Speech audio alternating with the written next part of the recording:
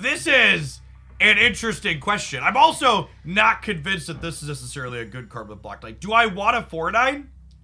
Or do I want to wait to play this until I can discard something else?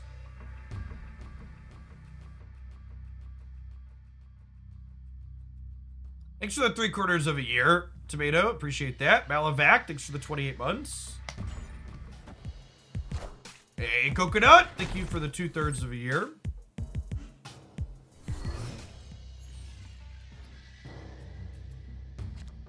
Yeah, I'm very thoroughly not convinced that Black Cat makes Ghost Rider and Black Knight decks better. It feels like jumping through hoops to generate a 4/9 is like not really worthwhile.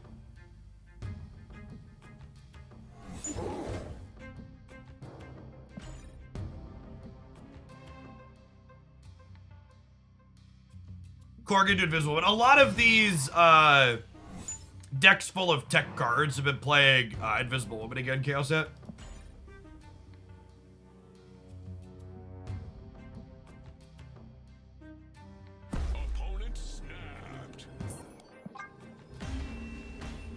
This is the other thing, right? Like, maybe I'm supposed to play the Black Knight with the what's it called, because I just, like, have nothing to do here.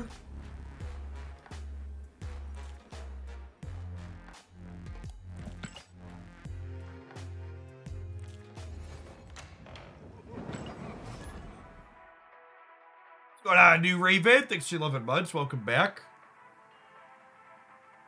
I think these Hella decks are fine. My main question is just primarily, like, is Black Knight ever going to win me a game that I wasn't going to win without him? Is the big thing I want to think about / take away as we work through here.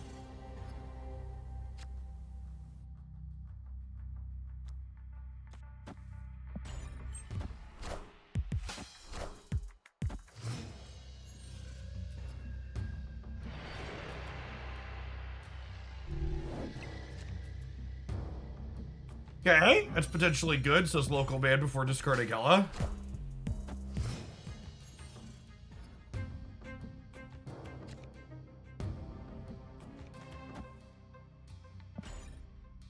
Jeff, I wanted to say I enjoyed the debate you did with KM Best the other day on YouTube. It was different from the deck guides and other stuff on the YouTube side. Yeah. Sweet. We drew Death, so we get to guarantee keep our Hella now, which is nice. Now I have a 4/12.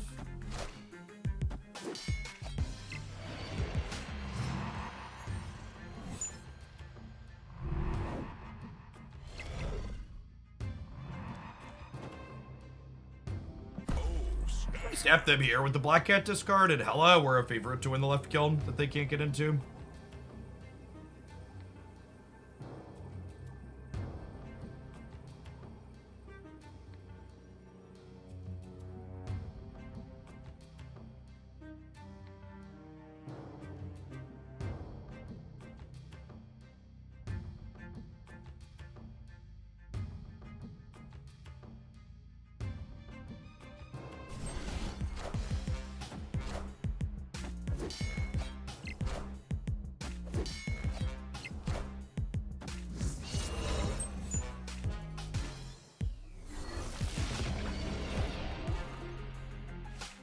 Interesting that they wanted the Snowguard to stay in the middle.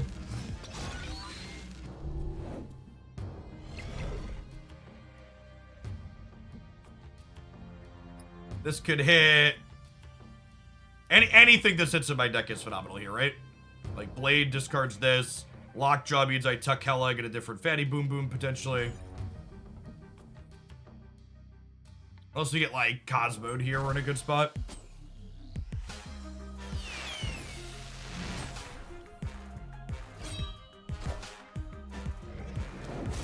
Okay.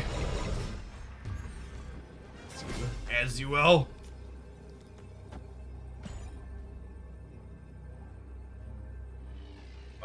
Death, Black Cat, and Giganto here, ready to floop. It is worth noting that Black Knight gave us a meaningful thing to do on curve this game. We have a chance that we could be winning it without him, but it feels like we're more of a sure thing because of the Ebony Blade that he generated. And that's really That's really what I want to think about as we play this deck is, I know these Hela variations are good. It's just, is this adding meaningful value? Yeah, never playing around Goliath out of a Loki deck.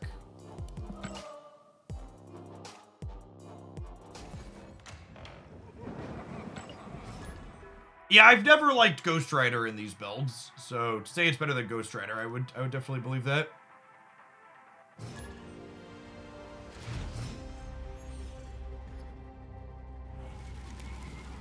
This just in.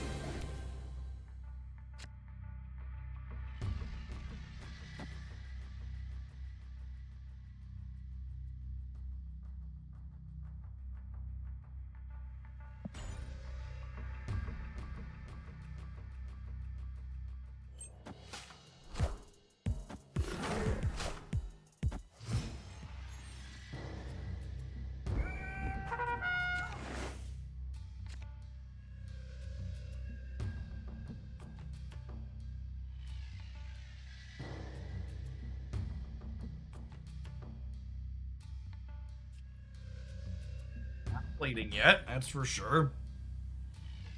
Is a Hela and good in the same sentence? Yeah, and I mean, part of the reason why Hela has become good, gamers, is because of many of the redesigns we've had, right? Like this alone was a huge upgrade to these Hela decks. Like really big power level consistency upgrade. Being able to know deterministically what this card is doing is a really big deal.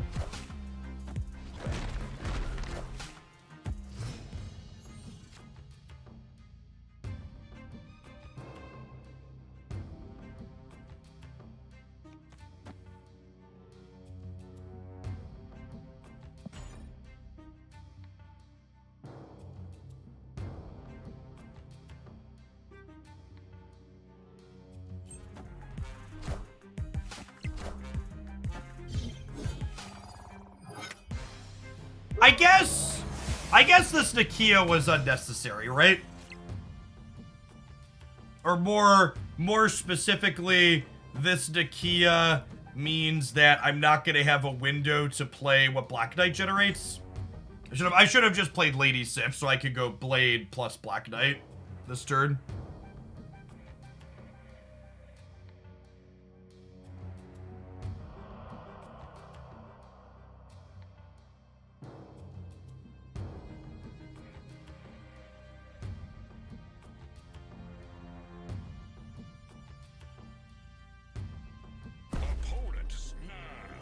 I think we leave because of my missequencing, plus the Rockjaw variants. Escaped.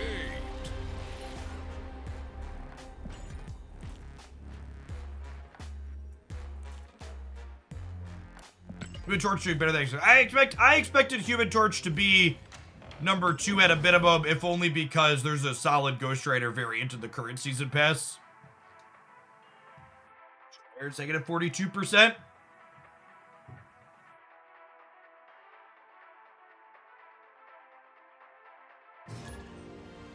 The blade populates on the right side of your hand. Oh yeah, so that play there would have siffed, and then I would have discarded the blade, right?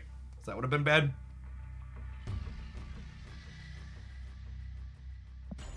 Yeah, typically speaking, when internet votes happen, I expect whatever is weeb-based to be the most popular.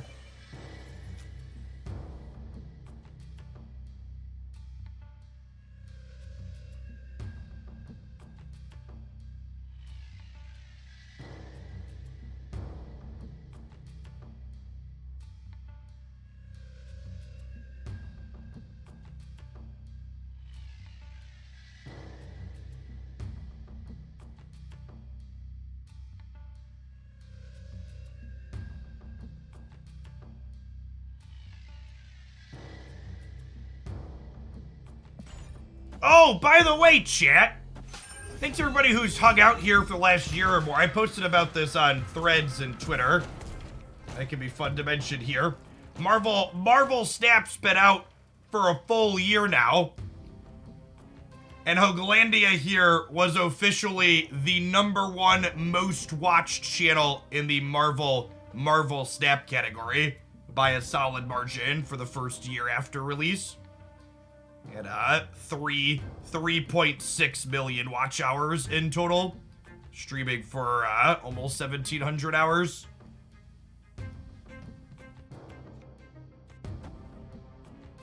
All right, 75% to be happy with this. Holy moly, yes, thank you for the half a year. Welcome back.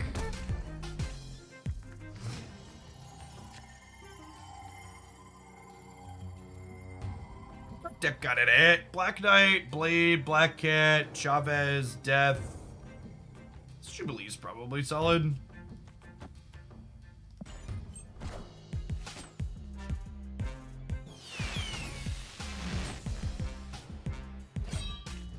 Thanks for the half a year, Arctic. Welcome back. Just for English, that's for everyone. So, the Italian community is now bigger than the English Snap community at this point, but Atrix really didn't start streaming with that until like halfway through the year. So if you look at like the last 6 months, I think the Italian community is bigger. But looking at the whole calendar year, we were #1.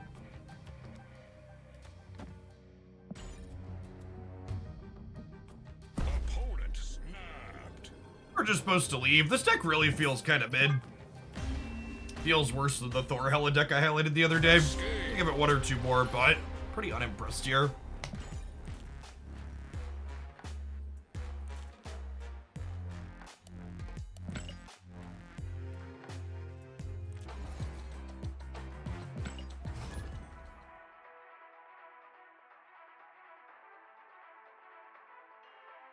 Why is Snap so popular in Italy? There were a couple of streamers that were really big FIFA streamers previously that moved into Marvel Snap when it came out, and they brought a significant chunk of their audience with them.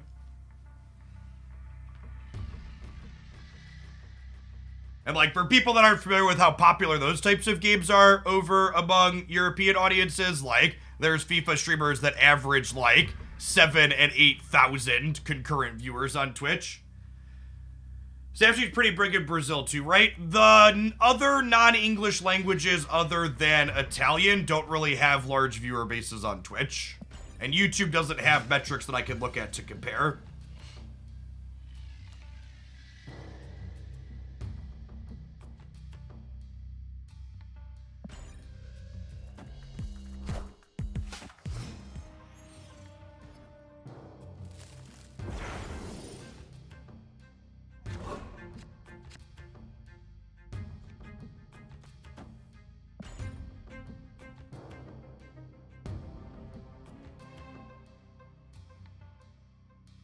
Yeah, FIFA. There's a lot of really, really big streamers, that type of stuff.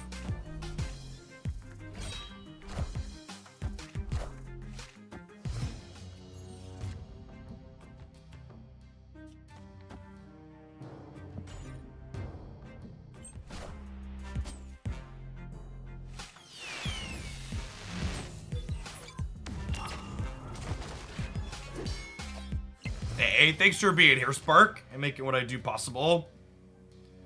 And this is, again, right, like, I just don't even have a good window to... I don't even have a good window. Like, I get to do this and discard Death, and then, like, I'm gonna hella back the Death and potentially a Giganto. But the Black Knight here, just, like, you don't have it in, like, the first 2 turns. It just doesn't have good windows to let me play the Blade out.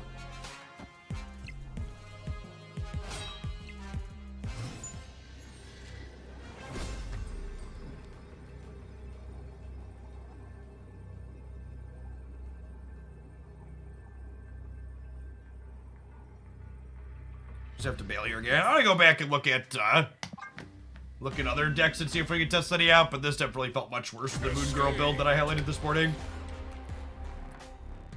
Before we do that, for people that we're talking about Twitch stats and people are asking about finding other metrics, if you haven't seen this site before, it's called Sully Dome. Everything other than subscriber and revenue data is accessible via a public API. Giggity Gary with the 100 USD worth of bits. That is absurdly generous. Thank you very much. It's been good to be here over the last year. As the smallest of thank yous, Giggity Gary, I could give back for that absurd pile of bits. That does give you access to our Hoogle whale emote everywhere on Twitch, so you are one of the larger sea creatures here in Hoaglandia. You can show that off in other places. Sorry, so if you're looking on here, you can like click into the Marvel Snap category here, and you can look at all sorts of different stats. 7 days, 90 days, 365 days. You can click in here and see the most watched people over that time. So like someone asked about other non-English languages. It takes a second to load when it pulls up. Pulls up a big chunk of data. So there is a Korean streamer at number 8. But otherwise there's Atrix in Italian and then a bunch of English creators. And then there's a couple more Italian creators down here. And then eventually we get to French, and then first Portuguese is at 24 here, it looks like. So you can check that out here if you want to scroll through that yourself.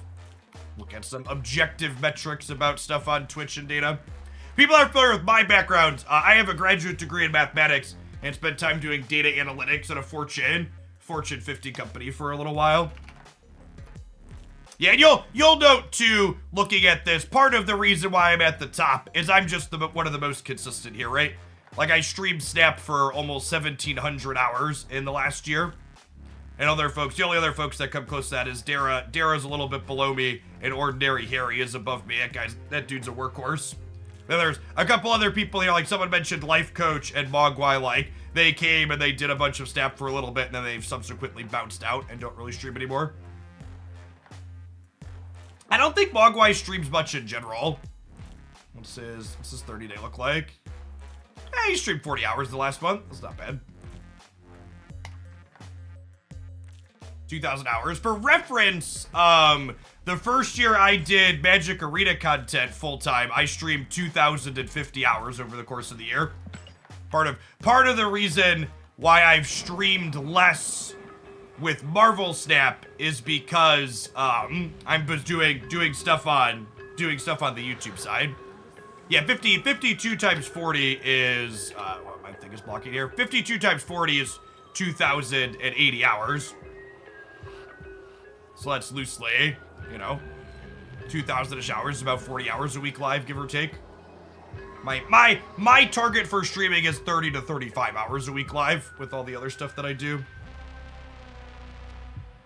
This is another Hella build. Let's give this a try. It's got some tech cards. I don't know that I'm sold on this Jubilee, but we'll start with it and see if it does anything other than make us rage.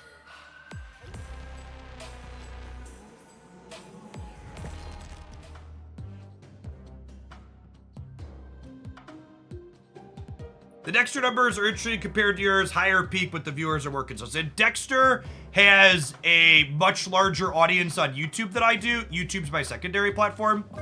So during drops, a significant portion of your YouTube audience comes over to Twitch who don't normally watch Twitch. So Dexter's viewer counts during the first set of drops, he hit like 25,000 concurrent viewers or something like that. My YouTube side in comparison is much smaller than his. I think his YouTube channel does like 2 to 3 million views per month, and I do like 700,000 or so, a little under 1 million.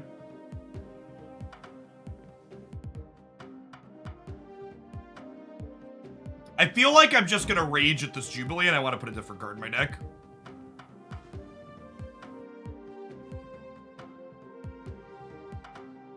Same thing with Alex Cosia. Well, Alex Cosia had a big bump. He's got a similar sized YouTube presence to me, but Dexter raided Alex, and they kind of played the balloon back and forth, because what happens during drops is a lot of people don't really care which stream they're watching. They just open the Twitch category and click in whichever one's on top.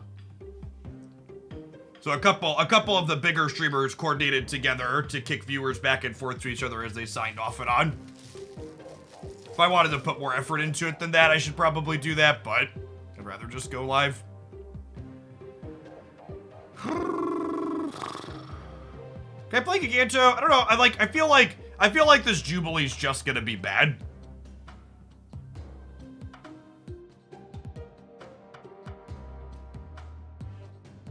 Yes, if you did the previous set of drops, you don't need to reconnect your account again. Just gotta hang out and watch.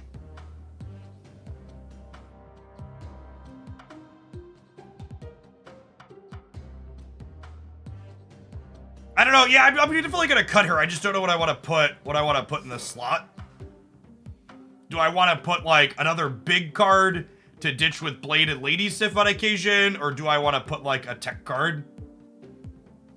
Going on, Kraken. Thanks for the 51 months. Appreciate that. Welcome back. Samurai. Why would I want to put Samurai in my Black Knight deck? That sounds like the opposite of good.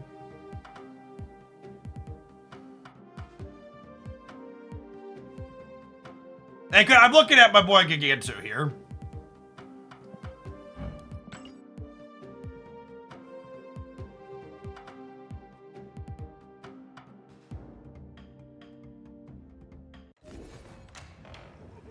Did you get a sponsorship offer for the DC Dual Force thing? So, I've talked about this before, but likely one of the many reasons why the DC Dual Force game has flailed and struggled is the people running it and managing it don't really understand the industry at all.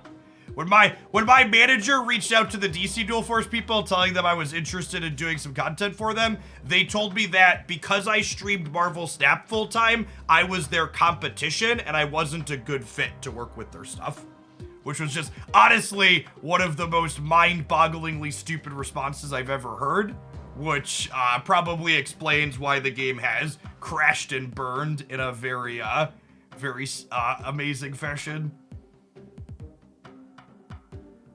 Sounds very DC, yeah.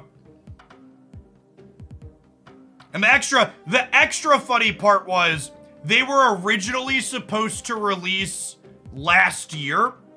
And when I was streaming Magic the Gathering content, I actually had a signed contract with them that they voided at the last minute because they couldn't release their game on time. And then when I moved into Snap, they were no longer interested, which was really funny. I would have thought that would have made it more desirable, but and I know they've worked with some other Snap people, but that was the response my manager was given. It was just baffling. All right, let's hop in. Let's hop in here, huh?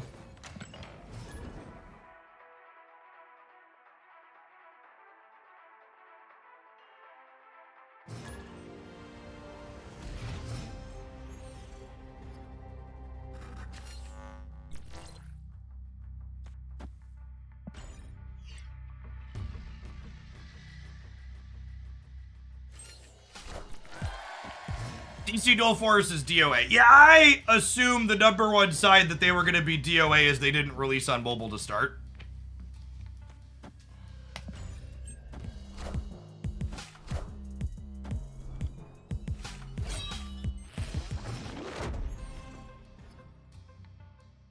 Have you ever received a response like that before? No, can't say that I have. Bad Zach, thanks for the brand new primer. Appreciate that. Well, this is already off to a wonderfully awful start.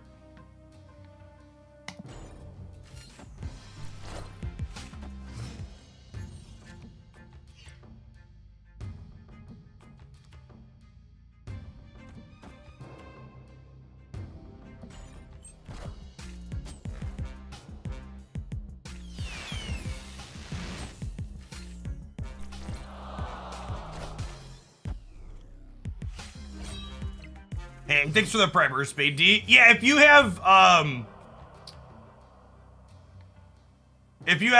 what's it called? If you have, Opponent snapped.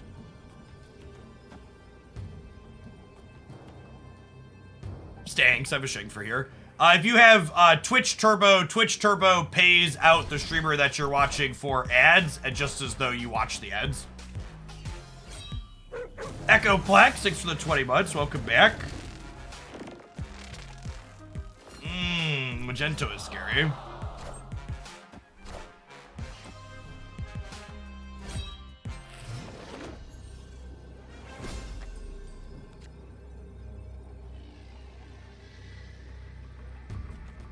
Let's do this and hope for the best.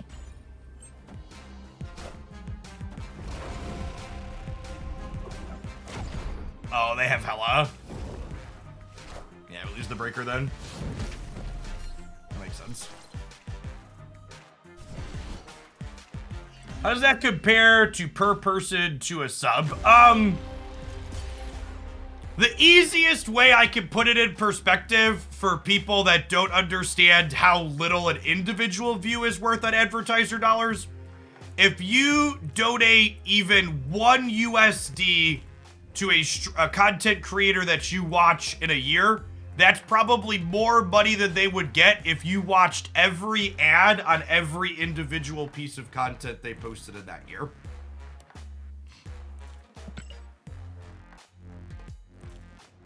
So, perspective,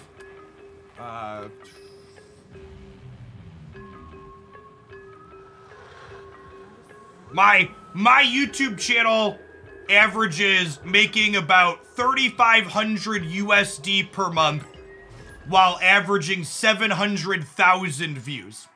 That means each individual view is worth approximately half a penny. So 200 watches is $1. Thanks, Racecar. Appreciate the biddies. Zamaru, thank you for the 11 months. Welcome back. I appreciate that. And that's not to say, again, that all those views don't add up. If you're doing numbers, it does add up. But it's just more to highlight that, like, one individual view is not really worth a lot.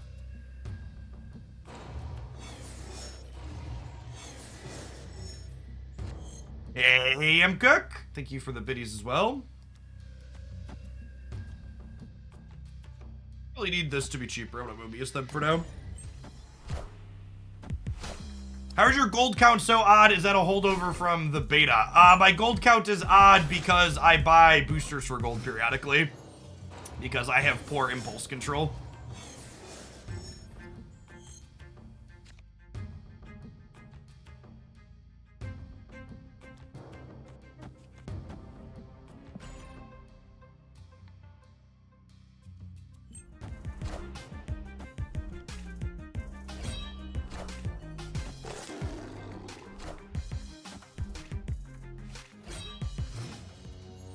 Poor impulse control and disposable income. That's true.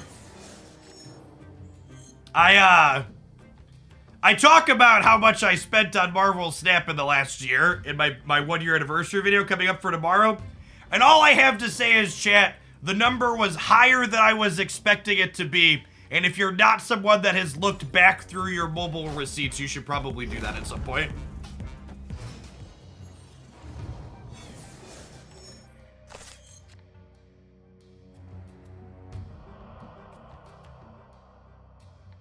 No, I'm good. I'd rather not. Are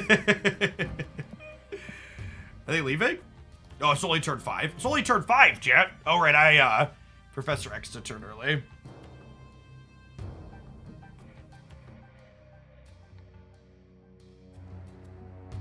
Do you want to be sad? Because that's how we get sad.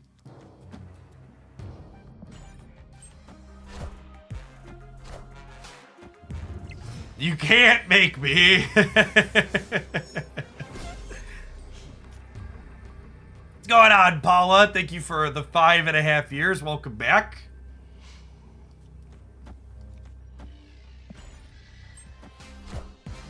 All right, coin flip here.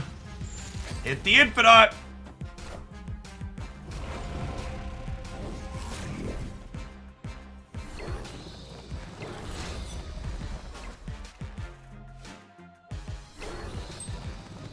Got him, right? Sick. My 4 energy card was 23.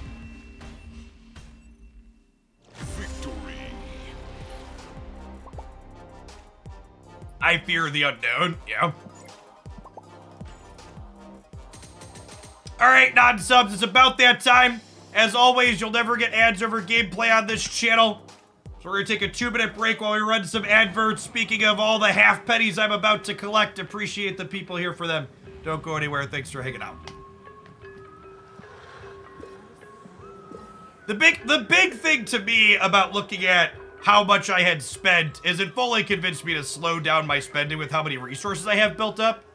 Like, realistically, I'm sitting on 60,000 collector's tokens, and I have 27 spotlight caches. So it's like, with that many resources built up, I could realistically take my spending to just a season pass every month and still get every card right on release for like the next year or more with the free stuff that you get. With the Professor X, do you have the flexibility to destroy any land make better than Giganto? I don't think so. Makes your Ghost Rider more restrictive too.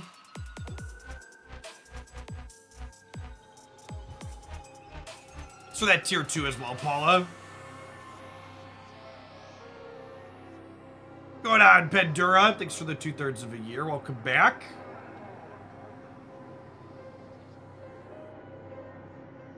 I mostly just want to upgrade my cards more than anything. I don't think muting ads impacts anything. I don't know, though.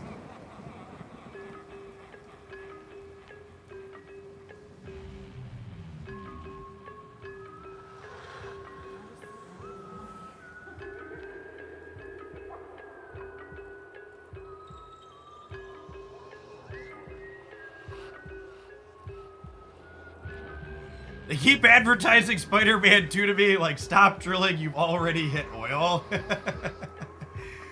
Yeah. Yeah, I'm looking forward to, Spider-Man 2. Is the video about maximizing account progression from 11 months ago still relevant, or is it outdated? I forget what that video says, if I'm gonna be honest. If it just says do your dailies, then yeah, that's accurate. Just don't leave any free resources on the table. It's really not that hard to maximize account progression in Snap. It's like, don't do fast upgrades and do your dailies and your weeklies. Yeah, don't buy quick upgrades, definitely still relevant.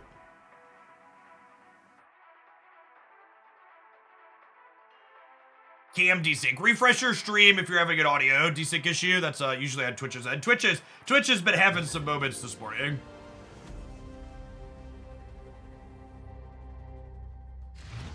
What's going on, Godly Chaos? Thanks for the 7 months. I appreciate that. Welcome back.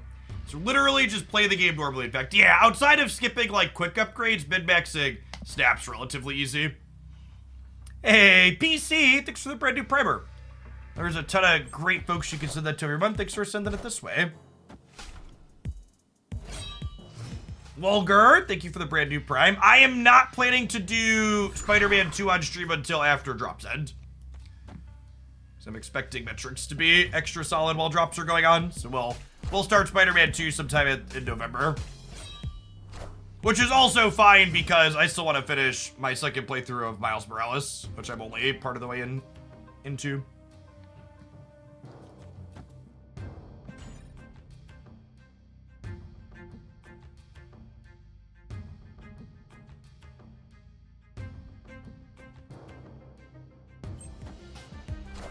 Going on, Bruno. Thanks for the 3rd of a year. Welcome back. Yeah, I guess something that to me seems like common sense, but more people need it hammered into them is you should only open spotlights when there's weeks where you're missing most things. How long is the main story in Miles? I think it's like 10 or 12. It's pretty short, but I'm like doing all the extras and collectibles and stuff because I really like the game. On New Game Plus. Hey, thanks for the 3rd of a year, Bruno.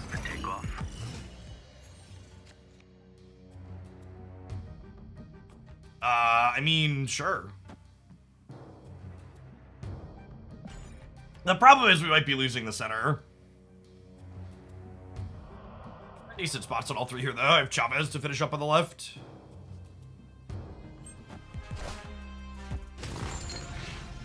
Miles is a perfect length game in my opinion. I think that video games that are sub 25 hours are criminally underrated by many. Victory. Black Knight only triggers on your very first discard of a game.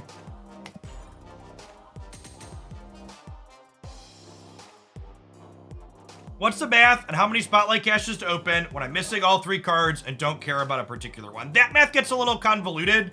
The easy, quick math to know for spotlight caches, if you only care about exactly 1 card in a spotlight, it takes you on average 2.5 spotlights.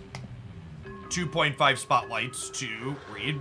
The first discard while Black Knight is in play. So, I don't know, like, don't actually me gamers, but like, was it actually confusing? Like, I've seen this question get asked a number of times. Like, are people actually confused about this card needing to be in play for its text box to work? Like, are we really at a point where I need to explicitly call out the card's text only works if it's in play? I guess there's some exceptions to, like, cards work in your deck or hand, but usually they say that, right?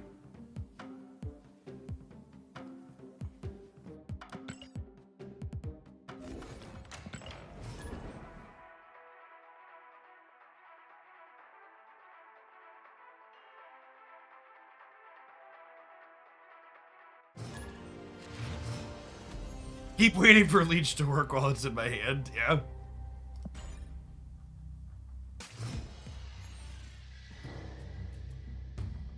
Yes, I'm looking forward to them eventually changing Null. Null's a disaster of a card that needs updates. The TLDR on Null is that Null displays his text while he's in his power while he's in your hand in order to provide a means for you to be able to track how much power he has, essentially. Because if he didn't show you his power while he was in your hand, you wouldn't really be able to look back and know how much has been destroyed. Which is, it's basically them trying to make up for their UI having a lot of shortcomings.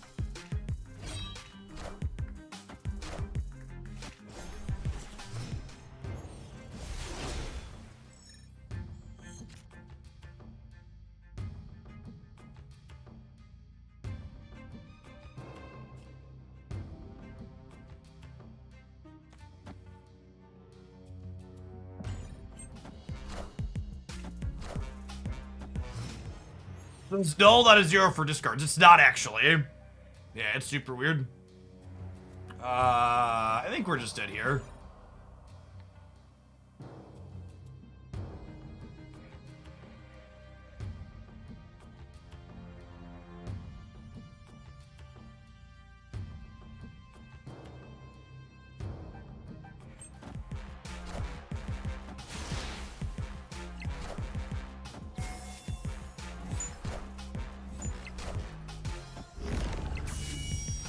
Drop start in 27 minutes.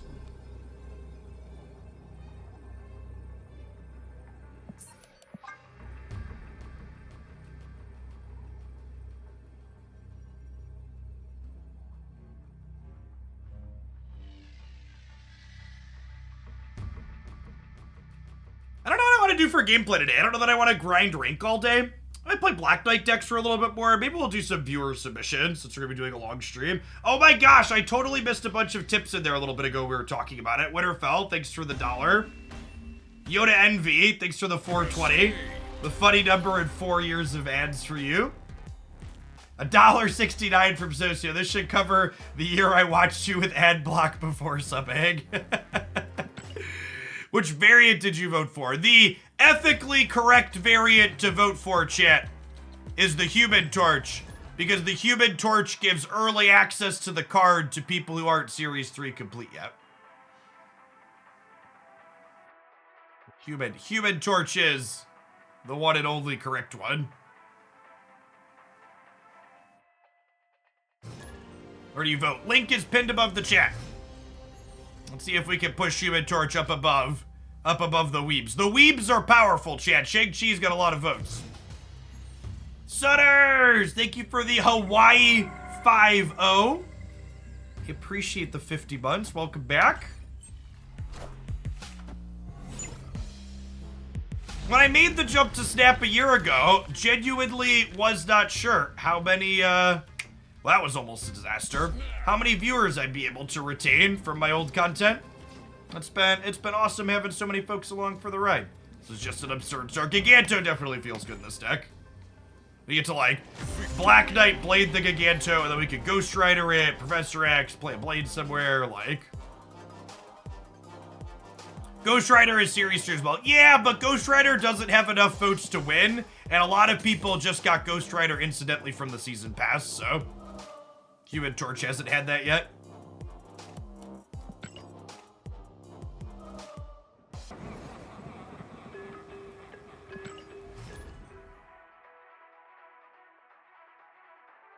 Yeah, I agree with that. I think the Human Torch variant is one of the better Human Torch variants that exists, data mined. Whereas Ghost Rider has a few good ones.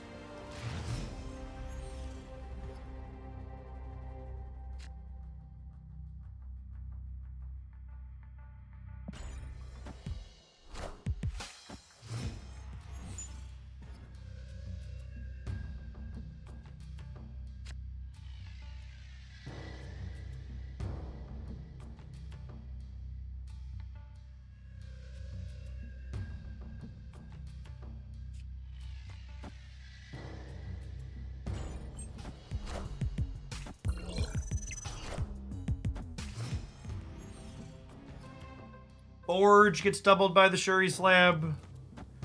We do have a King and a Shang-Chi.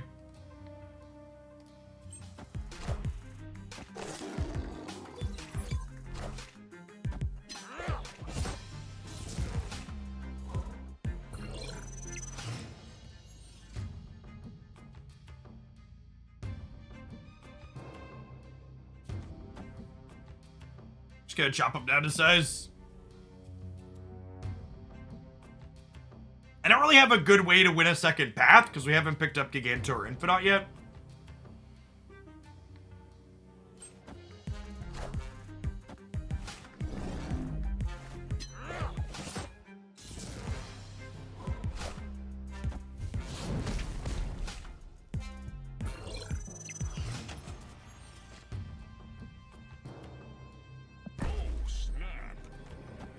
Professor X here, and then I have Lady Sif Ghost Rider for Infinite or Chavez next turn on the back of Zabu. I probably should have snapped them before the Shang. Yeah. I think my snap was pretty bad.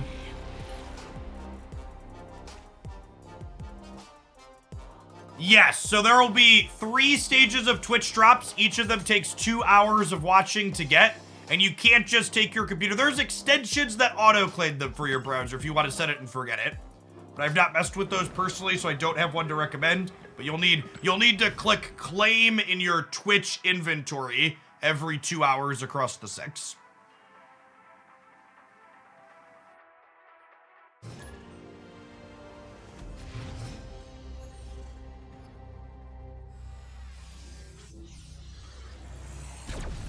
Oh, Ted General, thank you for the 19 months. Appreciate that. Welcome back.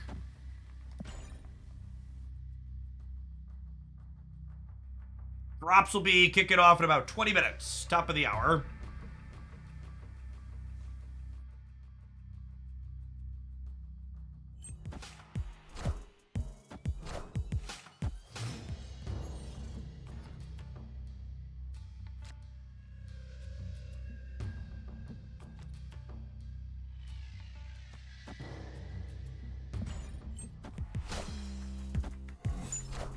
The blade change is honestly one of the most elegant design changes they've had in Marvel Snap since the game started doing regular balance passes. It's just absolutely so good. Just like didn't change any of the numbers, just changed one aspect of the card while still keeping its core design. Really feel like the Snap team hit their stride in terms of balance and design with Glenn as one of their leads. Obviously, it's a team effort, not just Glenn, but Glenn's the design lead, I'm pretty sure. It's been consistently reasonable since he was here. Melkor, thank you for the quarter of a year. Welcome back. Hopefully do it with Swordmaster as well. Yeah, maybe.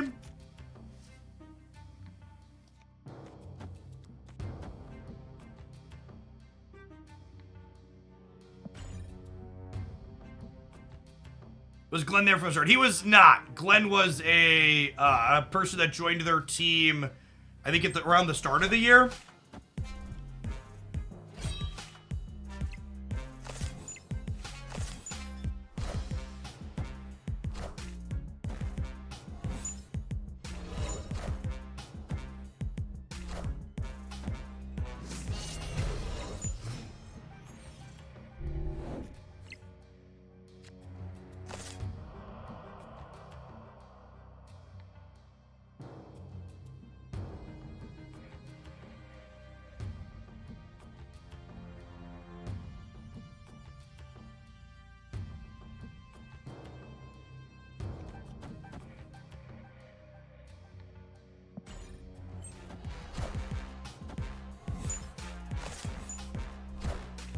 A lot of these decks play Shang, and honestly, having a Shang in my deck, yeah, brutal. Makes us kind of exposed here, right?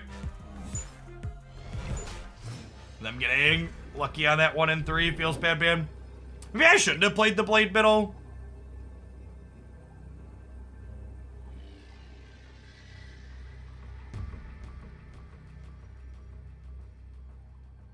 Probably just did. Like, I don't think this wins games.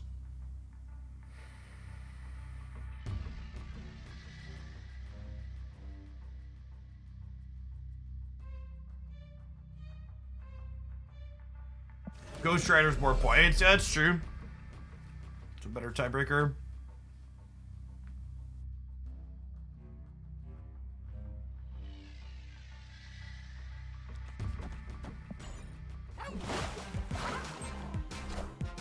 Put this here to beat the Jeff moving.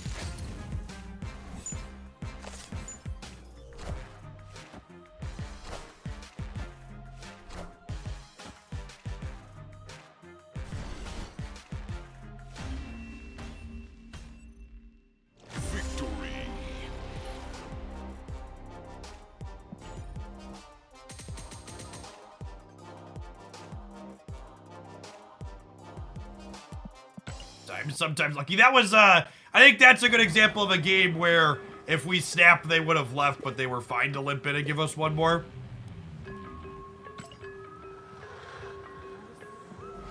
Getting so close. No, wait. I don't want to do that. This one. Which pixel today, chat? Hey! I like the variant I have better, but at least it's not a pixel. You know, glass half full.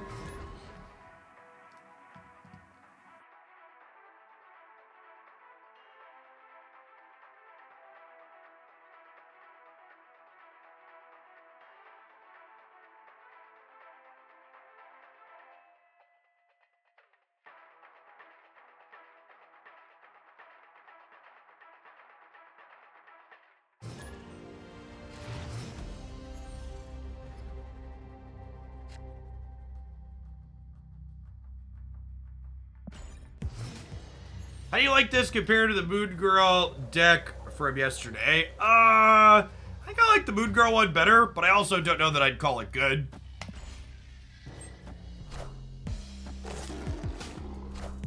I think something to consider with a deck like this one is that there's a very real floor on how bad a deck full of tech cards can be.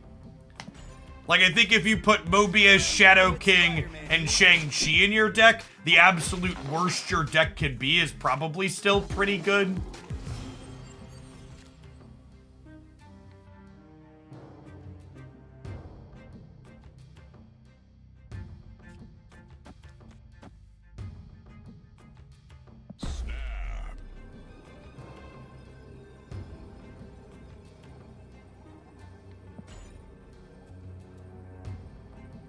Sarah is back. I think Sarah is very reasonable. I covered Sarah in my best decks video recently. I think it's super solid.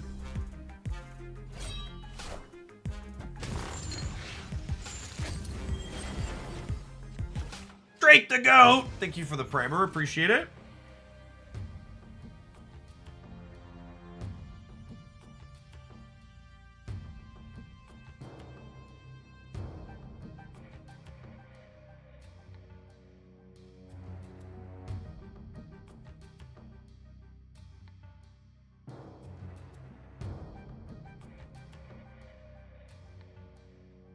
Yeah, I think it's just X-Men.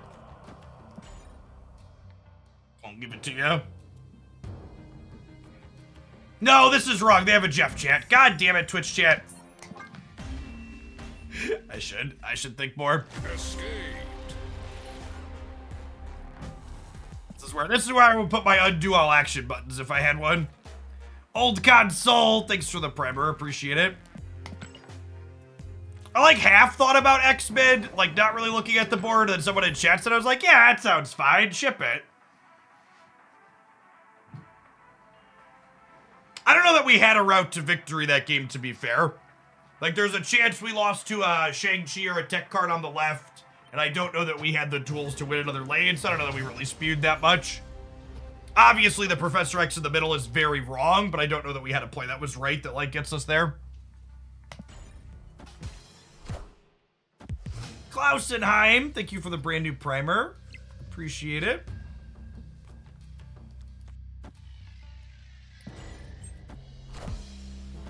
I did see they're making an X-Men Dice Throne. I will almost assuredly be giving them money for that at some point.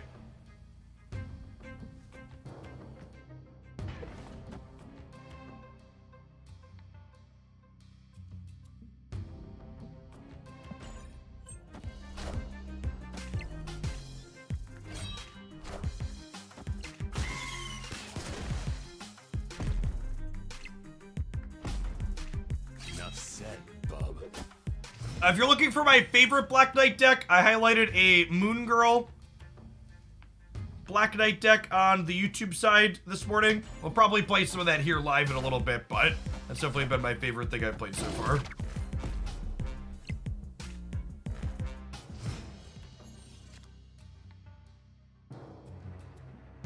What is best to be doing with your spotlights really varies depending on what your resources look like and what other cards you're interested in potentially getting coming up is like the TLDR. So in a all things equal, you have lots of collector's tokens and spotlight caches. It's optimal to always use caches to get Series 5 cards and always use tokens to get Series 4 cards. But like, take for example what I did this week. This week, I really wasn't interested in, let's go to Giganto here, because their null is tiny because of the negative zone. Take this week, for example. I wasn't interested in the Stature or Modok variant, and I had 66,000 Collector's tokens, so I just bought Black Knight with Collector's tokens. I'm not going to open any spotlights. So there's a lot of, like, this is optimal to do, but there's a lot of, like, ifs and it depends in there. Victory. Yeah, stuff like Ironland 2. You know, it's technically optimal to wait till he's in a spotlight and not spend 6,000 tokens on him, but data mines put him not in spotlights this year. There's not like one hard and fast rule I can give you that like this is what you need to do to min-max your resources here. It just doesn't work that way.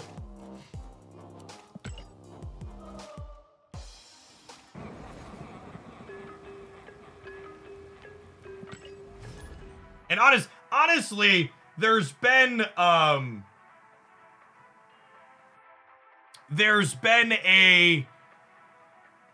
what's the word to put it? There's been a pushback from a vocal minority in the community complaining spotlights are bad. And I think a lot of the complaints about it being bad is simply the fact that like there isn't that you do this and you're optimal. You have to actually like kind of think about how your resources depend on how things line up for you. Hey, Ken and the Guilty. Thank you for the quarter of a year. Welcome back. Good morning, good morning. Drops will kick off in about 10 minutes. If you had your accounts linked during the last set of drops, you don't need to link them up again. But if you didn't do that and you haven't done that yet, make sure you do it so you start getting those counted when they go live.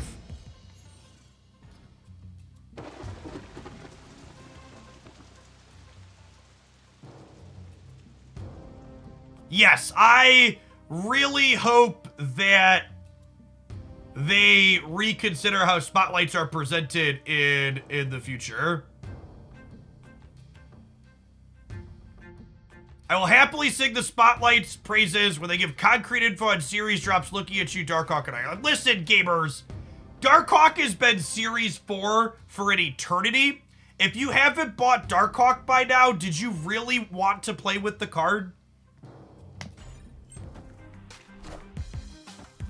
Like, is that where we're at? We're going with Darkhawk's the reason that this isn't working for you?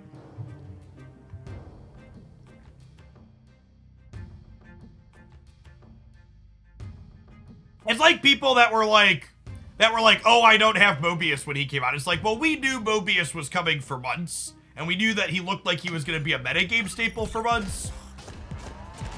So, like, proper prior planning prevents a poor, pitiful performance. Looks like we're very dead here. Draw's just super clunky. Needed this last turn. Easy bounce here. Escaped. Unless you absolutely love discard decks, I would not recommend getting Black Knight. Black Knight is not a card that is a must-have based on power level.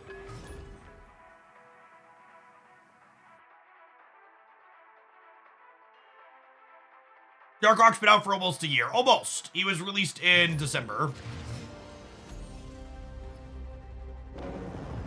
It is a tongue twister. Proper prior planning prevents a poor, pitiful performance.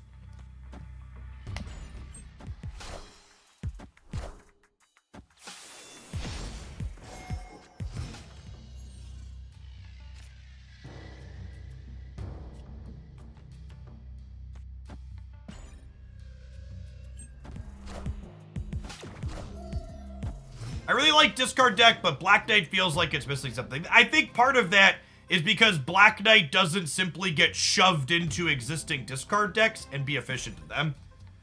I think I would be shocked if when push comes to shove and like everything's been sampled around, if the optimal thing to be doing with Black Knight was simply doing the things we've always done with him.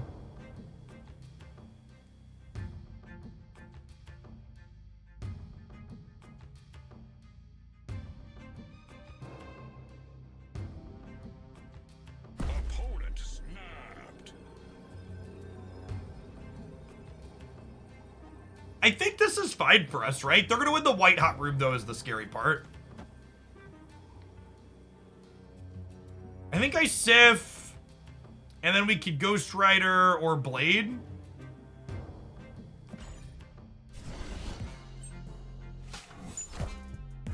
So they're snapping because they're getting the white hot room. Oh my god, they burned their Shang-Chi already. Okay, well now we snap them back, right?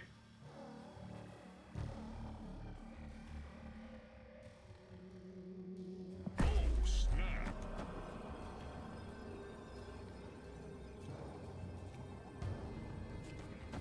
There's no reason for me to play the Blade out. I don't need to show them that I have that card.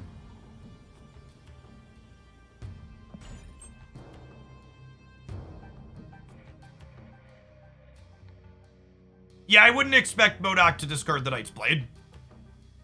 MODOK queues up all of the discards at once with what's starting in your hand, and anything that just gets generated after stays not discarded. Otherwise, it would be like an infinite loop with stuff like Swarm, right?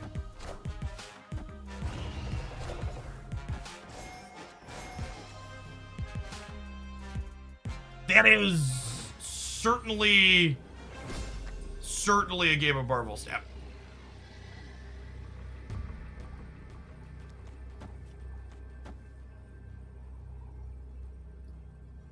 This ties here, and then we get to play for a breaker. Could eat it to a Claw or a Blue Marvel. Yeah, the Jeff moved into the White Hot Room, if I recall correctly. Or am I forgetting? And before Absorbing Man Alliance. If the Absorbing Man, my Ghost Rider thing stays, I have priority. What I've seen, Black Knight feels more like a combo-oriented card, not a plug-and-play. Yeah, I agree with that.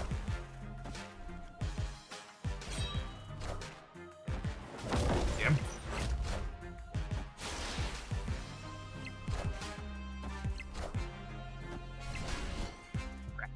No line to victory there. Alright, I think I'm off this deck. It seems kind of shit.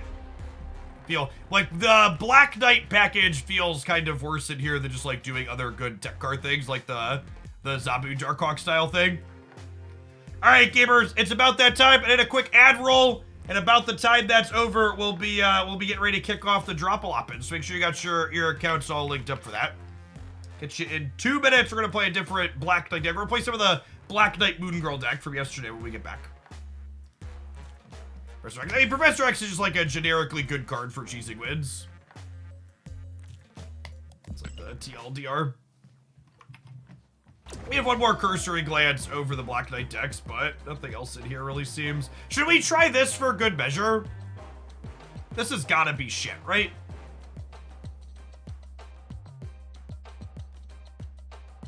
Why would I want to play Silver Samurai with Black Knight? Can you explain it to me? Why would I want to discard low power cards? Maybe we should try this before we play the Moon Girl one. Because I know I like the Moon Girl one, but I feel like I should try this in traditional discard for good measure.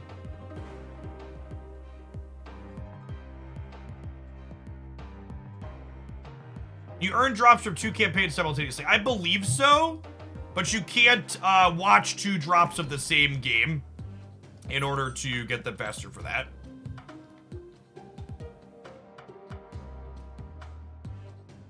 The Human Torch numbers are getting good. Oh, are they? Ooh! Human Torch gamers, rise up! Go, my children! Fly!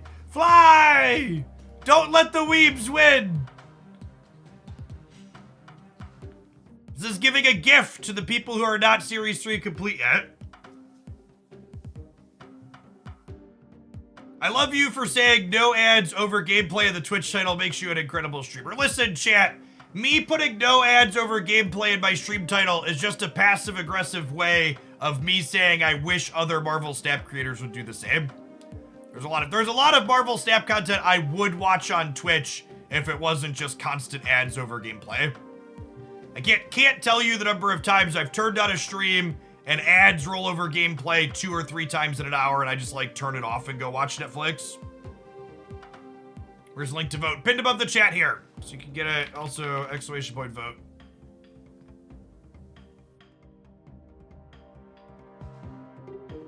Twitch would be a better place for content if more people would not put ads over the middle of their gameplay.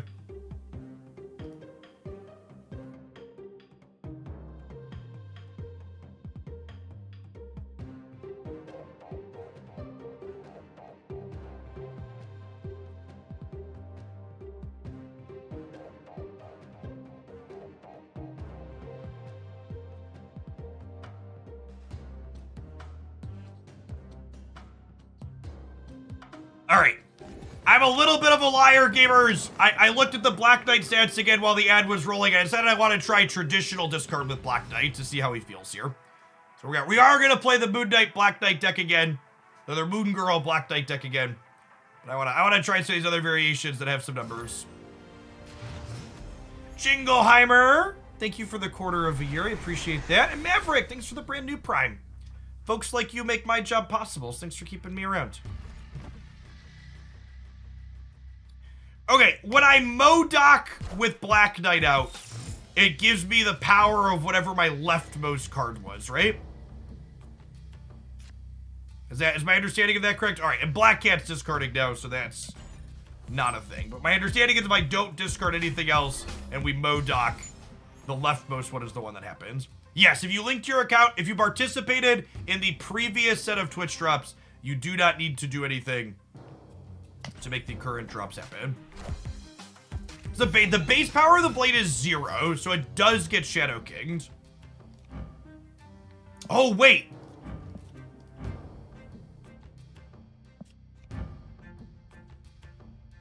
This gives it +2, right? Like 90% sure this gives me +2.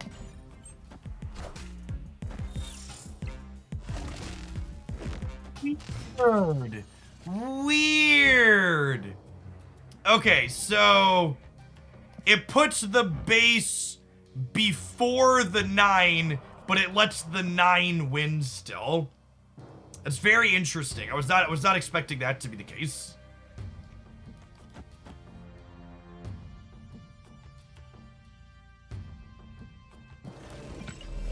I want to Gambit before I Blade, so that way if Gambit discards Apocalypse, he goes right, and I get a 16 power Apocalypse.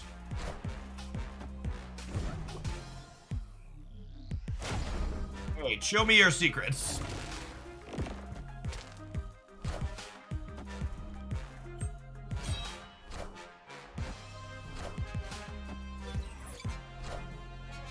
Alright, we got Shang-Chi. But the Mystique doing nothing is funny. Systems go.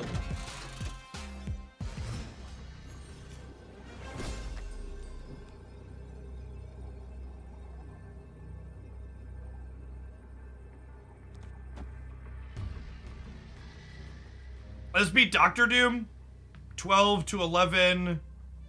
No, I lose to Doctor Doom by 1.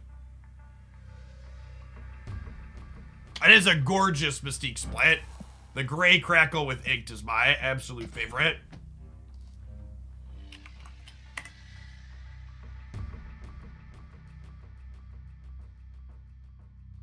Are they Cerebro 3? Maybe? The Forge is throwing me off. These other cards could be Cerebro 3, but the Forge is weird.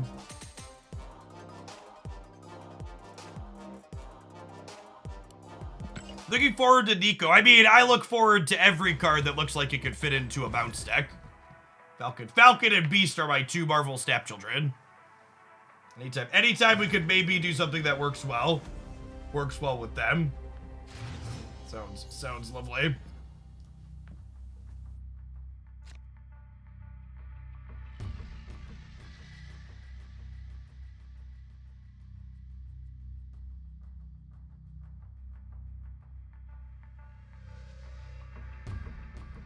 I think I don't want to play Black Knight, right? And then we're like hoping to draw... No joke. The secret sauce that made it feel like the Moon Girl deck we played yesterday worked is I wonder how...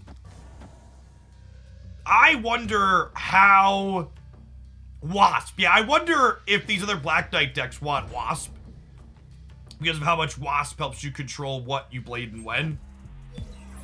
Like, imagine if we drew Wasp here, right? It would be sick.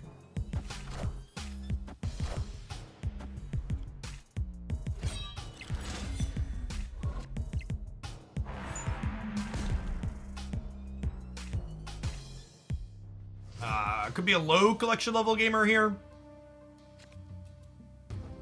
There's no collection level based matchmaking post infinite, so sometimes an end game player like myself will queue into someone sub 600 that laddered up farming AIs.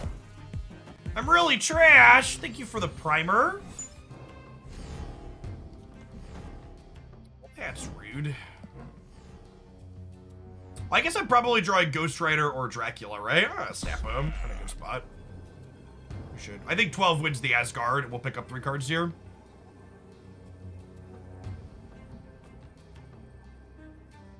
It's 6 hours total. It's three 2-hour sets of drops. Before anybody makes the suggestion that my opponent is a bot, because I've met you, Twitch chat, and I know it's coming, bots don't have all of these same similar cosmetics. We are 100% playing against a human being.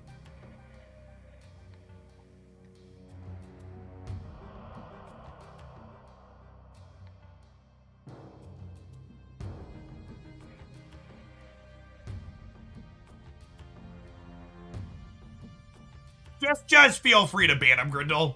When in doubt, ban him out. Yeah, there's no bots in Infinite, but that doesn't stop people from suggesting we're playing against bots. Yeah, I think it's track into Modoc. The question is where I want to put those, though. I think it's center and left. We'll see. I could realistically lose Asgard, is the problem.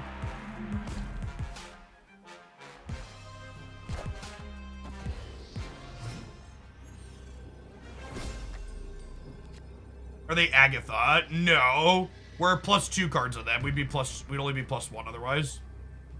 Is Werewolf the next card to release? No, Nico is the next card scheduled to release.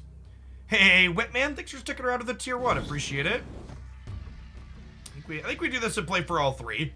They need to put 5 here while also putting 8 here.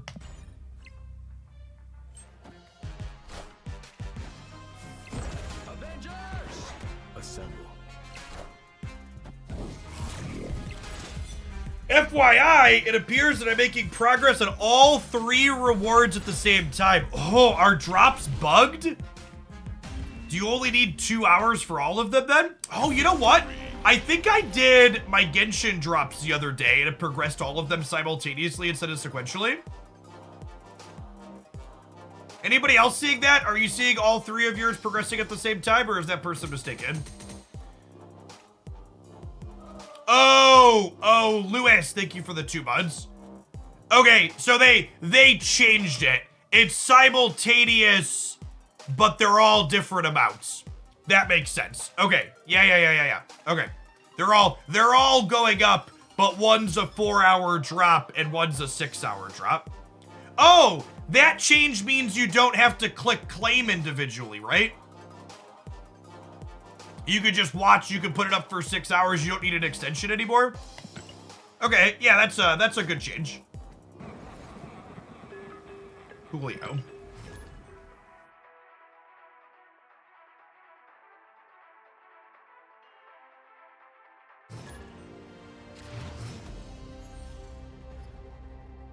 Just claim through all 3 of them at the end of the day.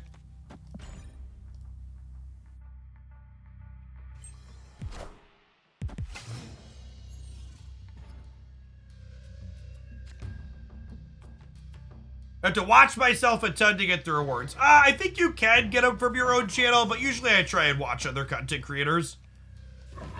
Give people some numbers. I love that they've gone back and added animations to so many of these older cards. Hamiltunes, thanks for the 2 months. Appreciate that. Welcome back. Foolhardy Dragon, thank you for the 10 months. Easy to believe that some of the people here for the since we started Snappa Lapid have been here for over a year already. I don't know that I'm gambiting this turn. I think I'm just passing. I'd like to draw like a Lady Sif or a Blade. Hey, Tay, thanks for picking up that brand new primer. Appreciate you taking a couple bucks from Jeffrey Bezos and sending them my way. Karan, thanks for the 2/3 of a year. I am planning to stream Spider-Man 2 after drops are done, so I'm gonna give people a couple of weeks. That also lets people who want to play the game watch my stream, but play it without getting spoilers too, so. And I don't actually have a ton of off-stream gaming time, and I'm trying to finish my full playthrough of Miles Morales for a second time before I do that, so that'll give me 2 weeks to do that, a few hours here and there. But I am intending to play Spider-Man 2 on stream at some point. It's easily one of my favorite video game series.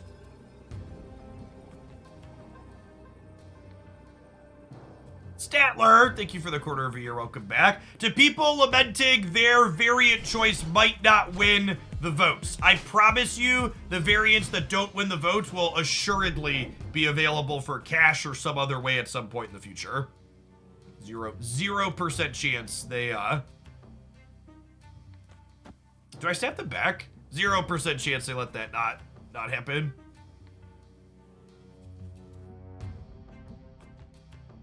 They're all good variants. They've already commissioned them, etc.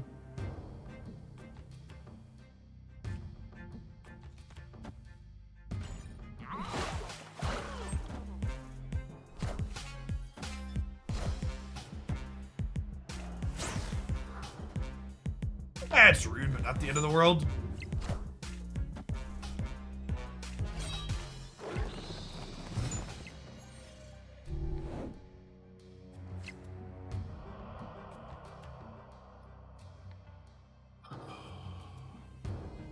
Now the real question is, do I want to play around a Shang out of whatever it is that they're doing?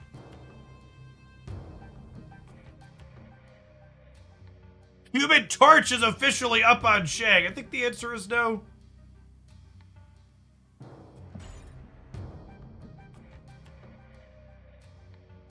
$40, $45 to $75. That's exciting. Or $47 to $45. We are! Look at him go, chat. Flame on, gamers!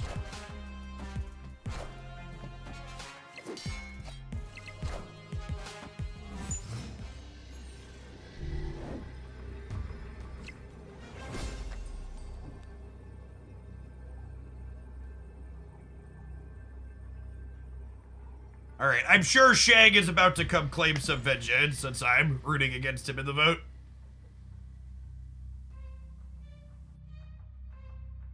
Should we Gambit Sif mid? Maybe? I don't know.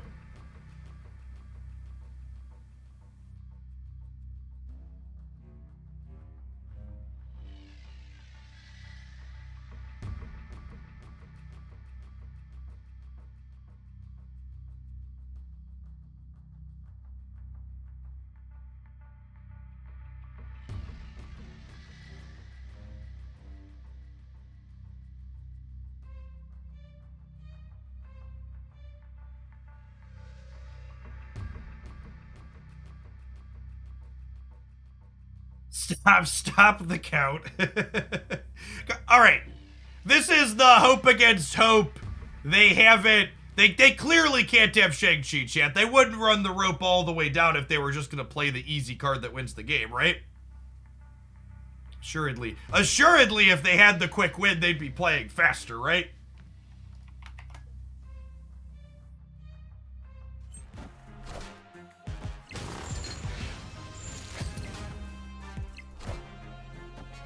Fucking gamers. Like, I mean, you have the tech card, whatever, our deck's probably not very good, but it's just like, why does it take you that long to like play your card out? They had the Shadow King too. Yeah, like LOL.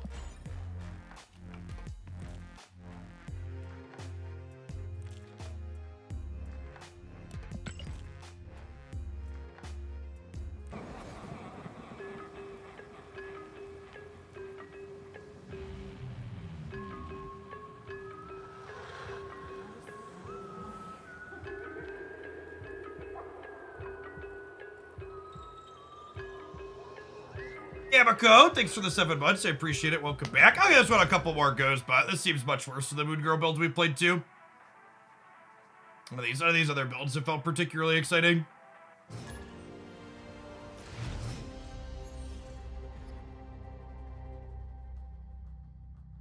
Grind Freedom, thank you for the 5 months of Prime. Welcome back.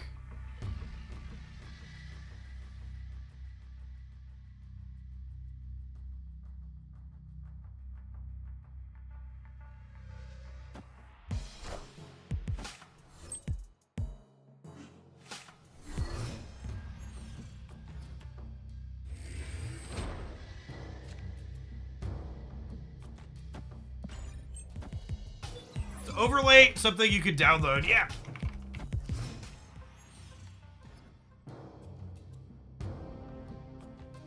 Shin Buster, thanks for the 3rd of a year. Opponent snapped. Our hand seems not great. I think I'm leaving. Escaped. Free Hawkeye variant. Earn a free month of Distro Nitro, Hawkeye variant, and Title. From now until November 17th, we partnered up with Discord to bring all snappers a free month of Discord Nitro. Players who have completed at least 5 matches during this period can visit the Marvel Snap X Discord event page to claim a free bunch of Nitro and a Hawkeye variant. It's actually a pretty good piece of art. Does anybody have the link to whatever this page is?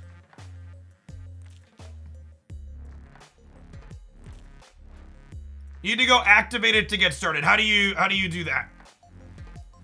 Is this in the, can I see the news on PC client?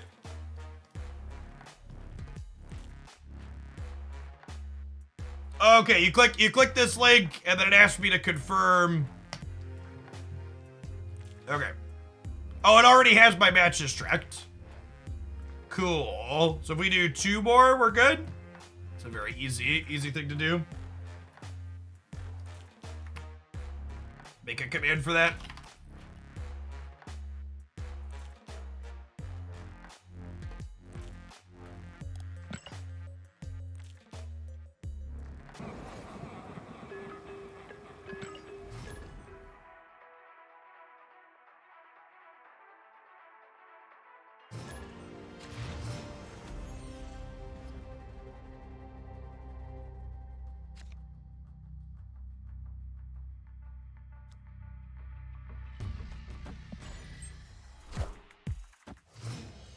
There's an infinite leaderboard on mobile. Where is that at? Is it only on mobile or is it on PC too?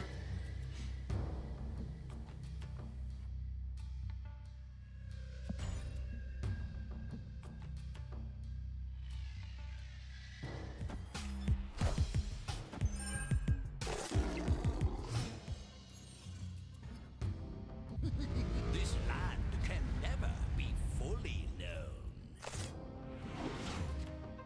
Oh, I can't control F for things on here though. It's Sal. Thank you for the 10 months. Appreciate that. Welcome back.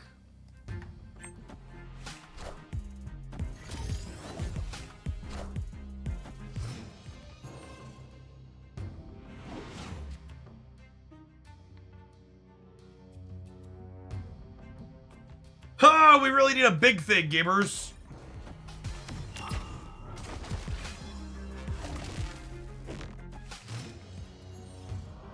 Life is swell, Kai. Thanks for the half a year. Hey, there's a big thing. Do we snap him now? I think we snap him now, right?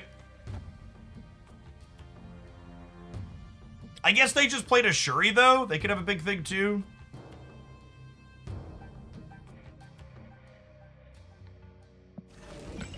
What if I do this? Because they played their Shuri here, right? And then I could potentially have 2 big things here to beat them. I think I like that. I think I like contesting their Shuri path.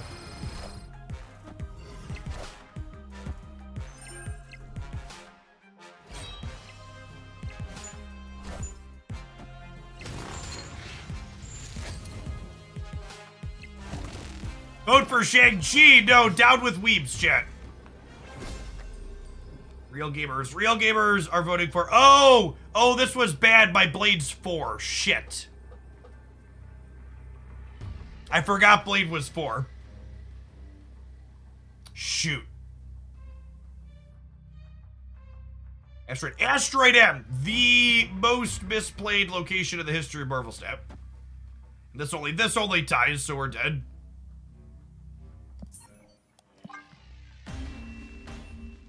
All right, I think I'm gonna play the Moon Girl build for a little bit. This deck does not seem good. All of these other Black Knight decks have been like aggressively medium minus. Should we try? I guess we haven't tried a Shuri build. Should we try a Shuri build, or should I just give up and play the Moon Girl deck?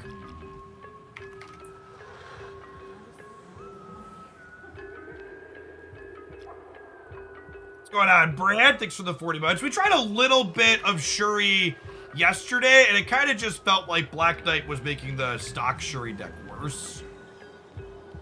Yeah, none of the stats on these are very good, huh?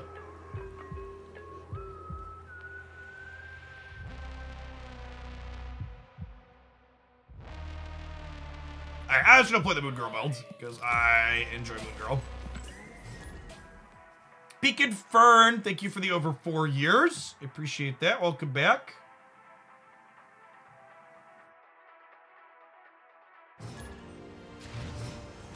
E4, thank you for the 2nd month of Prime. Appreciate it. Opponent snapped. Is this hand good enough to say if they snap me on 1? I wonder if the leaderboard on the website only updates periodically, gamer.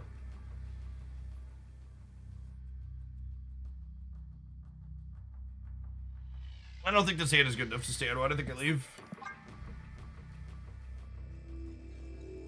Hey, thanks for continuing on, BuzzFred. Appreciate that.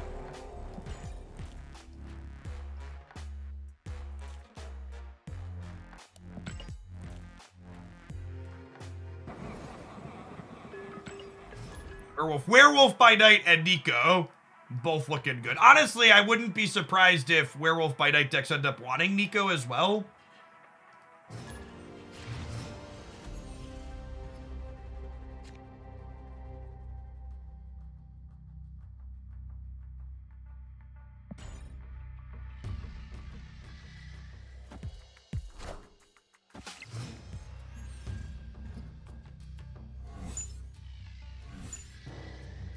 Well, I mean, all things considered, that could have been much worse, huh?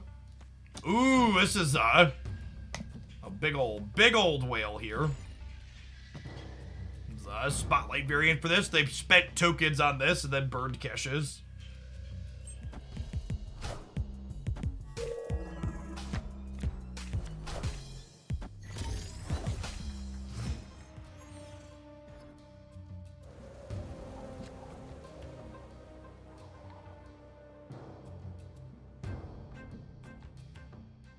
Oh, this is Dexter. Confirmed whale gamer. Are we leaving? Our hand seems not good again, right?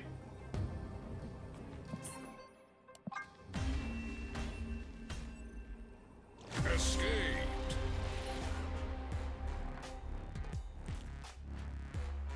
Hey, thanks for almost the entire year, Stripling. Appreciate that.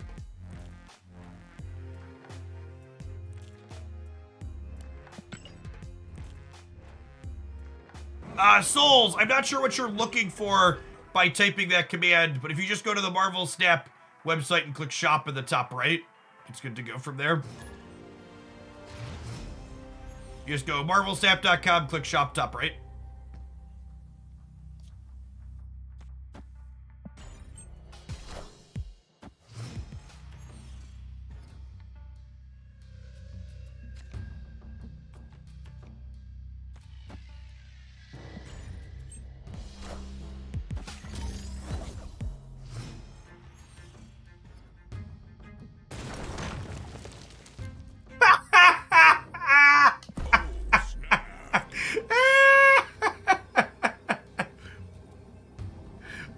What a skill-based game. What a skill-based game. This was the play when Collapse Mine was the feature location. You just like constantly armored right. Sometimes lucky rubber ducky.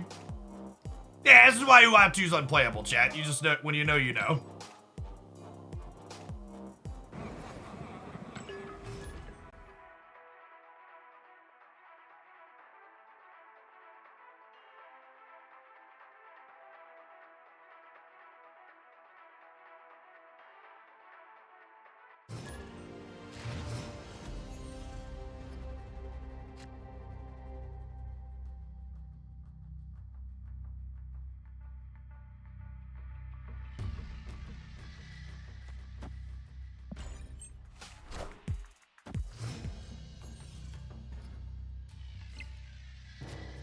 There was an 88 in America to 308 globally. Oh, does it show you regionally on the Infinite boards how they work?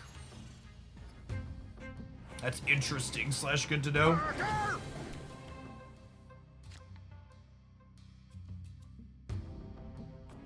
Yeah, here's a filter. Nice.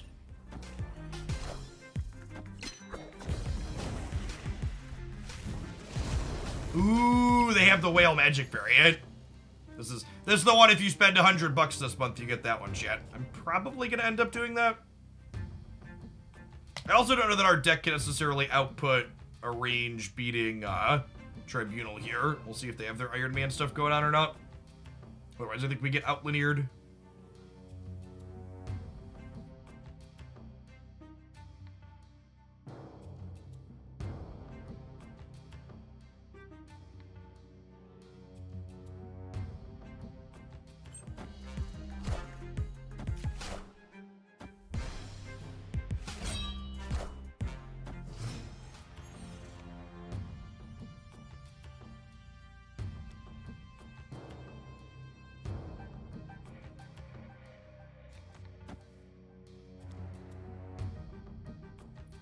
Yeah, I'm just gonna bounce. Our hand's super awkward here. Escaped.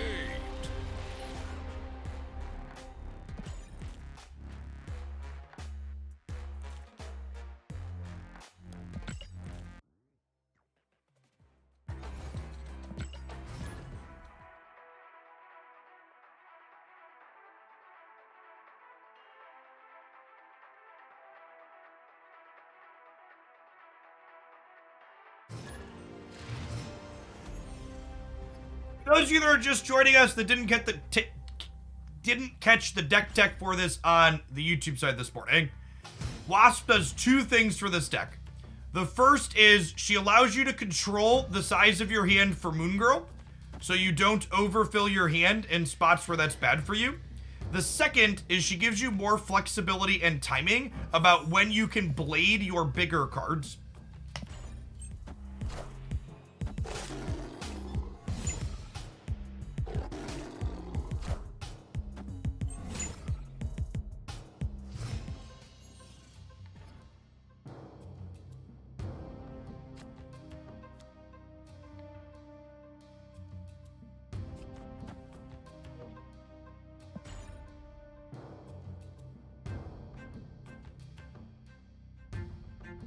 Hey, what's going on, Mass Dave? Appreciate the primer.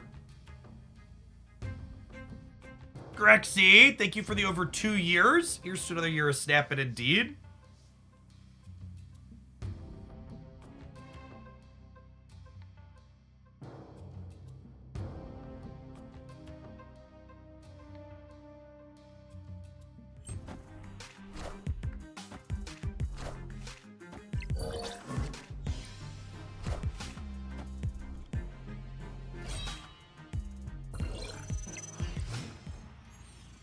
Someone asked about Blade. Yeah, Blade was changed somewhat recently to no longer be at random. He discards the rightmost card in your hand these days.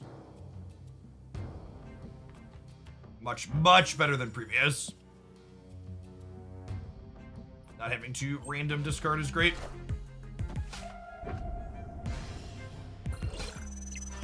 You're not supposed to try and compete in the lab. Turn off. That's fine.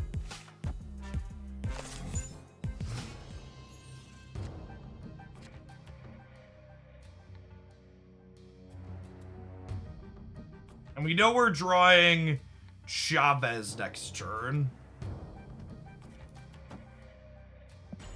Probably going to be a game that comes down to Dracula flips.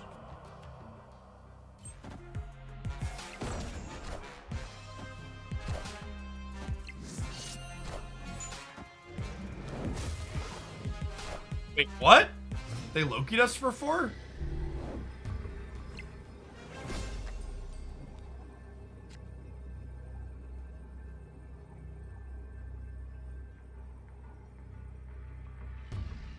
I think I play around my Giganto and play the second Dracula middle. We just, you know, let Dracula do his thing. Ooh, we're only gonna tie the middle if we hit the big one, which I think means we lose.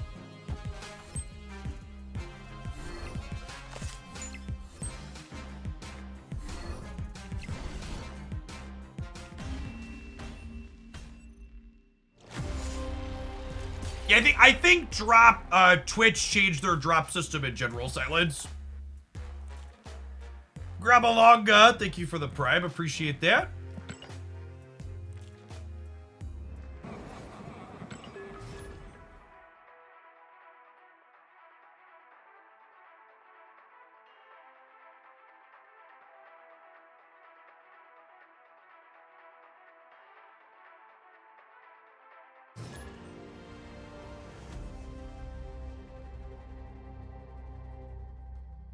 Can I explain the whole Hawkeye variant thing? I cannot. You should look at the webpage and figure it out. It went live after I started streaming today, and I've not had a chance to read and understand it myself yet.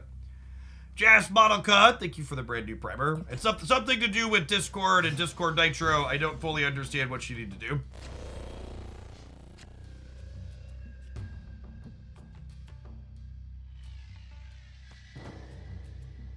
That's fine. Danger Room's never killed one of my cards before. It's not going to start now. We'll armor the left.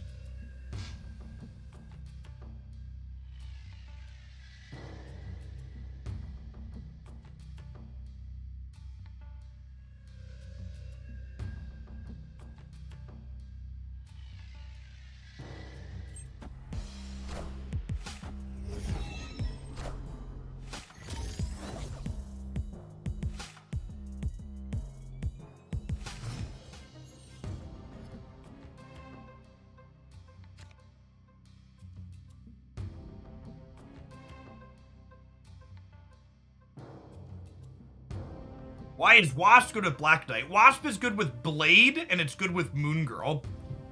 Allows you to control the size of your hand with some finesse. Also gets random value with things like Quantum Tunnel, which is great. If it's Ghost Rider, I'm sad with the sequencing, but if it's Black Knight, I'm happy. There isn't a strictly correct order here. You could maybe make the argument that I wait to Wasp till after I double it with Moon Girl, but could go either way on that.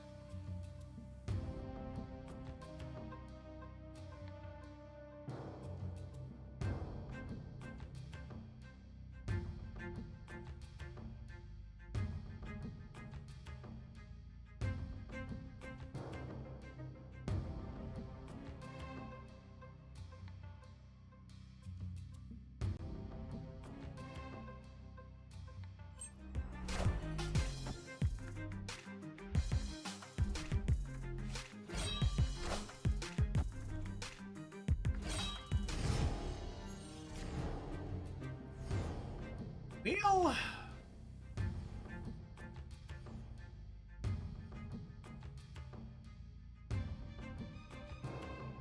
does Beast and Falcon or Moon Girl let you proc Black Knight more than once? Beast and Falcon do not, but if you put 2 Black Knights into play, you could proc them more than once, yeah.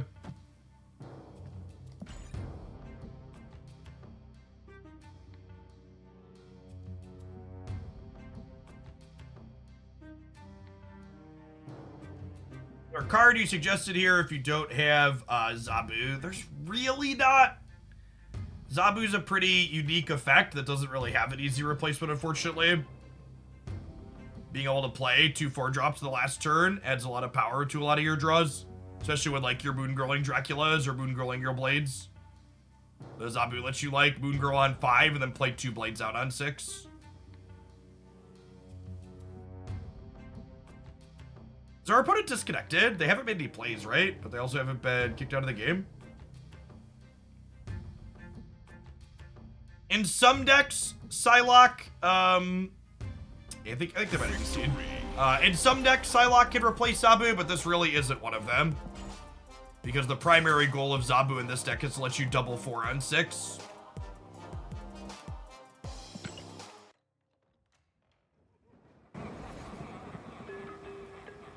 How do we feel about the Kitty Pride change to 1-0 a while ago? I personally don't think she needed it. I mean, it's one of the top performing cards in the game, right? Card's got 20% popularity and a solid win rate after being nerfed. So I think you're pretty objectively wrong that she didn't need it. The card is still very powerful and good and sees plenty of play after being adjusted. It was an excellent nerf.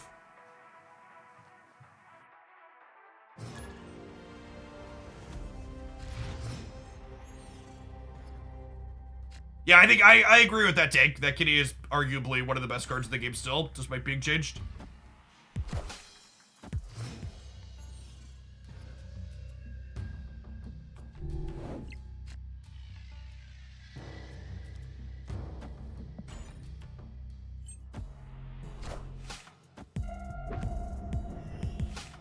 There's an easy way to tell how Hawk from Snowguard will play out. Hawk from Snowguard effect does not apply to any locations when you're actually calculating who wins the game at the very end. So things like Nexus, Negative Zone, etc. Hawk doesn't impact those in terms of calculating the winner at the end of the game. We'll snap them here. We got Dracula with a fatty. We've got Sif with Ghost Rider and a fatty. And to bring back my fatty under protection of armor.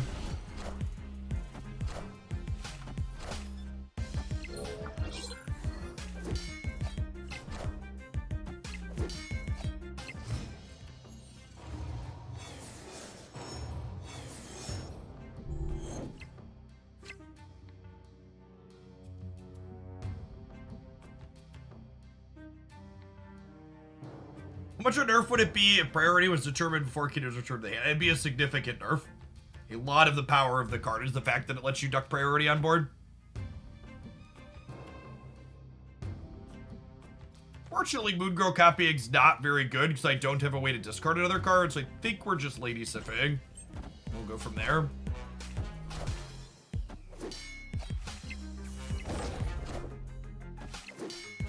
Hoping to discard Infinite here, so that way we can play Giganto left. Sedge.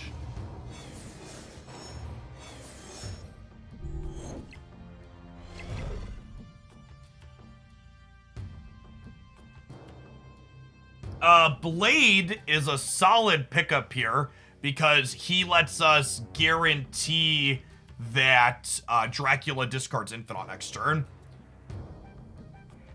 So I can Ghost Rider the Giganto back, and then we'll draw Chavez, and I'll be able to go Chavez plus Blade, discard the Moon Girl, and then Infinite goes here. It's real good for us.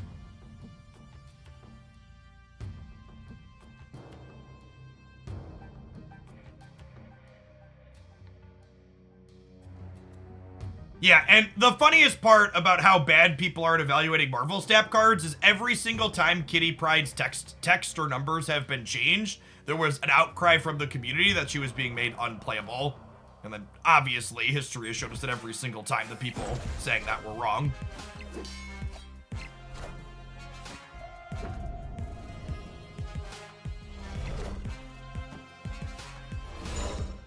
Alright, so this goes to 12.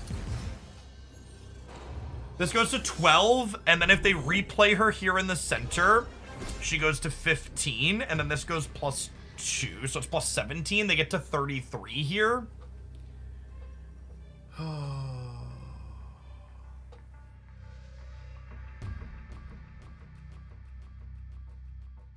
have to flip a coin against where the kitty ends up at, huh? Which kind of sucks. Hobo Joe, thank you for the brand new Prime. Appreciate it. Because this is 25, this is only 30 in the middle. And if they kitty left, she's 15 to 26. So I need my Chavez to end up in whichever of these lanes they play kitty in. They could also realistically be playing kitty here and just like accepting that this isn't going to be 20. Playing for all three could be correct. I could like do this. I don't hate this.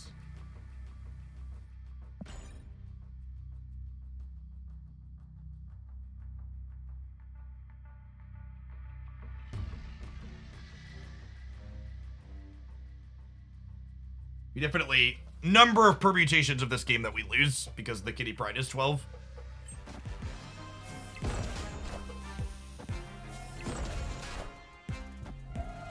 Okay, we're winning mid. Is 9 enough to win here?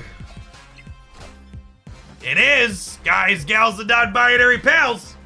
We got him!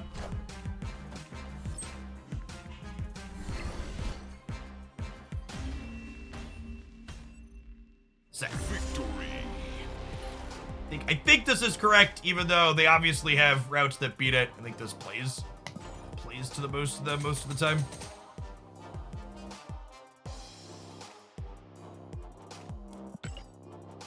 All right, gamers, we're gonna take a quick 2-minute break to let some adverts pay some bills.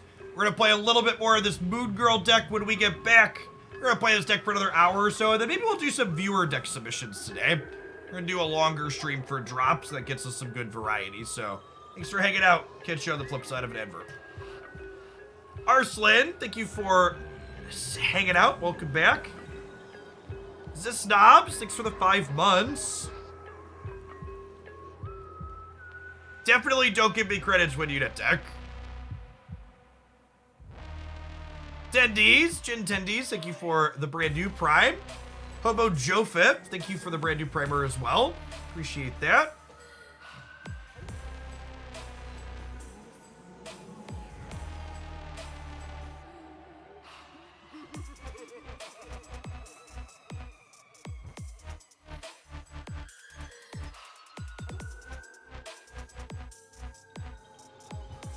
Hey, BYO Coogan and Roll and Escort. Thanks for the brand new primers. Yeah, how's our Human Torch voting doing? Are we successfully pushing him up? Where's my thing at? He was winning last I checked. It's still close, chat. This could still go either way. The Torch enjoyers are beating the weebs.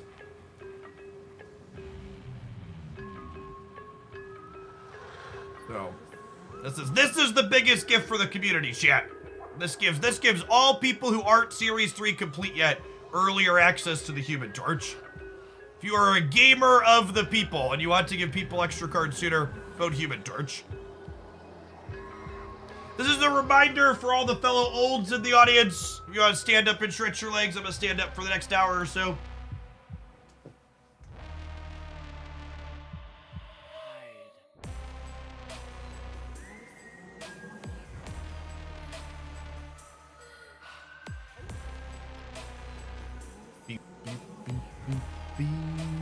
Sorry, new players, I already have Midnight Sun's Torch. I mean, don't you already have a Shang-Chi variant too, then?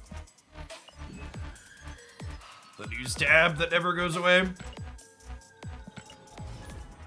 The Ghost Rider is so good. Ghost Rider's a lost cause. He's officially the third-party candidate of this election cycle.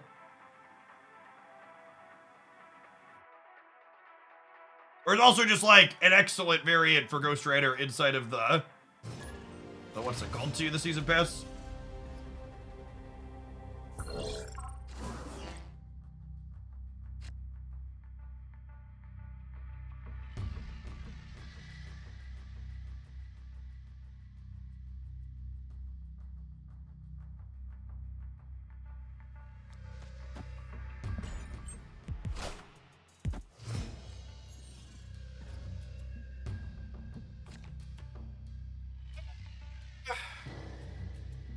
Good or bad for us? I could go either way.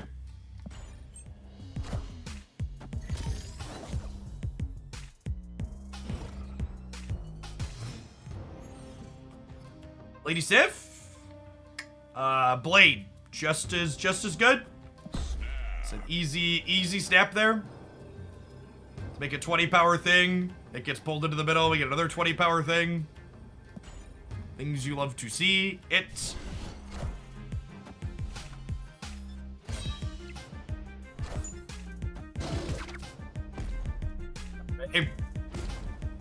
I should have just played all these center from the start. It's actually a little annoying.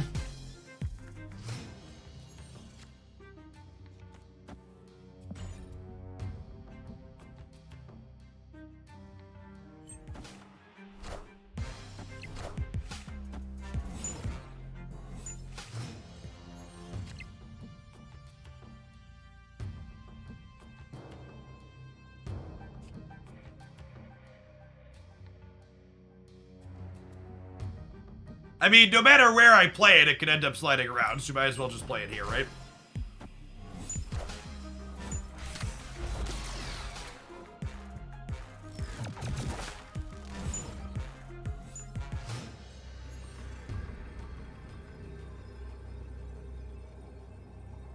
And then, it's actually correct for me to play Widow's Bite out because it gives another thing on the board that could get pulled around, right? That's not one of my blades. I don't think 19 versus 20 matters on the right. It's optimal to play it left, you're right. It doesn't matter though, it's the last turn.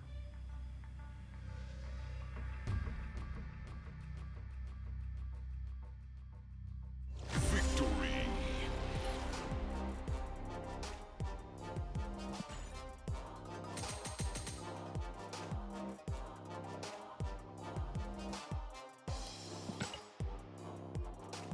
This continues to, after playing a whole host of different Black Knight decks earlier today, this continues to feel like the most reasonable and trim build by a very wide margin.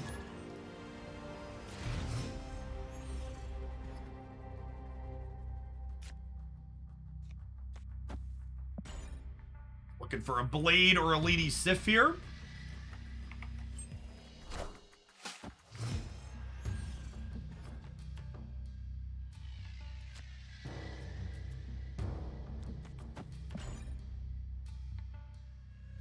Why even play the Widow's Bite out, though? Because it was good into the Great Web, Benny.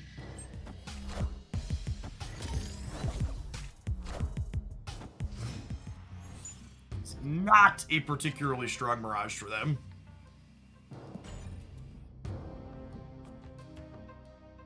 Gotta revisiting the Kitty Devil deck the way the current meta is shaking out. I think that deck's just worse than playing Goliath in a lockout deck, Roth, and at that point you don't want to play Kitty. The whole kind of core idea falls apart a bit.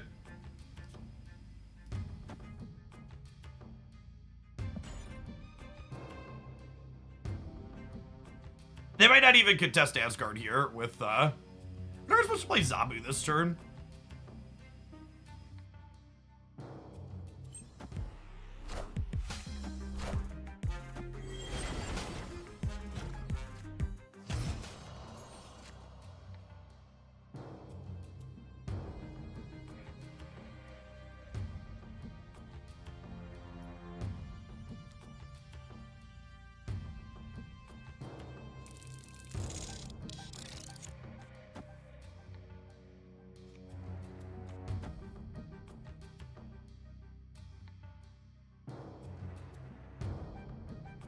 I do this, right? The opponent plays right, it can screw up the blade, sure, but I can't really play around that, right?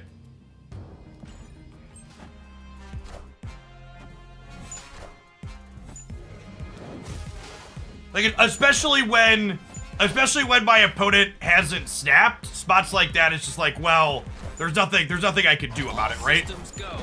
Like, that would perhaps be something worth calling out, like, if they snapped me, this is a reason to leave. But, like, here, my play is still the same. I don't have agency to play around it. Escaped. A scrambling egg, thank you for the quarter of a year. Welcome back, appreciate it.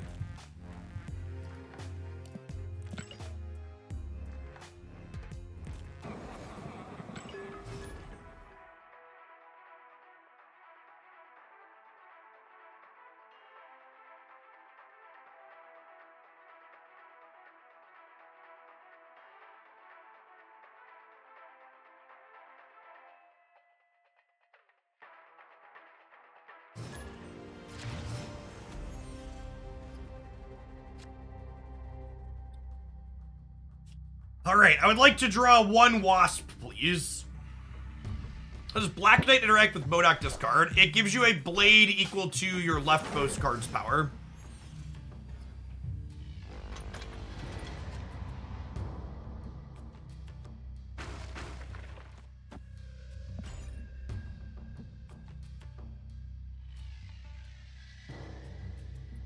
Draw Wasp or Lady Sif next turn. Maybe I'm supposed to play Zabu, actually, to make the Forge cheaper. That's probably what I'm supposed to do, is play Zabu, actually, rather than armor.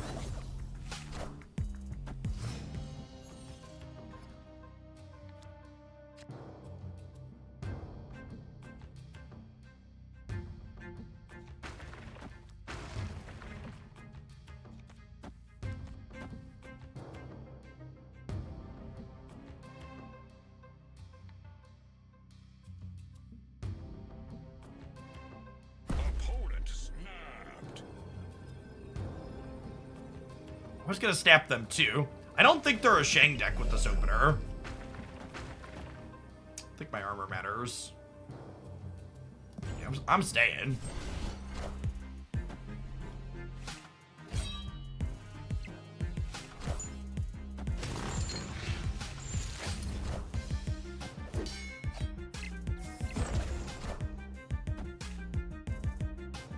Hey, Hospread, thank you for the quarter of a year. Welcome back.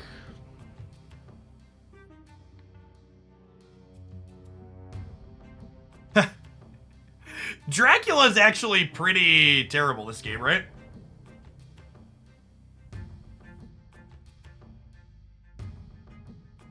What's going on, K3D Games? Thanks for the brand new primer.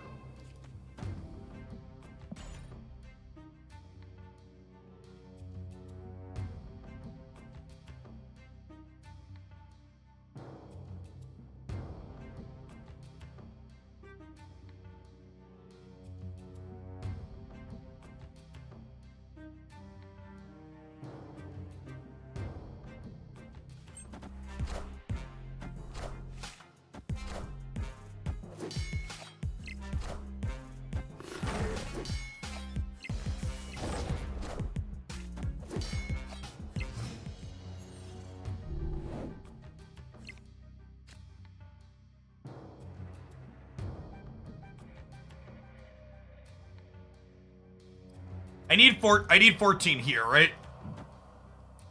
So I do this, and then next turn we go Chavez Zabu, or like Chavez Zabu, and then we end up at 40 here is probably fine.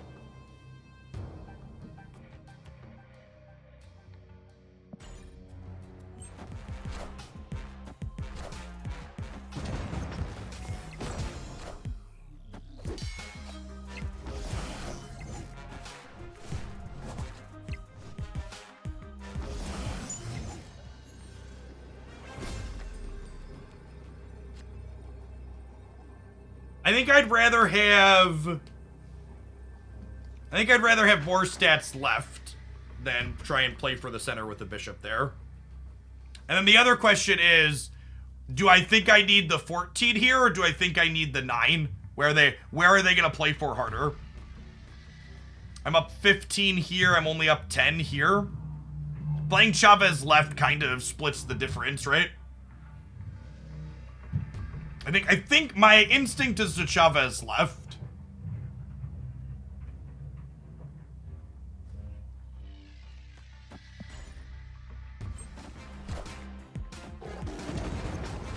We could lose to an Iron Man if they're playing that build. Yeah, unfortunate.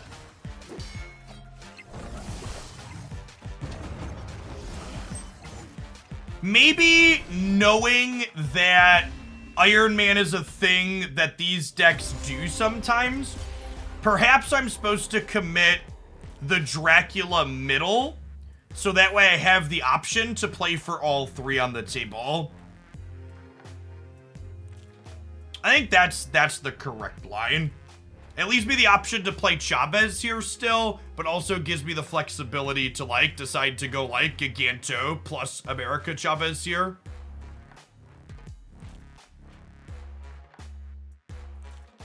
I mean, we kind of just lost a coin flip here at the end, right? They decided to play hard for here, and I couldn't play for that one. Or I played hard for the right one, too.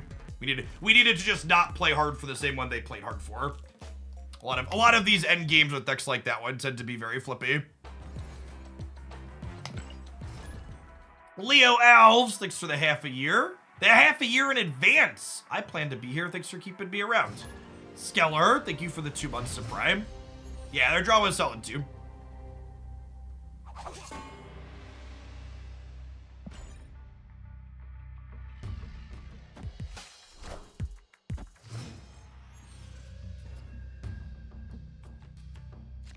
Alright, they have Carnage. I don't think I'm snapping them here because they could realistically Carnage on 2 and then we're kind of behind. Alright, and now this snap's a little bit late, but it's still appropriate button pressing.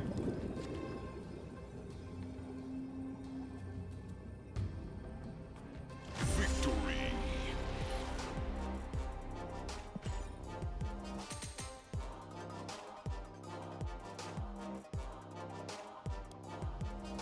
Mr. Dizzy, thank you for the brand new primer.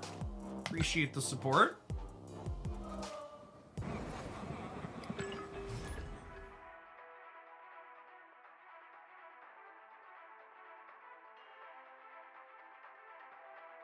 We do have some metrics this afternoon for the drops. My loose plans are to continue streaming until we drop below like 3,000 viewers or so. So probably gonna be a long one.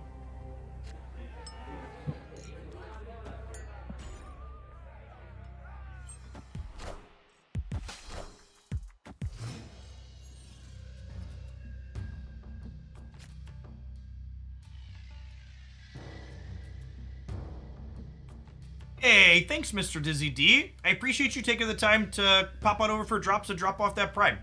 Every time you or anybody else taps that subscribe for free with Prime button, it takes $2.50 and sends it from Jeffrey Bezos to me. Wait, literally pays my bills, $2.50 at a time.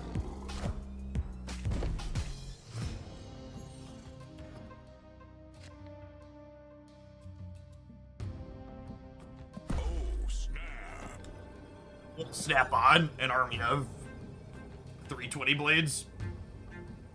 Hey, Kevin Dino, thanks for the 26 months. Appreciate that. Welcome back. JL Fox, thank you for the brand new primer. So in the past, all right, chat. I'm gonna set a precedent that's dangerous, I know, but I'm gonna go on the internet and admit when I was wrong. In the past, I had incorrectly stated that I got 350 from Prime subs. That was incorrect when I sat down to go through all my end-of-year metrics for my one-year metrics video. So I do get 350 for paid subs, but Prime subs for everyone on the platform are 250. So in the past, I had incorrectly stated that amount. I apologize to anybody who's disappointed in me for being a reasonable human being. Tori D Commando, thanks for the primer. That being said, even at 250 a pop versus 350, Prime subs are still the largest portion of my income here on Twitch by a large margin.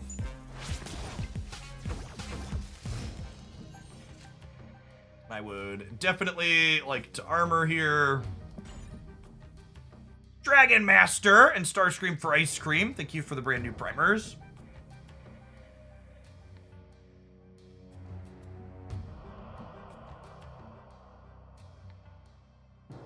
Exiled Crash and Burn, thanks for hooking up that Prime Gaming.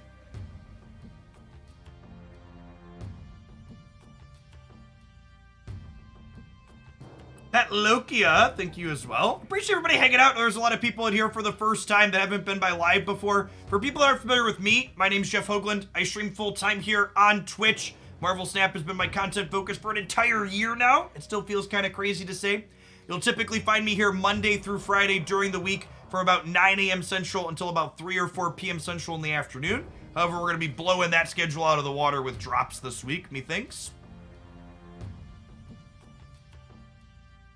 Opponent could be a Shadow King deck in theory, but if they're not Shadow King, this game should be an easy lock at this point. Hey, Keystone, thanks for the sub-gift.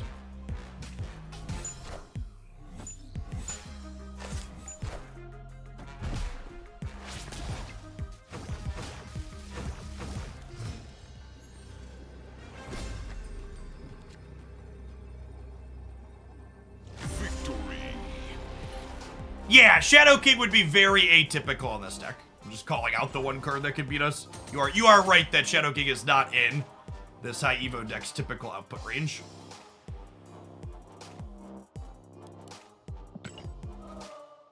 Ooh, that's true. A copy of Legion on bar with no name can get us there. That's also not super common. MLM, thank you for the primer. Appreciate it. I promise we're only single level marketing over here in Hoaglandia.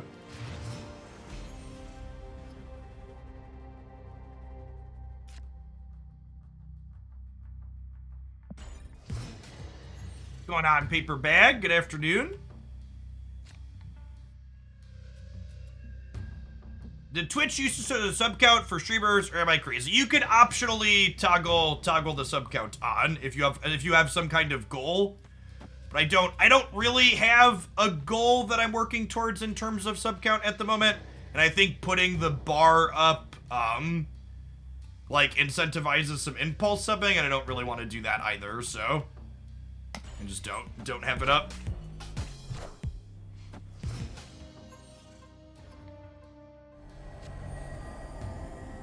If this month is at all similar to last month, it will be last month in August when we did drops last time, it'll be a high month for subs. We're currently at 2,651 concurrent subscribers. When drops happened last time, I saw loosely a 900 point increase, or about 33%.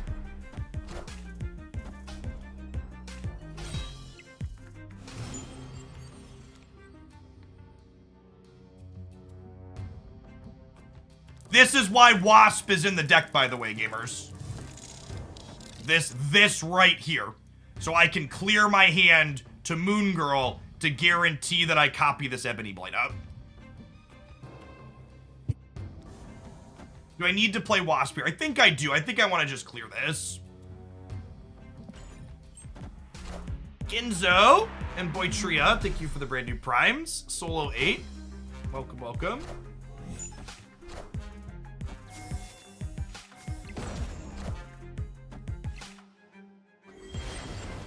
The Wasp with a deck for Vormir. To be fair, Wasp has a lot of nice extra utility like Vormir.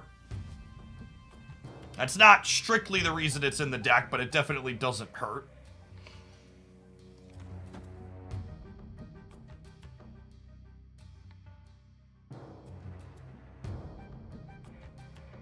I think I do this, and then I Blade here, and then next turn I can Armor plus Ebony Blade again. You think they're gonna X right? Maybe? I don't know, they could also X middle, right? I don't know that I can afford to play around that here. I guess Xing middle is worse for them because they have more committed here. Sure, let's split like this to play around X to the best of our ability. That's a good call out.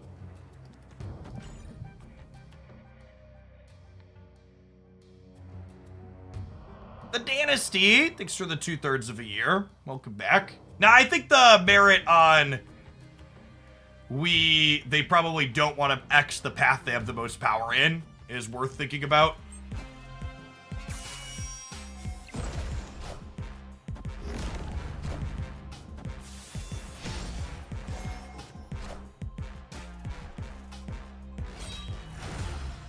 Just the spookiest shit ever into the pairing of the absolute worst luck.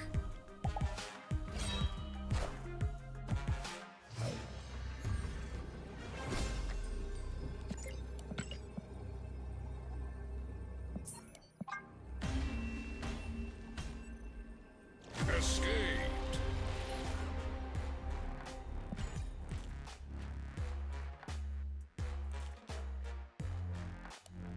The absolute maximum amount of wait time. I mean, it didn't matter where I played the blade at ultimately. They ran the rope all the way down to the wire because they knew. It's just how it be.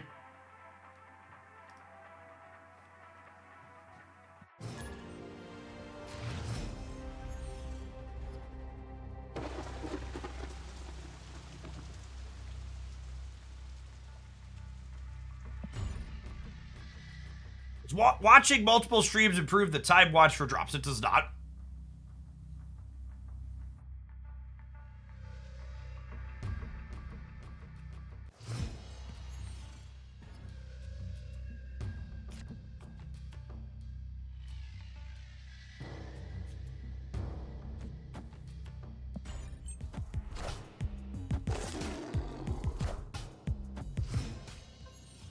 Well, that kind of means they don't want to play into the raft, right?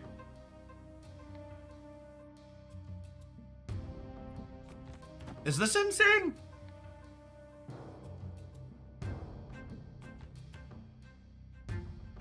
Might be.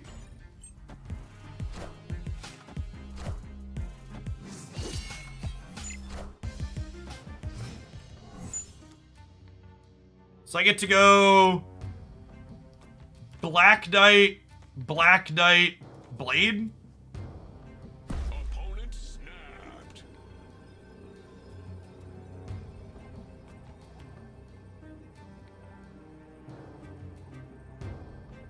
I can't fill the raft because I'll just discard the raft card. I think this is fine, right? They're snapping because they're filling the rafts. If they don't Mobius us, we're in a pretty good spot.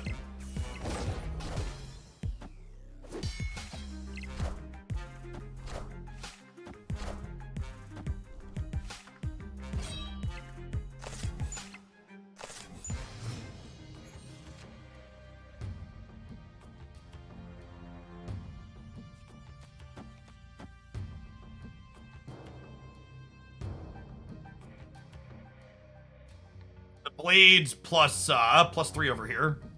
There's no abilities.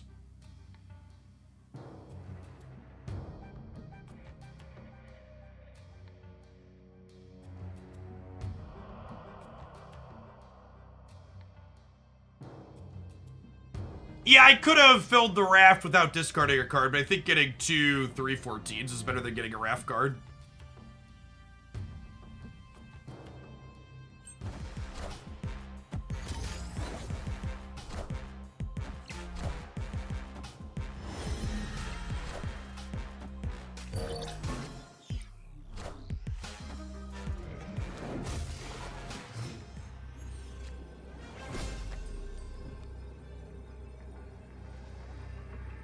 And they just copied our deck, right? Which seems not great for them.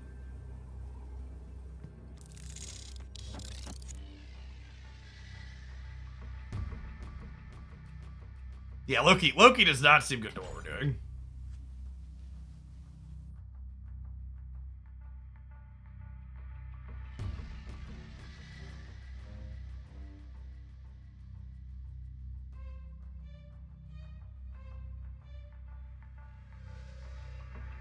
We're going to 21 mid.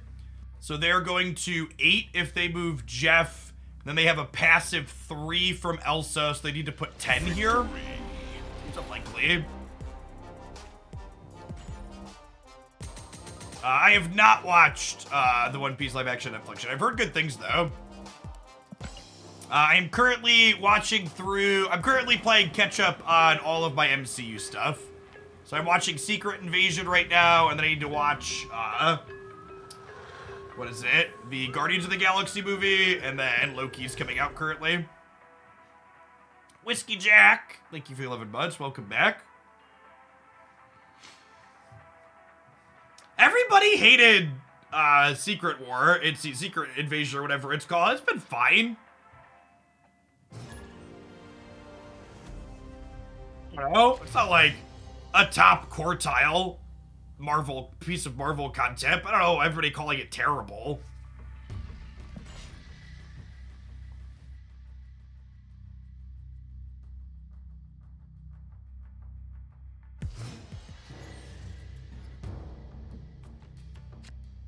Yeah, I heard good things about Guardians 3.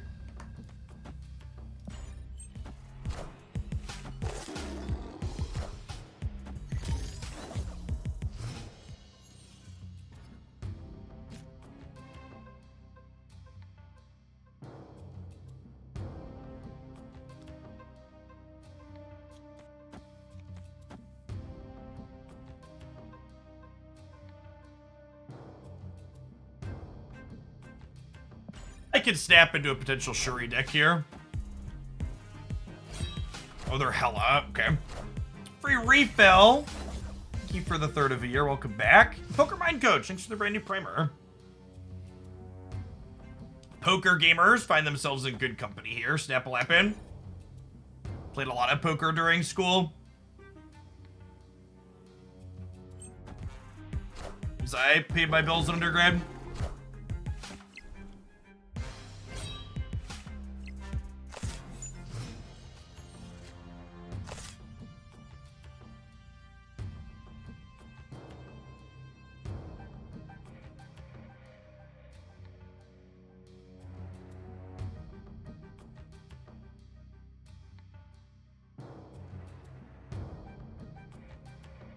This is Moon Girl, right?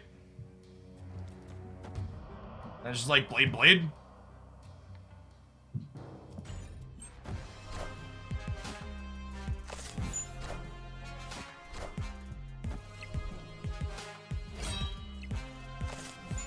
Is it actually Dracula?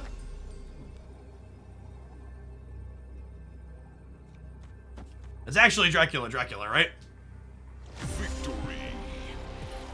Like, could be a 9, but could also be 20s. So, like, it's -5 or +6. I believe if we sit down and do the statistical average here, Dracula ends up being more, right? This deck is awesome. This is easily the best Black Knight deck I have played in the last day. We started off the stream today going through all the other popular Black Knight decks on Untapped, and they all felt really various aggressively versions of mid lane. We're not having anything insane with it. We're up 16 cubes, and we're 22 and 18 with it, but This deck plays the type of Marvel snap I enjoy, and it feels like Black Knight belongs here more than it does the others. A lot of the other Black Knight decks I've played feel like Black Knight's kind of an afterthought that got shoved in, and he doesn't function very well in it. Moon Girl's also my jam though, so you should know I'm incredibly biased. Moon Girl and Bounce. These are a few of my favorite things.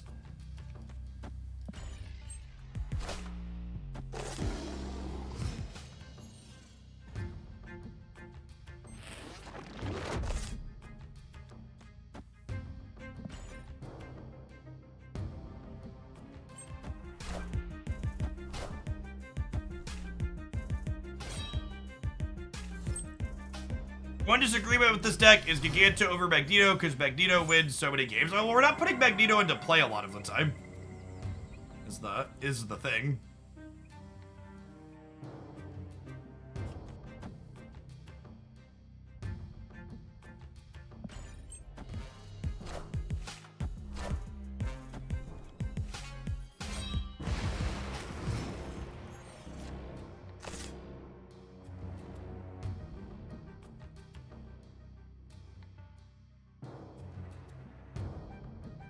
You tried the Shuri Black Knight deck people put on Discord. I just don't understand why all of the Shuri Black Knight deck stats on Untapped are shit. It just looks like they took a Shuri deck and made it worse by adding some of this like cute package to it.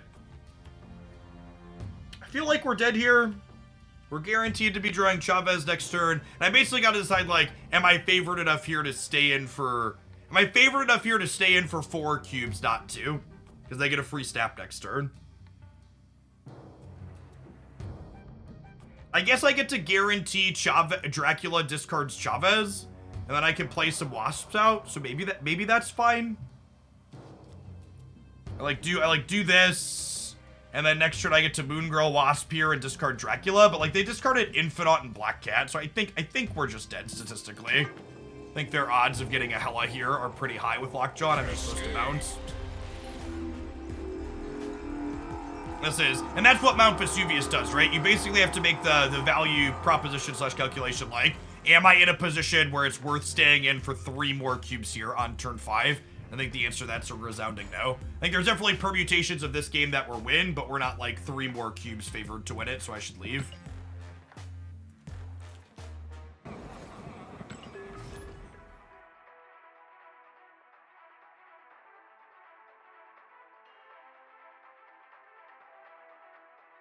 People aren't familiar with my background. I talked about playing a lot of poker during undergrad and grad school. I have a graduate degree and undergraduate degree in mathematics. Spent time teaching at both the high school and college level, including a number of stats classes.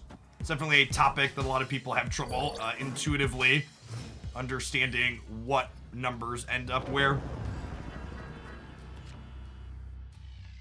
Zabu? Zabu.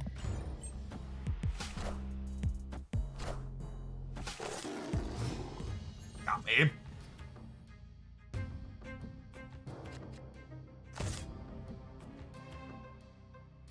We are not a great Sanctum deck.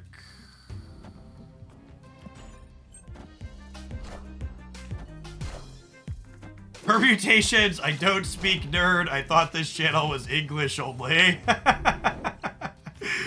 It's funny because it's sad. Dracula? Burn through some ditches.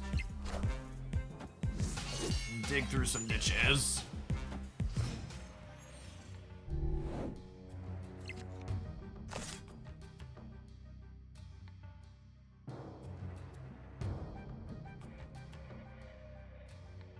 Not having Blade or Lady Sif in our 8 cards is rough. I think we're done.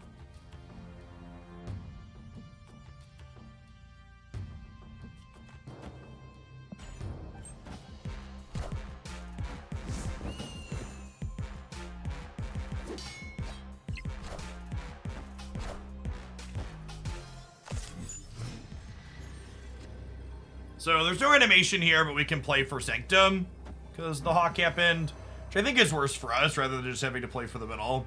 We're dead either way. We just bounce here.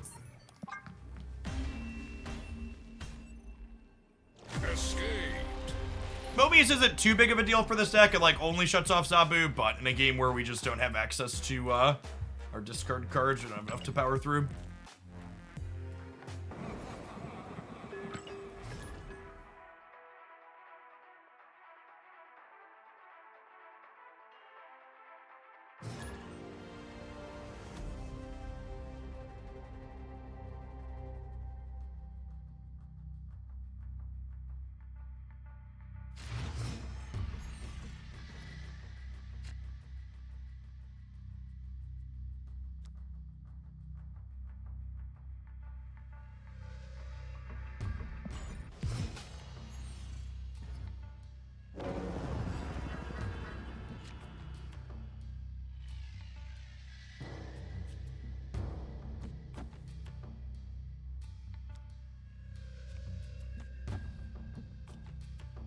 I'm deciding if I want to turn this off. I think I do.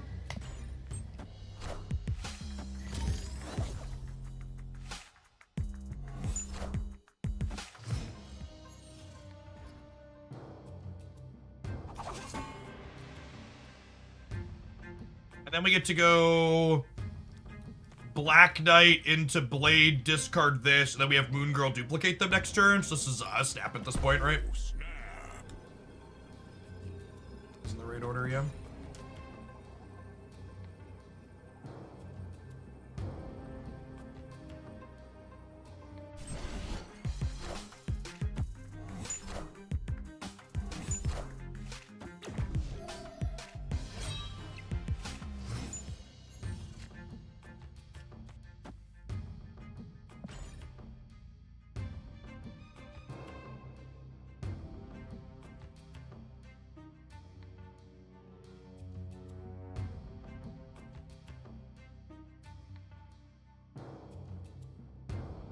Yes, the Shuri Enjoyer is many things, but a liar is not one of them. I believe they've been playing some variation of Shuri every time we've queued into them.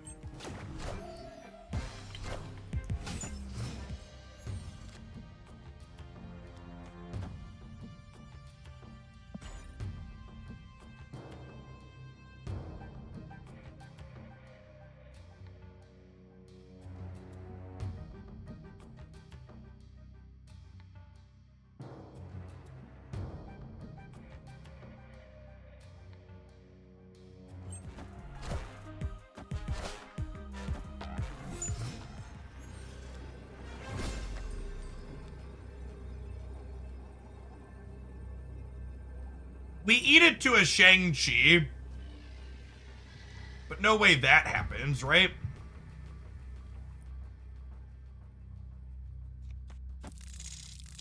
Local man about to eat it to a Shang-Chi. All right, Boomer. Come and get me.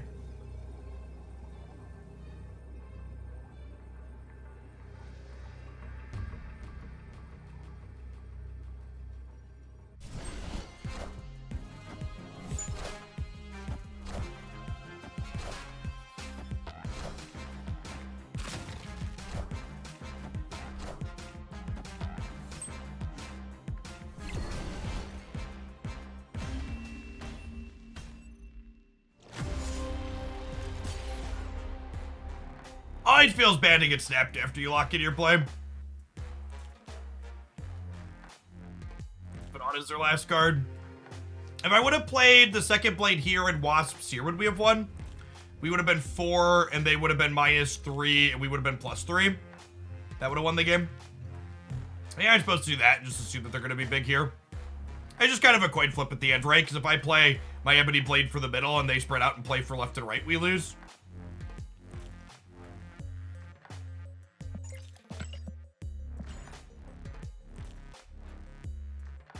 All right, gamers, it's about that time. I'll catch you on the flip side of a 2-minute ad roll. Thanks for hanging out today. Don't go anywhere.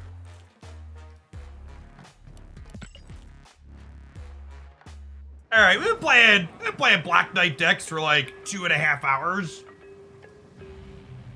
How about if we do some viewer submissions inside of Conquest? Have any subs that want to send in a deck for a $10 tip? You can do so at the stream elements link there. We'll queue up a few of those.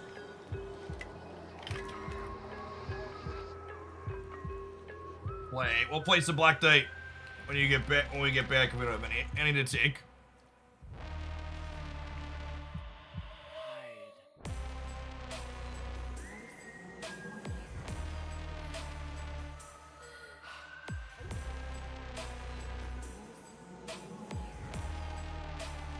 All right, chat. Human Torch hasn't gone up in votes. We're still 47%. That being said, the third-party Ghost Rider candidate is siphoning percentage points off of Shang-Chi, so that's working in our favor now.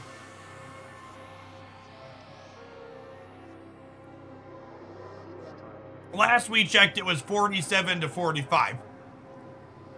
Ghost Rider is thoroughly playing spoiler for the weebs. I need to go make a campaign donation to Human Torch and Ghost Rider. Ghost Rider's got to stay on the offensive and keep siphoning Shang-Chi votes for us.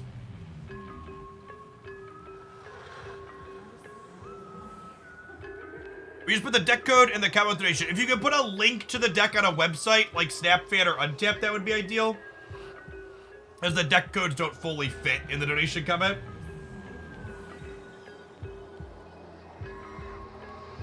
Hey, Ken, thanks for the tip. I appreciate the submission. You'll be our first one. Let's get this loaded up, huh? And so we can swap anything we want other than Jean, but honestly, this looks pretty solid. Let's take a look.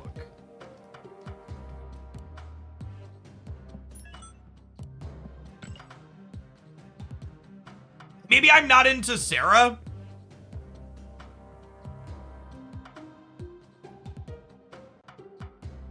Especially with Dakin. I think Sarah's maybe less good. Giants, thanks for the brand new primer. I appreciate that. Drops are active through the end of the month, so you got plenty of time to watch 6 hours. Yeah, I don't know that Sarah's fully dead with Mobius. I just, like, wasn't a huge Sarah in Surfer fan before Mobius dropped, and post Mobius, it's less exciting. What's going on, Sykes? Thank you for the 7 months. I guess we are playing Rogue. Let's play a few with this to start. I don't know that I have too strong of opinions. Like, maybe Sarah and maybe Goose. Like, I don't know that I love. I guess there hasn't been a lot of little movers, though. Goose is bad into, like, the Elsa movers deck, but there honestly just hasn't been a lot of that recently. Thanks for the 7 months, Johnny. All right, so for viewer submissions, we start them in the Proving Grounds, and we see how far we can run them up the Conquest Bowl.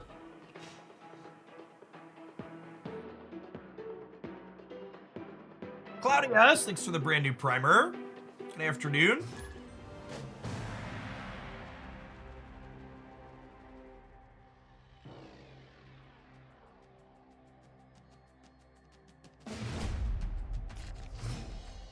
Yeah, when you are playing in the Proving Grounds, you should always snap on one and basically play it like it's best of one. It's strictly optimal to do so.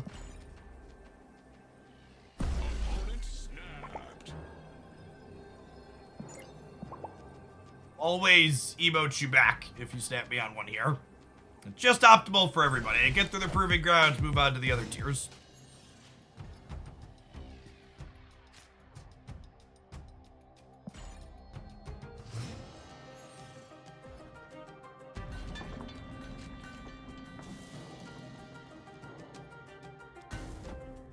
I just do this now, right? With the Brood draw, we go Jean into Brood, then we go crazy.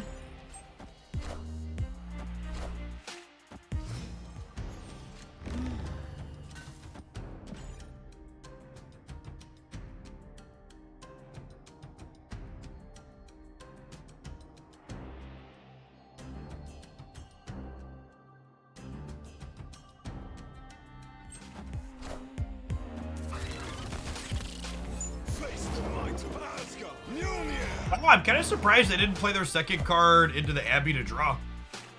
Okay, so they're playing the Hella Lockjaw deck we played a bit of.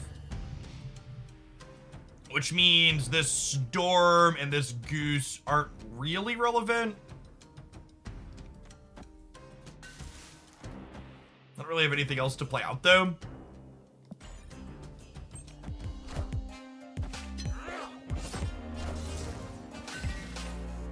Wind, aid my hand.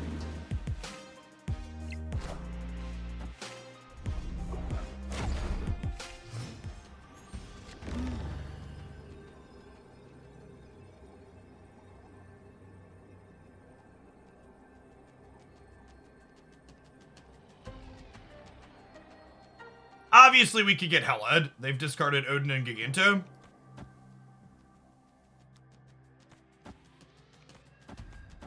What do we think of this? I think some combination of these 4 cards is what I want to play. But with Hela, where we put them kinda doesn't matter. Maybe you could argue I'm supposed to play harder for the center.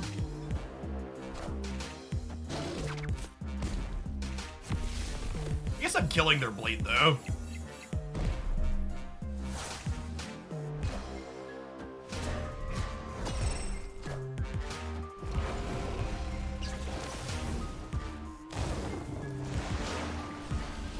Alright, once the Odin hit left, we were winning regardless of where the Giganto went, right? Do I need to double the Dacket buff? Like, I was already at 21 here. So I think I'd rather... Is that a wash? It's like...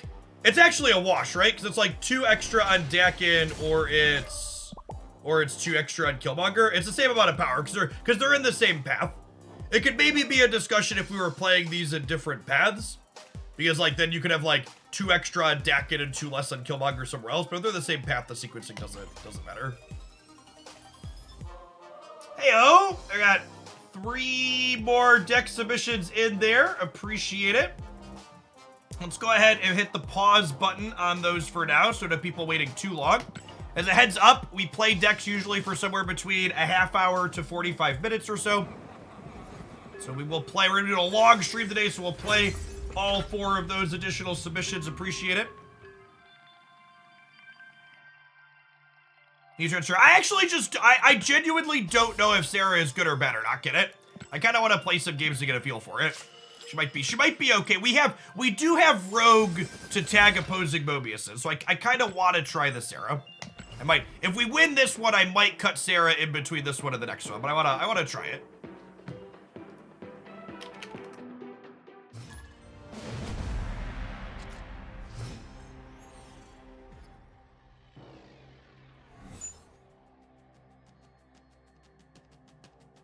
Yeah, Tom. Hey, Patrick Guard, thanks for the entire year of support. Welcome back.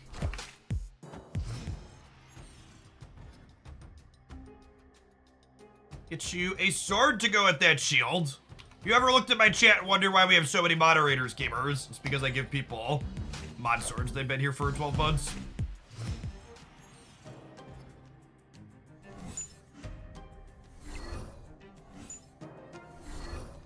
Hey, Tainted Doc, thank you for the 10 months.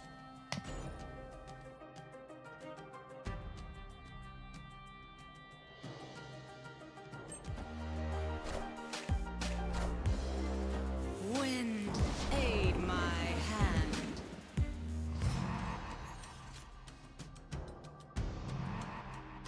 Opponent snapped.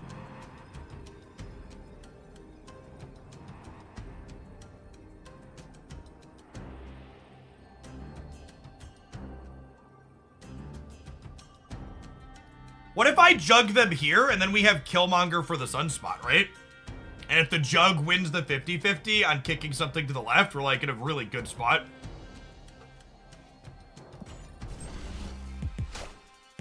Oh, they played for right. Yeah, maybe we're supposed to assume they're gonna do that. Rip. Do I just do this now? Yeah? Yeah.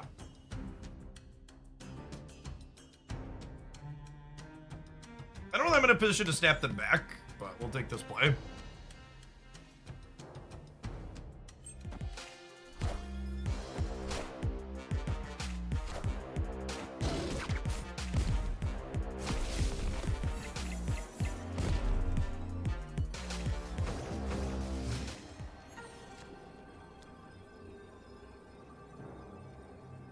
We really needed our namesake there, huh?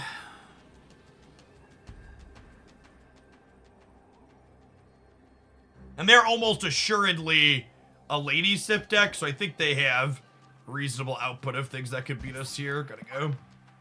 I should have put Jug on the right. I should have thought about them wanting to play the Blade into here and play for both, because they probably felt safe with their Sunspot here.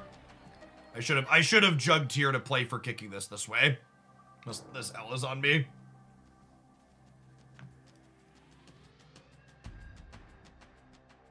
Escaped.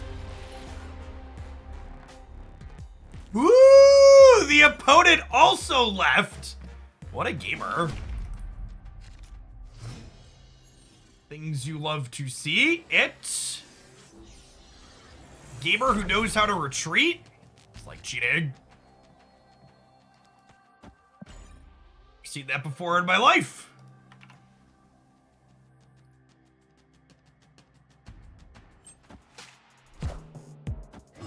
Thoughts on Black Knight? I think it is a very fun, solidly B, maybe B- card. And it opens up a new discard deck to potentially be competitive. But I don't expect it to be a must-have, must-play card to be competitive.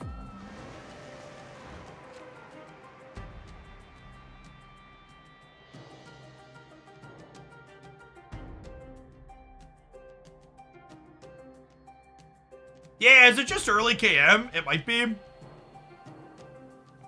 Especially because they could be an armor deck, but they also like might not have. They also might not have enough enough slots to play armor. I'm just gonna do this. Try and kick him into Warrior Falls.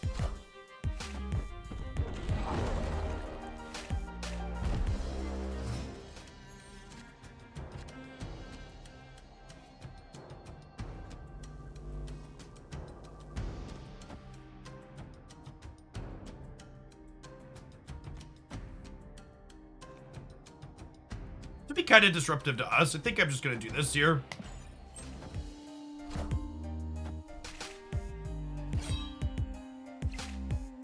Yeah, punish for not playing the Tempo Killmonger last turn.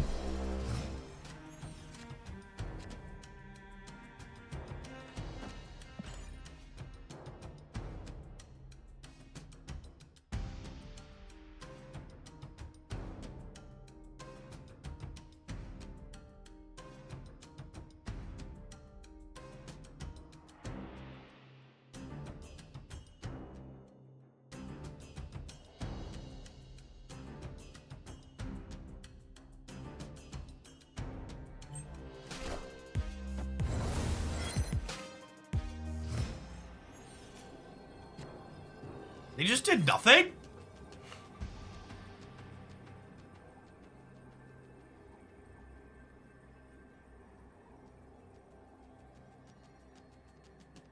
Infinite doesn't beat us here. And they have a 4 energy sword, right? 4 energy blade, that's 16 power. Yeah, they like She-Hulking plus blade?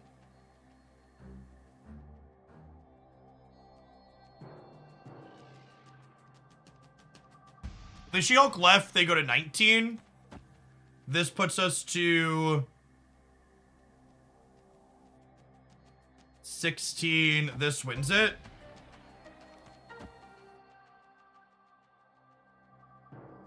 I'm gonna stay for 1 just to see what their output range is here. This beats She-Hulk left though.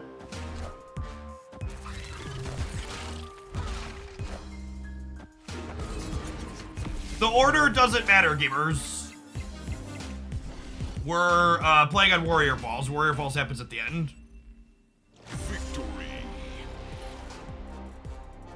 Yeah, Goose meant that this had to be the She-Hulk, and then the Rogue plus the Nova. Let us get over the top of it.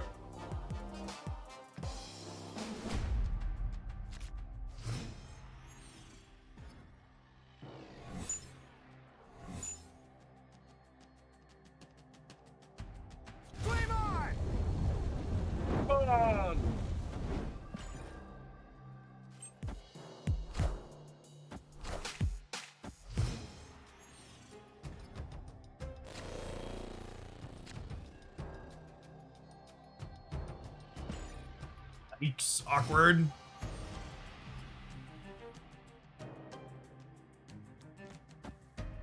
How about just murder their Nova before they can do anything with it? We have priority here.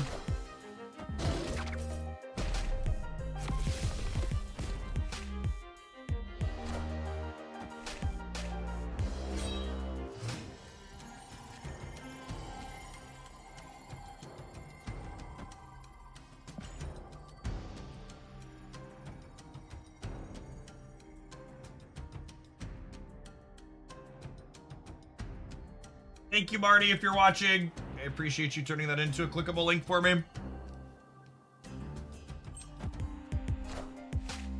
Wind, aid my hand.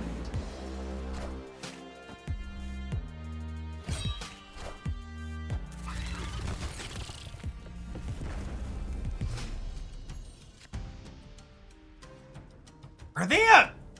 They're not a hella deck, right? Ghost Rider, probably? But I guess their Ghost Rider is guaranteed to hit an Infinite, right?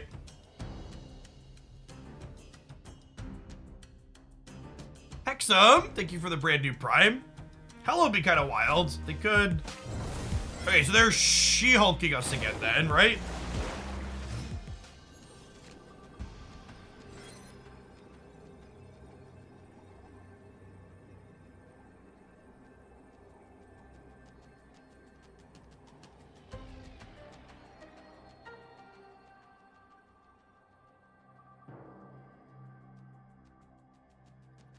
Dead. They have She-Hulk plus something else. That something else is probably Ghost Rider. Ghost Rider could go middle. If the Ghost Rider goes mid, and I jug it on the 50-50 to the left, this beats She-Hulk right. And they're most likely to play Ghost Rider into the middle because it's the Danger Room.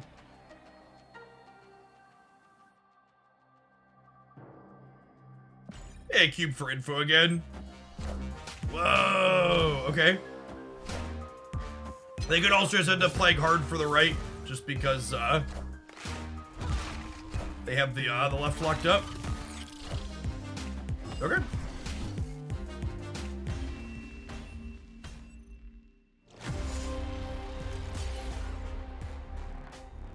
It's nice for the deck tracker to confirm that Surfer is indeed in the deck. It is.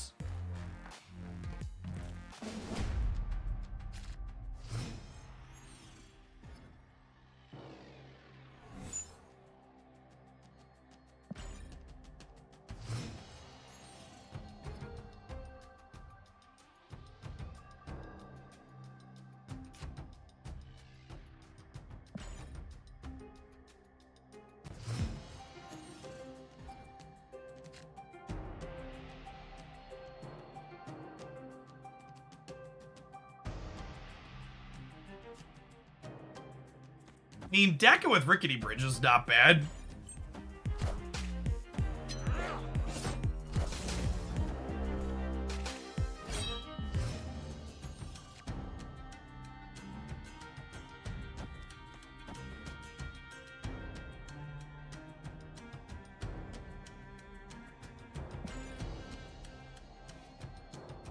If this jug runs a little bit hot, we get to kick him into the Rickety Bridge, which lets the Shard revive to Valley of the Hand, which is fun.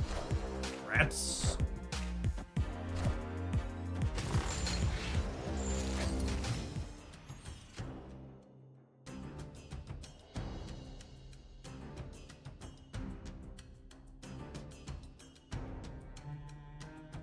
I think we're just dead. This is kind of the tough part about Silver Surfer as a deck right now. There's so many decks that just go really tall that you kinda can't accomplish much. I can Polaris here, I guess, and pull Blade over, and then maybe Blade like discards their hand and messes them up.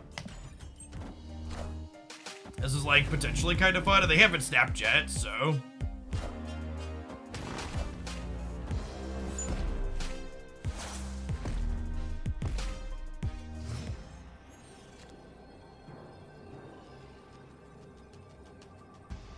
Wait, what? Do locations not resolve left to right? The fuck just happened?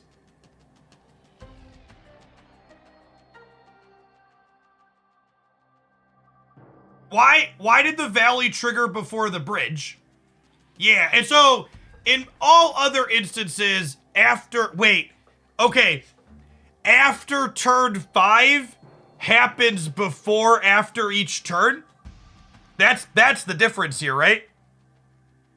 Numbered ones always go first. Well, that's stupid. Those should 100% have the same resolution priority and just resolve left to right. That is super unintuitive and inconsistent compared to any other interaction.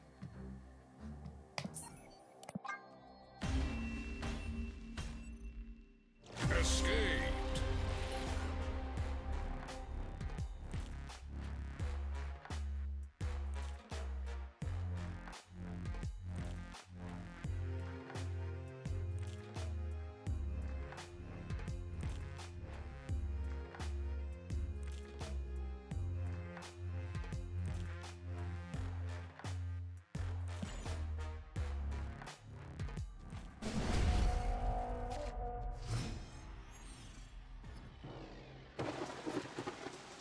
Sharing feedback on that one with the second dinner, folks, because that just feels wrong.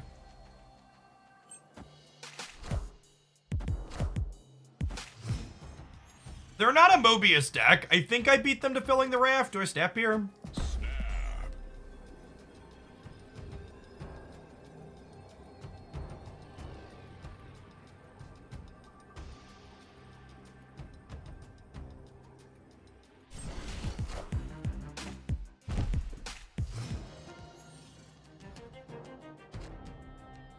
Did nothing here. Sorry, bros. Getting this set up in our game here where we're in high stakes feels real good. First drop shoot in 17 minutes. Yep, you've been watching since drop started. Your first one should be ready to claim here at the top of the hour. Cruncher, thank you for the brand new Prime. Appreciate that.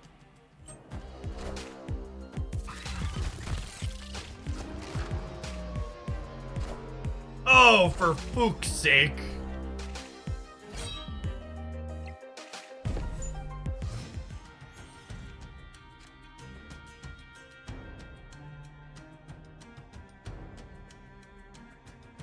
This is my bad. I should have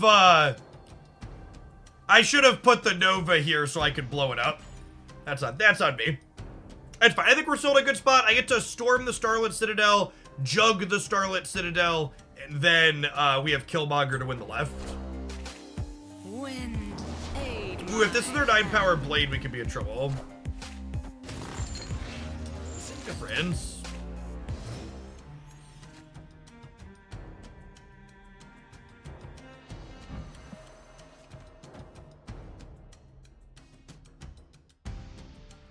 If I do this, and then I draw Surfer, do I win the game?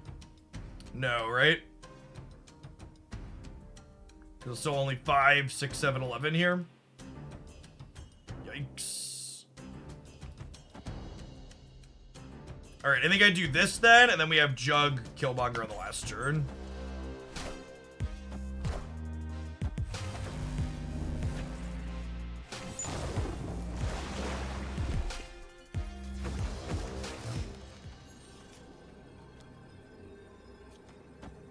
I don't know if my body is ready to find out one of their 2 face-down cards is an Alioth. I guess there's also a world where we kick them left and then they get us. Like a big Hulk here going left would not be great. Alright, good to go. Big 7-cube win here after limping through the first couple of rounds. One of them is definitely a Hulk. We've seen them discard a copy of the Hulk.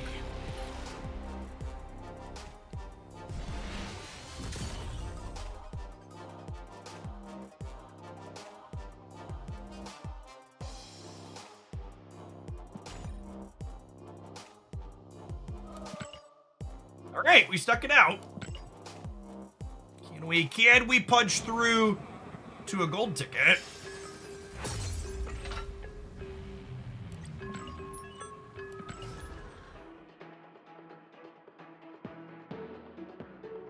Hey, Capim! Thanks for the quarter of a year. Welcome back.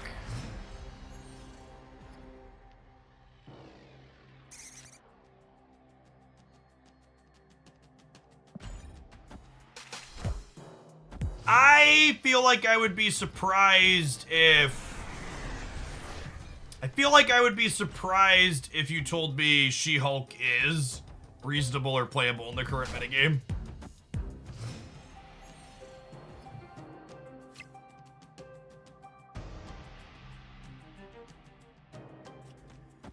Is this just the right amount of rude?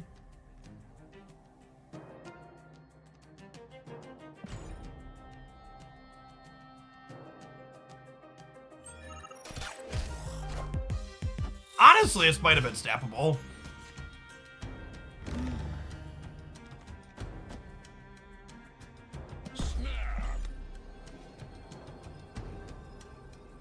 The snap worthy amount of rude? Yeah, I think so. Obviously, we need to peel a Killmonger in our next 2 draws to really lock it up, but feeling ahead at the moment.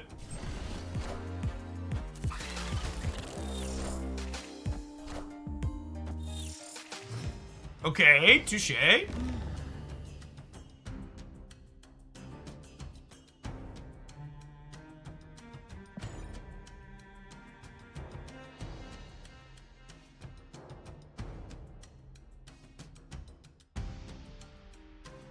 Because the meta is too fast for She-Hulk. It's because She-Hulk basically doesn't have a text box into Mobius decks.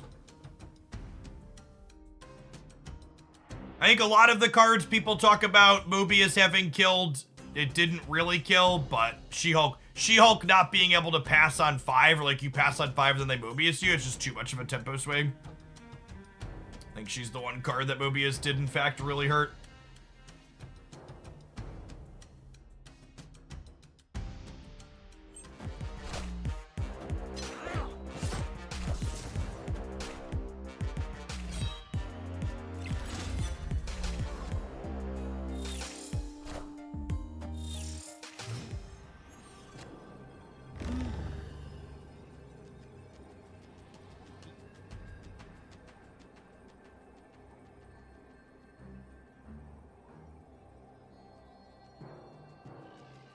Oh, I don't know if this is enough, gamers. Really want to Killmonger.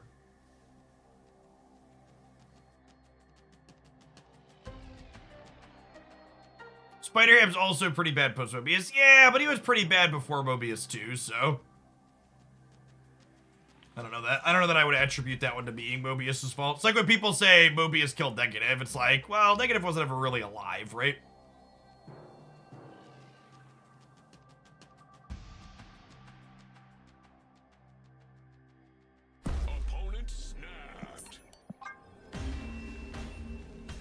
I was thinking about spewing to give them 2 more cubes.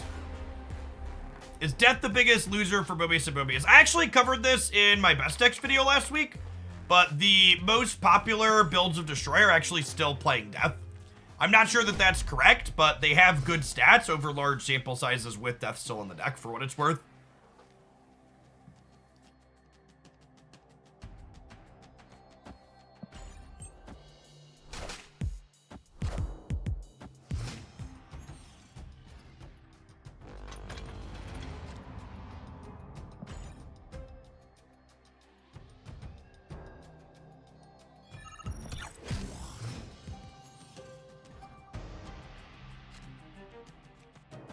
A deck in here. In the event we peel Killmonger, we could go Shard Killmonger and win the Asgard too.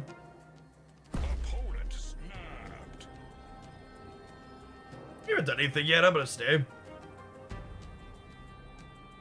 You know what the play rate of Mobius is? According to Untapped, the post-infinite play rate's in the 30% range, which is comparable to other cards like Shang-Chi and Luke Cage. Normal details about Untapped and sampling bias, etc. apply. Oh, they're snapping my turn, sorry.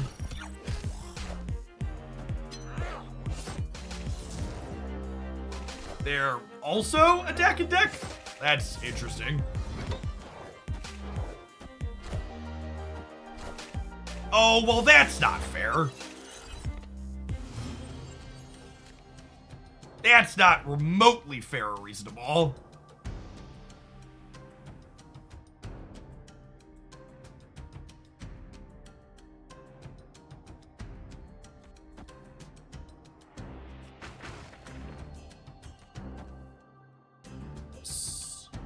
Their hands full anyways. It's whatever.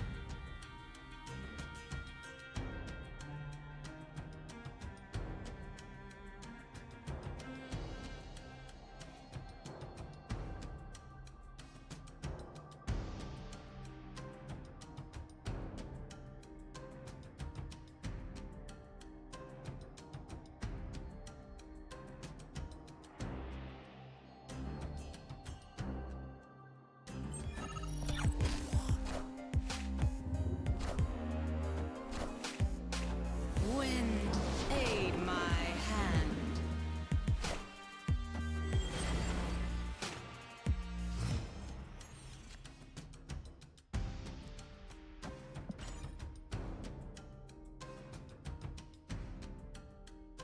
Great. We don't have Killmonger or Surfer, so probably going to be a retreat on the last turn angle.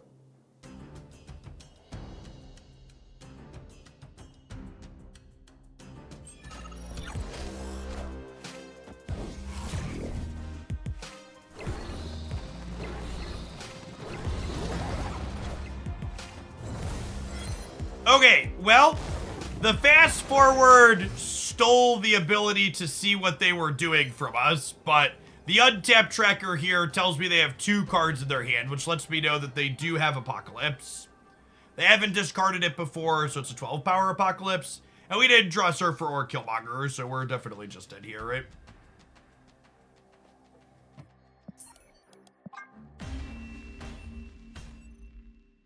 Escape. Deck is just not wanting to function in these games. Unfortunate.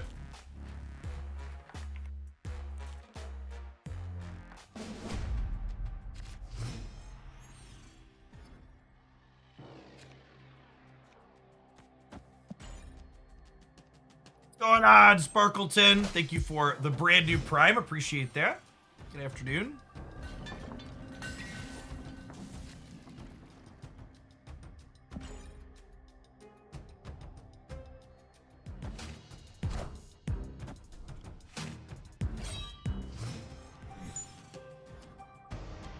Opponent snapped. Snap.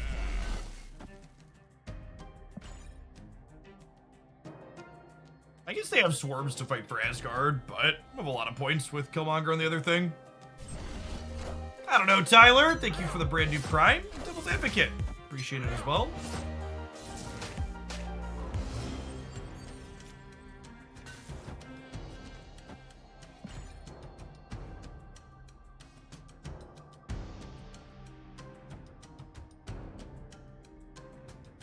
What's going on, No Coast Punks? Thanks for the 19 months. Good afternoon. You doing a good long stream today? We're gonna be hanging out till the viewer count drops below 3,000 or so, so shouldn't be a while yet.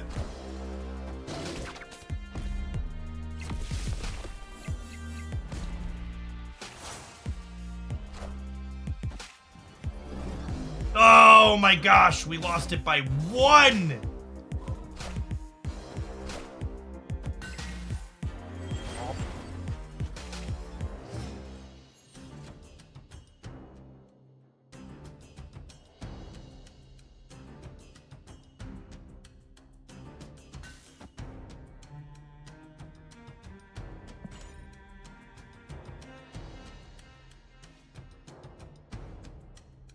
The opponent's deck is very far from the stock discard deck, for those talking about it in chat.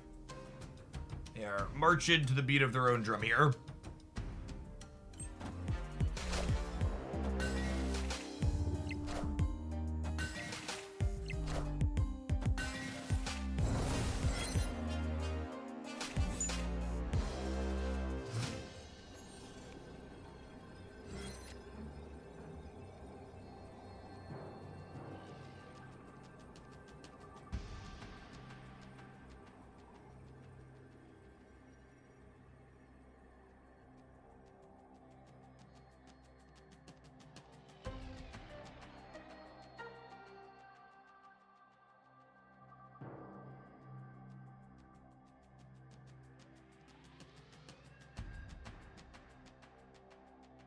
The problem here is they could Modoc, and they have 2 shards in their hand, which means they get plus 12 on the left.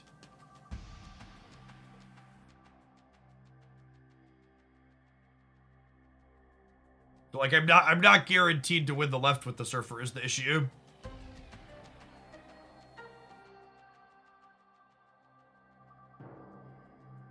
I think it's like this, and hope for the best.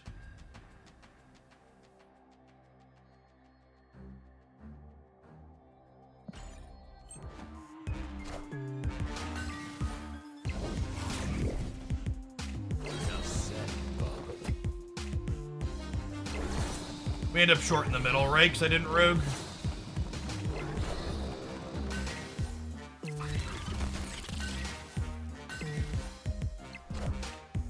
This was just a coin flip at best, right? If in a different world where I rogue and brood here instead of jugging here, their Modoc hits right and then we lose because I don't have stats here.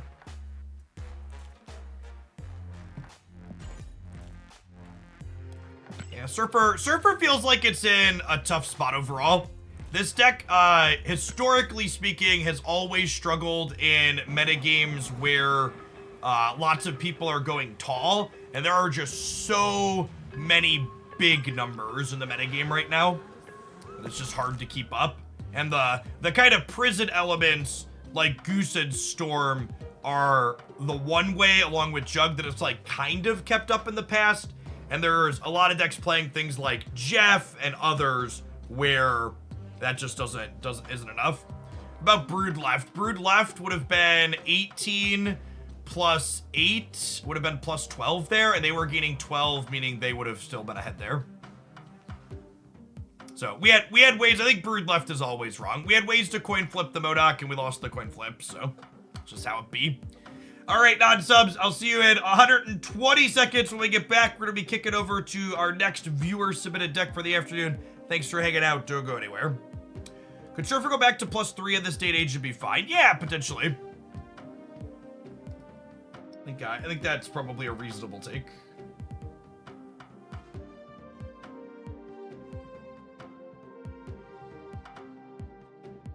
Ooh, we were talking about can She-Hulk be playable?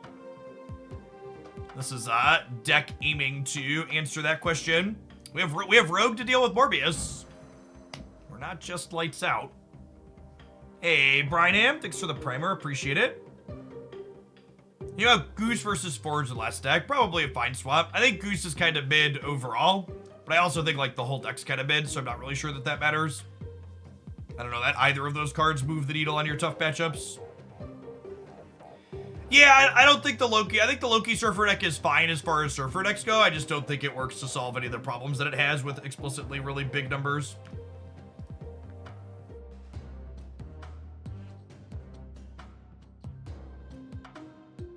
That makes sense. ZK Doom, thanks for the brand new primer. Appreciate the 250 from Jeffrey Bezos. I'm gonna run to the restroom really quick while this last 60 seconds is going. BRB.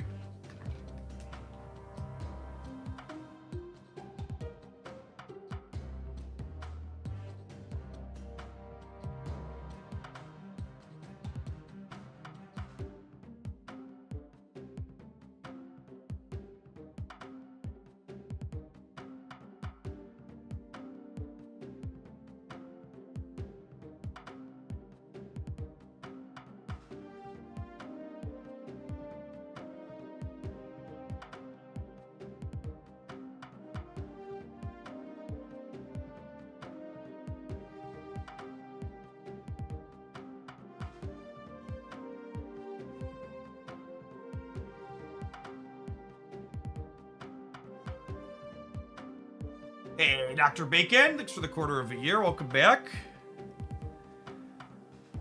We named this deck Mobius doesn't exist. I mean, I have a rogue. I have a rogue right there. Interact with them. Your first drops, if you've been watching since they started earlier this morning, should be up to claim. Head on over to your Twitch inventory and click claim on it now. There's two more at 4 and 6 hours, but the first 2 hours are down. If you started a little bit late, it's not a big deal. We're going to be streaming all day today. And you technically have until the end of the month to get it completed. So, really not a huge rush if you don't get it in today. Hey, Dame Judy, thanks for the sub gift. It's very generous of you.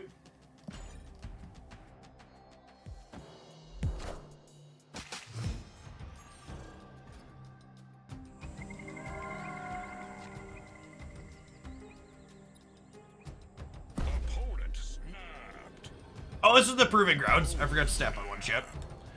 Apologies, opponent. I think they also just had that realization. Like, oh wait, we're supposed to be snapping here.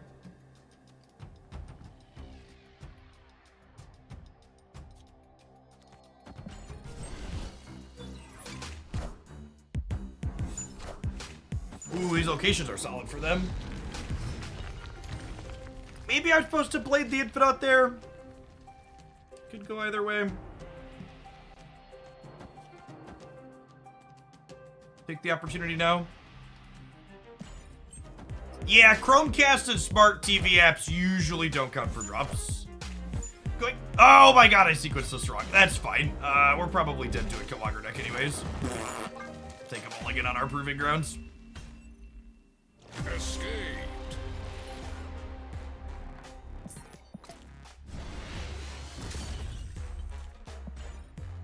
Over 6,000. About 5,600. There's currently a bug on Twitch where when you run ads, it artificially inflates your viewer count for like 15 to 30 seconds as a snapshot. It's a bug. What's going on, Ricky Tone? Thanks for the 3/4 of a year. Welcome back.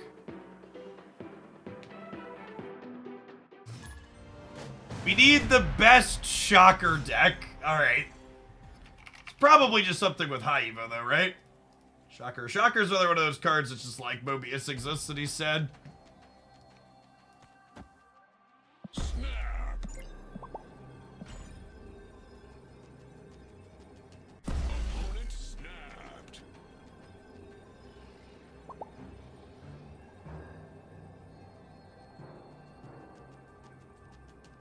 Whoa, chat, it finally happened.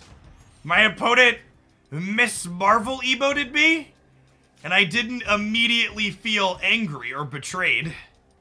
They said that the non-hostile Miss Marvel emotes existed, but I didn't believe them.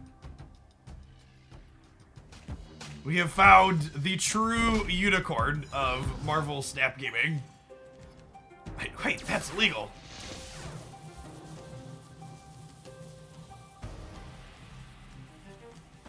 Do I do this instead? Oh, we already snapped. All right, yeah, this is great though, right?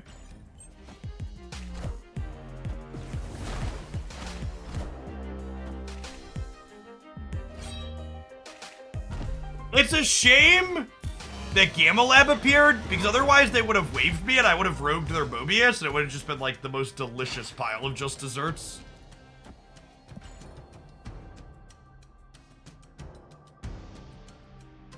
I still felt BM'd by that Marvel. It is widely accepted in the Marvel Snap community that using the Miss Marvel emote is the equivalent to flipping your opponent off. Just for gamers who are not in the know.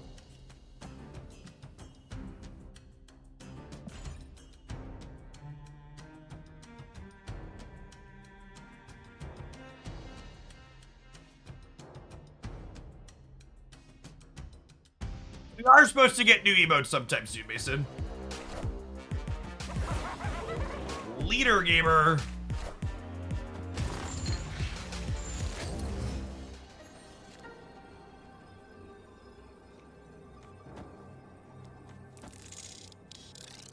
I don't think they're competing in the center, so I think I play Wasp, right? Just to have the off chance to be bigger than them there. Although I guess if they Doctor Doom, I want to do this.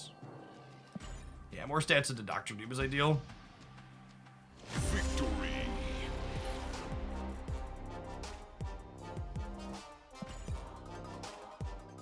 Oh my gosh, chat!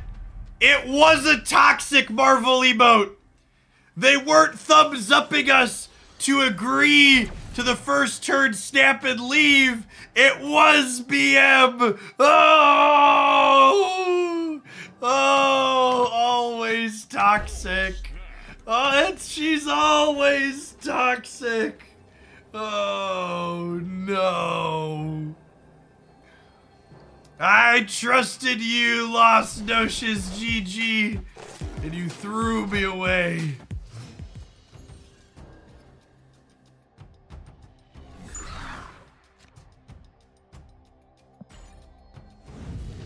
They were the chosen one, chat. They were supposed to break the cycle.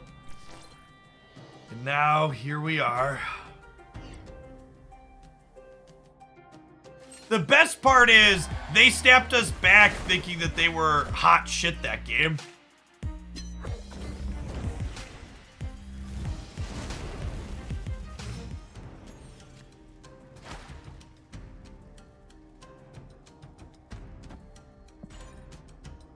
More energy Sunspot. It ain't much, but it's where we're at.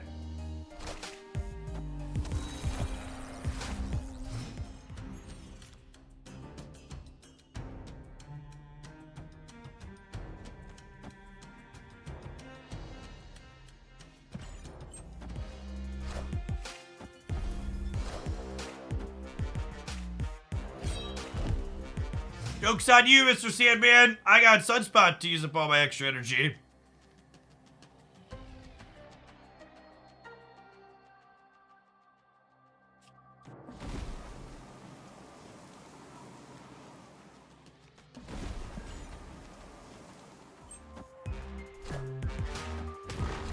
Got me.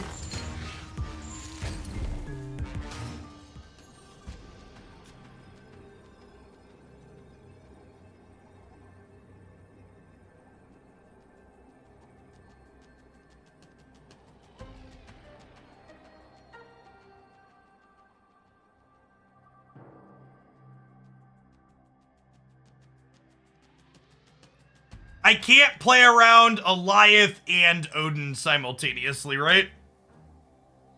Or a big thing. If I full soak left, I beat Odin, right?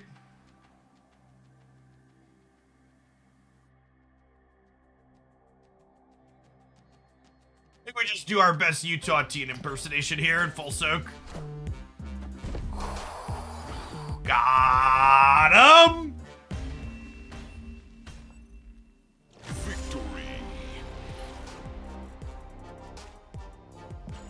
This beat the purple fart, and it beat Odin. What a sweaty gamer.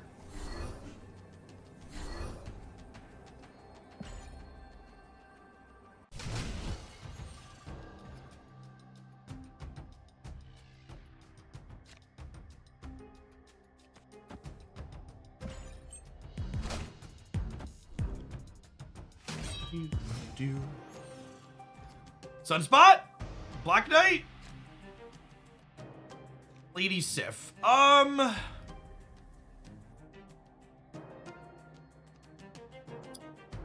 feel like I vibe on this for now, because if I draw Black Knight next turn, I wanna wait.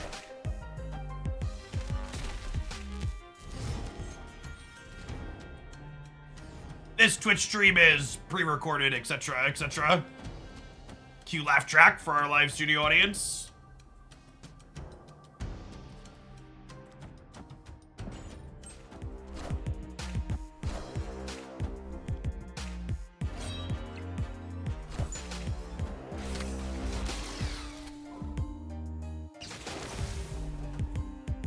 All right, so they have all the power, and then will Ebony Blade here, so that way on the last turn, if we have priority, we could Ghost Rider through a purple fart. Yeah, Black Knight feels like one that's gotta be getting a what's it called at some point, an upgrade.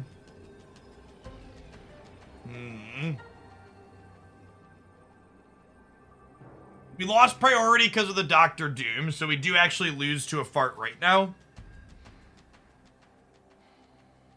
And I can't just Sunspot middle, because that loses to the Odin we know they have. So I think this is the line, but like we're not happy about it. But we know they have the Odin.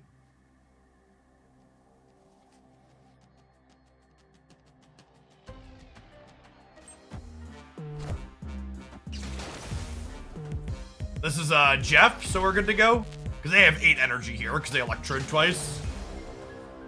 Oh, wait. Does this fill the sides with Doombots? I think we actually lose the breaker, right? Because this is Odin. I forgot they were going to get to Odin, right? No, wait, weird. Oh, no!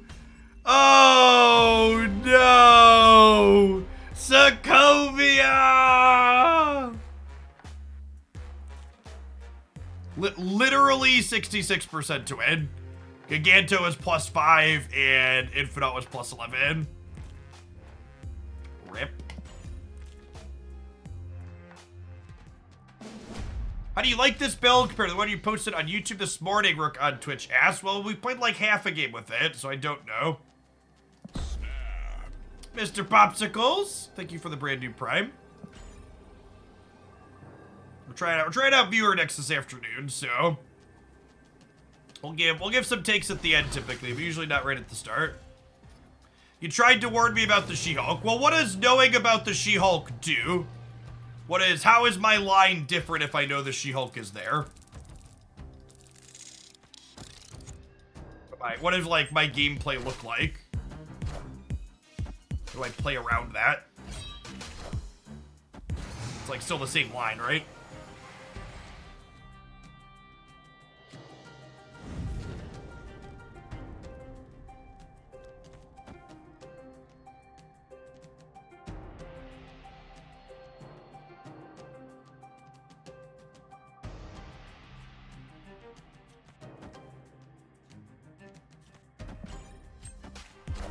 Not supposed to get rid of this. Now they get to keep the extra card that they drew. Yes, I, for one, am shocked that the Alliath leader Sandman Gamer is someone who's sweating in the Proving Grounds. Definitely big surprises all around.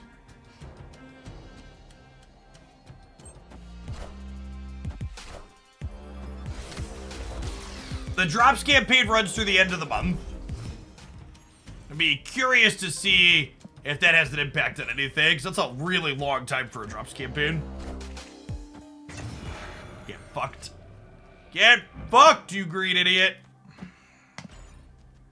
Probably gonna Odin us now. Ooh. Weird that they didn't Doom here. And obviously we lose to a few different things here, but they're all in, so we're playing our card and seeing how it goes. Doesn't matter which card game it is, control players are all the same. Isn't that the truth?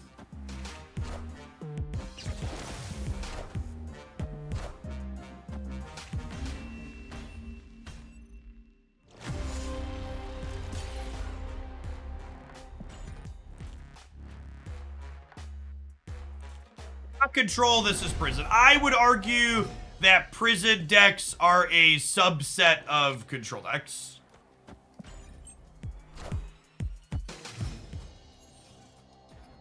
Not all control decks are prison decks, but all prison decks are definitely control decks.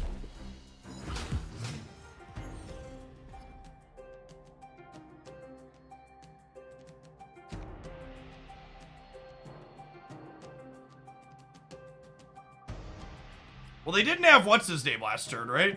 So I was gonna soak again.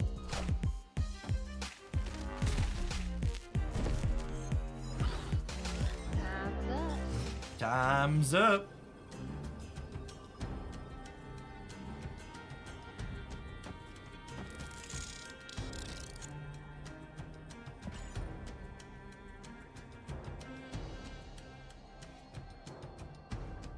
Escort our sweaty gamer to the door.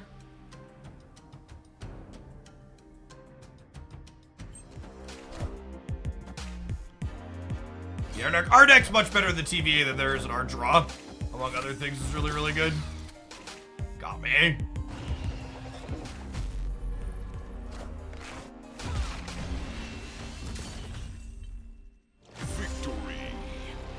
you not completely tired of the Marvel Snap music by now? Nah, I love the Marvel Snap music. It's just like, just good, solid, consistent beats. Gives you a little bit of rhythm under what you're doing. I like it. I like it a lot.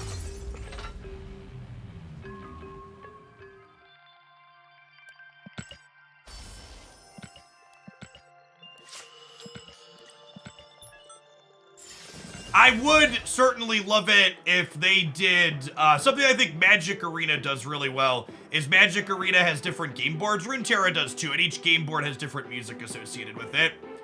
So I think game boards as a purchasable cosmetic would be a welcome addition. And then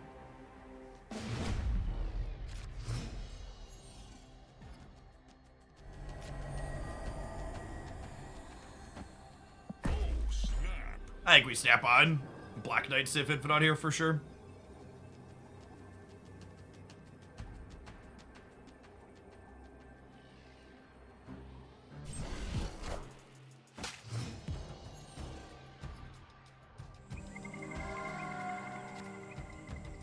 Oh my gosh. What a game.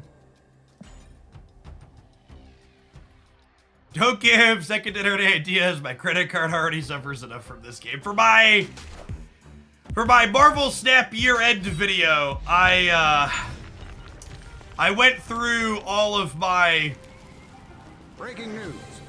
my Google purchase history and totaled up how much I had spent since the game released last year. It's a little bit of a sobering moment.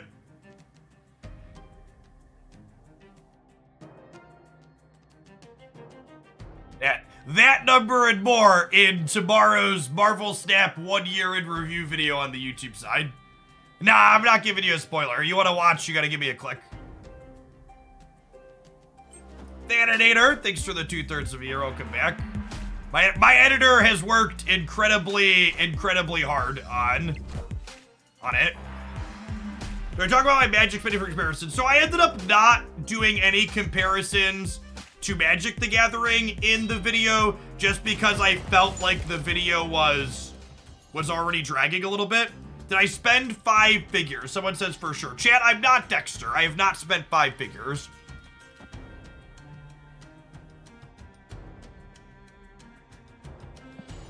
It was not 5 figures, okay? It's less, I'll give you a spoiler, less than 5 figures.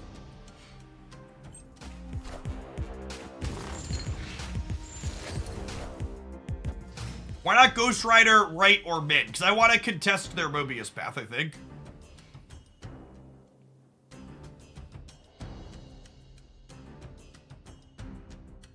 How much less you'll have to find out next time on Dragon Ball Z. Oh, you know, maybe I'm supposed to just rogue their Mobius.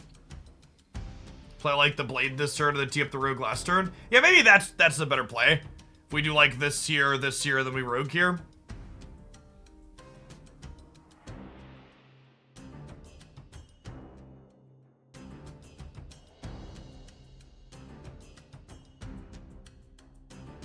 Is that the reason you didn't purchase the Iron Man bundle? Would that have put you through to 5 figures? No, I just don't need collector's tokens. I've decided that, like, any spending I do on Marvel Snap from here on out, I'm gonna prioritize getting credits, because the thing I want to do the most is, like, get more inked and gold splits on my newer cards. And more credits is the best way to accomplish that. No, I don't intend to spend to get the Enchantress variant this month. There aren't really bundles I have a desire to get, and I don't really care for the art on that. I'm gonna spend up to the $100 to get the Magic variant, though. Oh yeah, that's true. This Sunspot means I can draw a 2-energy She-Hulk here, which would be sick.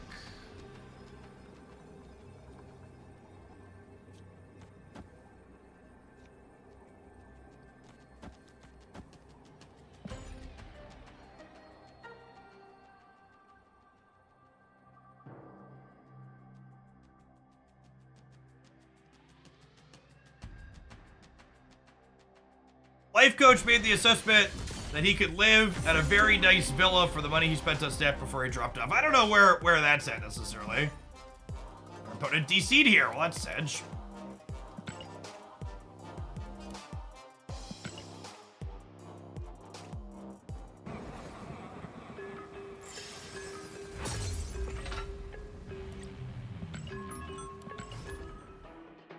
Do, do, do, do.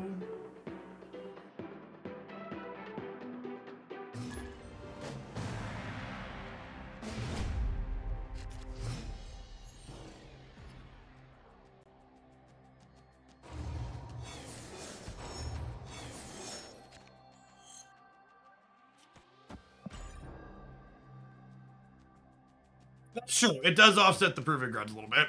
Get a long one in there. I'm kind of digging what this deck is doing. She-Hulk. She-Hulk's one of my favorite cards. I'm looking forward to her Peach variant coming here in a little bit. This is, I believe, one of only 3 cards in my collection that I have a good split on the base art. Just because I didn't really like any of the variants that had already been out for her.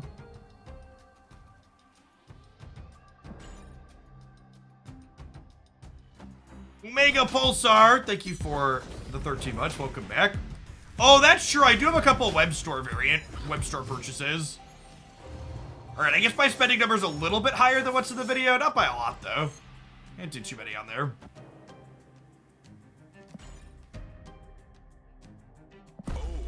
Nah, I really don't love the art germ She-Hulk.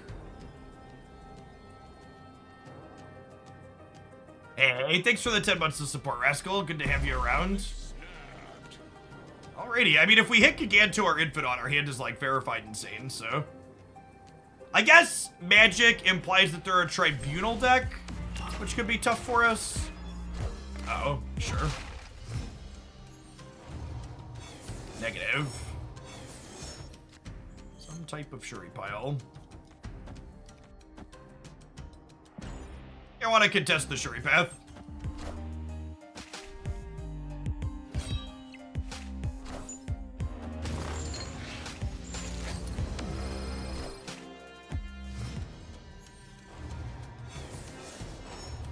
Or a destroy deck.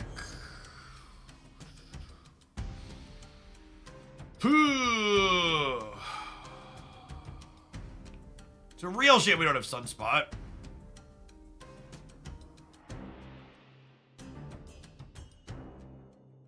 We have to protect against Galactus left. Do we? Do we?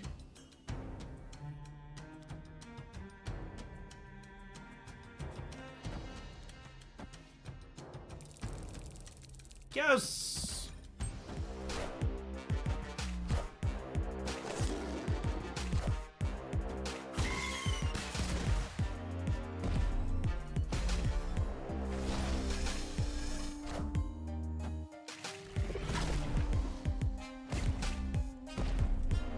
Oh, 16 power Nimrod is so big.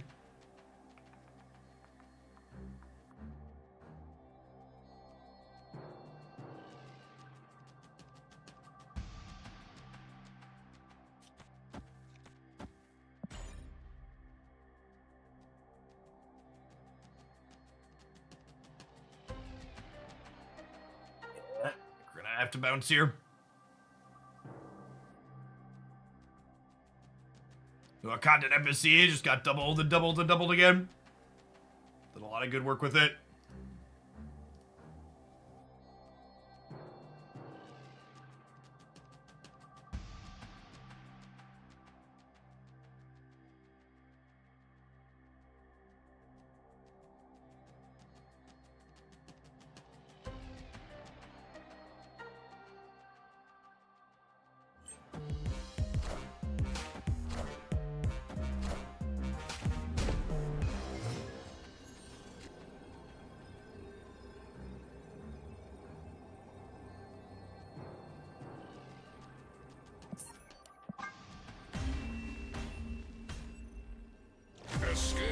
I believe, based on the timing, the Peach She-Hulk drops the next season, Duck. Is my understanding of it. I don't believe the $65 Peach She-Hulk bundle could be used. To get the Magic variant this month.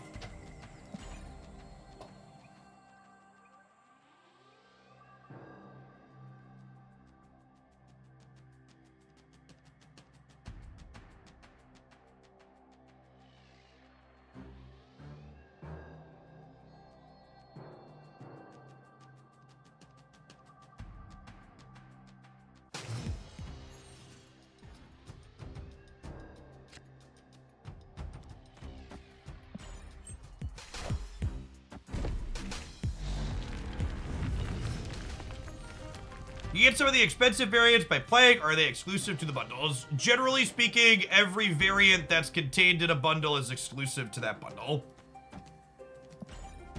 They have on some occasions rerun things on the past, I believe, but that tends to be the exception, not the rule.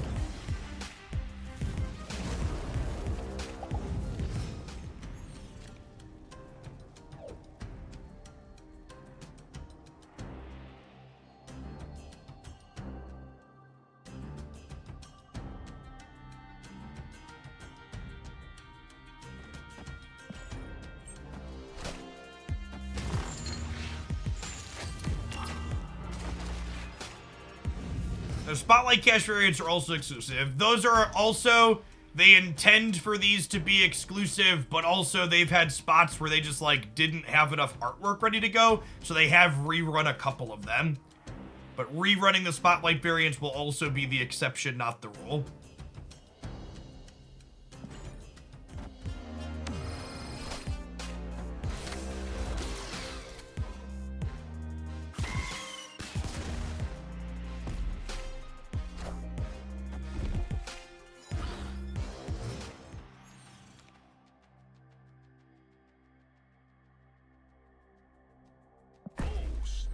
I don't think I expect them to be a Killmonger deck. I'm gonna step them. Says local man about to die to Galactus. Victory.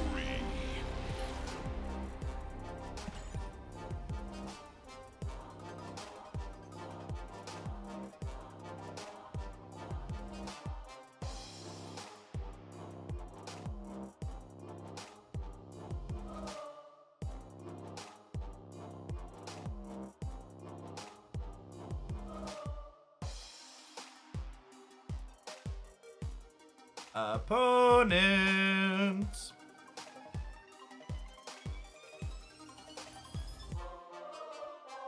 Hello?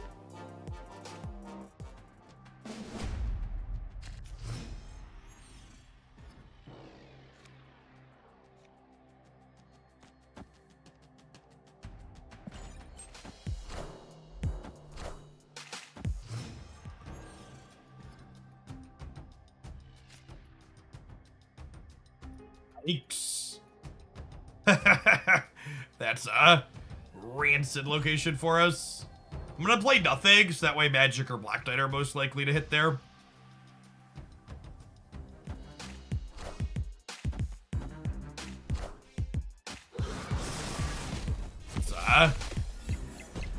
Oh, seems fair.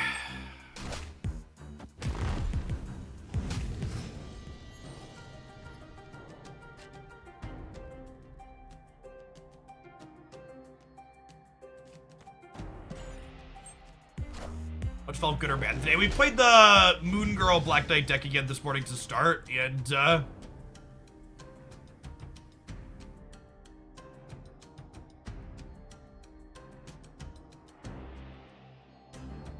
it felt reasonable again. Just in general, gamers, posting a go live notification for someone else's content in another streamer's chat is really just like one of those things I shouldn't have to say not to do, but like, don't do it in my chat.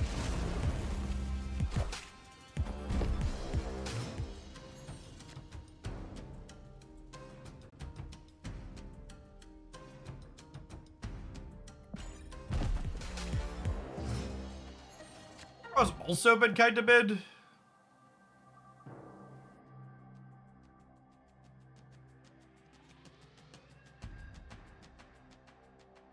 Do I just full soak again? I guess I could blade and mostly soak.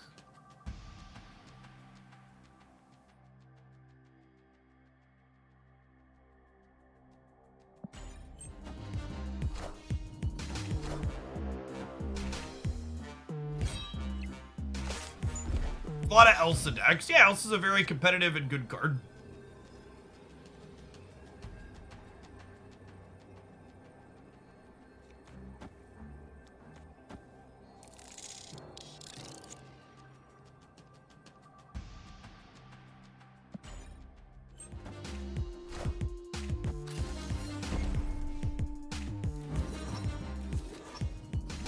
I'm soaking 3 in the middle, right? I bet we win the breaker. Yeah, sick. This was very much a neither gamer is particularly strong and we're both limping in. I don't think either of us would have won a second cube with the snap here.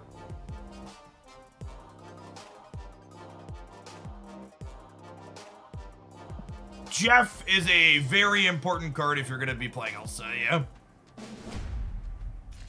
Agree.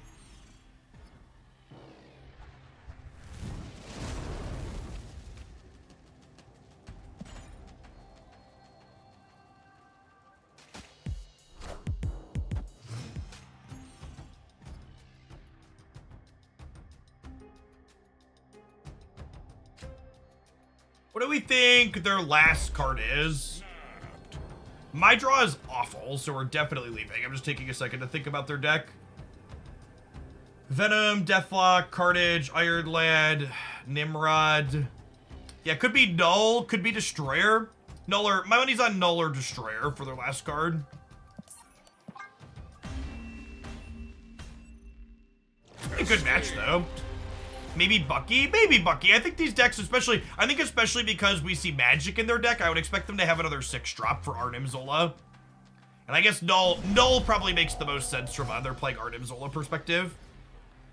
I think Galactus is pretty unlikely. My buddy's on Null. Gonna make me pick, I think.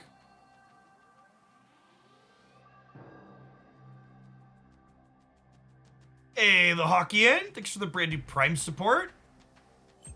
Appreciate you keeping me around.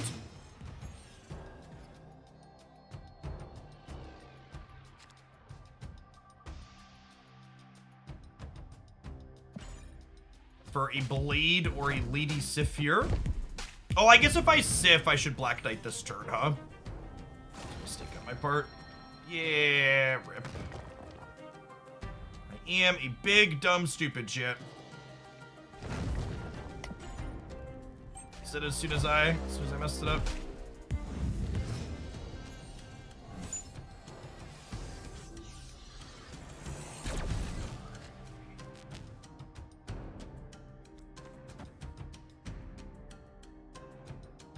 Oh, snap.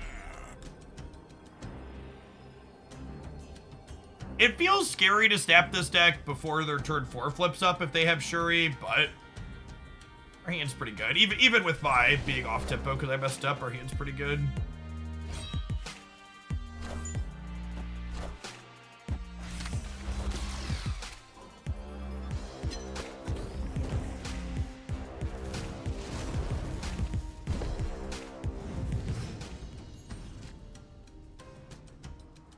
Nightcrawler was definitely the big winner from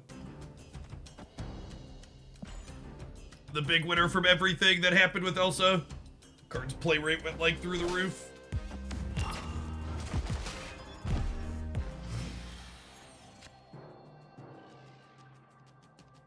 Okay, and then we just full soak here and die to a Galactus.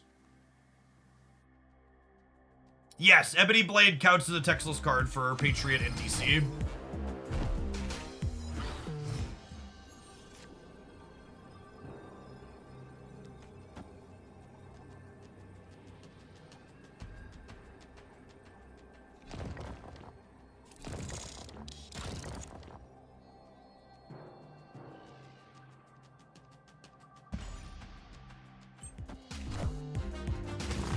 We do lose to a Zola flip here.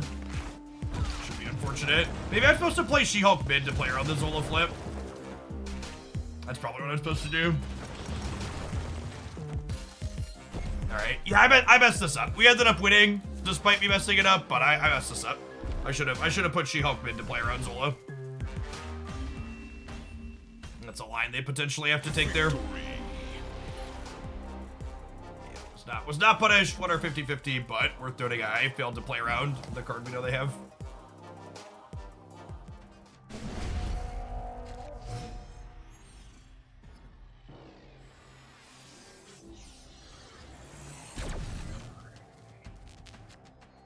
Alright, and just like that, they're all in.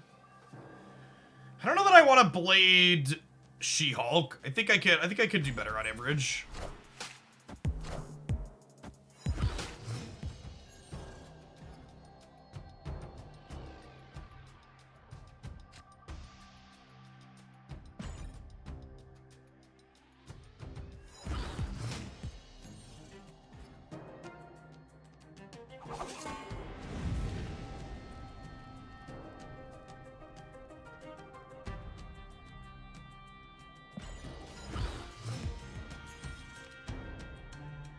Perfect.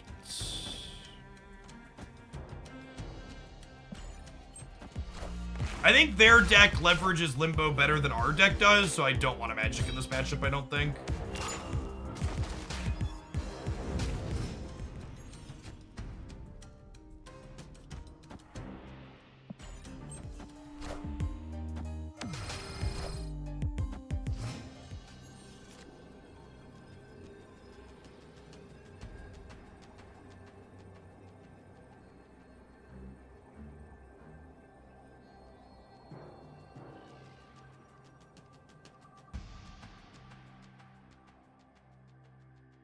Maybe I'm not supposed to blade the Shuri path. 2 destroy cards here just kind of put us in the ground, huh? We make them have it because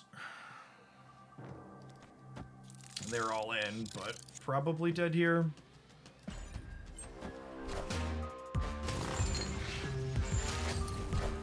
This actually loses us all 3.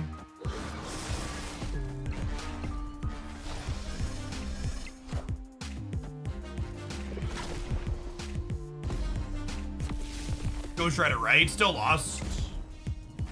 Really was left in. Left and center. But I got in triple though, I guess. I guess if I Ghost Rider right and this is Deathlock instead of Venom, I win. So that's a good take.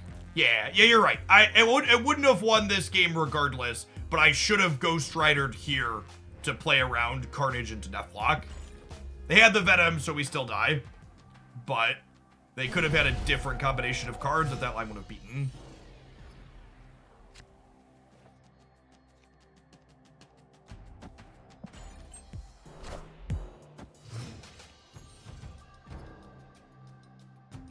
Would have gotten us more season pass experience. The real true.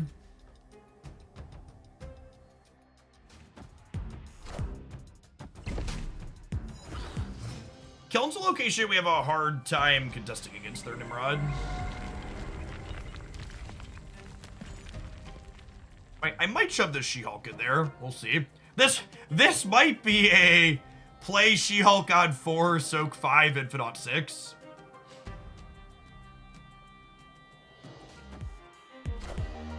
Yeah, I agree with that. I've been impressed with Sunspot She-Hulk throughout the games that we played. Felt better than I was expecting it to. And obviously this deck's not a Mobius deck, but like even though they have Mobius, we have Rogue as well.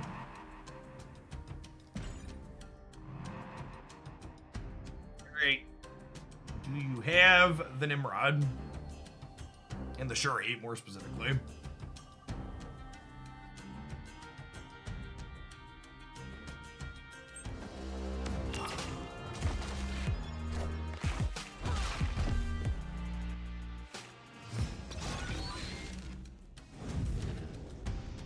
If I played Blade Center if we were skipping on 5, yes, that's a good suggestion. We could have been +2 mid.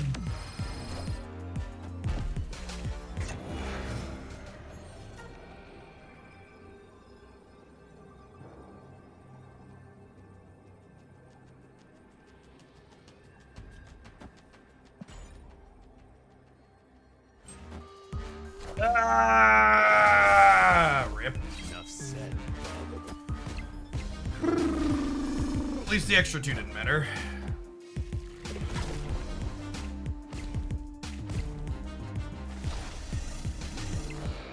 It feels like any game they have Nimrod into Shuri into Nimrod is just so hard for us.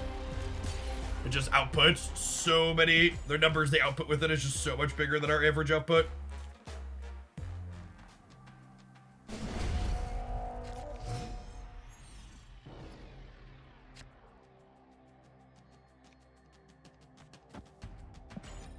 Yes, it is. This one's for all the marbles gamers. Round 8. Been a good set either way. Some good and bad flips on both sides. It's their last card. I bet their last card is Null. We were talking about that earlier.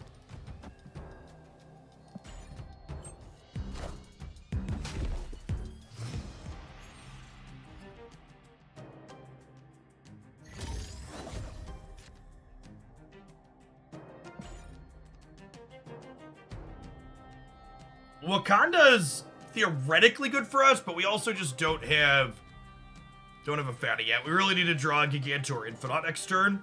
She-Hulk would also be okay, but really we want one of the big lads.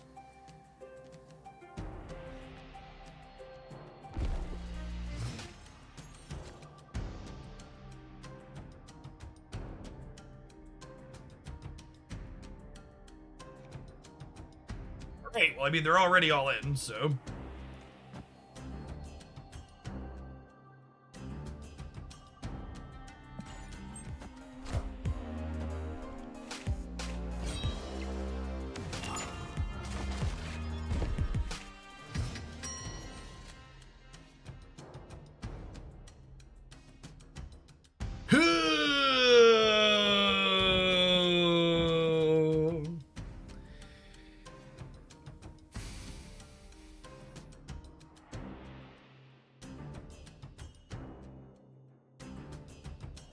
They could get locked in Grand Central without being able to blow anything up, though, too.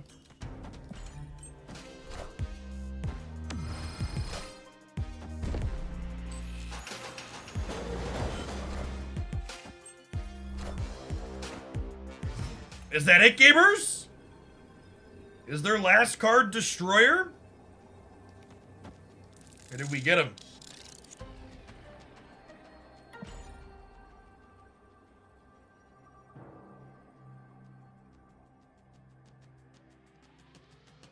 If their last card's Destroyer, they could have us here.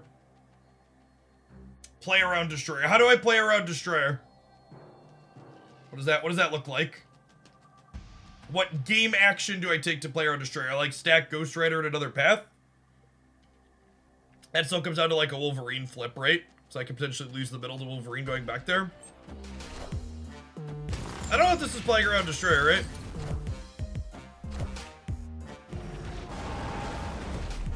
I need Wolverine to go not right. 66% to win the match. Whoo! No! No, wait, are we good? Holy shit, I forgot they hadn't triggered Ant Maze. Good God. We were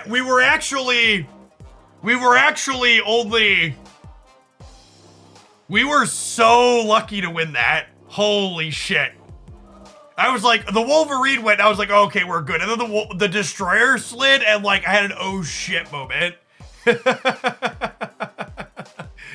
Whoo, if the Wolverine would have went here, or the Destroyer went here. Oh, but I guess if the Wolverine goes here and the Destroyer goes here, we also win that game, right?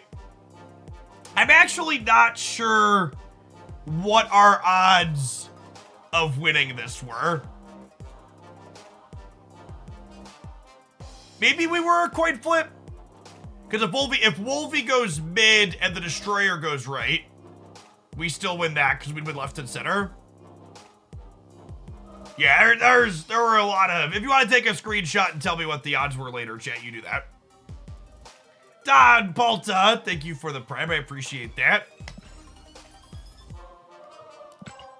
Alright, I'm kind of digging this deck. I'm not going to be in a huge rush to get through it. We have a few more viewer decks teed up after it, but this one has gotten us all the way to a gold ticket, so I think we're going to hit an advert break here, and then we're going to play this and see if we can get up to infinite when we get back. Thanks for hanging out, folks. Don't go anywhere.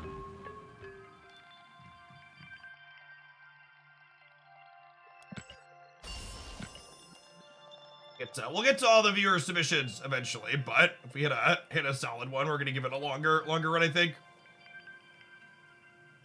Thanks to Dork Flux for the submission. Maybe I was wrong, chat. Maybe She-Hulk's fine. I definitely had forgotten how much I enjoy playing She-Hulk, but we did also just like spend a long time playing against a not Mobius deck, so a little bit biased in terms of recency. Black Knight's a super fun card. Black Knight creates a new type of discard deck. All of the other like pre-existing discard decks I have not been a fan of, where they add Black Knight to it. Like we tried playing like the MODOK discard earlier today, and it was just not good with Black Knight in addition to it.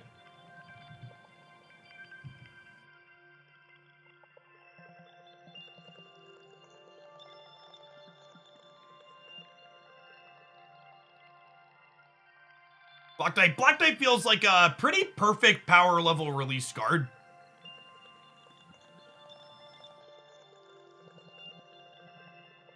It's like, got a new unique thing to do with it that feels like reasonable, but it's not like you have to have this card, it's going to be in every top deck, right? Anything with the collector Mobius discard archetype? Not in a long time. Not with Black Knight. Maybe we should try that, but I mean, I just would be surprised if collector's still good in that after it's nerfed down to 0.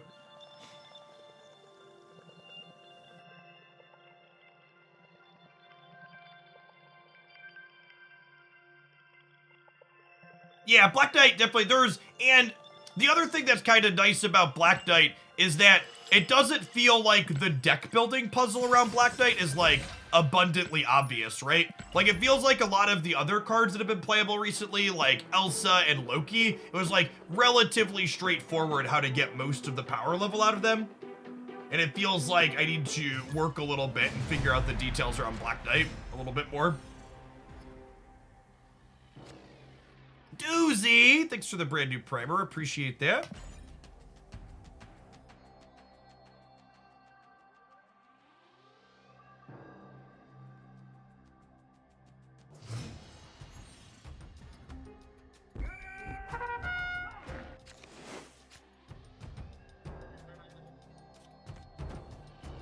Source efficient, play Zabu this turn.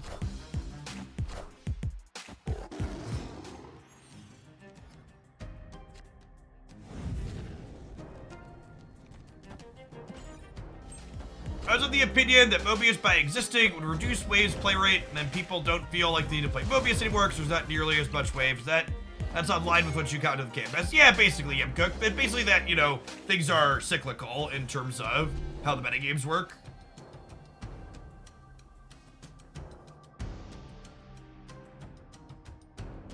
Maybe I should have been Black Knighting into the Lady Sif. I kept thinking about playing towards the Blade, but that's probably just better. I don't know if I'm realistically competing for their Angela paths. I think I'm gonna do this.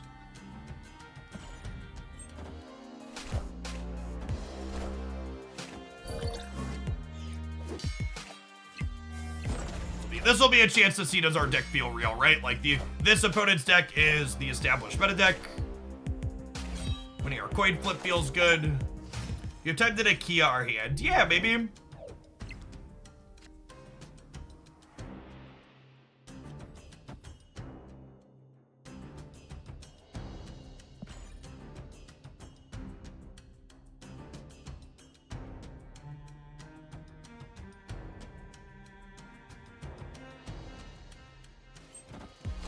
What's Zabu doing this deck? I honestly don't know. So we're doing viewer deck submissions today. Zabu could potentially be better as something else for sure. Is Zabu not working? There was a Mobius in play, so Zabu was turned off.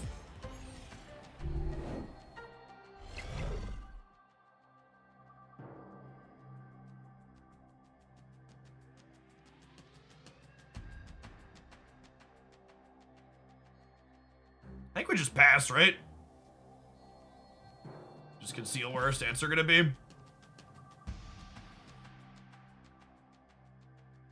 And ideally we peel a Ghost Rider next turn and we get to put just a giant mess of numbers out.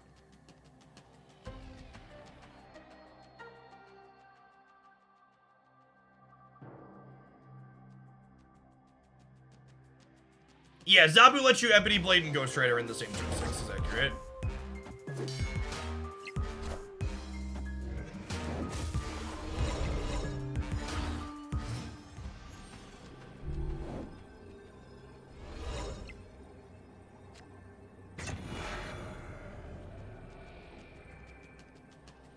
How big was that Elsa? 13?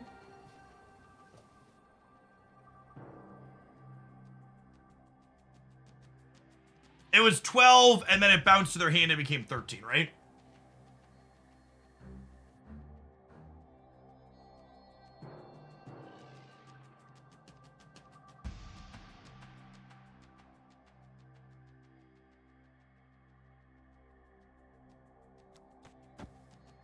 That would be 16 here up to 28.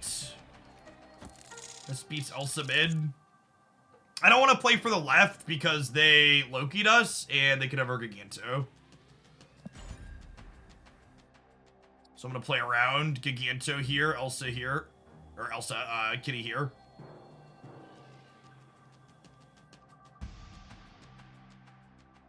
It's a shame we didn't have Sunspot early this game. We soaked up so much energy over the course of it. Card would have been close to double digits.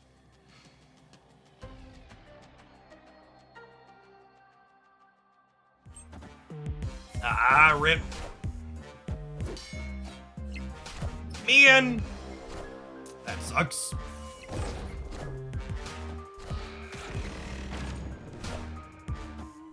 Lost Star, flip on where they're gonna play for. Poseidon, thank you for the 10 months. I appreciate that. Welcome back.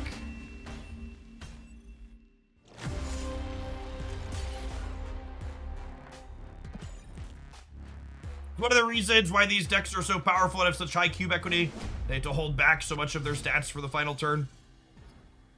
I'd like to dedicate that game to the gamer earlier who commented, was Kitty Pride over-nerfed? That one's for you, bud.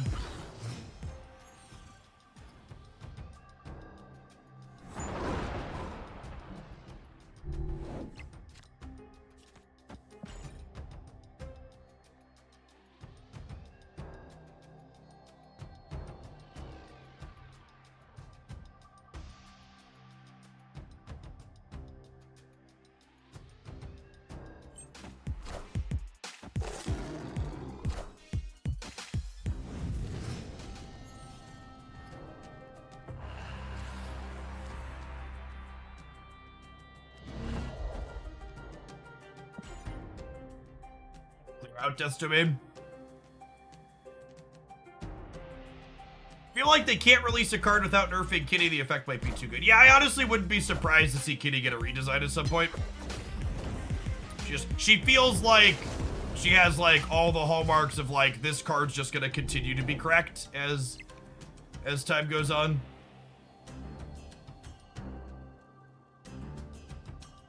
Is Domain good for us because of Ghost Rider? Maybe. It's a decent take.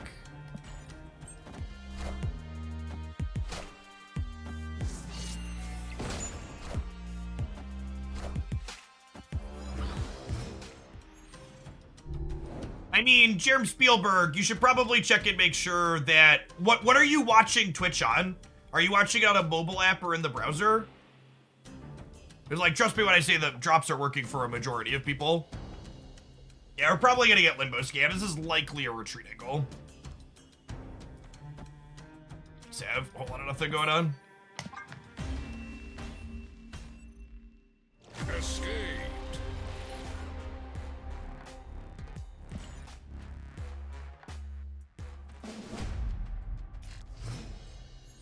You find out why you shaved the beard yet? We have a Manscaped sponsored code for the next month. We had some logos up for them yesterday on stream. They sent me a shaver I felt like trying out.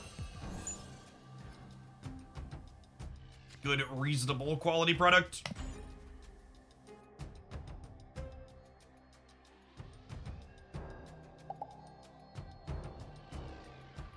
Think of Annihilus. I think Annihilus is one of the most boring cards to release in Marvel Snap in some time.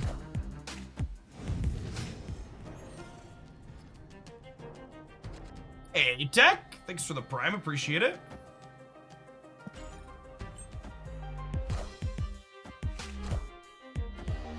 Oh, Annihilus. Oh, you're talking about the future card.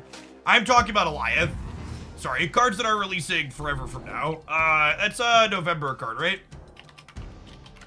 October and November card review here from a little bit ago. Check that one out.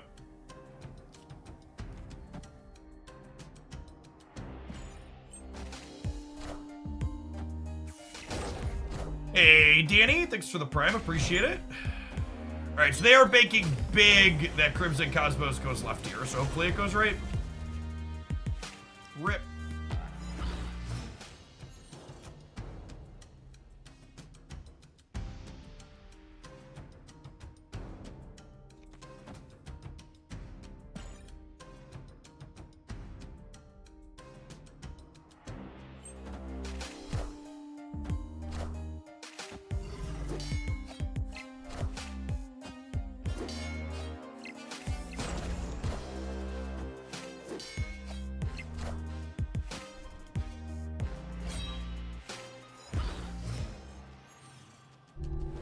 And the problem here is we just get Snow Guard scammed, right? Alright. We're gonna continue to play this match out, but I think I am kinda off this deck after playing it. It does not feel reasonable or competitive here, and this deck that our opponent's playing I think is one of the top decks right now. Kinda feels like we're getting a lesson in why Magic isn't really a top card in meta decks.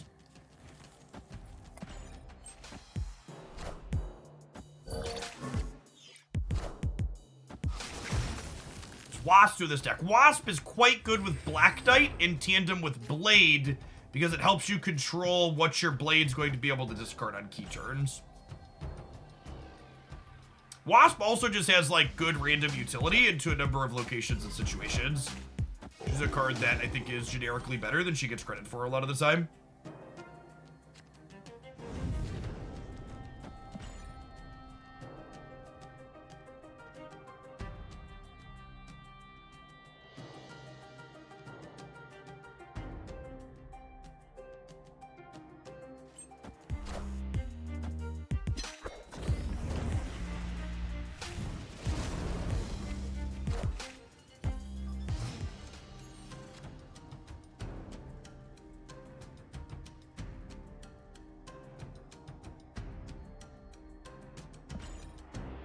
Prime Sub on your phone. If you're on Android, you can click through to this sub link in the browser. As soon as the bot wakes up, you can log in and use your Prime Sub there.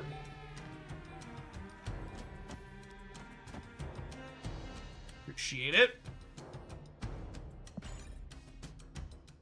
It's a coin flip to grab Mobius here.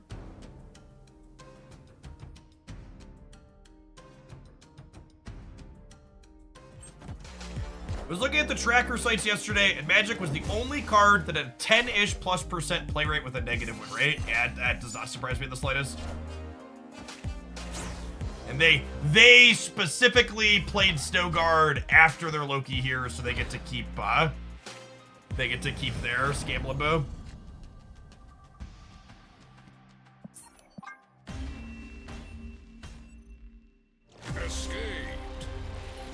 I'll be interested to see our next over-the-air update for card changes is on the 26th. And I'll be curious to see if this package of little cards all keep their numbers.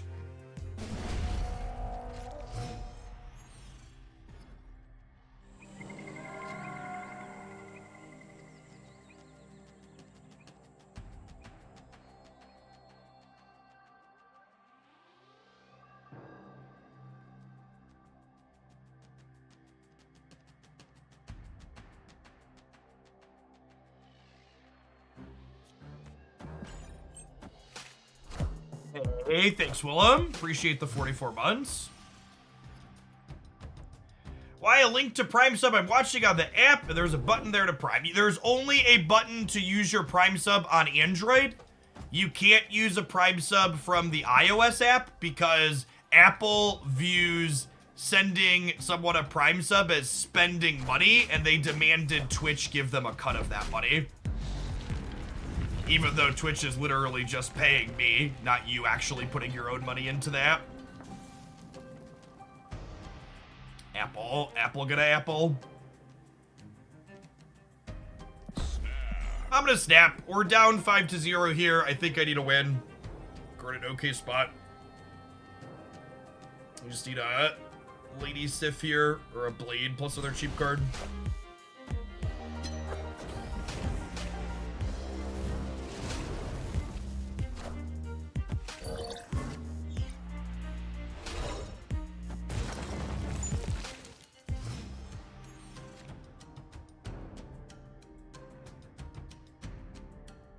I am not educated or informed on most foreign politics topics, so I generally shy away from having opinions on them on stream.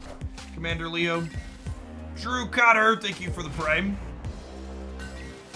There's enough going on in the United States I try and keep my head wrapped around that I just don't have the bandwidth.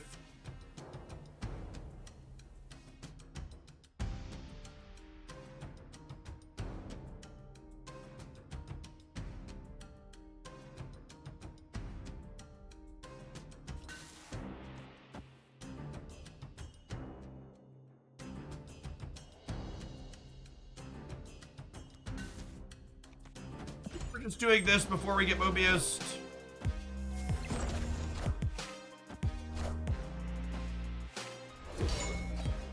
Alright, they have a free Wasp. With 3 power. They notably can't rug pull us.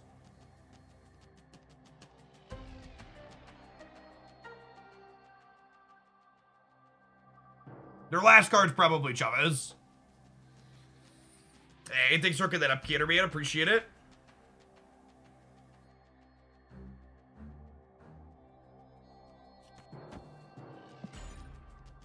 Let's do this, and then we'll top deck Lady Sif on the 50-50. And we'll be able to Lady Sif Ghost Rider Wasp.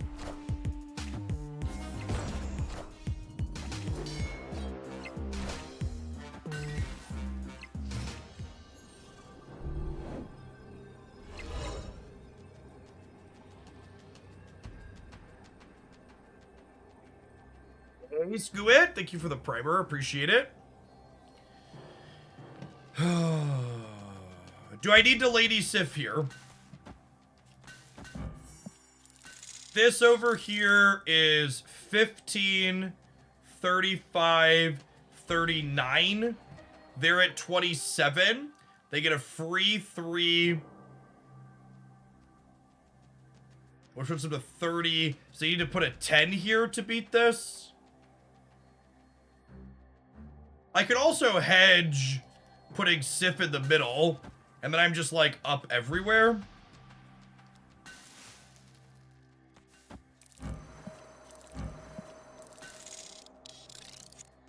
I'll do this.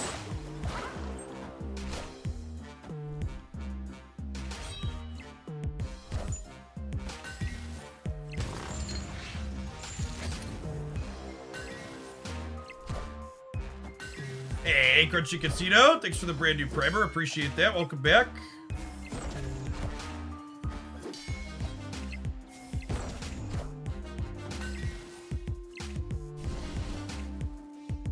Oh, man. By this much. Close game. Tie. We're up 7. They're up 3. All right, 5-5. In it to win it.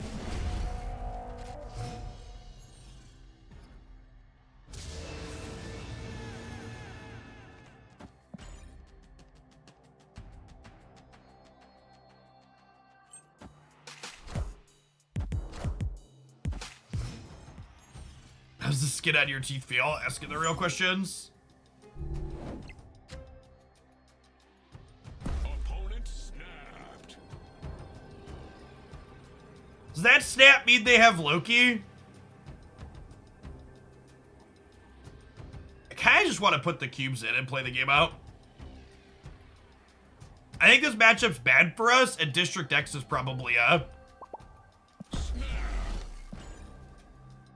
think District X is a fine chance to win the game.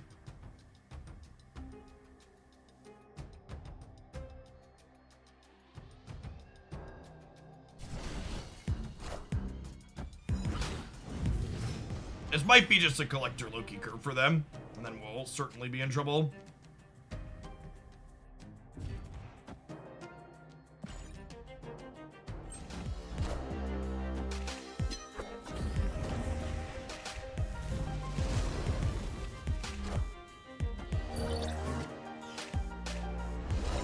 Is it a strong collector start?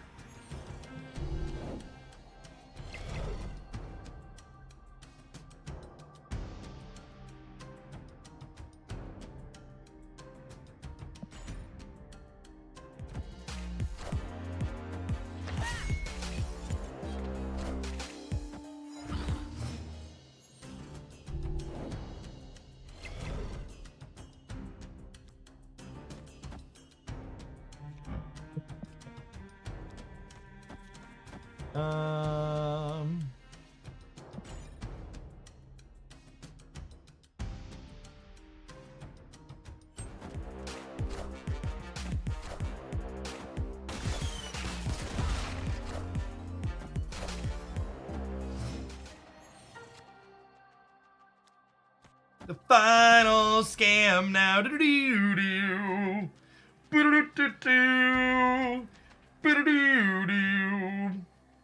Do-do-do-do-do-do-do-do-do. Rip. Rip. Wow! They got Human Torch and Ghost Spider? Are you kidding me? And I got a shitty Galactus? Oh, what a game.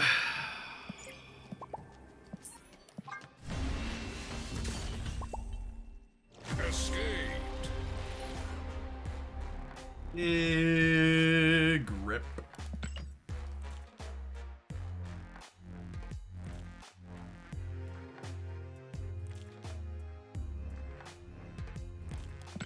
All right. Does Werewolf in theory trigger Craven because he jumps? Yeah, Werewolf will count as moving on the board. He'll trigger stuff like Craven for sure. Yeah, so the problem with Fogwell's being live is that I don't really want to play bad decks that I need boosters for in ranked, right? I wish this was like the one feature location where they applied it to Conquest. Would be nice. Yeah, Chad. If you're someone with a crippling Marvel snap addiction who spends money on the game, this is screaming deal. I'd like to suffix that statement with all of the things you can buy in Marvel Snap are bad value you're paying for pixels. But if you're someone like myself who has a hook thoroughly through your mouth, you should definitely spew on this one. I would assume that Fogwell's gym can appear like a regular location can appear in what's it called? In Conquest, but it won't be like actual features more likely would occur. Is the snap band just like not working? Let's reopen the link and start copying to my clipboard, gamers. Can't find a valid deck code. All right, I guess we'll build it by hand. That's annoying. Give what give, Snap Fan?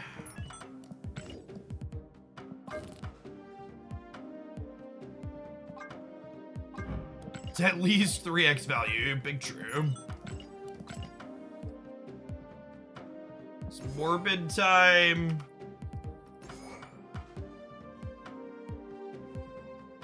Any thoughts on the last deck? I genuinely don't know if you can modify that deck to keep up with the Elsa decks.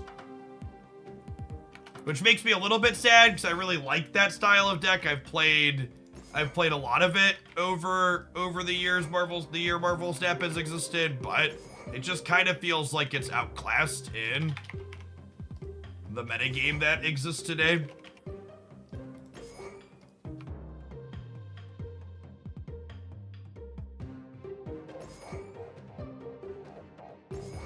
Alright, so what the heck is this doing?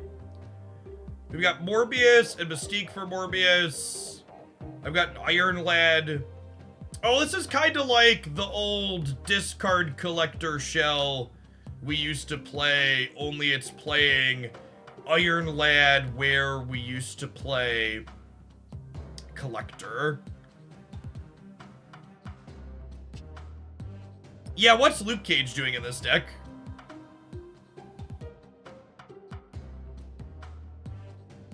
Can I swap that for Collector? I might. We literally have nothing other than Apocalypse that Luke Cage protects, right?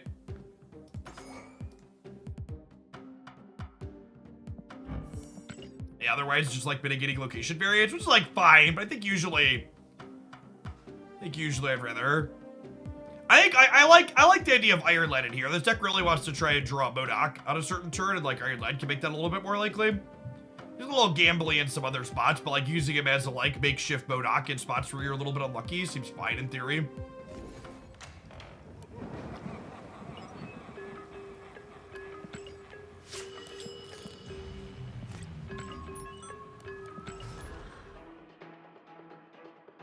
Appreciate everybody hanging out today. Awesome to have so many people in here for some drops action. Make sure you're claiming your stuff. Does it loop affect Morbius? No, Morbius doesn't get affected by Shadow King. He's ongoing. If you're someone that's new to the channel and you enjoy the vibes, make sure you tap that follow button and come back again sometime in the future. I'm here Monday through Friday during the week. Typically, I stream 9 a.m. until about 3 or 4 p.m. in the afternoons on non-drops weeks. This week, the schedule is going to be a little hectic and longer than usual since the metrics are up.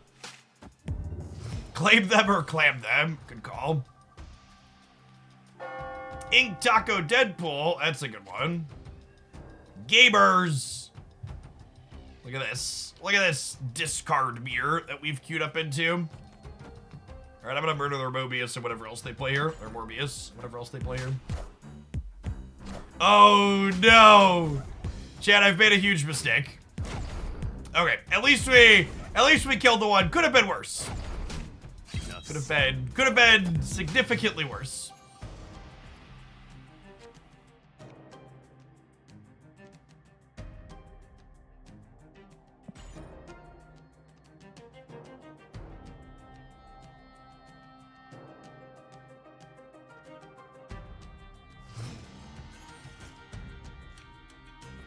Nice. Are you doing this at this point? Probably. And if I draw a MODOK next turn, Morbius goes insane.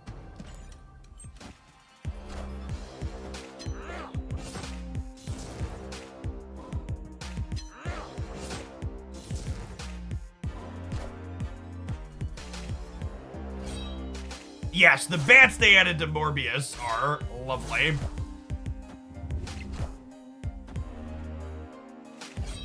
It was like 1 or 2 patches ago at this point.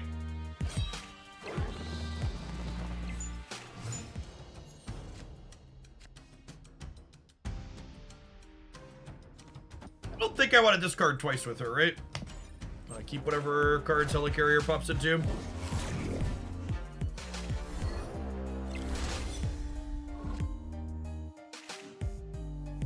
Surprised they didn't get more swarms to make their Apocalypse figure here.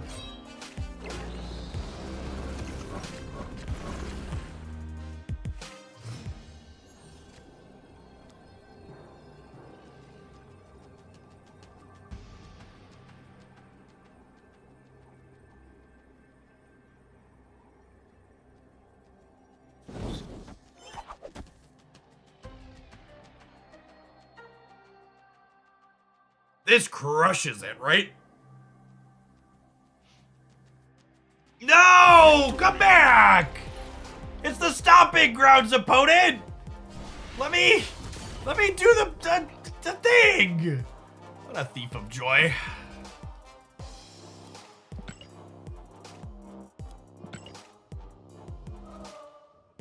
A thief of joy.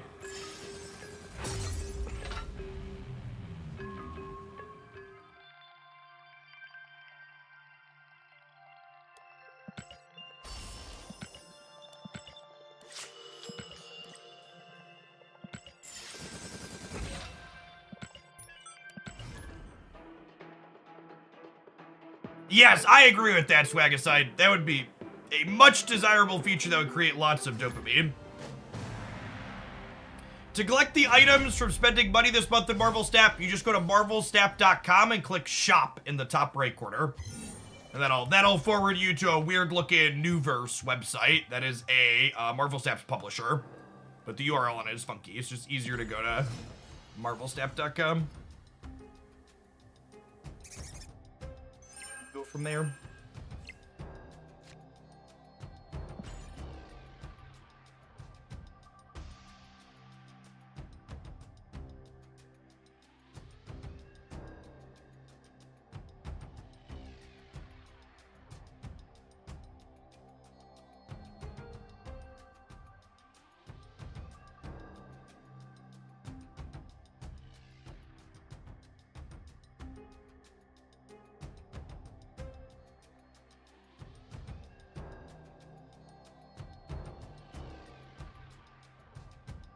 Opponent. 'Cause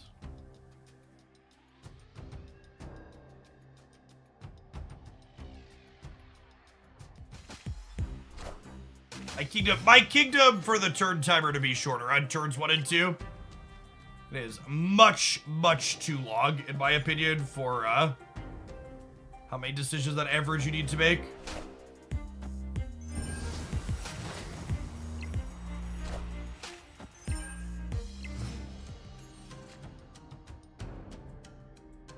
All right, I just started the thing, so I need a little bit.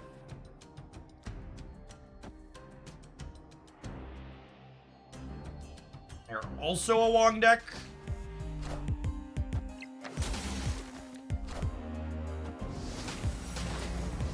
Is it worth spending $200 on the Janico Enchantress? Well, to be fair, it's not just the Janico Enchantress, right? Need a little bit more on top of that.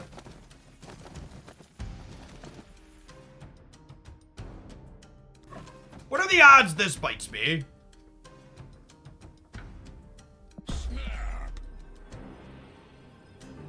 Never discard Modok here, right, chat? Not even once? 0%? It's not like there's a bunch of squirrels glittering the board either.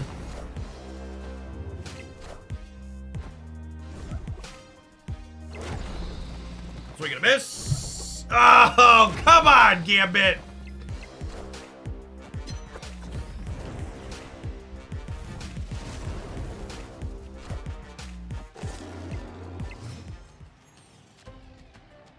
All right, gamers. Our opponent's being a little bit glacial. We're gonna pick this.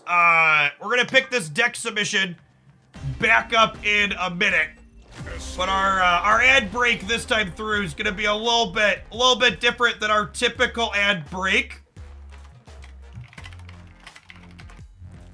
We have some sponsored lunch that just arrived. These are my favorite kind of sponsors, chat. The ones that feed me. We have a quick bounty break, so appreciate everybody hanging out. We've got a few minutes of some lovely sponsored food. This is one of Declan's favorite sponsors that we get periodically on the channel. Domino's is up on the bounty board. I can't even tell you how excited this child was. Domino's is Declan's absolutely favorite, chat, and they have stuffed cheesy bread here from Domino's. And this is with the spinach leaf on top. I'm a vegetarian, so this is the one that I get, is spinach and feta cheesy bread. That's quite delicious. I honestly think the cheesy bread's better than the pizza. Declan disagrees, so we get Declan pizza. But Christy and I both prefer the bread. And this is, Christy's got the pepperoni stuffed pizza here. And to really set the mood for this sponsored lunch break here for Domino's here shortly, they provided us with a Yum Yum song to play during the break. So this is the Domino's Yum Yum song that really hammers home the mood and the setting. Yum yum yum yum yum yum yum yum yum yum yum yum yum yum yum yum yum. They took the pepperoni, I listened to the Yum Yum song. stuffed it in the cheesy bread. They took the pepperoni, stuffed it in the cheesy bread. They took the pepperoni, stuffed it in the cheesy bread. Yummy, tasty pepperoni, stuffed inside a cheesy bread. Amazing. It's really good. It's incredible. It's almost as good as my stuffed cheesy bread, chat.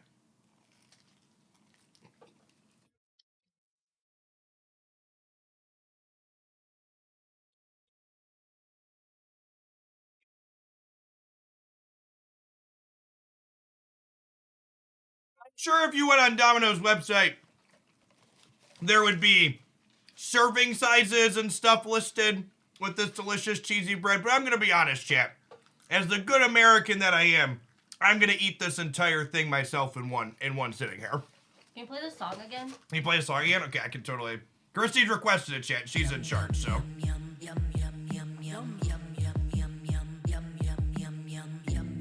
They took the pepperoni, and stuffed it in the cheesy bread. They took the pepperoni, and stuffed it in the cheesy bread. They took the pepperoni, and stuffed it in the Yum cheesy Yum Yum is not real economy. I am typically a pineapple on pizza enjoyer. Spinach and feta is a close second, though.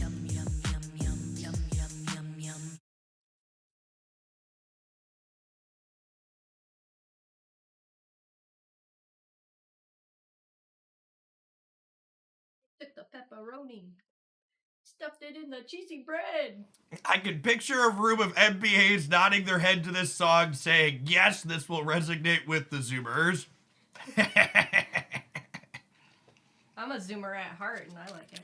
Legion does not quadruple or 8x boosters. Hot. It is hot. Hot and fresh. If people put ranch on pizza, pineapple should be allowed on pizza. I'm also a ranch enjoyer, Chad. I'm from the Midwest. I was just thinking this would be really good dipped in some ranch.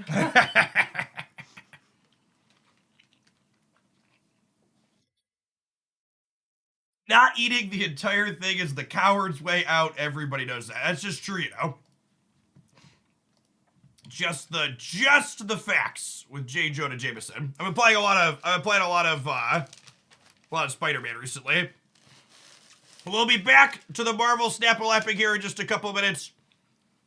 I get a little bit of a paid lunch break here. This is Domino's and their delicious cheesy bread. You can see a nice hot melty cheese off of there. Somebody asked about our favorite obscure pizza topping. I'd have to say broccoli.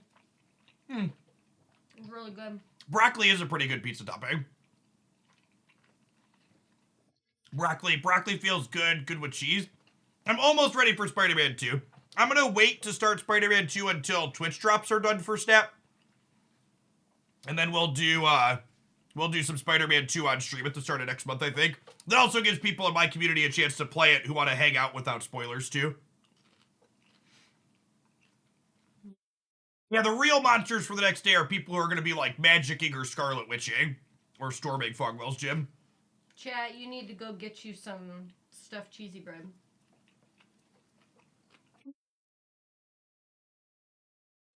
Hot. And took the pepperoni and did what with it? All right, we can run the song one more time because people seem to have forgotten.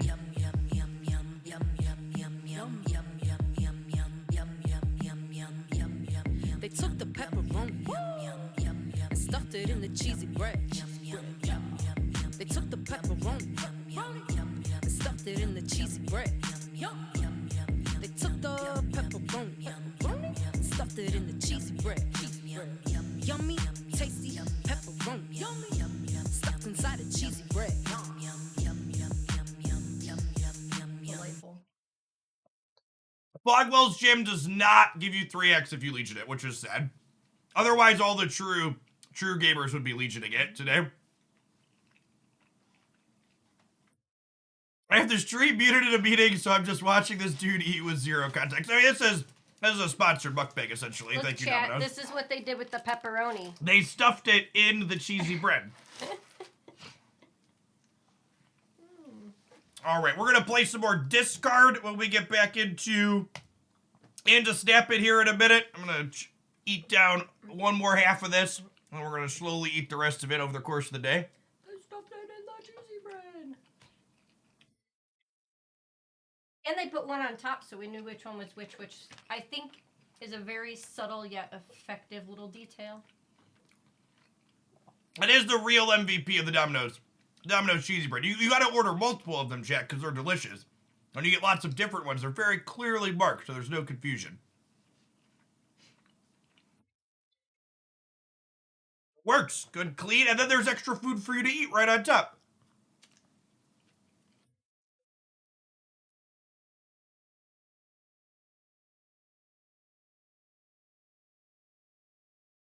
My dad bod is sponsored by... You can't tell how cheesy it is. All right, we'll tear this next one off here before we kick back on over to Snap It here right in front of everybody. Oh yeah. Look at that. That's Look at that. That's like a commercial perfect tear right there. Look at that. Look at that beautiful pull.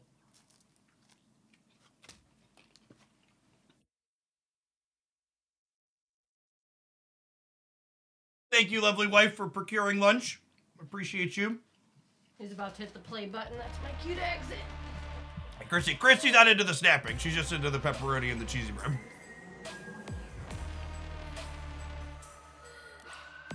Appreciate everybody that stuck through our short lunch break. Back to the Snap-a-lapping.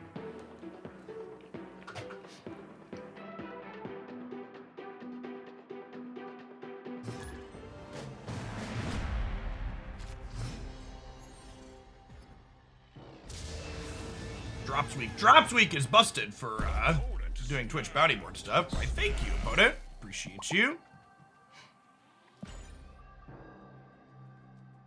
Not saying she married you for the cheesy bread, but it's probably a plus. That's true, you know. Big true.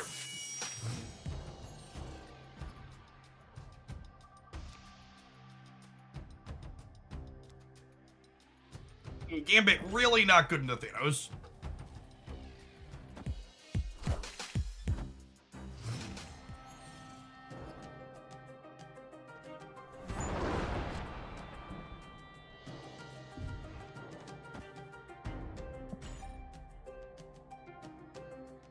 Watching a middle-aged man get paid to eat cheeseburger. I would like the record to reflect that I am hoping to live past the age of 64. So hopefully I'm not quite middle-aged yet. I think 80 sounds like a good number. We'll call 40 middle-aged.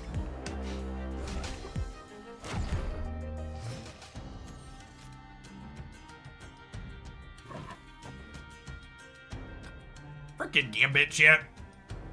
What a deck. Quintessential experience. Thank you for the primer. Appreciate that.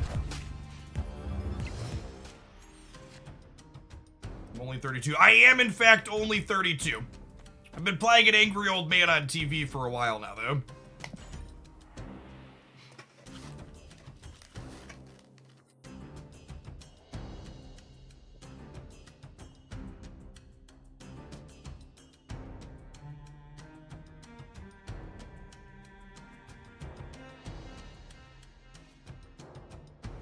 Yeah, you gotta remember, I have 3 kids, and every child adds a minimum of 5 years. And note that I say minimum, so if you feel like your children have added more than that to you, I believe you.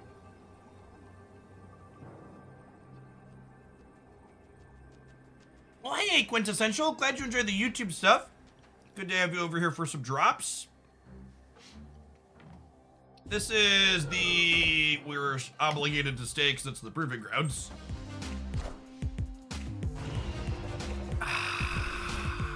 Brittany, baby.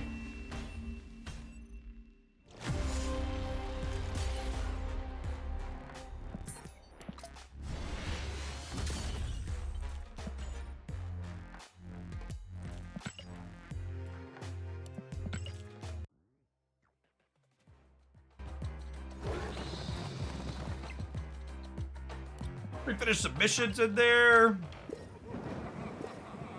Get some credits. Jeff is my drop stealer. He gives the good stuff. That's true, you know.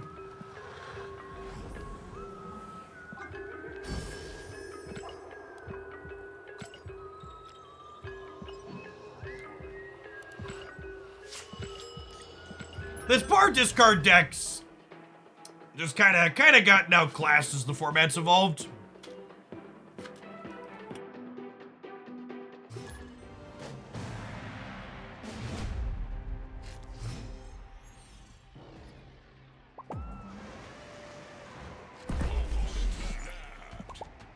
It used to consistently be one of my favorite decks I'd play every month, get a highlight with, but just had a hard time keeping up in the metagame today.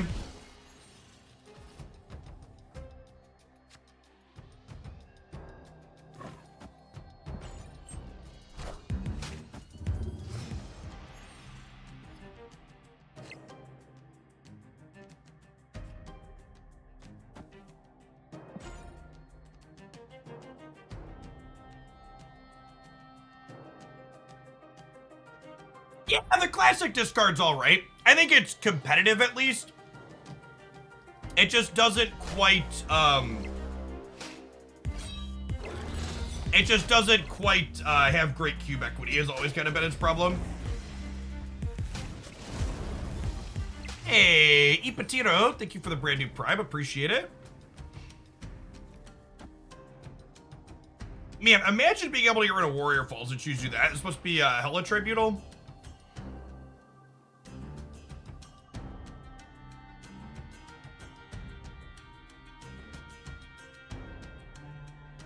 Would be my guess.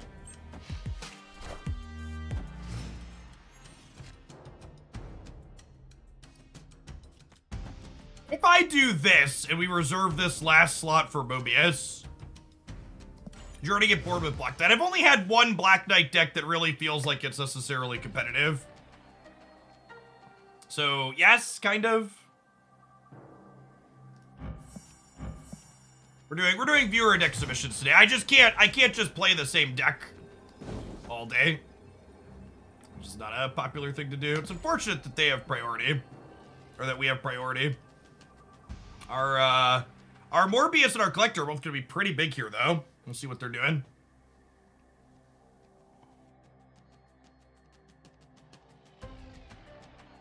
Elsa is very, very good. Definitely the thing to beat.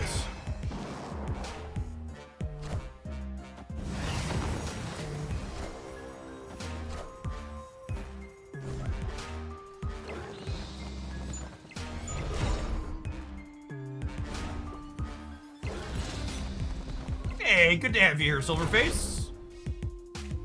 Appreciate the comment. Hope your day's going well.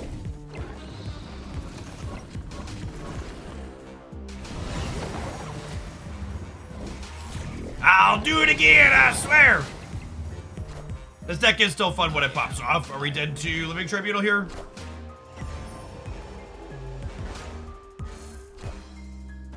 Oh! Puppy! Whew, alright. Alright. Why is the game fast forward like that? To show, to like not have animations take super long to play. It's kind of annoying though. It's funny, I remember the first time they added the fast forward feature, people kept commenting on my YouTube videos that I needed to stop fast forwarding and they wanted to watch the animations. They're just like, no, that's not something I'm editing in. That's what the game does by default. Would they have been short with Onslaught? You're right, they might have been short with Onslaught. It's probably about 20 a pop.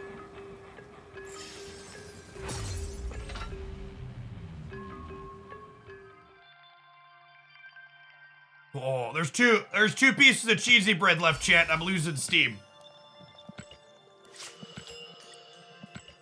I don't know that I'm gonna be able to do it. Will you be disappointed in me? Quelford, thank you for the brand new Prime. Appreciate the support. Coward, get pedaling.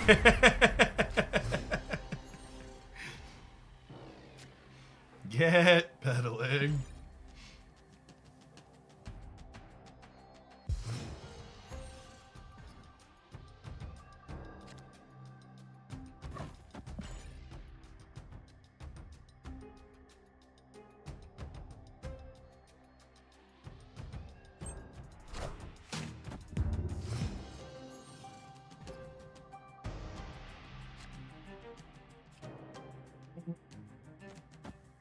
Yep.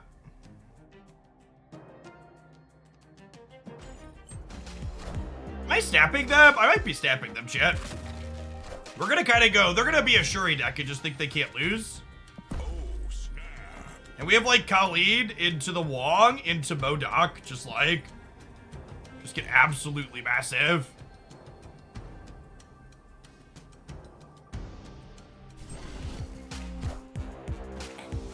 Wow, this is the second rude.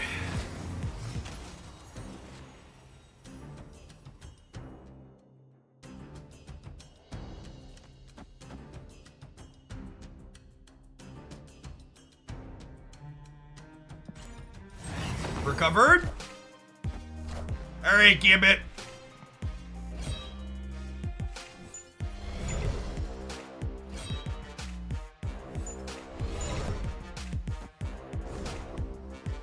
Come on, Gambit! Kill the vision!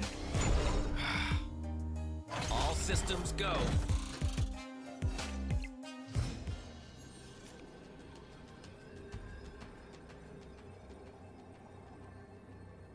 Sedge.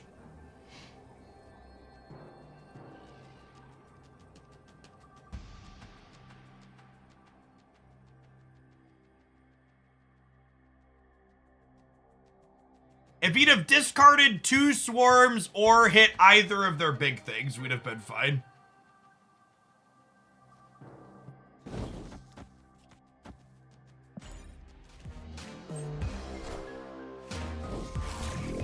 don't know if my body is ready to get Goliath here.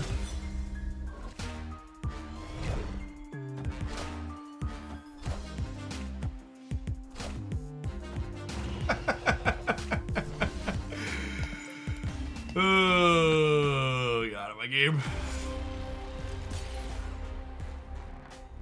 Absolute bratwurst.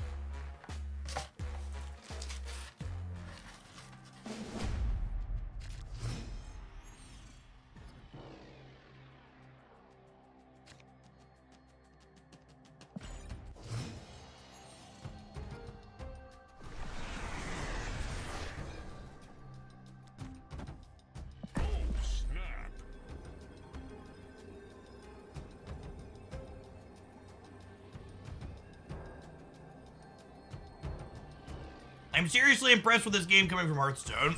Marvel Snap is the result of many, many lessons learned over many years. I don't think it would have been possible for the Second Dinner team to make this game if Hearthstone hadn't existed first.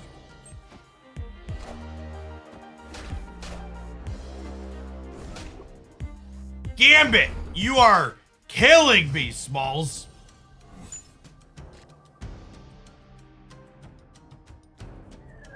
Come on, bud.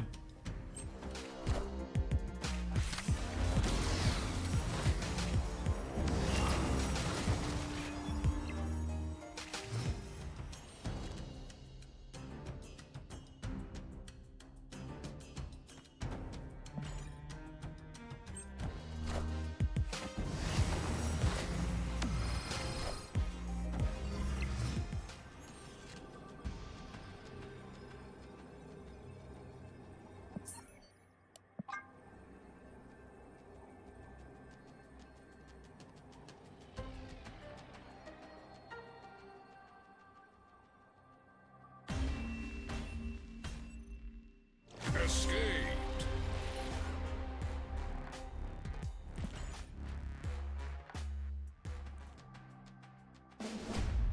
Why did Wog's VFX circle get nerfed? Ask her the real questions.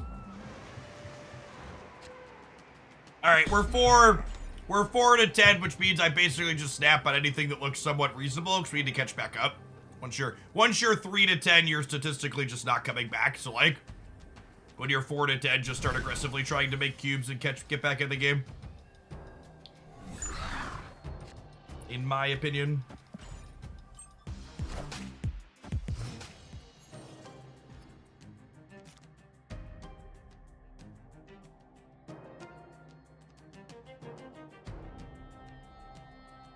What do you think about highly upgraded cards getting a boost on RNG actions? I think that sounds like some Clash Royale real actual pay to win shit.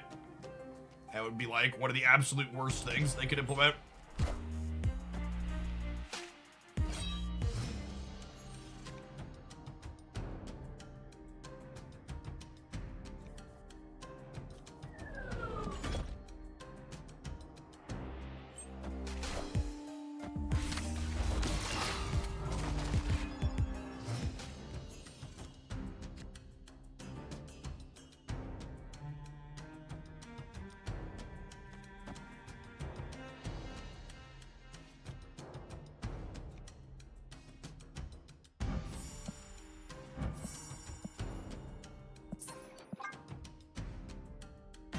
All right, for old time's sake, I'm gonna give this one more match in the Proving Grounds.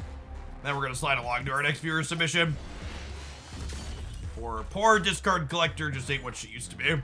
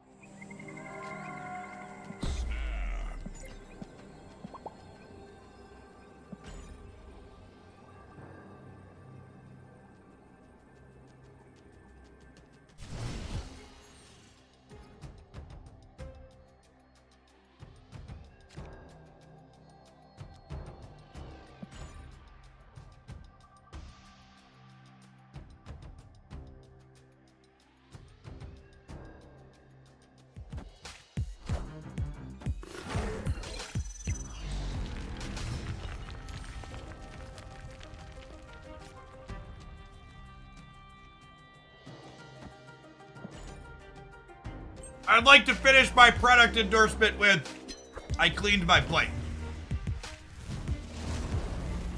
Yum, yum, yum, yum.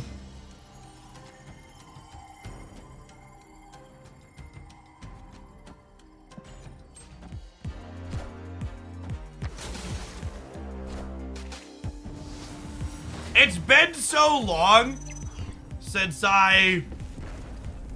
It's been so long since I've played against, Negative. I was like, Bast Magic? What deck are they playing?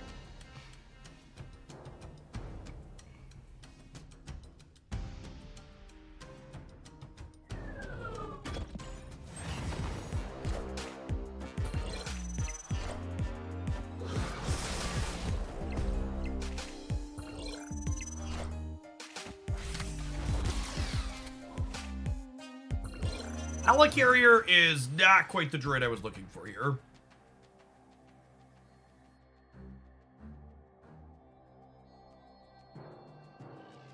Opponent snapped.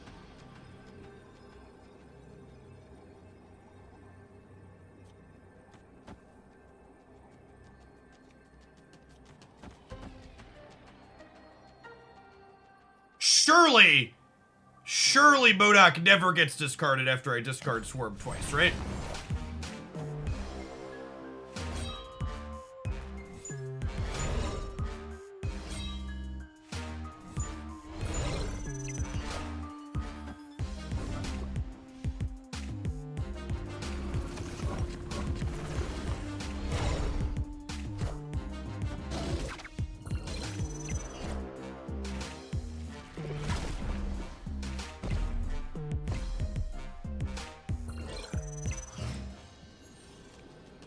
Well, punish for burning our gambit, huh?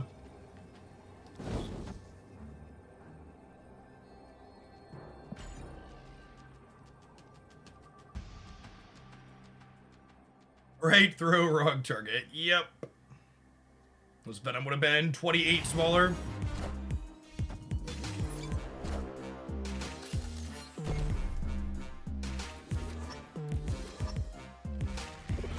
Our collector is going to grow a little bit, but not quite enough to keep up with that.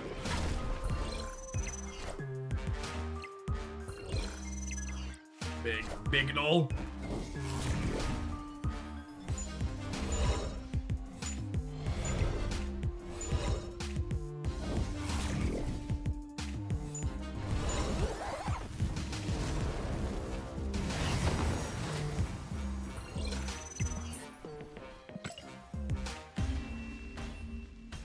Oh, it's been a second since we did, we checked on the voting status. Last I checked, good guy Human Torch was winning the vote. That's still the case. Vote Human Torch, chat. 47%. He's the winner. The variant that gets the most votes here will be awarded to everyone free of charge as a login reward. Don't let the weebs win, chat. Vote Human Torch.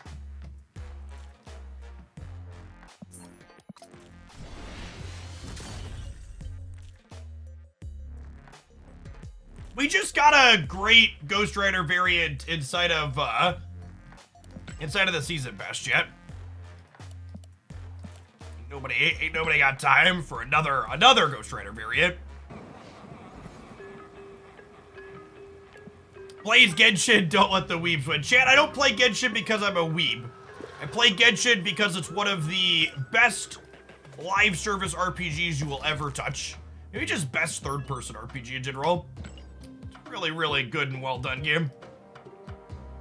All right, we have Elsa destroy Thanos.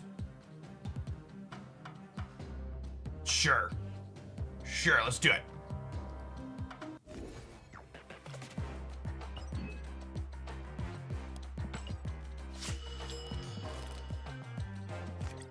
Chat, do you want to know how little anime there exists in my household?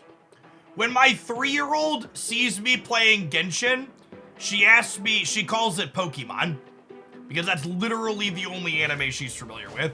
And then we'll piss off the actual weebs in chat by calling Pokemon an anime. Destiny will arrive. But Genshin is Pokemon. It is a little bit. You're not wrong. Opponent snapped.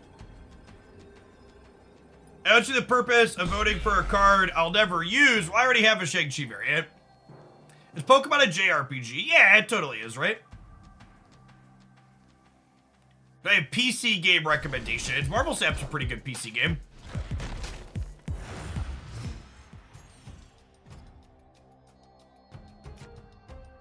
Well, that's rude.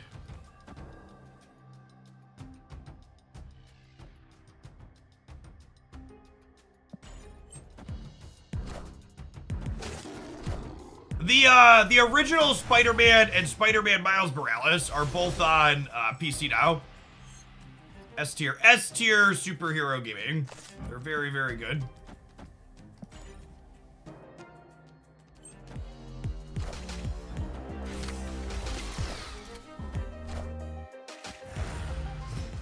Oh, yikes. We know that they have a Shadow King.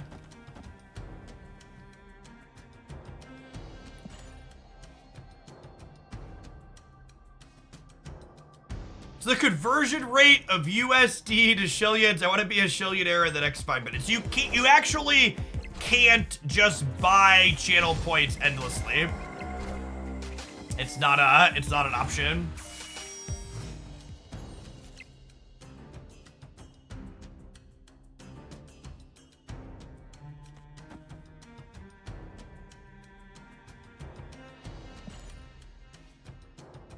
Once per month, you can gift a sub or cheer some amount of bits to get a small boost in extra shillings.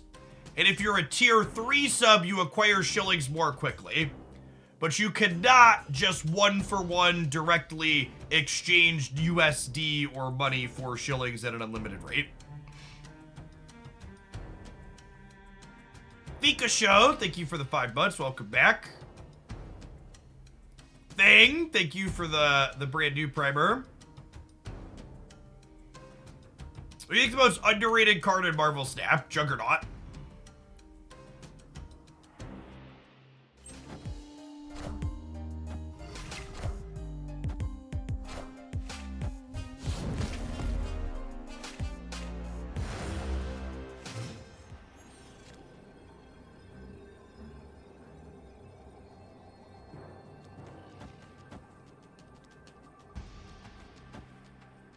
How many Shillionaires are there? Well, if you look at what it costs to redeem Shillionaire, every time we have someone redeem Shillionaire, trickle-down economics dictates that Shillionaire gets 1 point cheaper for the next person.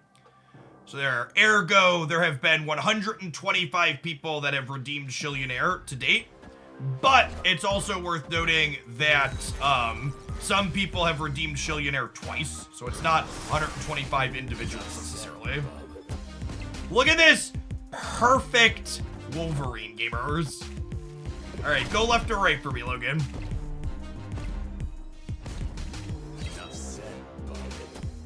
Attaboy. Attaboy. You can't keep getting away with it. Silence says they're 90% of the way to their 3rd Shillionaire, which really just proves your first Shillion really is the hardest.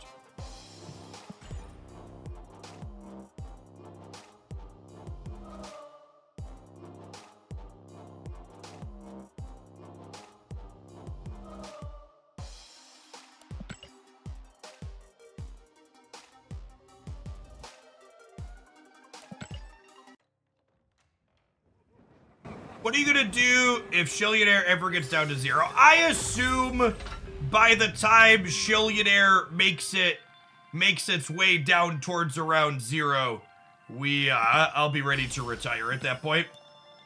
And by retire, I mean I'm a millennial living under late stage capitalism, so I mean I'll be ready to die.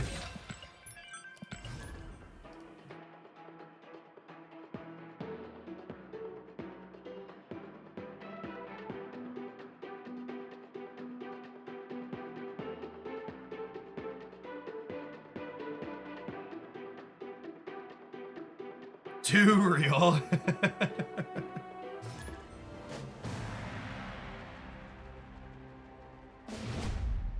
destiny will arrive. So, like, next week? I mean, you know, maybe. My wife and I probably have more retirement savings than most in the United States. We are an incredibly privileged lot in my household. Wait a minute.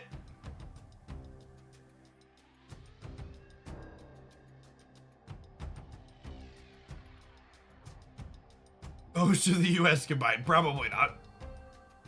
You see me Domino's for the kids. So the kids actually had a half day at school today. So they got Domino's for lunch.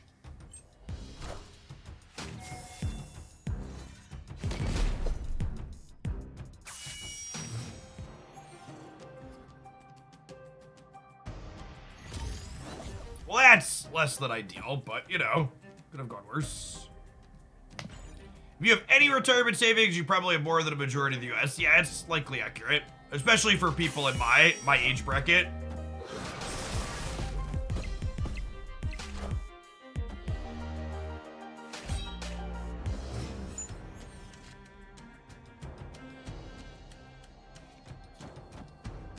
My wife and I typically max out a Roth IRA for each of us each year.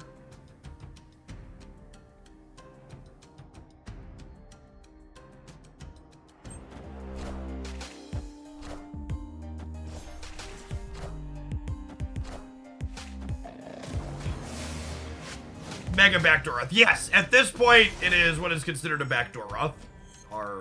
Our combined income is above what typically lets you be eligible to put money into a Roth.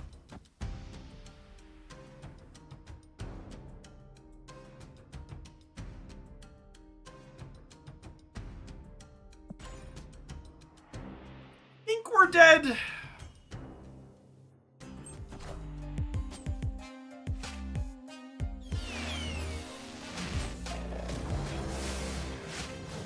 I do have the Shang-Chi, I suppose.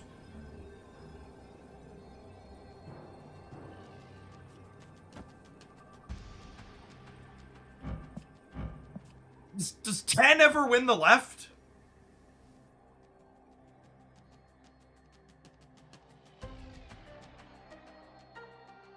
Jassy Pants, thank you for the prime. I appreciate it. 10 always wins left. Well, their Giganto already got played. Oh my god, they just didn't compete for the left, and Shang-Chi gets in the middle. Got him. Does the U.S. have any public pension plan? Nope. Social Security technically exists. Let's call it that. Social Security technically exists.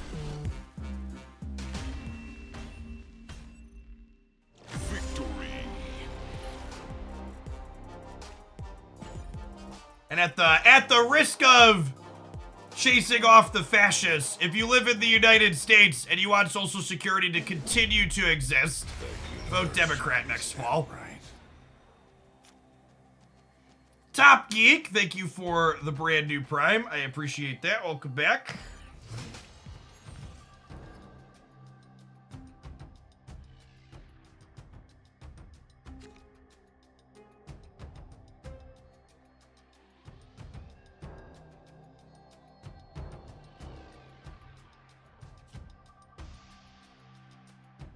Honestly, would anybody judge me if we chucked Elsa into the wood chipper here?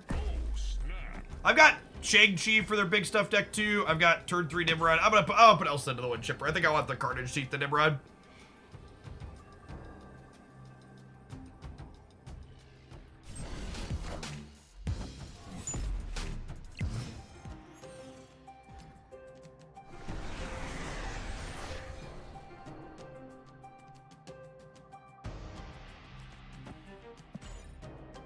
Pay to win Marvel Snap card being offered up on the altar.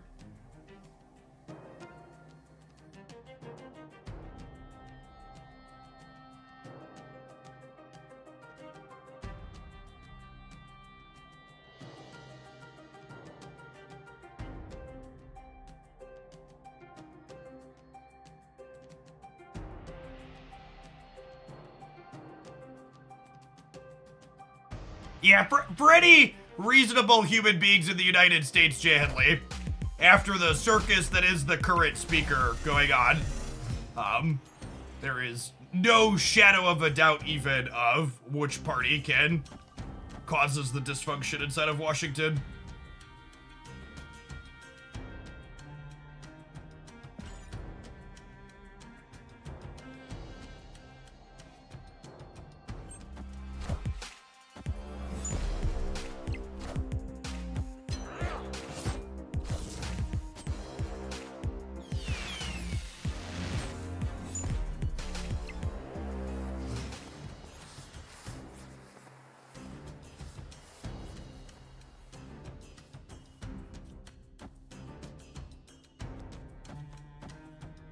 Is this great or is this terrible? I think this is great.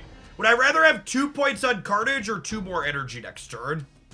Probably just 2 points on Carnage, right?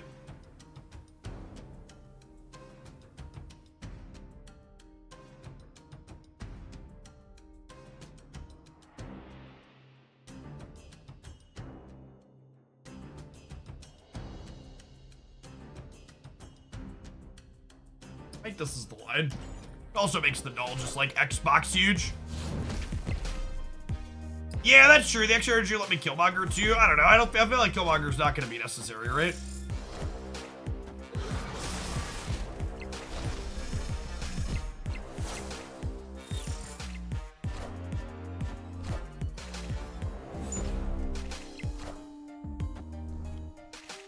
Xbox huge is a term I haven't heard in ages. Yeah. I grew up in the 2000s, gamers. I'm gonna draw Venom and wish that I had played the Blade left. Time Stone, sure. Yeah? Yeah, sign me up.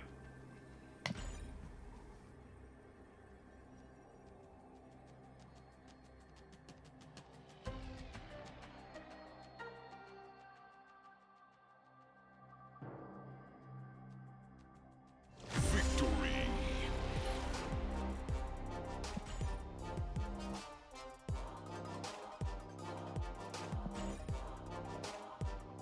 Apologies for derailing us. I'm gonna move us off of the topic of politics and retirement savings and all that jazz, because I would like to stream for a long time today, and that's not possible if I end up being pissed off, so let's move on. Move on from the sad, angry topics for the time being. Now remember, if you are a sub who supports my content, we've got a super active Discord server for not only all things Marvel Snap, but also sports, politics, food, all sorts of other stuff.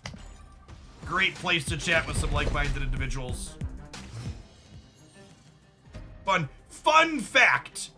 In the over 7 years that I have had a Discord server, I've had to ban more people for being gamers in the games-related channels than I've had to ban people because of the politics channel in that Discord server.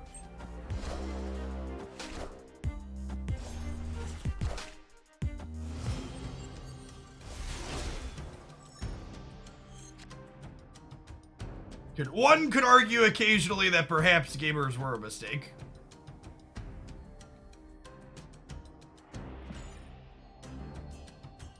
Although I also think it's, I don't think we've banned anybody since we switched to Snap for the last year. For those that are newer to my audience, like, you really gotta understand just how different Magic the Gathering players are in terms of community. It's a whole different ballgame compared to just anything else. What's going on, Sean Tier? Thanks for the 27 months. As a game developer and gamer, can confirm the gamers are mistakes.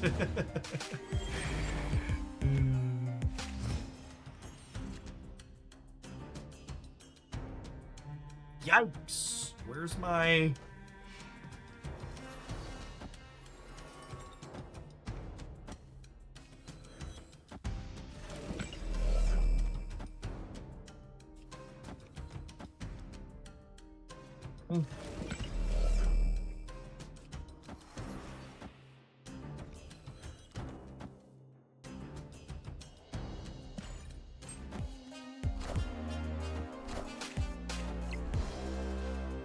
That's a great, sorry, it's a very limp round for both of these decks. Agreed.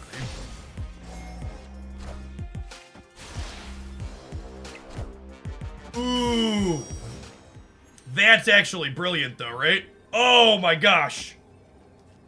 What a photo finish here, huh?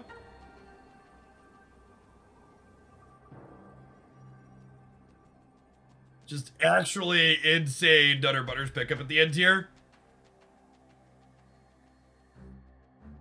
You think they stay if I boomer step them? No way, their hand's too bad, right? They have Dracula mid and they're ahead here. Oh, snap.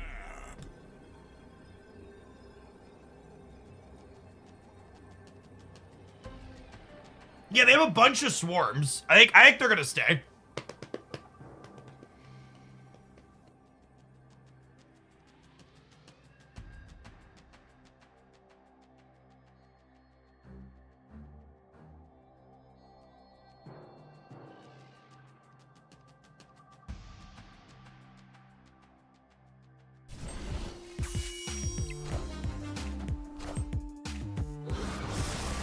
Well, they didn't play for the center at all, huh? I guess there's a world where 15 loses the right, even -9, depending on what they roll into here.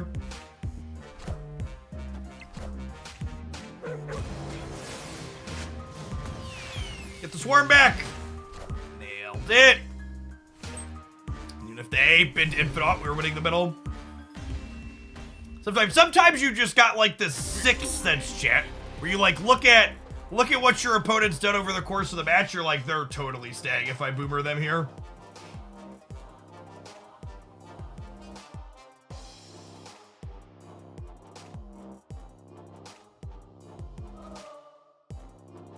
Almost 60,000 people watching Marvel Snap in the category right now. It's pretty sweet. I was genuinely curious to see what viewer counts were going to be like for the second round of drops. So the first time it was really novel, right? It's sweet to see it. I think there's definitely a point where they do them too frequently. I think like I could probably justify doing them what? Hopefully like once a quarter or so, I think would be nice. What do you think's what's that? I don't know what the too much line is. Something tells me once a month is probably too much.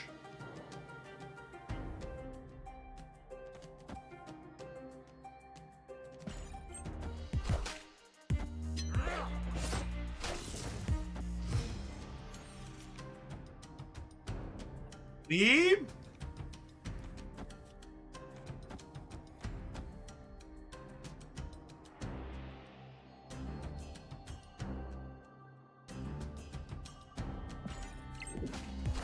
I think Genshin do them every update. Yeah, Genshin does them every 6 weeks, I believe now.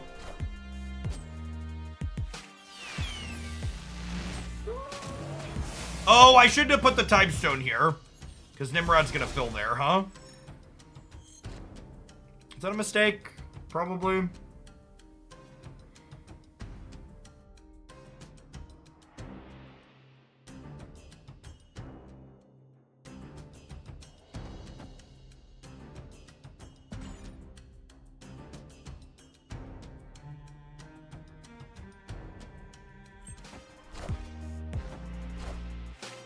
It seems like fairly cheap marketing. Well, for the sake of clarity, I'm pretty sure you have to pay Twitch to do Twitch drops.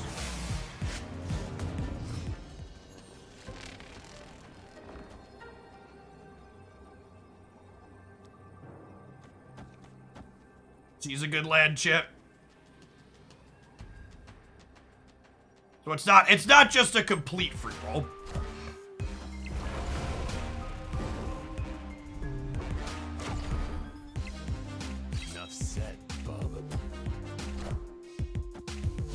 Oh my god, does that cost us? That cost us the game, right?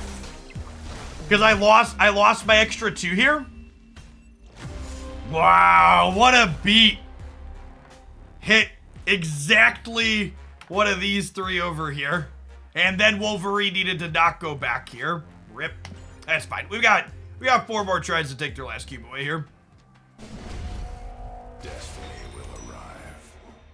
Yeah, Gambit has been solidly not on our team today. Both when our opponents played it and when we've played it, it's not gone well for us.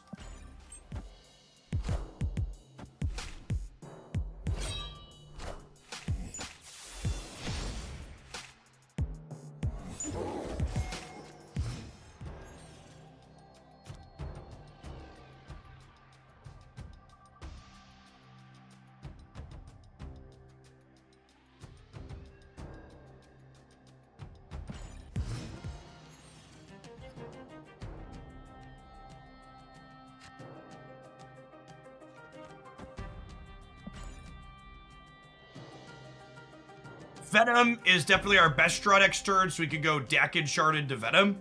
But honestly, with the Valley of the Hand tier, if we don't draw Venom, I'm gonna Carnage the middle.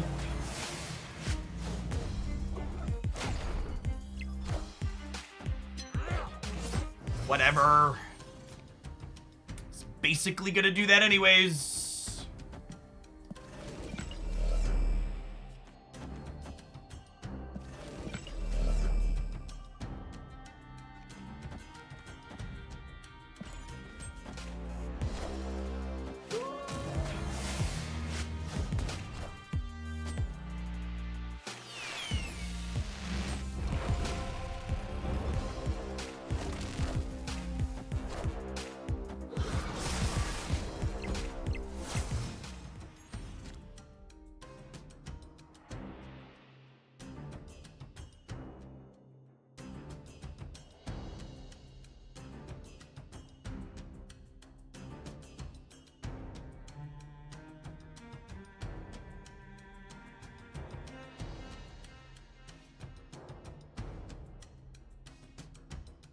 I'm gonna get a monster and a reality stone here and a thing. Just like put death here and then Shang them here next turn.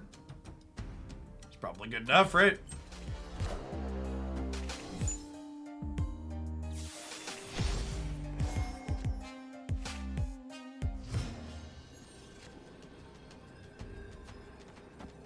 I don't know if my body is ready to lose to their copy of Giganto here, but that's where we're at.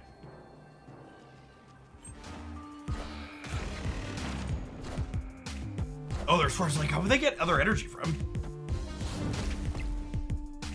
Alright, it's not quite a comeback yet. We're still slugging along.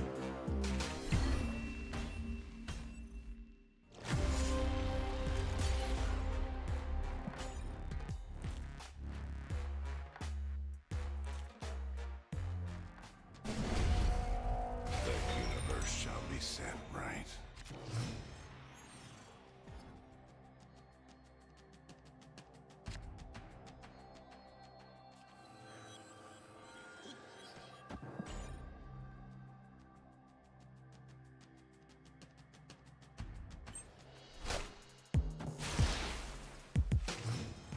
Honestly, for the anniversary, if they could have done it without needing a patch, I kind of wish they would have, just, like, cranked Fogwell's gym up to, like, 100%. It's just one of your 3 locations every day. Every game for a day. Obviously, we wouldn't want every feature location to be that, but this one's basically just a runes that gives you a bonus, so it seems like it's kind of a free roll. Would have made people happy to see it happen.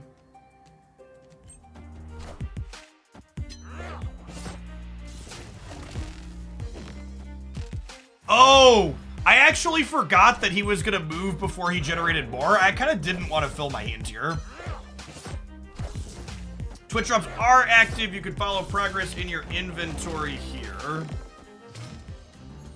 Make sure your accounts get linked up.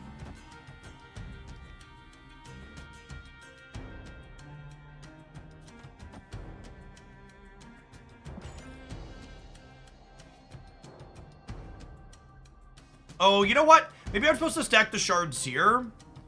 So that way, if we draw Carnage or Venom, really want to draw Killmonger, obviously, next turn. I would settle for a Carnage or a Venom.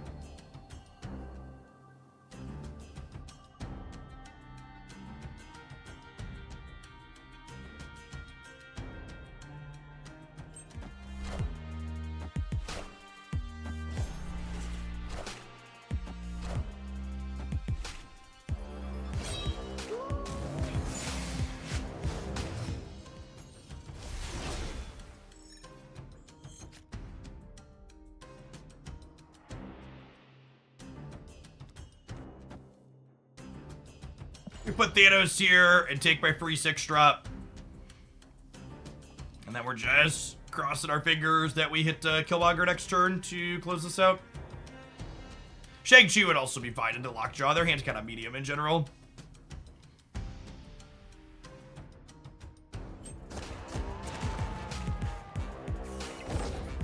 We want a priority for that, so it actually doesn't matter. Wait, what? You psychopath. Mother of God.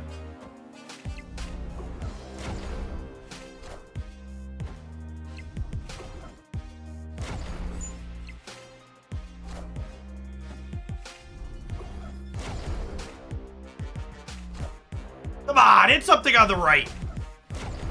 Thanks. Appreciate you.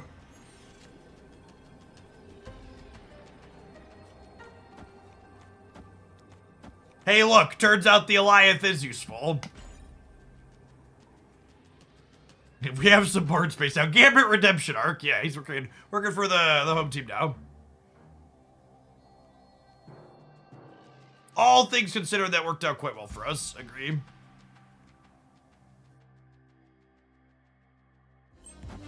This archetype's pretty fine.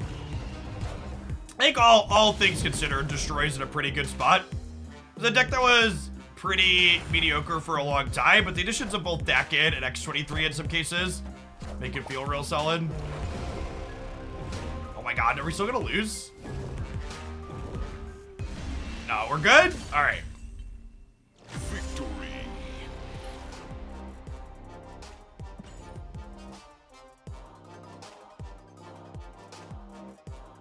Chat, when was last OTA patch and when/what is the next one? So the next OTA is on Thursday, October 26th, and the next patch is a spooky patch on Tuesday the 31st.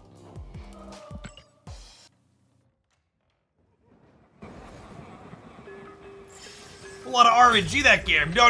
Marvel Snap is a low variance, high skill game. I assure you.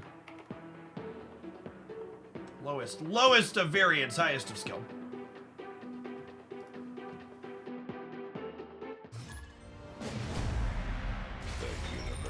Yeah, we're going back to patches not happening at the start of the season, which is sad. I really like the last 3 months of patches happening right when the season started. I thought that was great.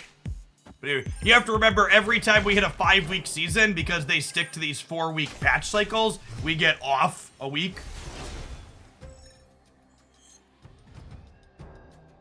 Am I doing any special stuff for Halloween? Maybe. I assume you mean on the stream. I'm definitely taking my kids out on Halloween. I do have a relatively deep costume closet. We'll probably cook something up.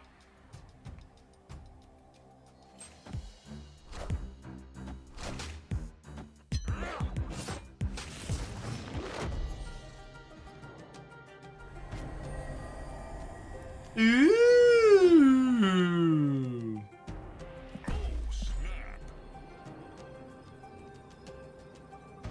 Why can't every season be 4 or 5 weeks? I assume they want the seasons to loosely align with each month of the year. It's why they don't just do 13 4-week seasons. I think some of the people would also probably complain if there was a 13th season pass to buy in a year. Not that I think that would be a big deal.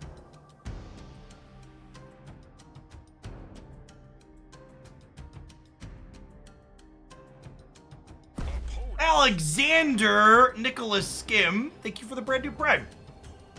There's a lot of great people on Twitch. You can send that to every month. Thanks for sending it this way this month. Joke's on them. People are going to complain anyways. Let's sure you know. Hopefully they play their Darkhawk out before the last turn so we can shang him to hell and back. Enough said, bub.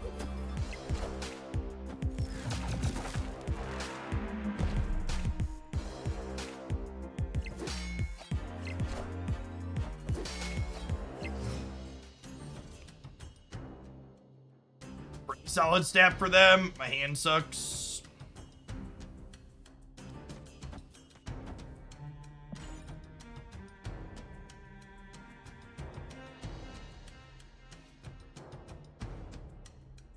think I'm just doing this into playing a 6-drop, but there's also a real chance that we're retreating here.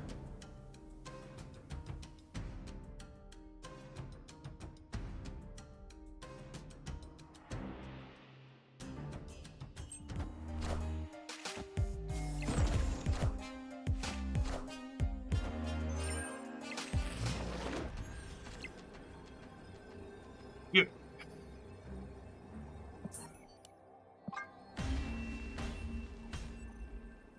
Escaped. 4-hour drop unlocked! Sounds great. Alright, I'm kind of liking this deck and I want to play some more of it, but it's almost time to run ads anyways, and I kind of need to run to the bathroom.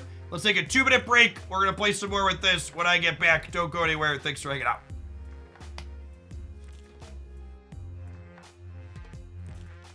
Fill my water bottle too for the long stream.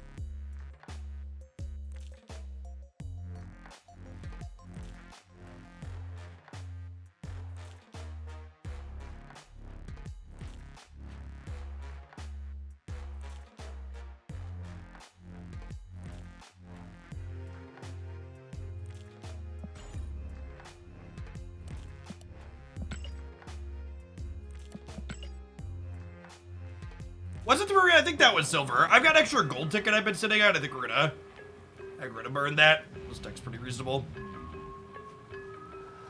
Hey, thanks for the quarter of a year, Unbreakable. Welcome back. Why is Chair one of the strongest Marvel Snap cards? Certainly one of the strongest Marvel Snap streamers.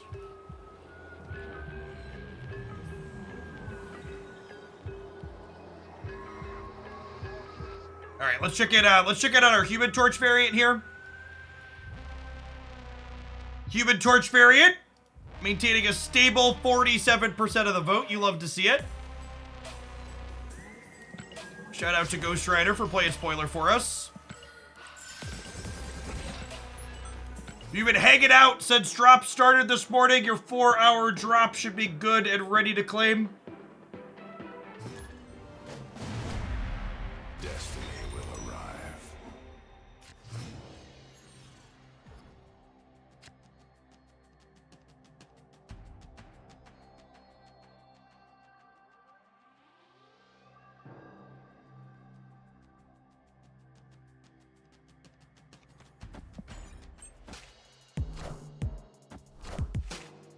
There is a chance for Torch to take it. Torch is currently leading.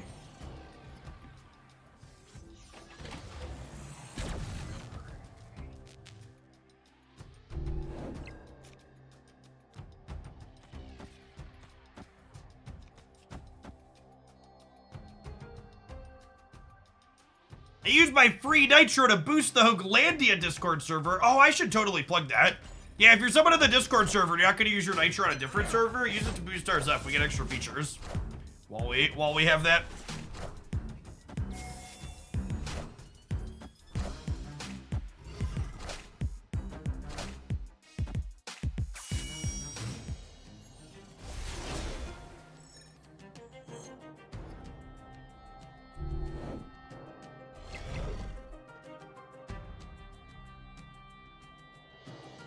That's interesting. Are you watching on PC or... Are you watching on PC or the mobile app? You said you haven't gotten any drops yet? Snap before we clear this off and get a cheap death. Laptop? Yeah, it should be going then.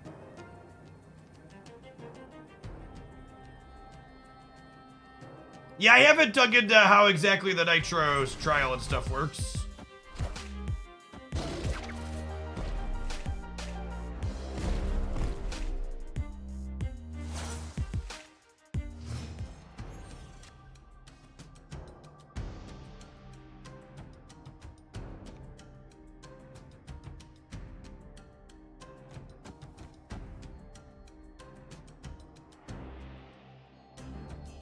We'll have Soulstone in our deck if we want to power up Thanos.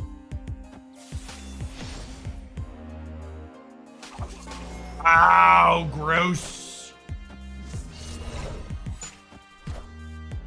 That is incredibly unfortunate.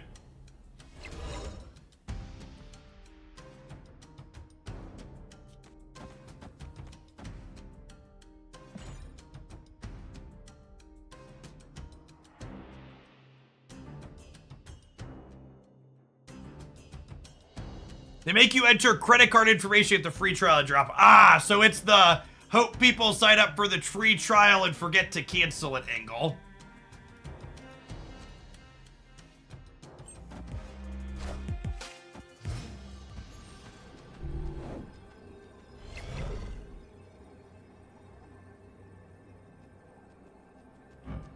Two, 3, 4, 5, 6. 12, 15 only here. It's probably an L. I think we bounce.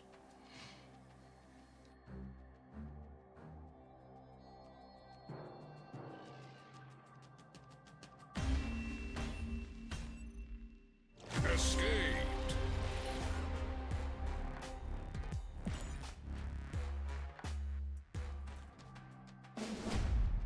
Destiny will arrive. I mean, I don't think, what's it called, is gonna, like, steal your credit card information. You're right that it's very typical for trials to ask for that.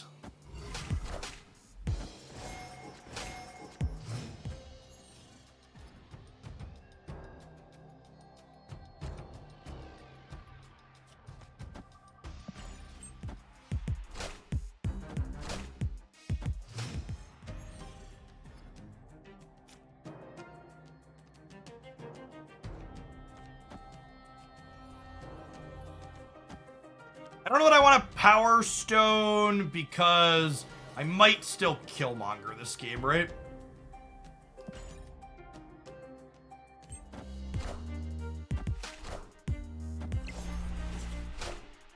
And then the 5th energy next turn. Let's me go. Bucky into Venom over here. It means my Bucky can't be in DC, but I think that's fine. I think that's fine. Is it fine, chat? Do I do this and kill their Quinjet? I don't want my Venom to get indigestion, right? This is probably ideal.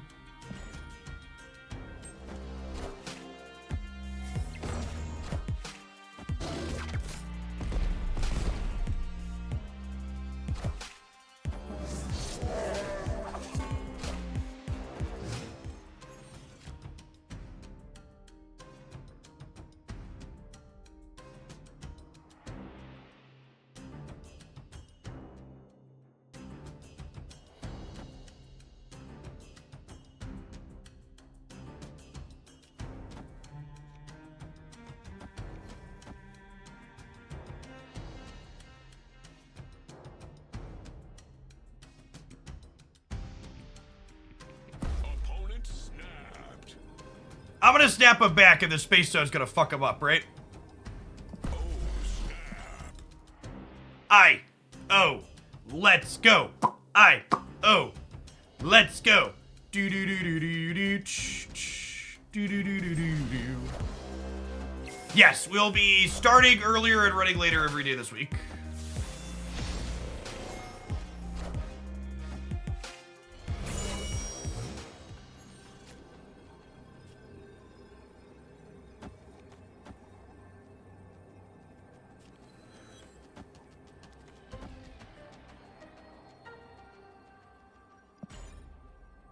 I don't know how you're managing to run death with so many Mobiuses around. I mean, even the best performing Destroy deck has death in it, for what it's worth. Mobius of the post-infinite metrics on Untapped is only 30%. Like I kind of went back and forth with KM on his podcast about it. I really don't think Mobius is problematic. I think it's had an incredibly healthy and good impact on the metagame and Marvel Snap in general. I would like to play for all 8 of the cubes, please. Thatch.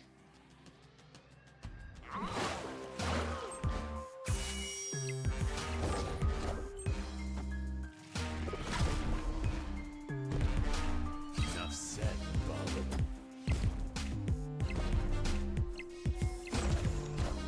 There's Shadow King over here. We could be in trouble. Inevitable. Loki! Well, that's certainly illegal 8 cubes day. I thought you took Death out of Destroy and put in Luke Cage. I did do that in the version of Destroy that I was playing. However, the most popular build of Destroy per untapped metrics is still playing Death. I think cutting it is fine, but I also think running it is fine. And the metrics support being able to run it.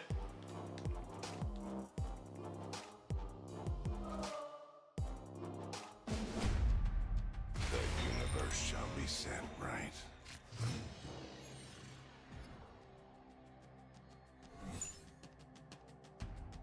All right, Thatch. Cubes in the middle. Opponent snapped. Loki could not get the stones. That is correct.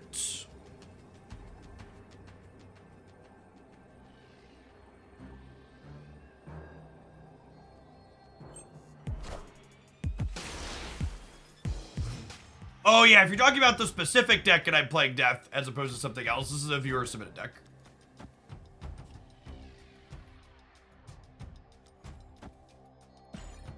As we are known to play.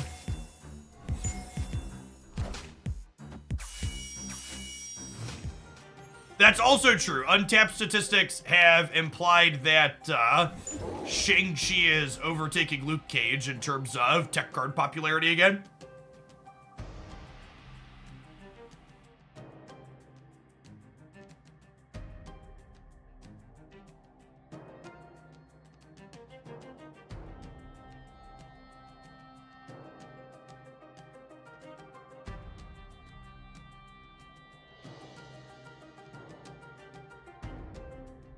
Must be because of Luke Cage, right? In part, it's also because, like, there's lots of decks that are just, like, making really big numbers again.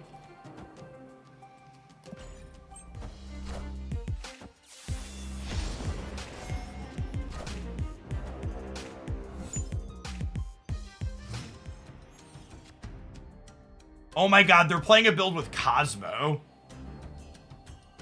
We're beating them at the moment. That's funny.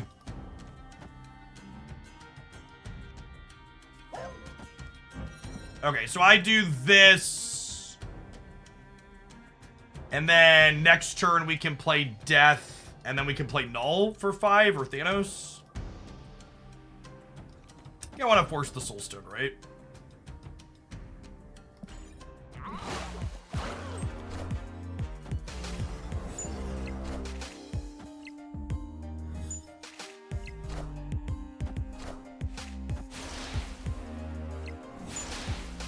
Keep Power Stone. No, Soul Stone's worth more stats than Power Stone, right?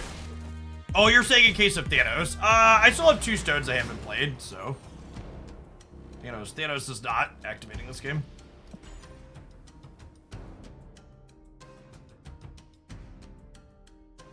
That is fun, Chaos. I think the Destroy decks are some of the most fun to play in Snap. Really feels like they got them to a super fun and interesting state.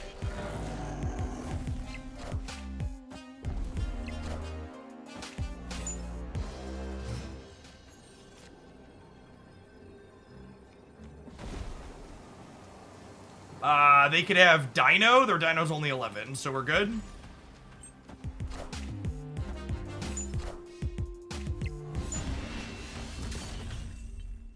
Victory.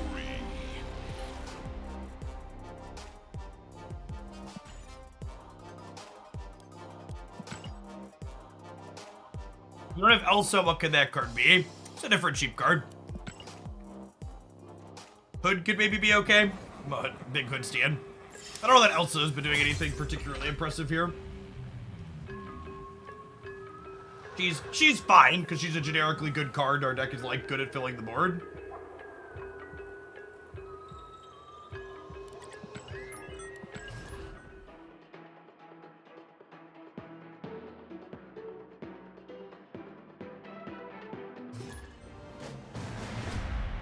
Destiny will arrive. Legion doesn't triple Fogwell Gems. He does not give you 8x. It's a little bit sad, I know. It's a hard knock life.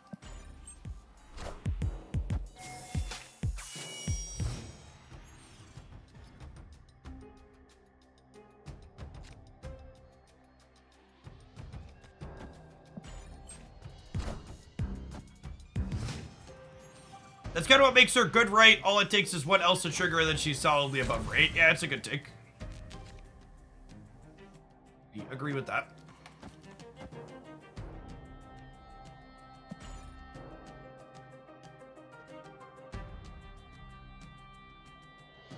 We could have played Death for 8. I'm gonna decline on that one. Just put a big boy Thanos in the middle.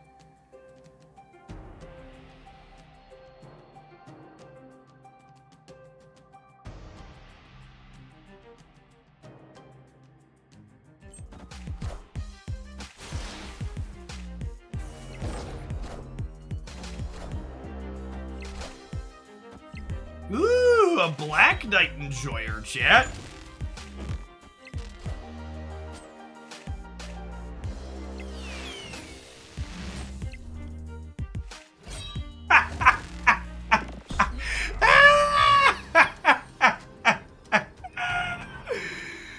Shiggity Shrek, get fucking wrecked.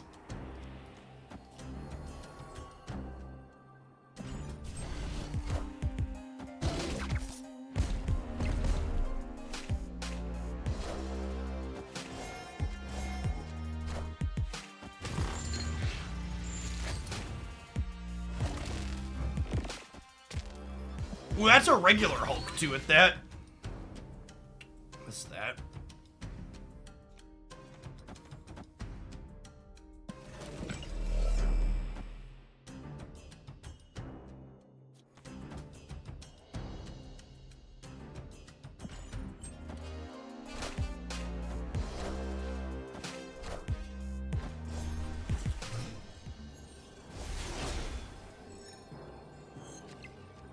Oh, you know, I never noticed that.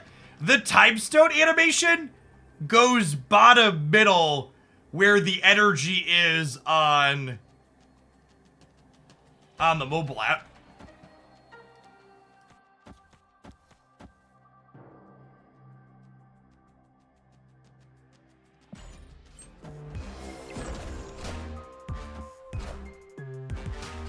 Oh, I should have put the Power Stone here.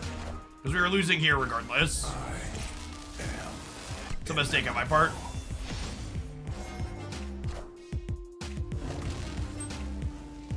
Alright. Didn't matter, but we could have had one more there. Victory. Should we Reality Stone before Bucky just in case? That's true. Try and get like Danger Room or Death's Domain to make him bigger. It's a fun take. The universe shall I like be it. set right.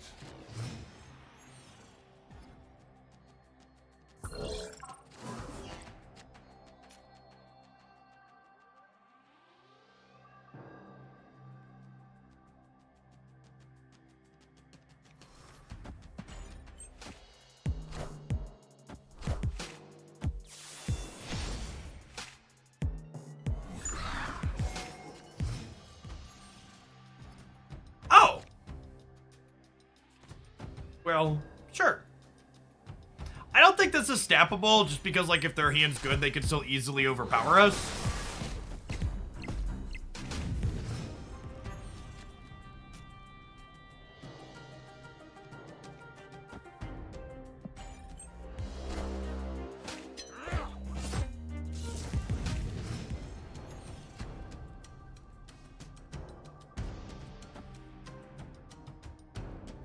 Victory. Sometimes Hella has those games, chat.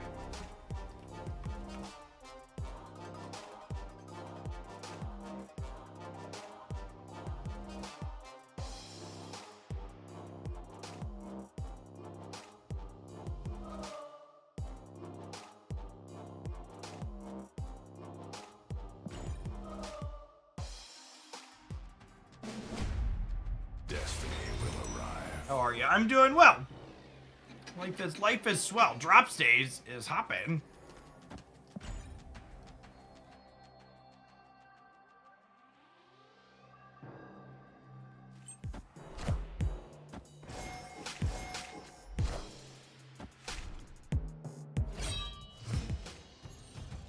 We tried a strong guy Drac deck with Black Knight. I am not aware that that's a thing. Do you have a deck list? Are drops only today? No, drops go all the way through the end of the month. They were super flexible with them this time around, so. You can't finish them up today. There will be plenty of other chances.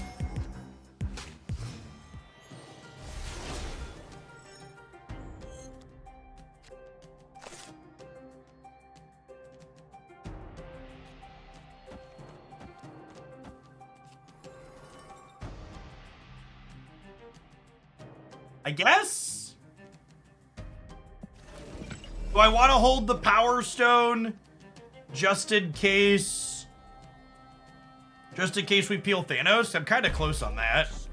I'm definitely staying for the snap. My hand's very good. You play Star Rail, its systems are better than Genshin. Its systems are almost identical to Genshin with like a little bit of different polish around the outside. The primary difference between Star Rail and Genshin is one's turn-based and one's real-time.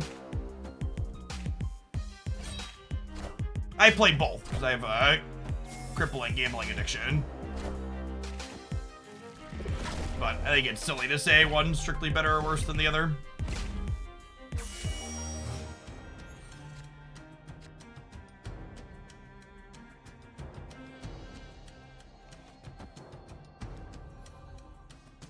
I think I'm blowing more stuff up, so I think I'm just playing Death Out. Yeah, they're entirely different style of RPGs. It is 100% correct. Alright, I snapped them back because I have Shang-Chi into this so that I have a copy of Null, right?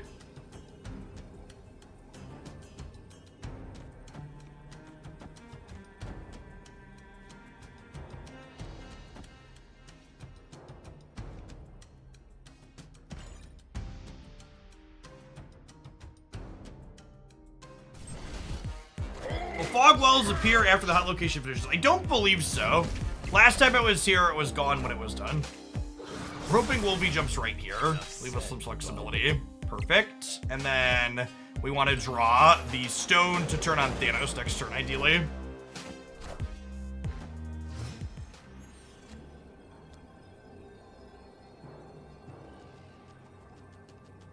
Victory. There's no Star Rail channel in Discord server, so underneath Gaming General, there are threads for Star Rail, Genshin, and a bunch of other different games. The non-Marvel Snap games that have their own actual channels in the Discord server are all things that predate threads existing in Discord in general. I didn't want to delete the channel. So if you click on the threads button in the corner of,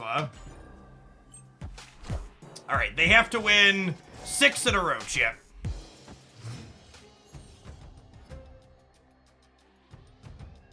Someone in here earlier said they work for Discord, right? #1 feature request, the ability to convert threads to channels and vice versa. Thanks.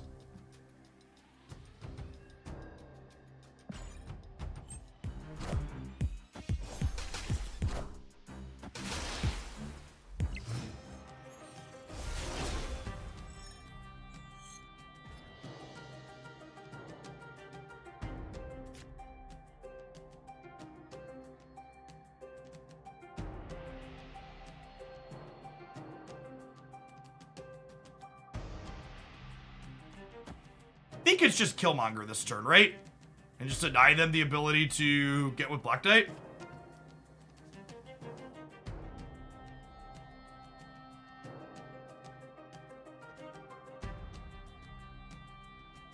I think if they like don't have Black Knight a trigger, their hand is just awful.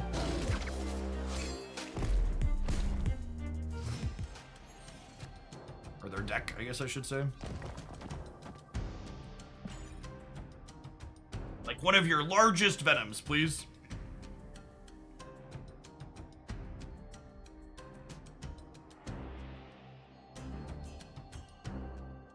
got Zola and She-Hulk in back-to-back caches. Nice. I hope She-Hulk gets a little bit of love.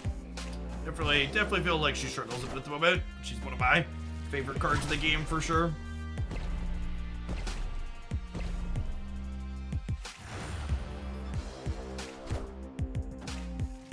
You do not, Grilled.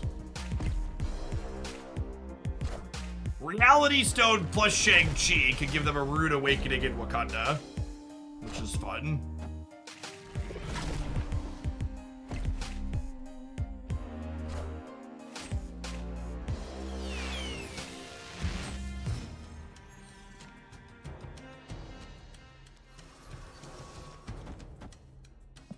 They're all in, so there's no reason to save this. Let's just clean it out and be energy efficient here.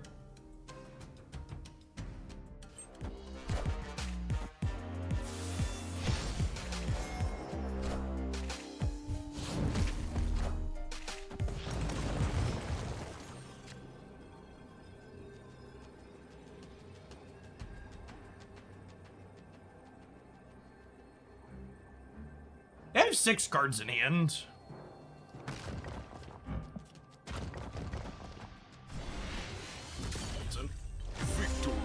I think there should be a reward for those that are Series 3 complete and can't redeem a free card each month. I don't know that I have a strong opinion on that.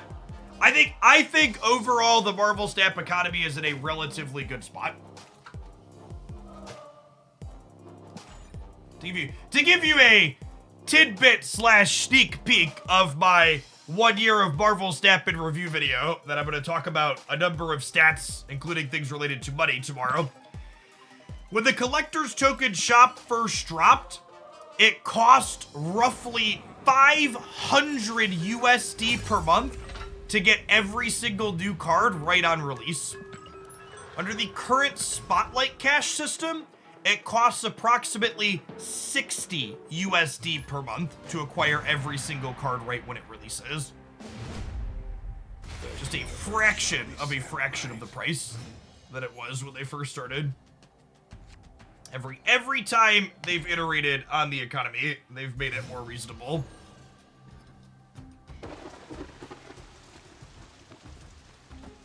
The one big thing they still need to address / adjust is move the needle on series downgrades. We need just any amount of movement on that front. Teenage Warhead, Howard the Duck, at the very least, downgrade some of the shitters. Is $60 a worst case scenario? $60 assumes average variance. It assumes the calculation that I did to average the variance out a little bit is technically the calculation is it costs you $180 per 13 weeks. Is the way that made the most sense to break it up, in my opinion. And I broke it up that way because there's 2 4-weeks and 1 5-week season kind of grouped together.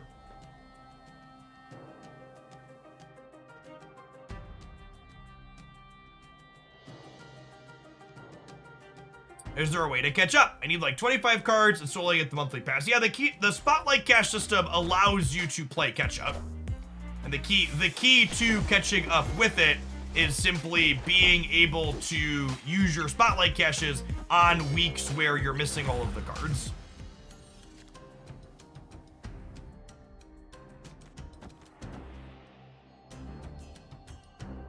No, my 1-year anniversary video will be going up tomorrow morning. I had to wait until we had a full year to record some stats for it, or take some stats down for it. And the editor needed to do some work. Oh, I had the other order to get Dak and Huge, because my brain is bad and I'm talking to shit. It's a huge miss on my part. Our Dakid should be 8 instead of a Soulstone that we're killing.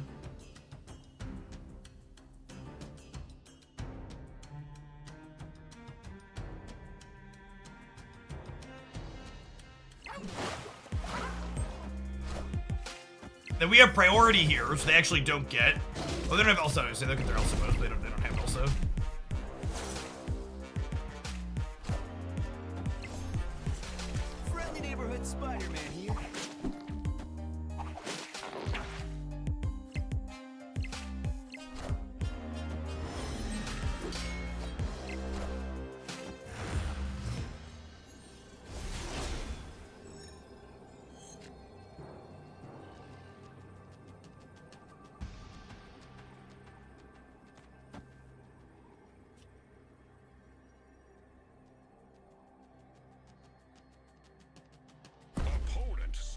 Sure would be better off if I was +8 in the middle and -4 on this, or -3 on the snow. Does their deck play Goliath? Yeah, usually.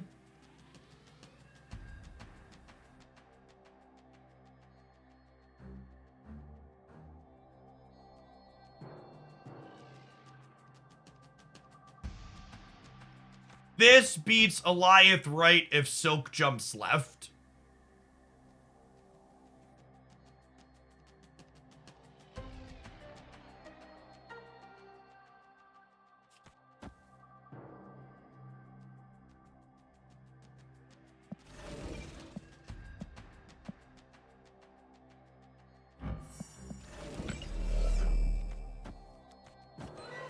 I guess Silk could also end up back right though too. Probably a fish. Whoa, that was not the one I was expecting. Well then. Thanks. And that's why this deck is so good, right? Like, one of your plays beats Goliath, it loses to Dr. Doom, and you flip a coin, and you hope your Silk ends up at the spot where you need to end up at, and it's all just a big, giant coin flip shit show. We haven't played against a lot of this deck, and it's been really nice. I definitely do not like this deck. I prefer Loki Elsa being the more popular deck than this one. Much rather. Maybe that's a hot take. I'd rather play against Loki than all these cards that move everywhere. That also play Goliath and Dr. Doom. Goliath plus Dr. Doom is just such a brutal 1-2 punch. Live from the Daily Bugle.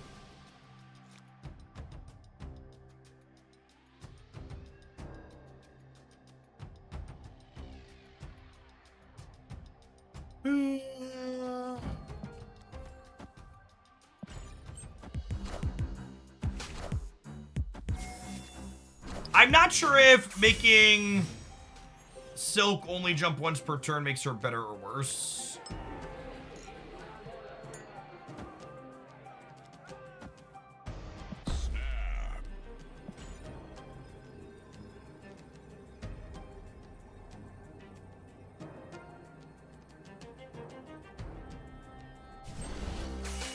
Schrodinger 6 cost, but yeah, it's not even just Schrodinger 6 cost so much as it's all that deck. This deck is also a perpetual New York game, basically.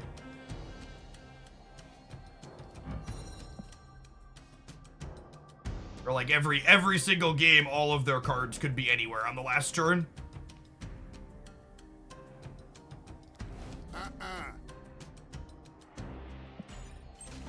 Yeah, it's a great, concise way to put it. It's designed to maximize uncertainty.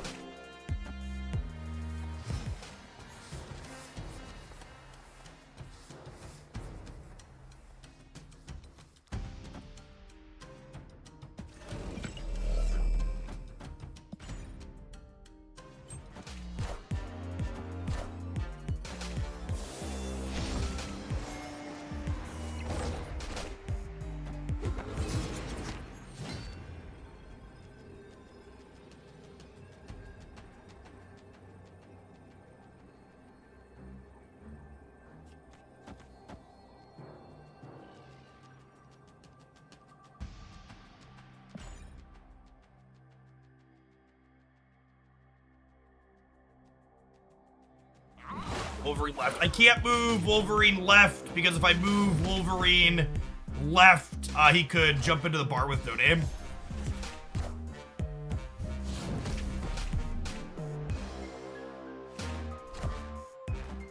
Higher, further, faster, baby. Lower, closer, slower, Grandma. Sit down. Is fog wells excluded from conquest? I actually don't know the answer to that. Usually the feature location can appear at a normal rate, but we've been playing 2 hours of conquest now and haven't hit fog wells a single time, so it must just be flat out excluded. I would have thought they would have put it as at least a common location, but I guess that's not the case.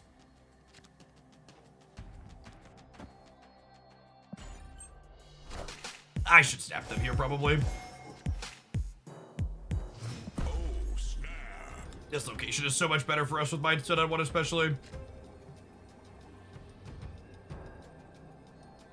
Do I just get rid of this now? I might just get rid of this now.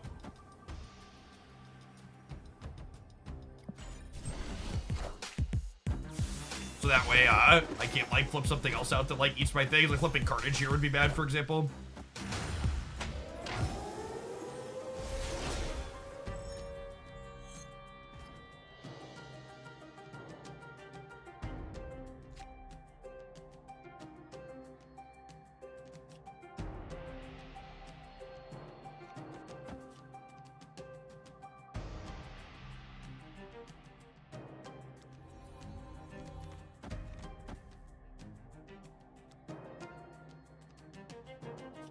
If I do this, and then next turn I pull one of these over, and then go Wolverine Carnage here. That sounds great.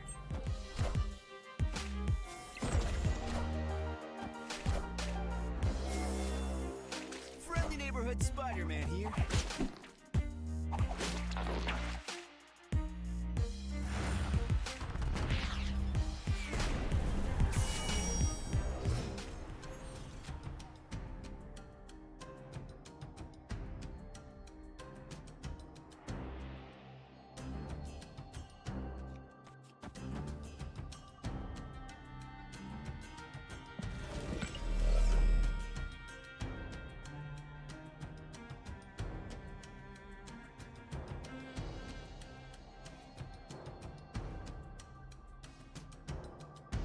You want me to move Elsa?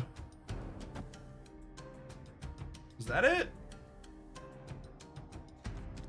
And we like try and get Venom to go here eventually?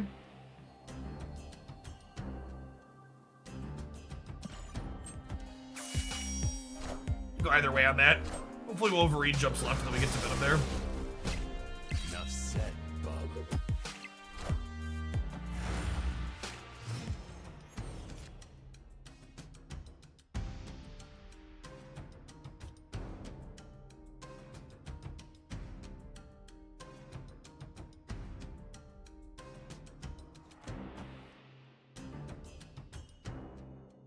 What if I do this and then just like null next turn?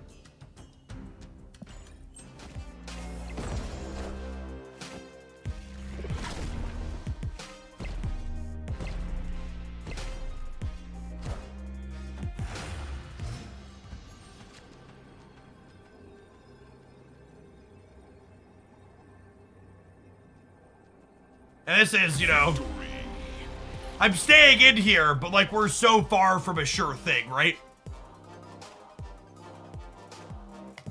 Just because all their cards go everywhere.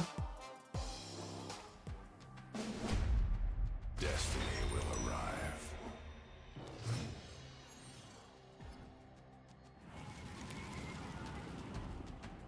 This just in. This just in. I was gonna snap my Mindstone on one hand. A little bit ahead here. If we manage to eke, this one out, we to grab another infinite ticket. Big Rasta, thanks for the prime. Yeah, we will want to think about the fact that they could have our null. Mother of God. Well, golly.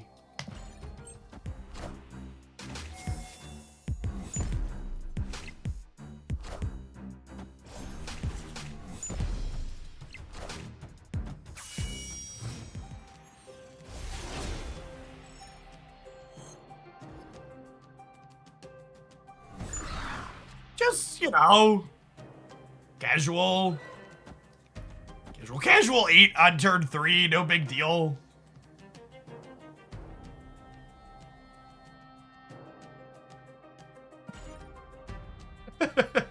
It's just so super rewarded for our snap-on one.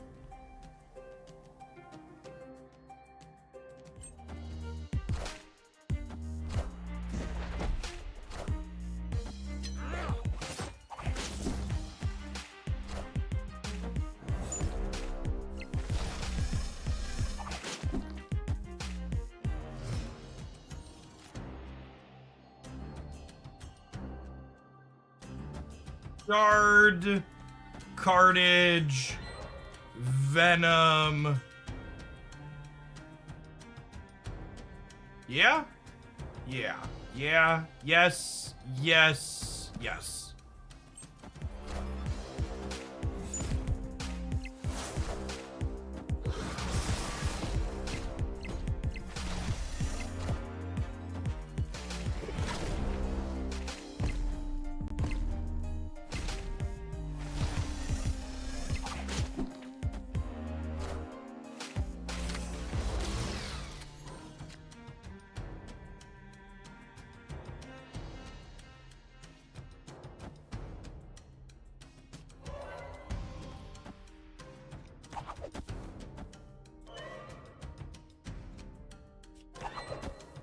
They could have their own dull here. We're not just done by any means.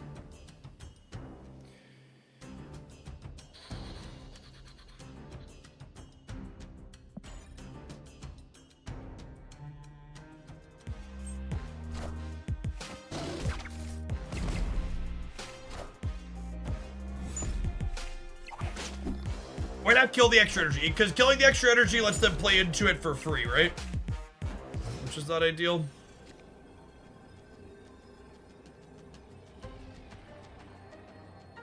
Victory.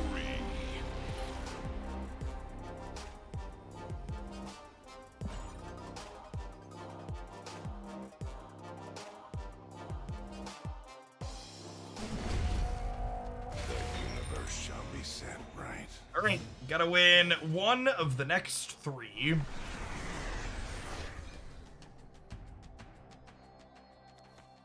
Quantum Realms, Quantum Realms good for both sides here, right? I think I'm leaving it where it is. They still play Magic. I do not. In my opinion, Magic the Gathering's card design does not hold up well in the modern era. I think most other board games and card games have better core designs because they were designed, you know, 3 decades later.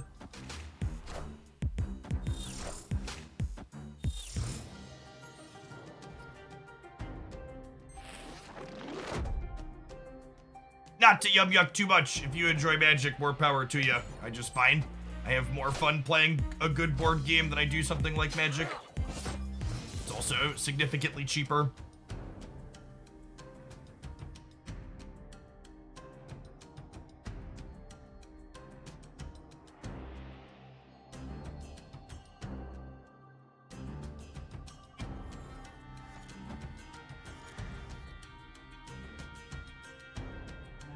So these locations are not great. Yeah, to say the least. What's going on, Eric? Yeah, I got some drops going on. Oof. Oh, come on.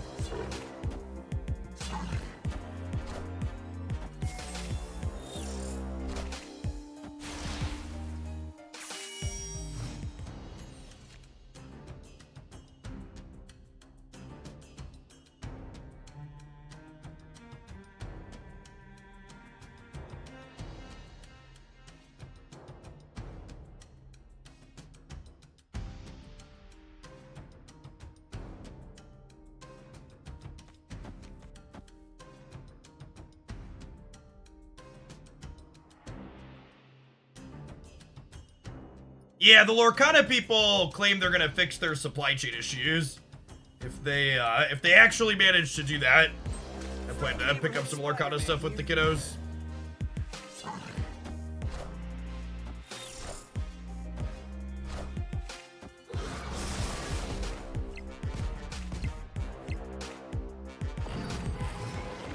That's fine. That's fine, Eric.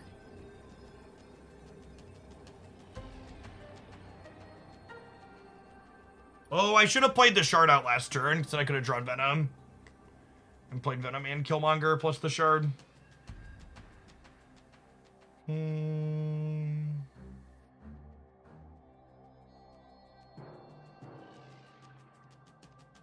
They're all in. Can they resist moving Kraven here? I don't think they can resist moving Kraven here.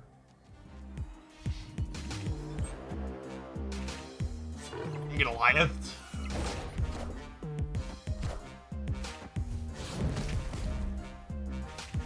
Gets us still. Hey, and what are the next two?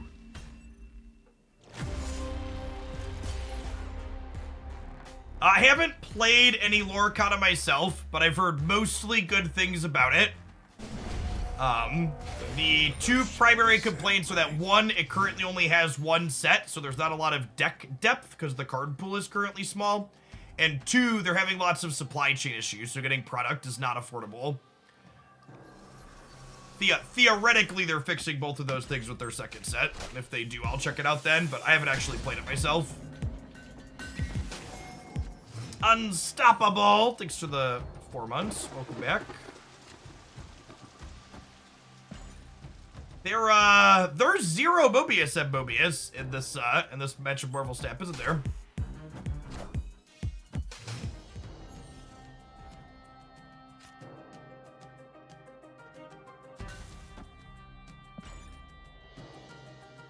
Prectos, thank you for the brand new Prime. There's a lot of great people that can send that to every month. Thanks for sending it this way this month.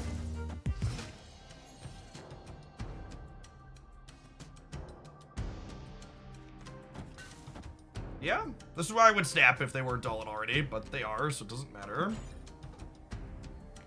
Our last card is Chavez, maybe. Chavez or Eliath?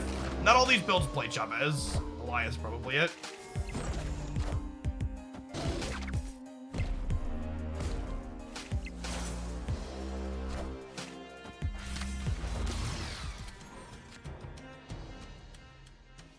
Hey, Keeper, thanks for the tier 1.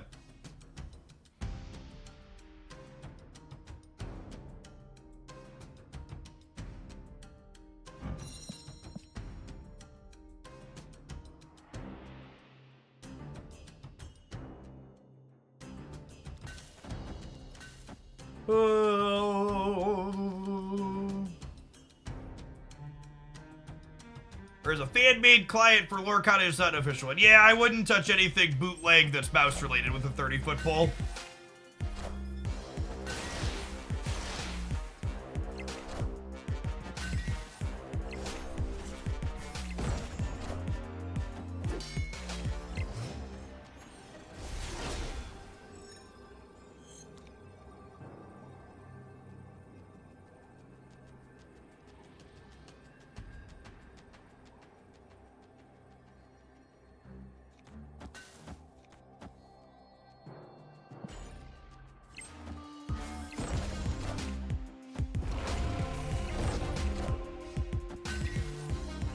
Staniac, thank you for the 7 months. Welcome back. Higher, further, faster, baby. Sorry, Grandma, sit down. That's an infinity ticket. Or pile of destroy cards. No, maybe we ran good, or maybe Elsa really just moves it. I've played Destroy Thanos in the past, and always felt kind of underwhelmed by it. But that felt alright, and we just beat like that Eliath deck was like, not the Eliath deck, that Elsa deck is like one of the real decks, right? Like that's the problem. A couple of the other decks we played is like, they feel okay up until we run into Elsa, and then we get our stuff pushed in, but that like very solidly kept up there. I don't know, if you're looking for something to play, like that one seems fine. I don't know that I have any takeaways on things that I change. I think the format's getting to a point where Mobius is no longer auto-include in absolutely anything. It's the best card to be a placeholder until I get a Lockjaw. You usually can't just replace Lockjaw in Lockjaw decks. He's kind of like a cornerstone. Death was legitimately good at multiple points. I don't think I would cut Death. There's not that much Mobius in the metagame anymore. I think you're fine just like bricking it off in the games where you don't have, or they have Mobius. I think one of the things to be conscious of when you're playing this deck, especially on the ladder, is don't be greedy with your death. Like, if you have the opportunity to play death on like turn 4 or 5 and they don't have a Mobius out yet and Mobius is in their deck's output range, just like take the opportunity to play your card. Would be like one of my pieces of advice, I think. Like, don't get caught trying to save it with the big one. Did you miss Deathlock? You know, I don't think I realized even that we didn't have Deathlock throughout that set, so I guess I'm gonna say no. But it does feel a little weird that there's only 2 ways to really blow things up in here. All right, gamers, it's about that time. We're gonna hit a 2-minute ad break. When we get back, we're gonna be loading up actually something kinda close to the previous deck that we played against. Let's give a little teaser of that before we hit the adverts. We've got some tech cards and some Elsas that move things up. The Iron Fist and the Cloak in here specifically are interesting ones. We'll play some games with this when we get back. Don't go anywhere. Thanks for checking it out. The Major Toll, thanks for the brand new tier 1, appreciate it. I definitely slam death the same turn they play Mobius, it feels good. Yeah, I think you just have to be like less greedy with the card. You have to play it a little bit more proactively.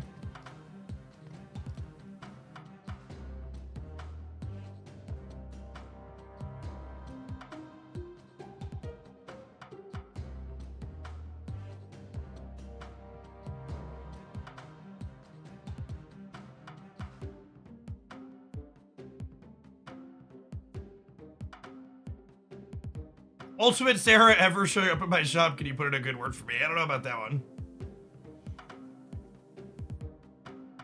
Is there room for Lady Deathstrike in that previous deck? I don't think so. You don't really get a ton of value off her, and she doesn't like blow up things like Dimrod for you. You get double drop progress if you watch on PC mobile 17. So you could not. You need to watch 6 actual hours.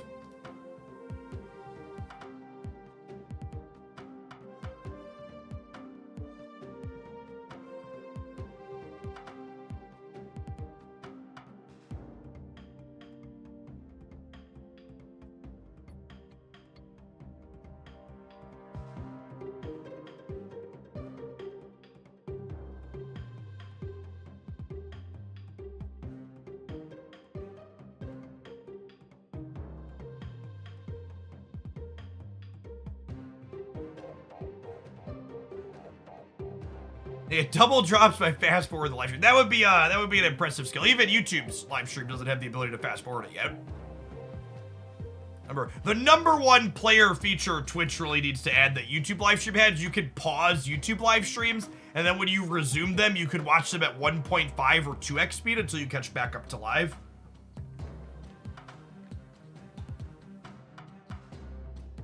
That's like my Jeff, what's another platform do that Twitch doesn't do yet? That would be my #1 request. Ooh, we hit 49 to grab some gold. Do you like She-Hulk's ultimate variant? I think She-Hulk's ultimate variant is very reasonable. However, it's a second for me to the Peach Momoko one that's coming up. How much longer am I streaming for today? Probably until I pass out. We'll see though. My loose plan is to go until we drop below like 3,000 or 4,000 people, but also that could be a while. I don't intend to do like a 24-hour stream like some other creators have. I have kids. I have kids in a family chat. I can't. I'm too old for that shit. So if the viewer count stays at or around where it is, we'll probably keep going for another 5 or 6 hours tonight. But we'll also see, I bet we'll lose a chunk of people when we roll past the 6-hour mark from starting this morning. As people finish up their initial set of drops.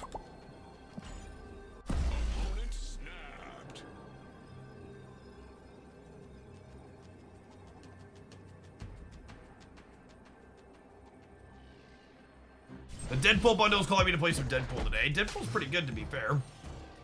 Oh, you know, maybe with Angela in hand, I should hold the Nightcrawler on one. We got the glasses for you. So these glasses are a fancy product that's designed to not crush under your ears while you wear over-ear headphones. you're someone that wears over your headphones a lot, you can know when you add glasses into the mix on top of it, your like sweat can beat up on top of your ears extra since they're all in an enclosed space. And the frames on the side of these grab the head up and at the side and don't actually rest on the ears. They prevent that from happening. Which is nice. They're one of those products that I didn't realize I kind of wanted until someone was like, hey, we make this thing. And I was like, oh, that's kind of great.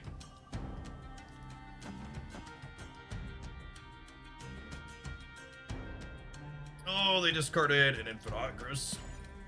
Are series drops dead? So they've told us that series drops will return at some point, but they've been completely radio silent on when that point is. So, yeah. So they're not dead yet, but also I wouldn't say that they're alive.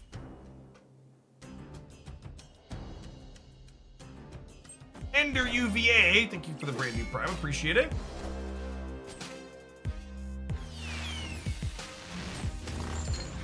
It's like half a year ago. It was a while ago at this point. I just started Snap and I have no idea what a series drop is. Yeah, so it used to be that cards got downgraded from Series 5 to Series 4 and then Series 4 to Series 3 with some consistency. And that no longer happens, obviously.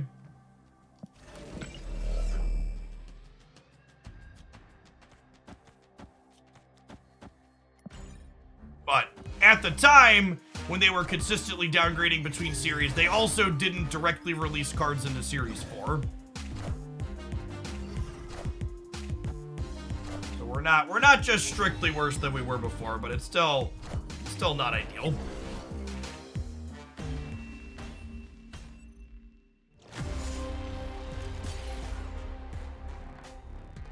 One of the things I wonder when looking at this deck that we're playing is playing armor better than playing Shang-Chi? Was like a question. Not that these Black Knight decks are that popular, but I think Shang-Chi is in a relatively reasonable spot, all things considered. Very good Marvel Snap card at the moment.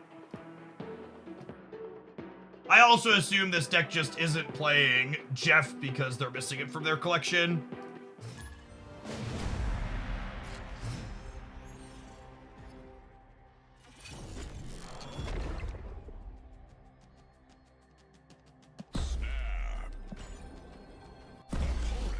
Whirl in my white hot room, $8.50 a month, no pets. Fair. Shang's back to being a staple of my decks again. Yeah, I think the metagames come around to a point where I'm pretty happy to have Shang typically.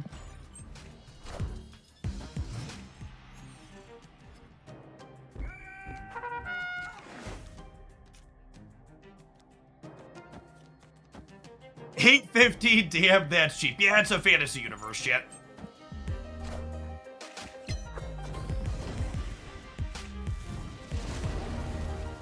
Oh, you know, because this deck's playing Iron Fist, I should actually make a point to play Angela in the center or the right, so I can Iron Fist cards out of her path. Is a thought. It's gonna cost me a percentage point here.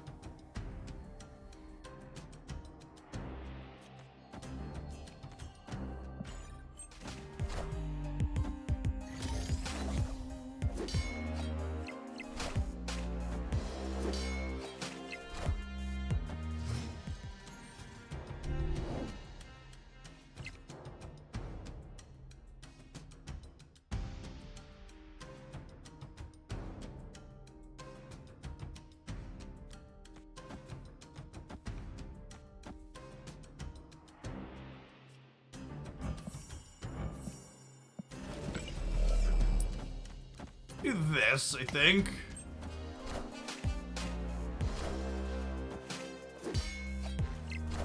Feel like they're negative with a bad draw. Could be some kind of living tribunal amalgamation too.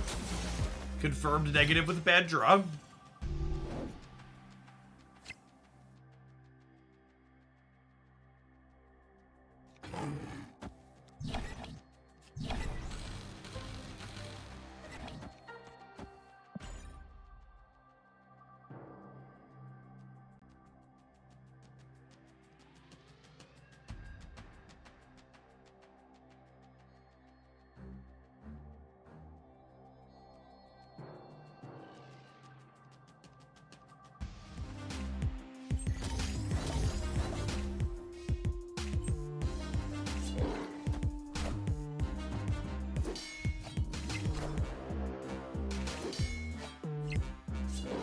Oh, they moved. Okay, so they're just. Oh. Yikes. I was gonna say they're punting limbo, but that's, well, by the time they negatived.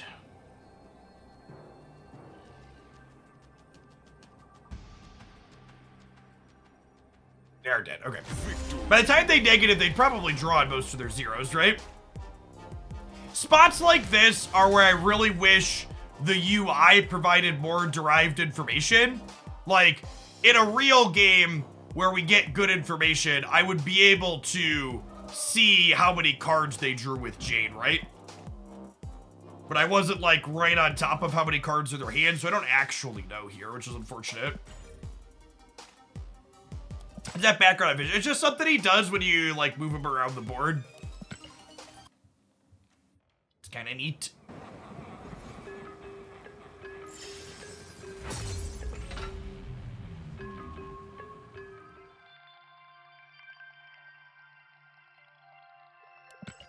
My kingdom for a game log. Yep.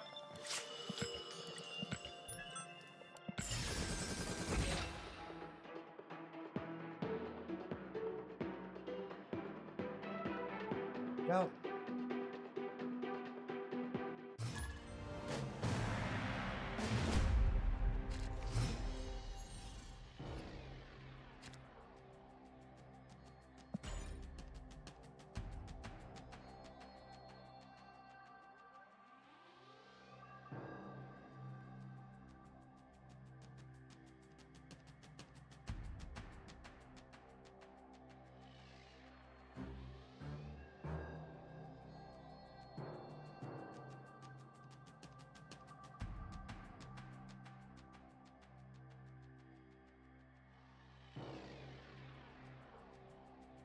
That was some rare background of inked in gold. Yeah, I one of the things I talked about wanting in year 2 of Snap is more split variations.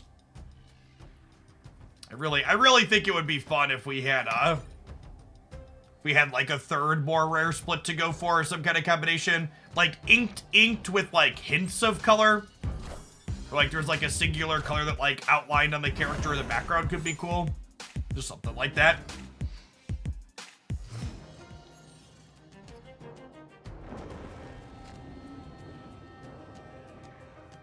Yes, my 1 year in review video will be up tomorrow.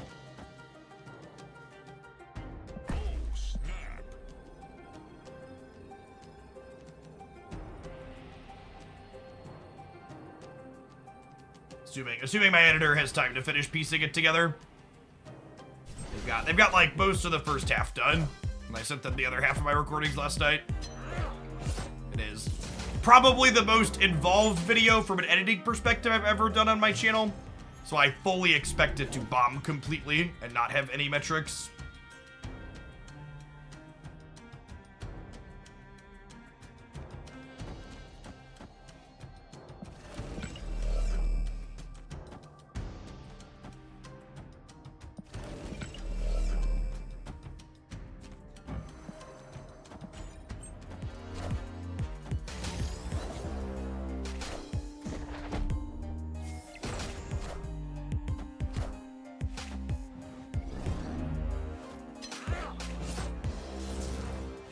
Is it Morbid time?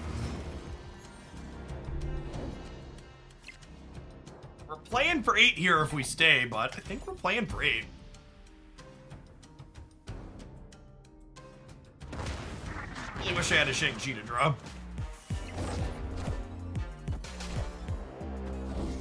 Yikes. And they have the Apocalypse too.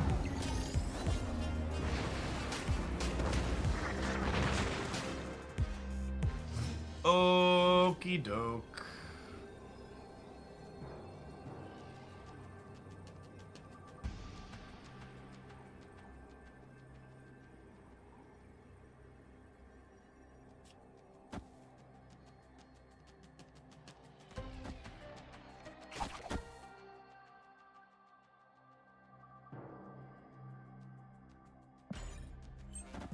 My God, they didn't stab me. I guess they were scared of Shang-Chi? neighborhood Spider-Man here.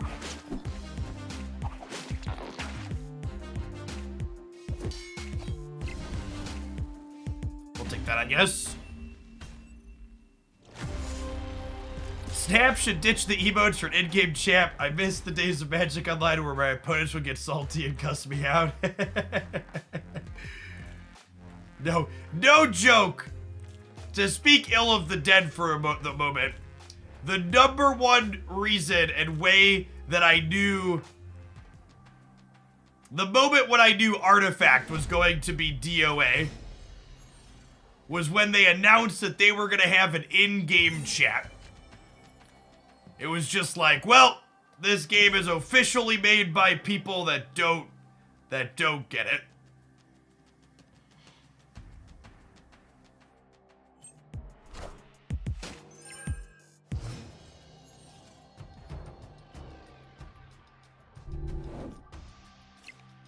I would probably make the argument that a competitive 1v1 online game has basically never been made better by adding a chat to it.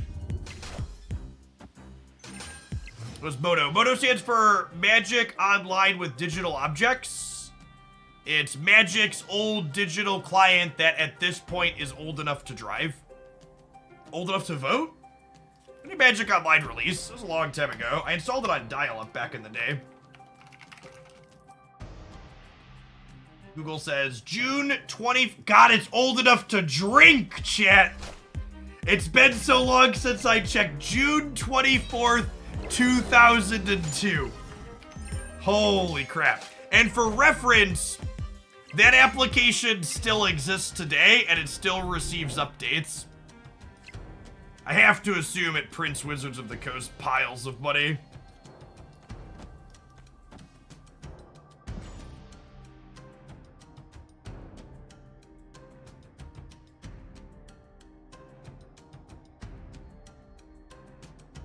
That's true. They did move it on to life support with a third-party company being in charge of it finally. Yeah, they moved it. They did finally move it to an outside dev team. Is that correct?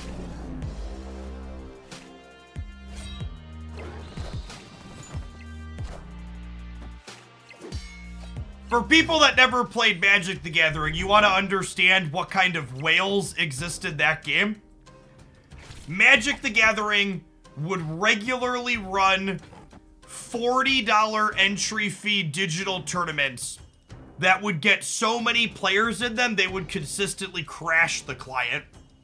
Just like 400, 500, sometimes even 1,000 players signing up for a $40 entry fee digital tournament on a Saturday or Sunday. Some weekends they'd have multiple in a weekend, just making absurd amounts. Spider-Man here. Yes, and they were real-time, not asynchronous, so it took you actually all day to play the tournament.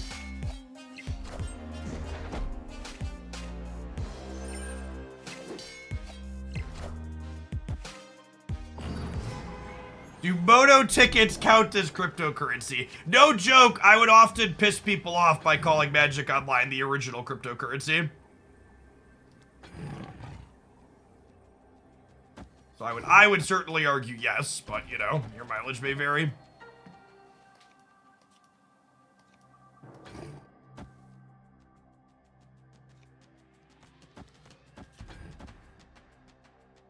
That being said, chat, I've never funged a MODO ticket before, so maybe. Or snapping me. What an endgame scene. How many points am I going to have over here? This gets 6, 11... 20, 23. And I'm gaining...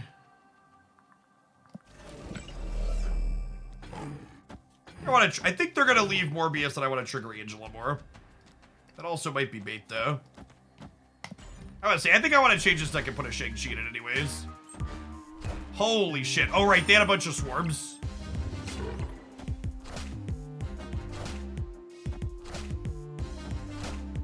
Forgot about that. More timer. Thanks for the half a year. Welcome back.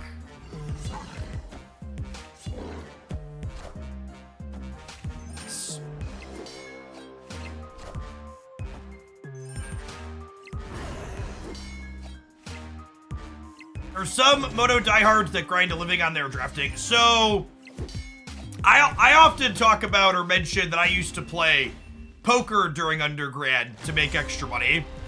One of the other ways I generated income during undergrad and grad school was playing Magic Online.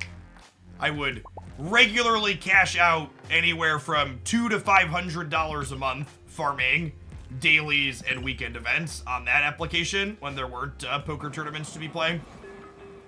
It was less profitable than poker, but also convenient and played from home.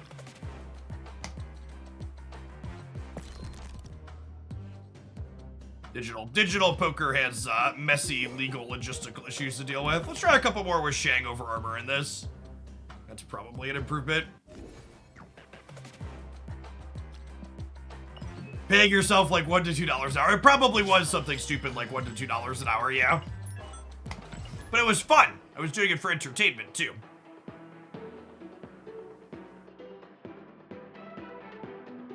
I like to think of my time spent grinding Magic the Gathering tournaments as my unpaid internship for the job that I have today, which is quite profitable.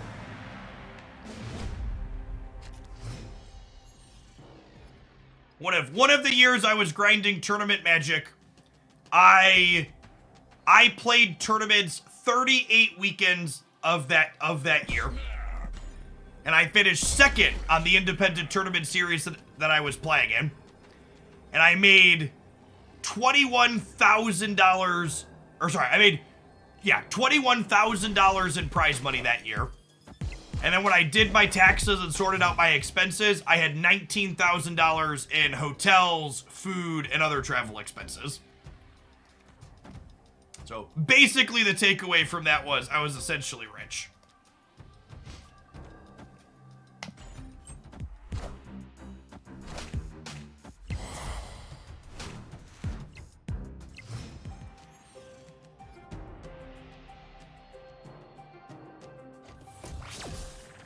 We just knew with the Elsa chat. Just had a feel it in my bones. I got a feeling, ooh, it's gonna be a world ship. It's gonna be a world ship.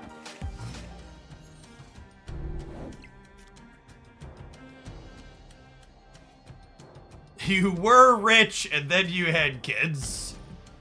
Well, you know, it's a lot cheaper to live very reasonably without the children.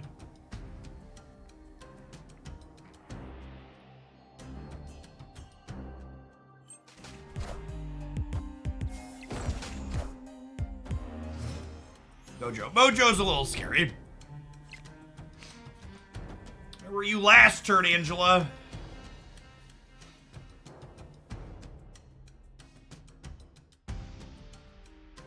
Three kids is expensive. Well, my two older kids are in public school now, right? The only truly expensive child that I have is the youngest one, Haley.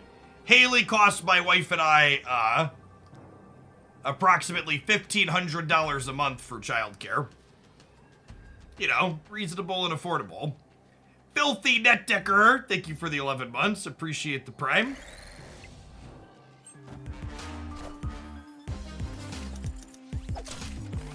Very dead. Am I supposed to Shang? Maybe I'm supposed to assume they play a big card and play Shang. College saving. Every time my investment guy asks me if I want to put money away for the kids' college, he's actually finally stopped asking. But I very firmly stand on the side of, if they haven't reformed the cost of college education in the United States in a decade, when my oldest gets there, he can go to community college or trade school or figure something else out. Daycare where I live for two kids is around $4K a month. Yep. Yeah, 15. I live in a mid-sized town surrounded by cornfields. 1,500 is cheaper than all the major cities.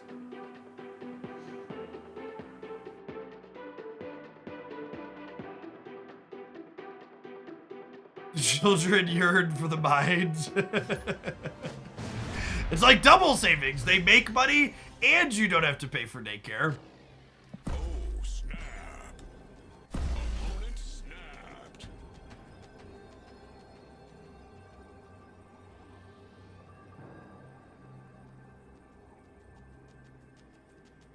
Oh, nope.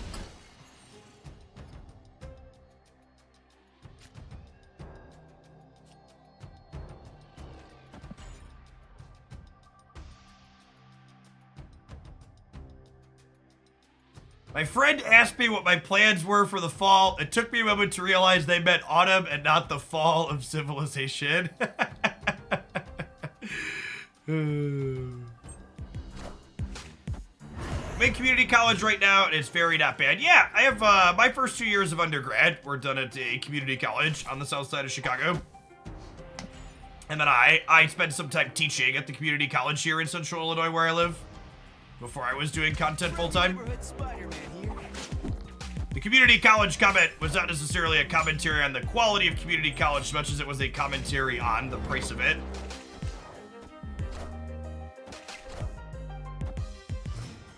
Something that greatly helps with the cost of childcare in my personal home, at least, is my wife and I are unicorns among millennials, and neither of us have student loan debt, which is very atypical. Got me. Get it down.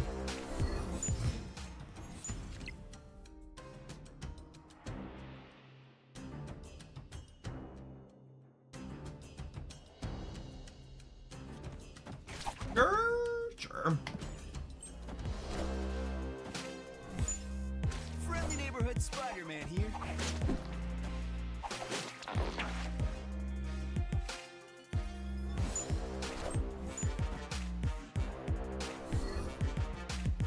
They haven't really discarded anything good, right? They've got Blade Jubilee White Tiger. So I guess it, like, could be a little bit anything, but it's, like, nothing too crazy. Friendly neighborhood Spider-Man here.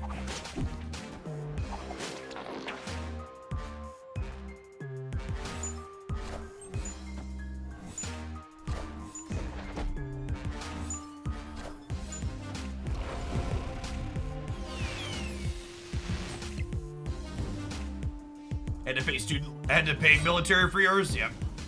Yeah, I was fortunate to have adults in my life that told me to go to community college, and then my GPA in community college got me a scholarship to the 4-year I finished my undergrad at. And then when I went to grad school, I worked as a TA at the grad school.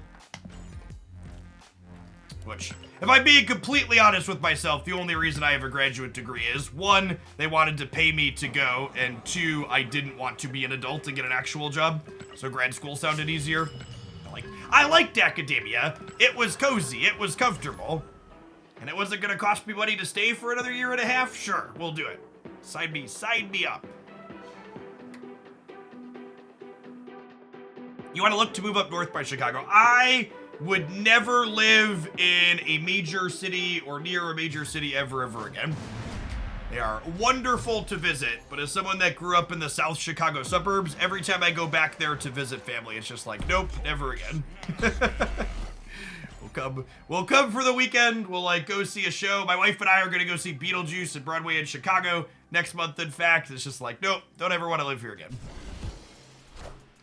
Is the Infinite Leaderboard new? It is, yeah, it just popped up. Hey, thanks for being here, Kinson. Appreciate it. This could be another Warrior Falls, which is a little yikes.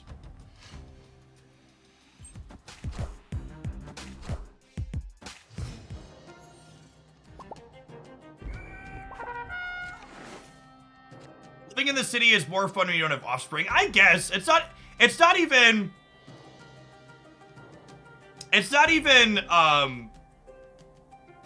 what's the word I'm searching for? It's not even that, oh, well, hold on. Spider-Man's gonna murder Elsa Bloodstone here, hopefully.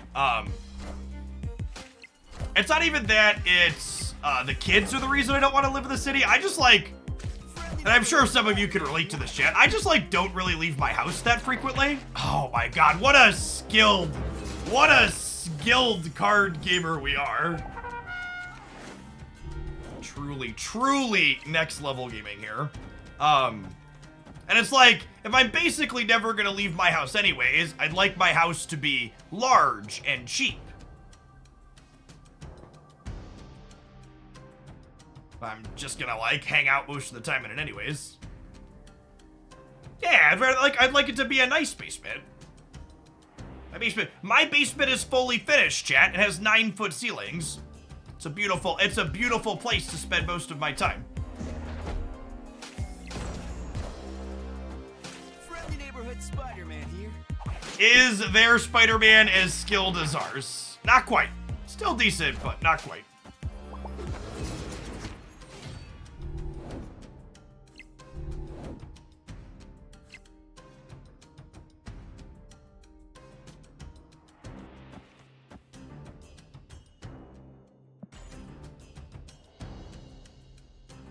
Hidefoot full of board games. It is a fact. I am Iron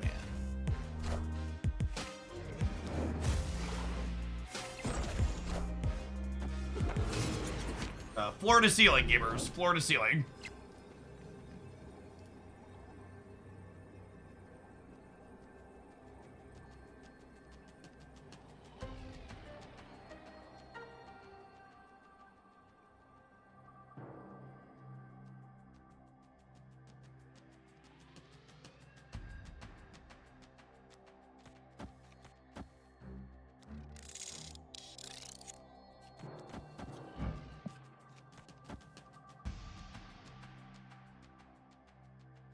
How much is 9 foot and non-freedom meter? It's like 3 meters, give or take. 2.5 meters. A Sibs, thanks for the brand new primer, appreciate that. B McKay, thank you for the 3/4 of a year.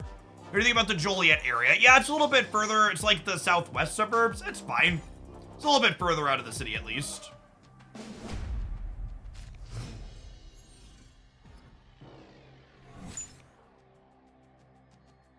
Hope the Midwest is planning ahead for climate change refugees coming in the next 20 to 30. Yeah, we were talking about that the other day.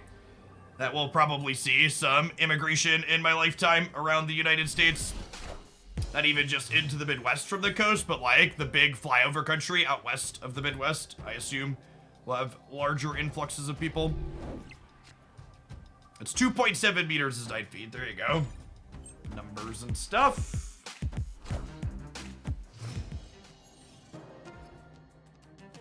Naperville. Yeah, I grew up in Alsip and Blue Island. Is where I hail from initially.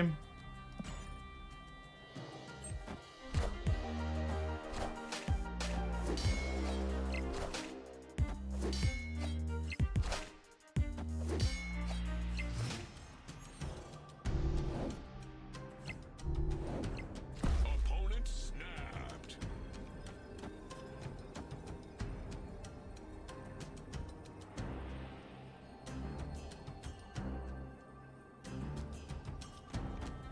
As the new build of houses behind you started about shit, they put in a street and street lights, and there's like one house half built all the way at the end. I'm like not sure if they're out of money or can't find workers or what. Neighborhood Spider-Man here. They're definitely not having a great time. They've been like half built for forever now, it feels like.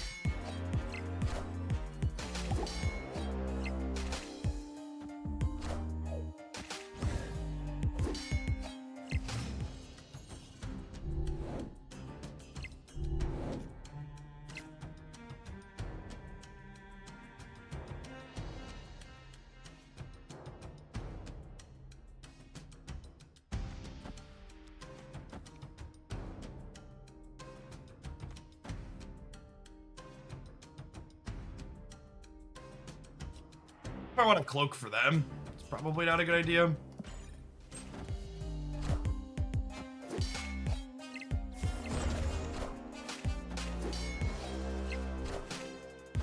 This mirror is just as atrocious as it was last season.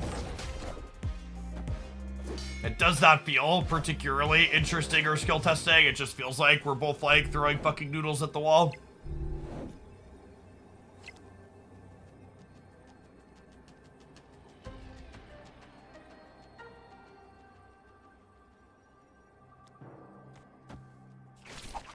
What if we do this? and like pull them into the Craven Path off of the rickety bridge. There's no way they put more than one thing into the rickety bridge, right? They could fill here and only put one thing into the rickety bridge. Ooh, did we get him? We have to win one of these sides here, which might not be possible. Okay, we've lost that one. How big is this? Oh my gosh, I think we got him, right? Friendly neighborhood Spider-Man here.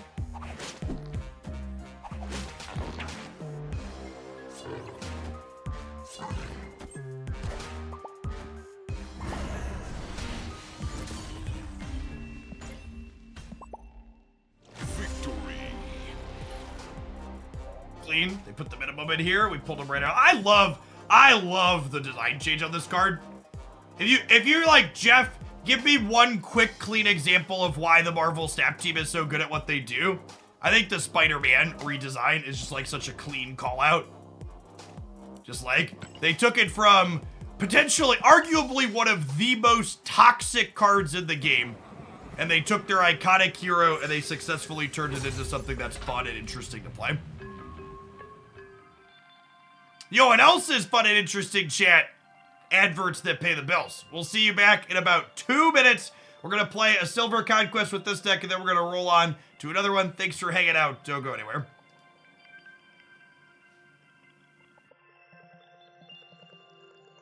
Yeah, it fits in with the theme, right? Like, part of the reason why they changed it, they're like, we want all of the Spider-Verse people to, like, move around a bunch, and he does exactly that.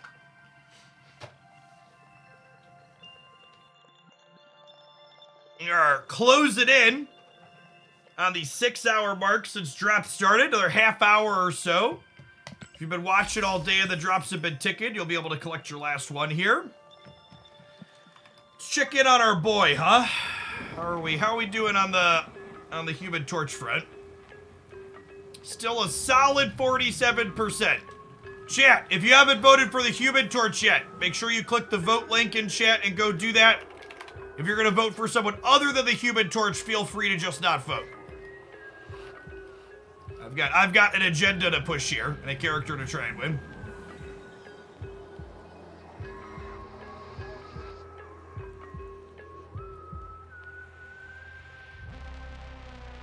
The page looks like Magic's banned and restricted announcements.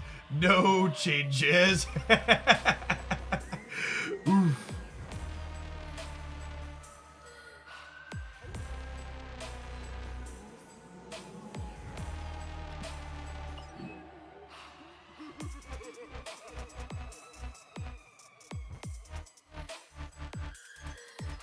Is there a way to claim the Hawkeye without signing up for Nitro? I assume the answer to that is no. You should be able to sign up and then immediately cancel it, so you just get the free month without ever getting billed. But usually that's how those promos work, because they want you to get signed up. So you potentially set it and forget it. Punjabi, thank you for the 10 months. Appreciate the primer. Welcome back.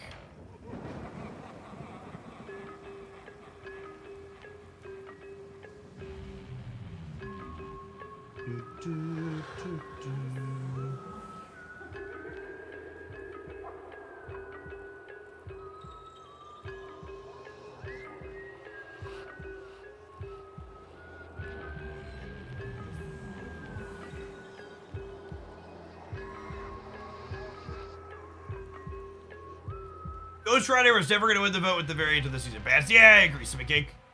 Feels like a little bit of redundancy.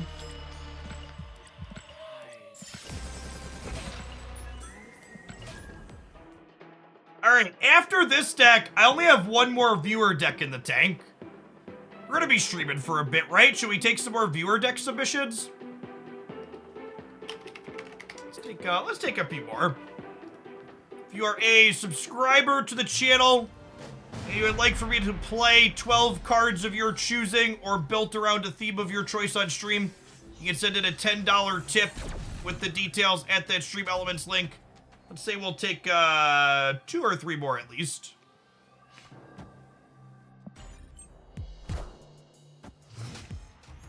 We play decks for at least a half hour on stream. The more reasonable the deck, the longer we'll play it for. You did not miss the Shocker deck, Ray. That is the one I have left after this one. Sullivan fun? Yeah, BML. I've really enjoyed Marvel Snap in a post-Mobius world. I was definitely feeling a little burned out during the constant wave metagame we had with Goliath at the end of last season, but I think especially after this most recent over-the-air update, the game is just in a just very good spot generically. Opponent snapped.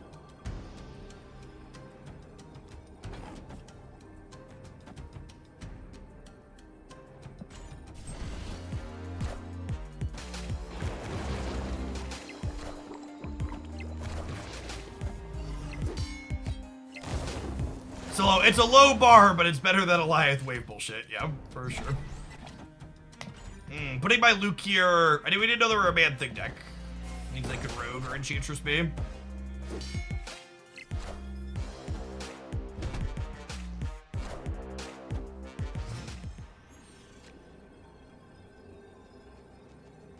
Okay, so the question is, if I move this here, does this beat them getting rid of my Luke Cage? So I'll go down to 5 here, and then I'll go up to 16, and then up to 17. So yes is the answer. And then we'll play Shang here to beat something big. We'll play these for tiebreakers. Yeah? Yeah.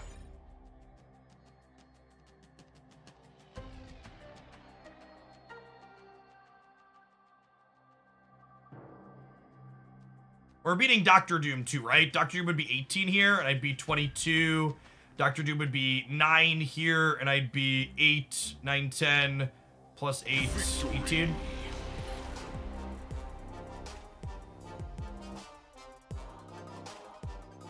Are they Spectrum? No, I expect they're like an Goliath prison deck, maybe. Like, I think Professor X, I'd probably expected their output range.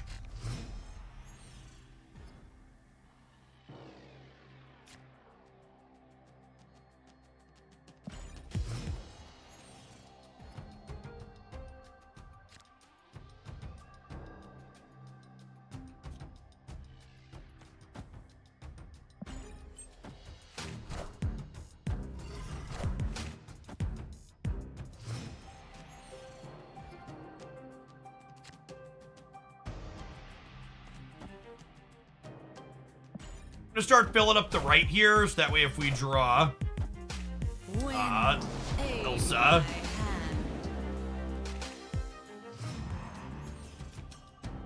I think Thanos is in an incredibly good spot as is. I would not change Thanos.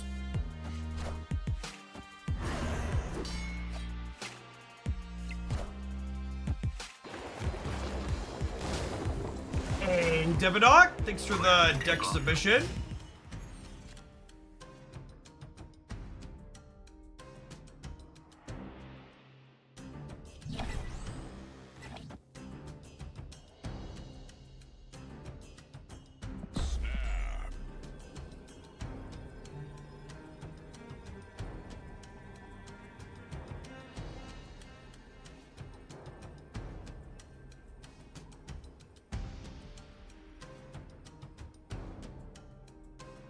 Hey, what's going on, Scroggalicious? Thanks for the brand new primer.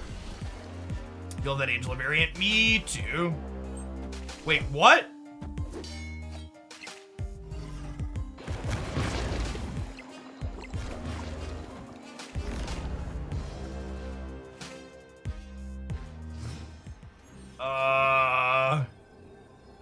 Okay.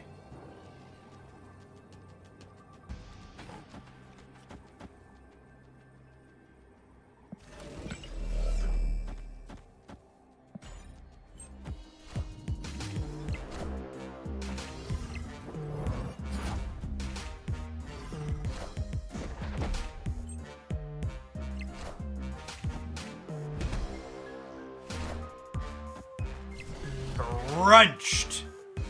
Iron Fist doing some tricky shit there for us. Quickly rearranged our stuff so we could get the most power here on Hellas.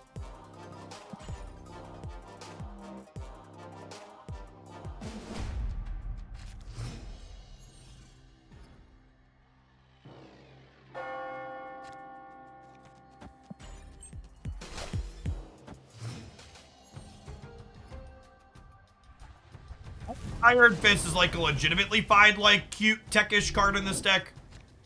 Cloak is just some budget nonsense though. Cloak is who we cut for Jeff. I'll probably do that before we play the last match of this set.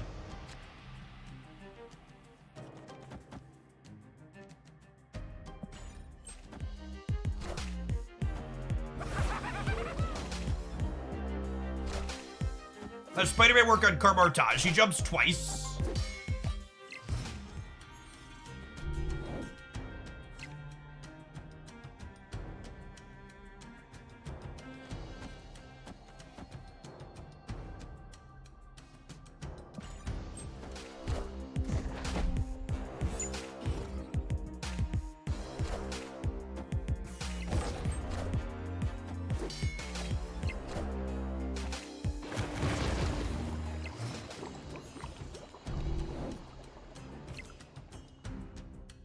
Is that a good draw, chat? If so, why?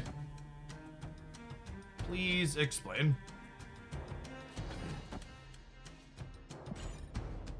Oh, snap.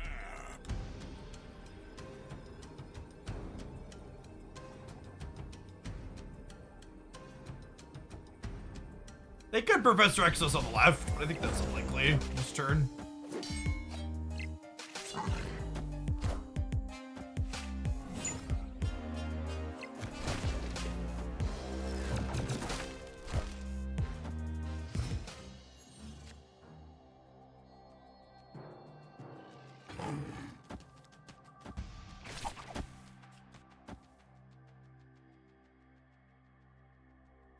For Nebula to go for a ride, gamers.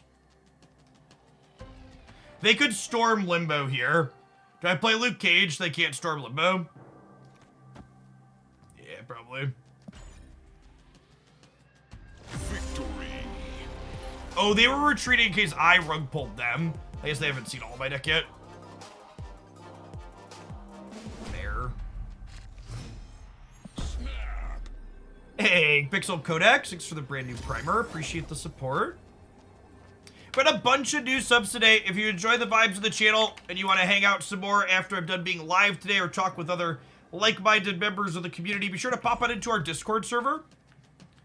We have super active channels in there for Marvel Snap, other video games, sports, food, politics, cars, all sorts of great stuff.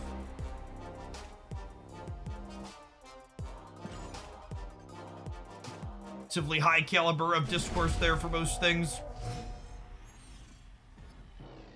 Which chord? This one right over here.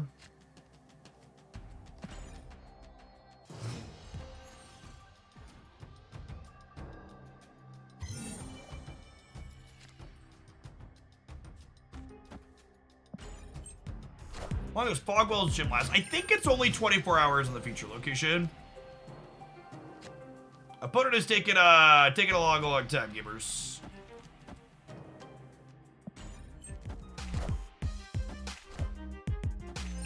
Hey, Tombstone, thanks for the primer, appreciate it.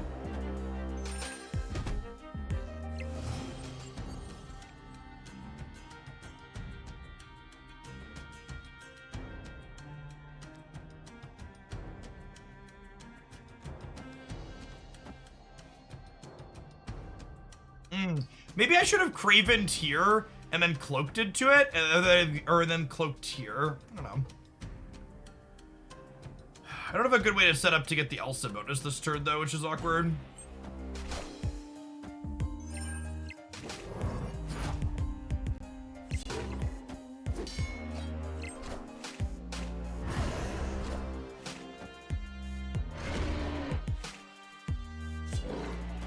Thanks. It's still the most efficient use of gold to buy mission. So, technically, the most optimal thing to be doing with your gold is... Oh,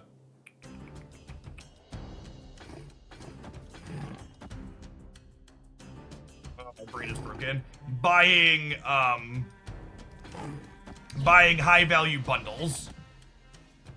The words I'm struggling to get out of my mouth. Well, I guess this doesn't really work either, because I don't have Elsa in play. Let's like do this. Let's do this.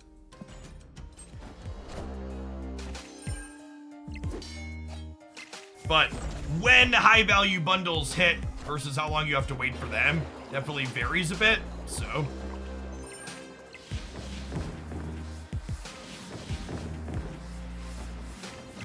Alright, Craven went right. We needed Craven not to go middle. He did not.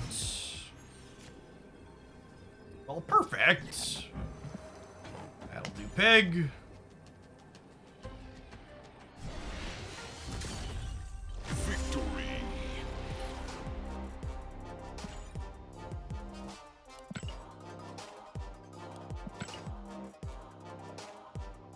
Yes, we're gonna finish this this silver run, see if we can convert a gold ticket with Jeff subbed for Cloak. Cloak was a budget submission in the deck. We played a bunch with that.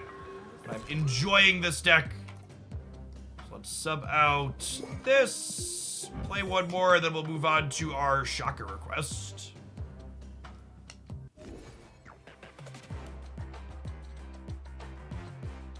Deck submissions can be done using the stream elements link here.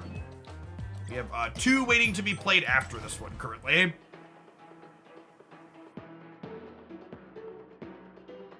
Why are we in the just chatting section? You'll need to refresh your browser. We were in the just chatting section for a couple of minutes. Oh wait, did it bug? Is my...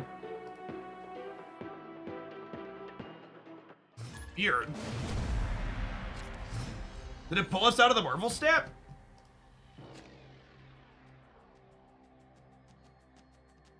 Weird, thank you. We were in just chatting for like half a minute to do a sponsored thing, and then it like randomly... No, it did have us in the just chatting section for some reason. That's so weird, because I double checked and refreshed that we were back. Yeah, it's fixed now. Thank you for pointing that out. Definitely a bug on Twitch's end. Twitch has been really fucky today. Had a ton of problems with it. Yeah, if your drops were hung, that was definitely why. Weird. Yeah, it should keep going up now. Apologies.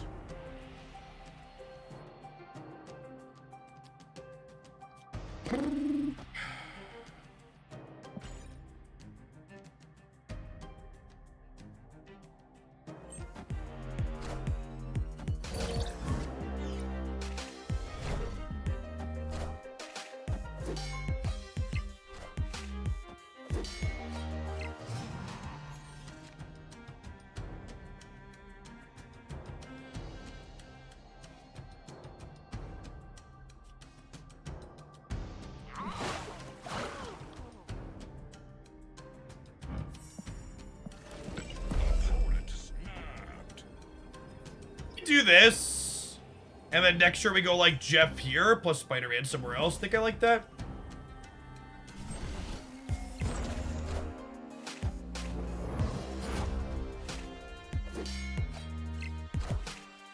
And something that's interesting to note about Spider-Man is that Spider-Man only moves stuff in locations where he can actually move stuff to. Why not play Jeff that turn? Because I want to use him to trigger Angela and get Elsa's bonus on him. So he'll get to grab and yank into the middle here.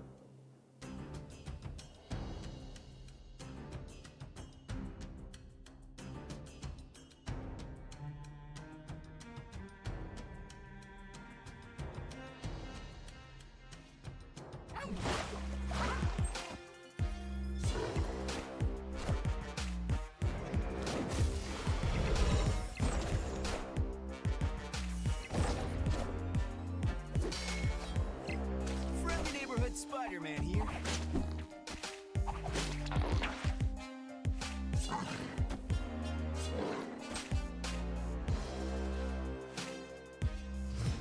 Oh my god, they Maria Hilled into a Jeff?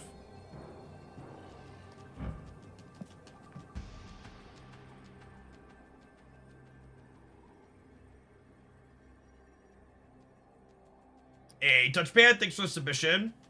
I think it's playing a lot of cards I like.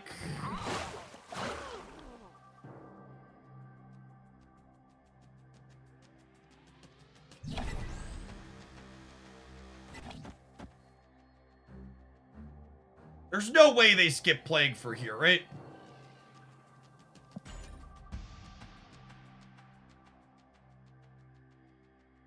Part of me wants to put Vision here, but another part of me is like, no, they definitely play here, right? Well, they just didn't play for the middle. Yeah, that's fair. Maybe I'm supposed to just jam Vision on the right. Only at 17 here. Oh, brutal. Okay. Fair. Friendly neighborhood Spider-Man here. Yep. Would have actually won the right if I just hadn't triggered the, what's it called? Oh, and that was, oh god, that's our Shang-Chi from the Loki too, so we should have been thinking about that. Adding Shang-Chi to our deck makes us so terrible against Loki. God, that's horrendous. That's so atrocious for us.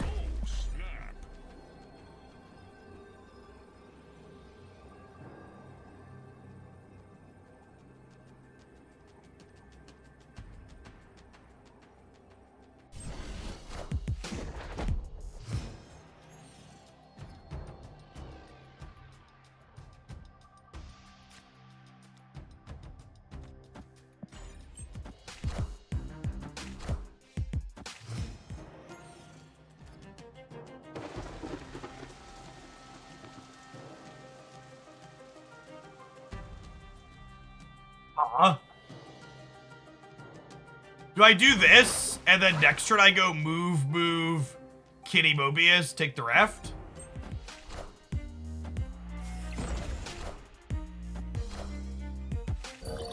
Yo, Command, thank you for re-upping that Prime for the second month. Welcome back.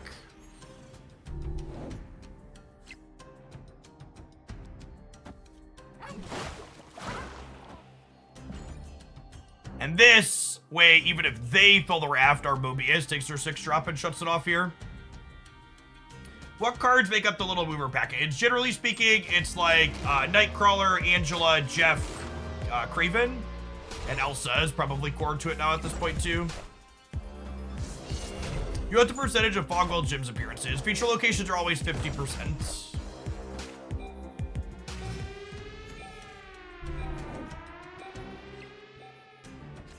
Silk. I don't think I would consider Silk necessarily a super core card in the Movers package. I think you could take or leave her.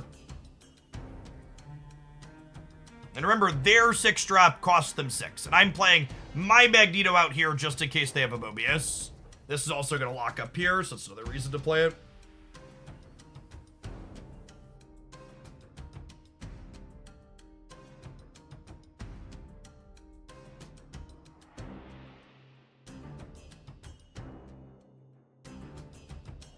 No, none of Conquest has Fogwell's Gym.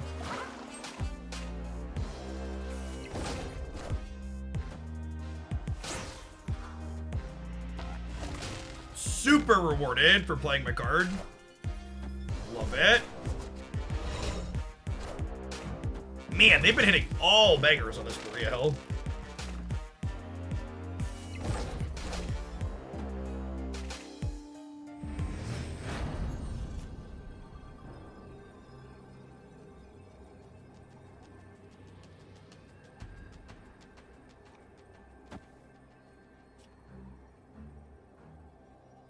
So this is 23. If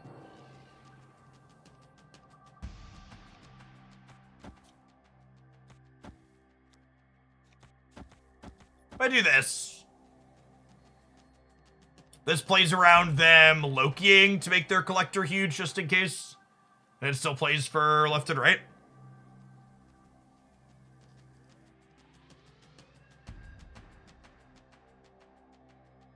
Yeah, I want Luke to move so that way they can't jump their collector up above 23.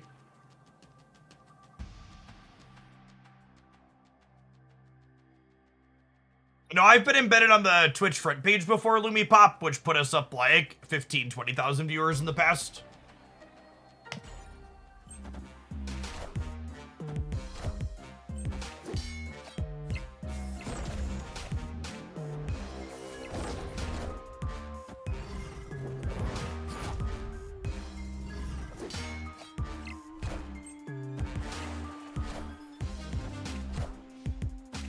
Oh, man. Fucking hell.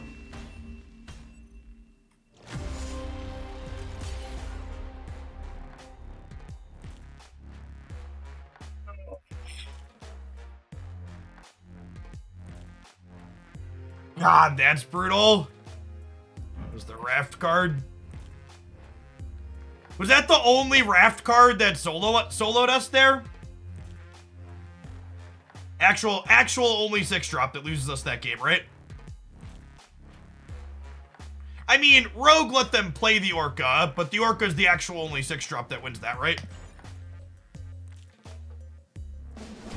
Eliath. Is that true? Maybe Eliath? I forget how many points they had in the middle to start. Was it less than 3? It might have been less than 3. Alright, we're done at this point. Let's move along to the next one. Escaped. Alright, our next request was find... Oh, I clicked the wrong button. Conquest interfaces, chat. All of the interfaces around Conquest need an overhaul. They're so clunky. Braves Toaster, thanks for the half a year. Welcome back. I have a request to play a Shocker deck. Let's pull up Untapped and see what the best high Evo deck playing Shocker is.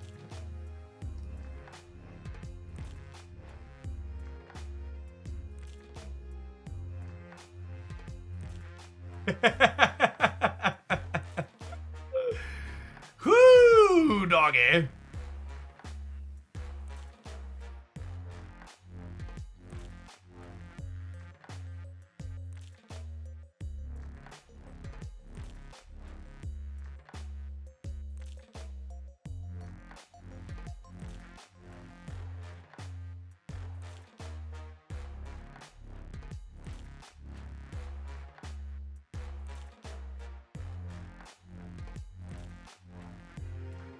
Yeah, he's really just not good.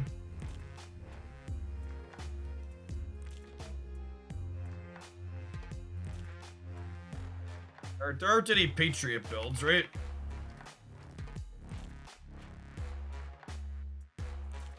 Not that are worth anything.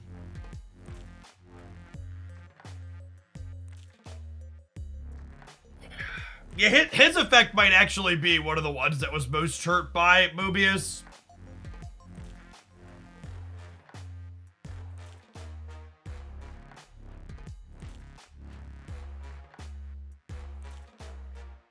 Agatha Shocker, let's go. Man, this is some dedication. The old 170 games with a 43% win rate.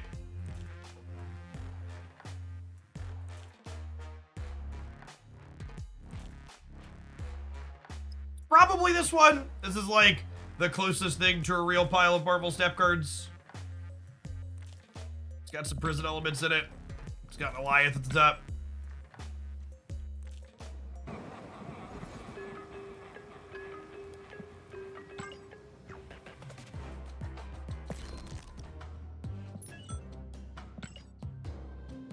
It definitely speaks volume of like how crazy Eliath is that you'd rather play Eliath than Doctor Doom and just no Hulk in a high Evo deck like this.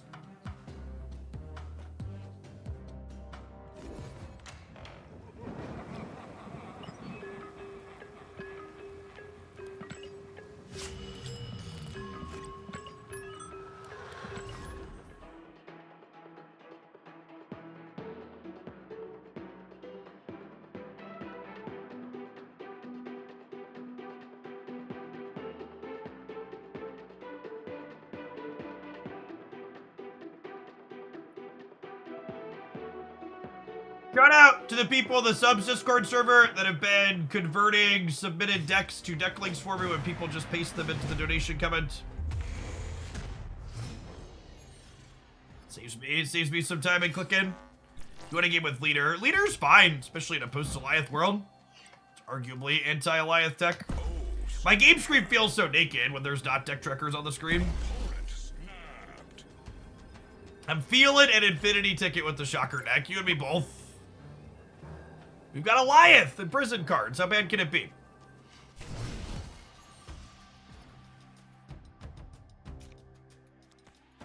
Right on time. Sunspot, welcome to the party.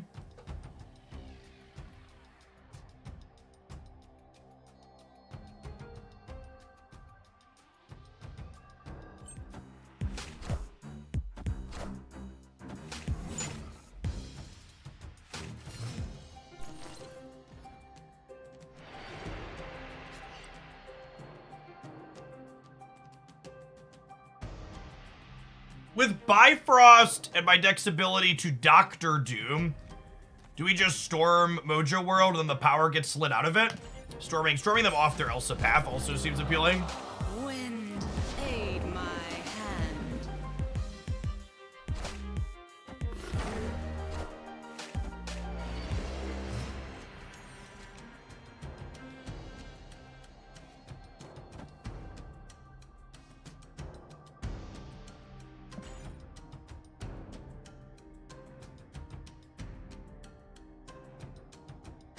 We swap out a card for Hulk. I don't think we can play a third 6-drop, but I'm not sure that Hulk is better than Eliath or Doctor Doom. Like I talked about, we were loading it up.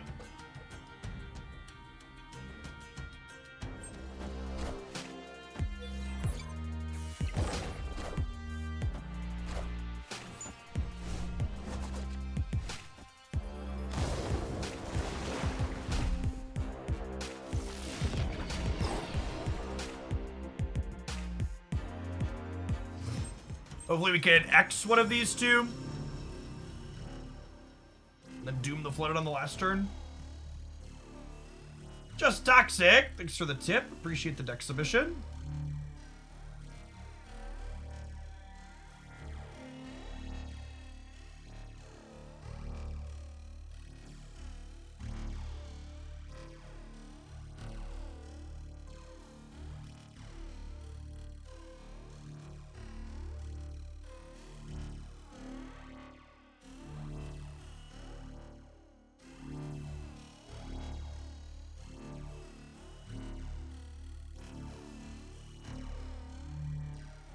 I think with 3 more submissions, we'll call that good enough for the evening. We'll probably do more deck submissions tomorrow, I think.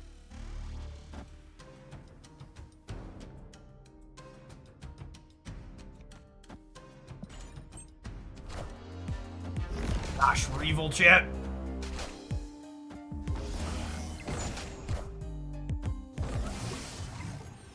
It's me. I'm the problem, it's me.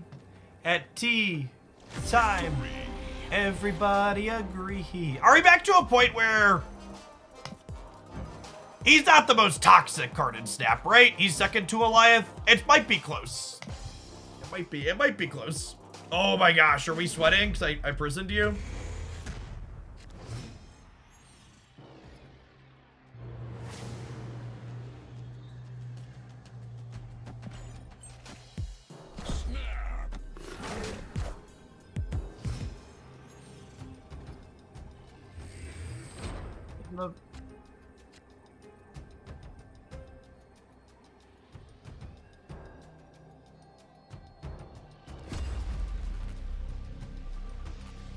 I think I'm storming this.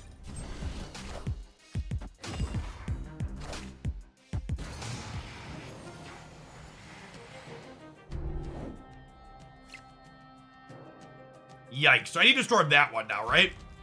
Also, getting rid of their Bastard card seems good.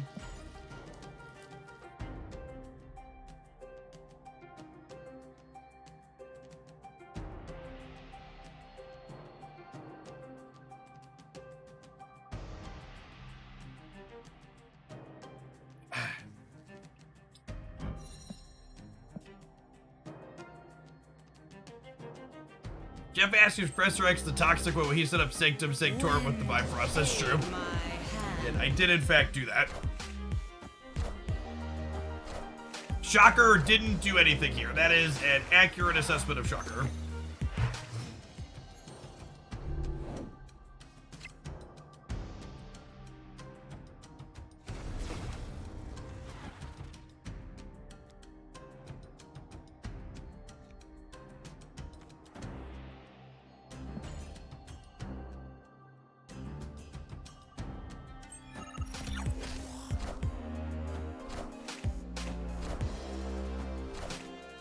And then, as we continue to just be the toxic pieces of trash that we are, we get to Professor X the left, and then do nothing on the last turn as we trigger Sunspot and Cyclops. I guess if the real Mysterio is right, they could get us.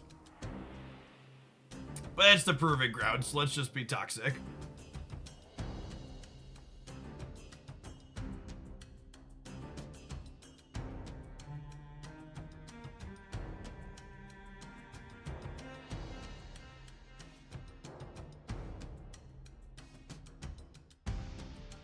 Prison deck's getting a location like the vault feels like cheating. Yeah.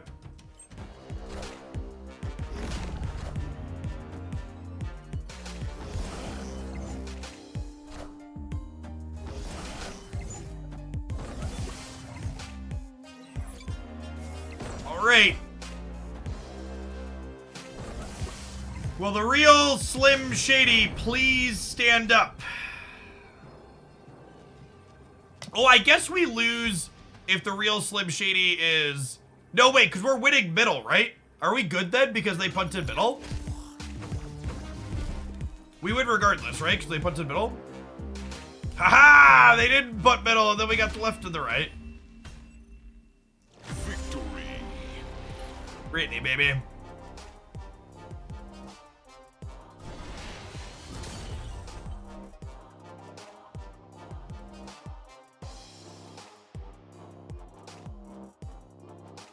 My immediate conclusion is that Shocker is almost certainly better in this deck as Jeff. Listen, I'm not saying you're wrong, but I am saying I've been paid to play Shocker, so you can't be right.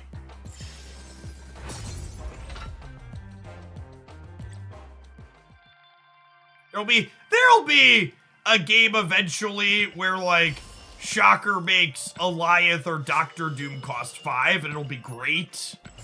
I believe. Ye of little faith.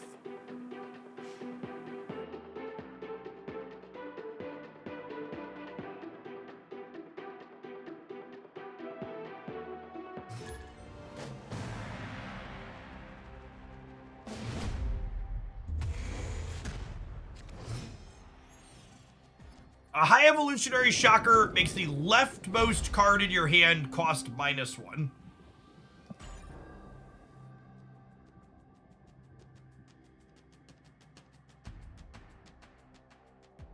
Here the Shocker Copium line starts here. We are fully high on Shocker Copium. Listen, chat. You all are about to get a Shocker driving a car, okay?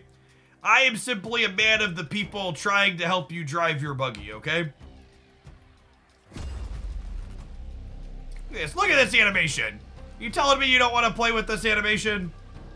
What kind of human being are you? You don't want to play with this sweet Shocker animation.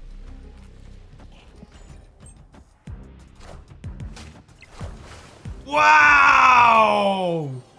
My technology got countered by the most common tech card in the game. Shit. How could I possibly see this coming?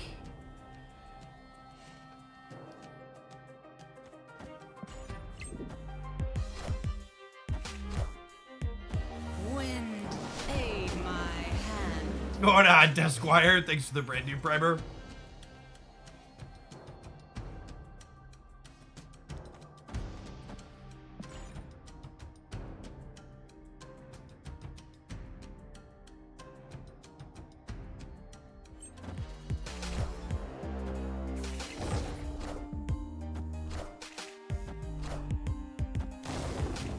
My Daredevil counters your Daredevil. Neener, neener, neener.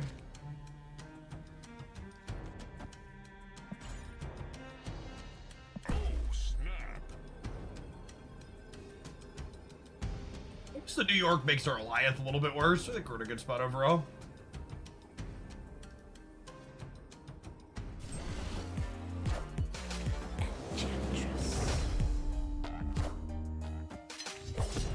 At least it's pretty thematic that Shocker can't seem to win anything.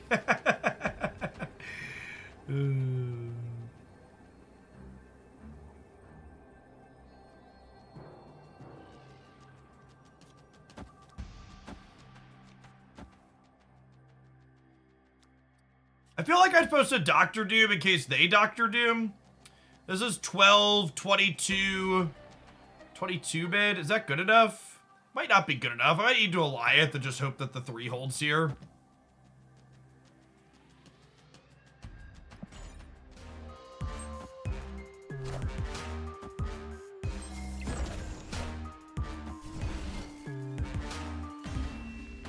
That was quite the gamble for 4 extra cubes.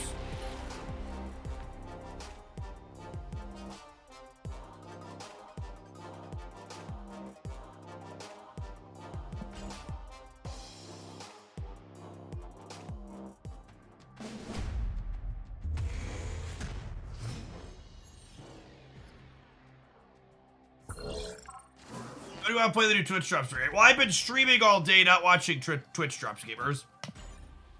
I'll get my Twitch drops when I'm not live, like over the weekend. I think I'm planning to stream Saturday, but maybe not Sunday. We'll see what metrics look like. Christy's taking her older 2 boys camping this weekend. I have a sitter for Saturday. I'm not sure what time they're coming home yet on Sunday.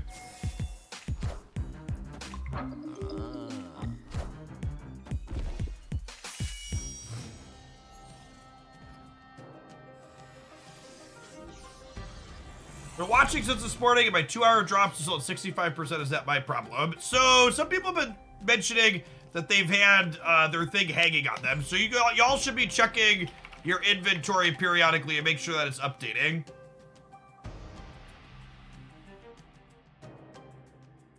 Also, like, if there's a current, like, make the inventory is what shows your actual progress. So, like, click into that URL and double check that that shows that it's hung for you.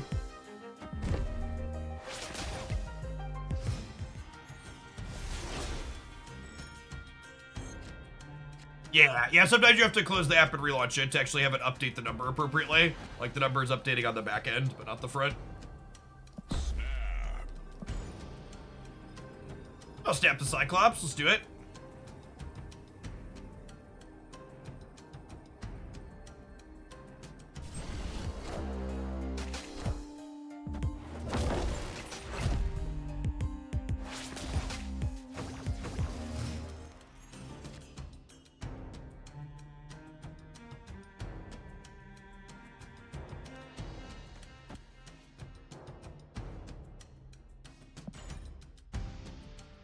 I think I want to just trigger all my friends again here.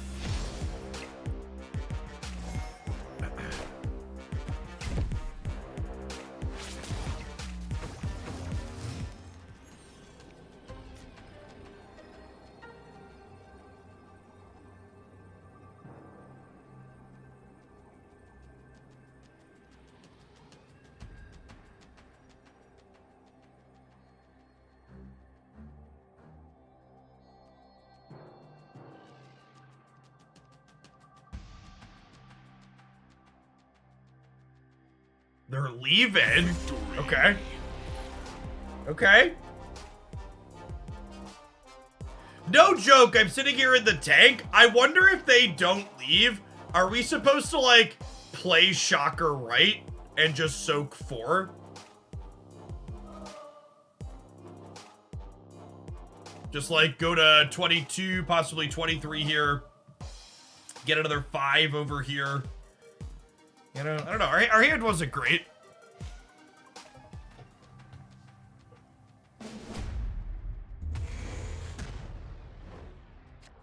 That is true. We drew Shocker and immediately won.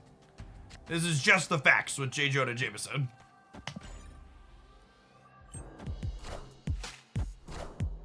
Jonah strikes me as the type of guy to defend Shocker.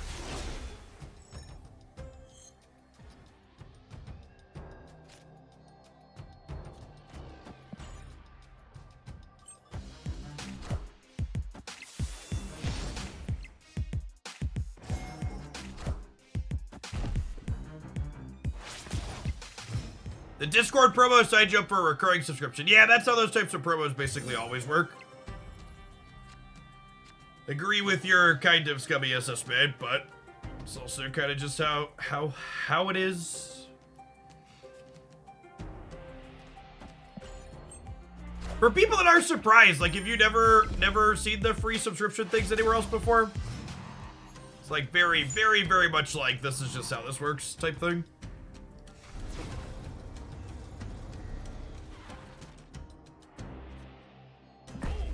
Just haven't done anything.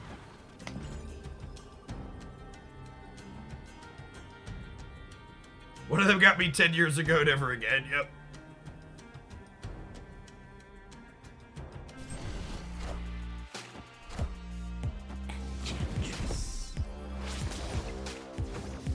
Clear for takeoff.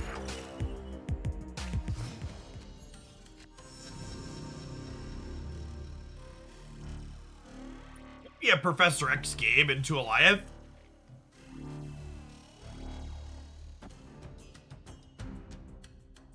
Yeah. And then we do this, and then we just purple fart them over here.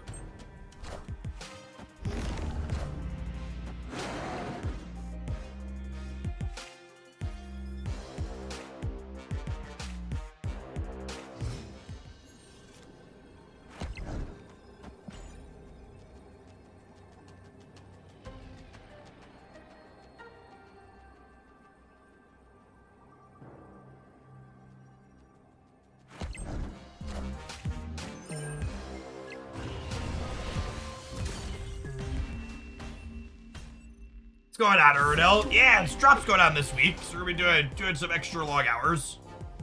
For anybody that's new to the channel, usually I sign offline about 90 minutes ago.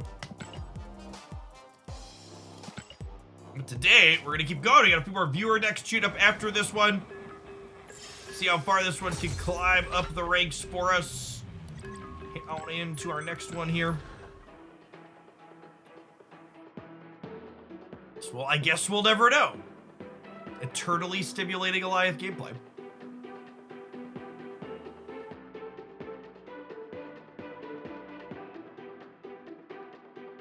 Barishweer, thank you for the two months. Appreciate that. Welcome back. I'm kind of surprised. I feel like they should have used Shocker as one of the PC release variants and then put one of the other more playable cards from the PC release as their 1 year. Or just, like, picked a different variant art.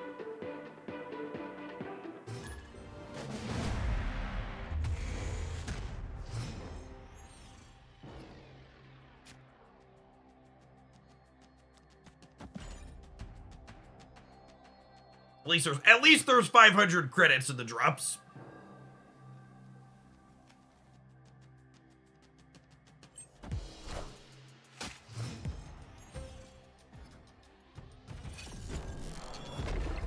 Hey, Lucky Bomb, thank you for the Prime.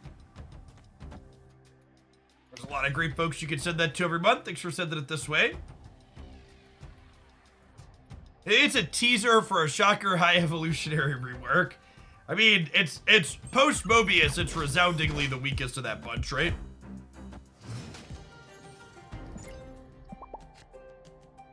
Uh-oh. Well, I was gonna storm there, but guess we'll storm here now.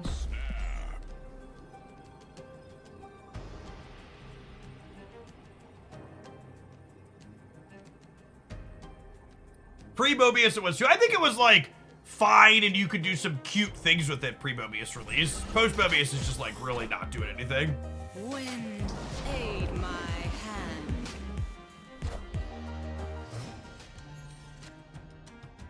Yep.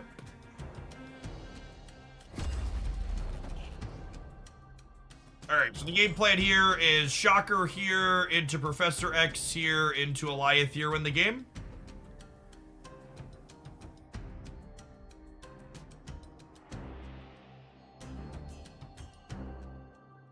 Yeah, someone else had mentioned other gacha games often give away like a 5-star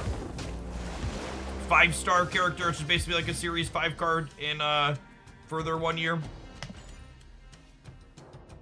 If You're force-flooded a card, guaranteed to be inked. No, just lucky. It's actually 1 in 10 to get it inked.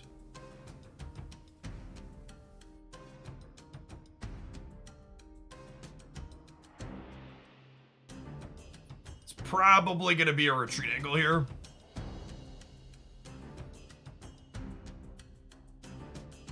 Queuing up into a pseudo mirror where they have Jeff and we don't is not great for the home team.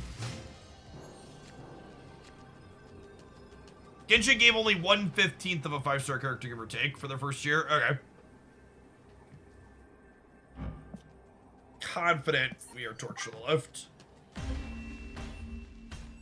Escaped.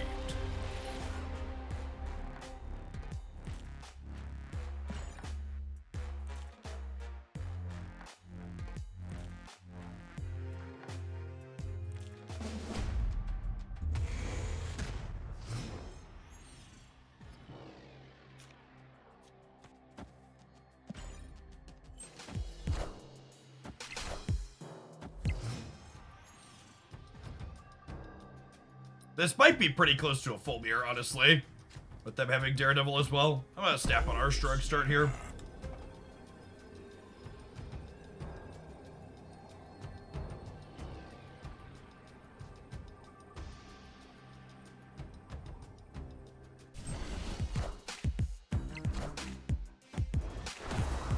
Ooh! Are they doing some abomination stuff then?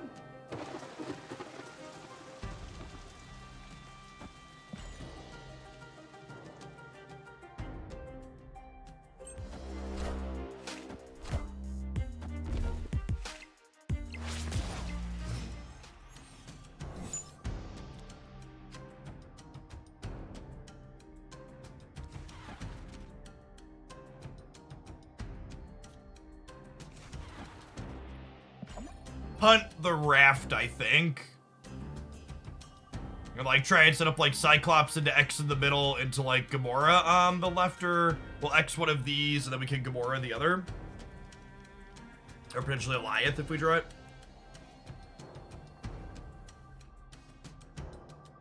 Not gonna be able to fill here anyways.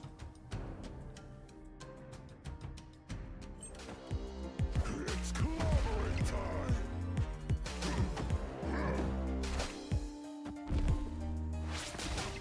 Okay, so they're definitely the high Evo build of, or sorry, the abomination build of high Evo. That is an inked base art thing.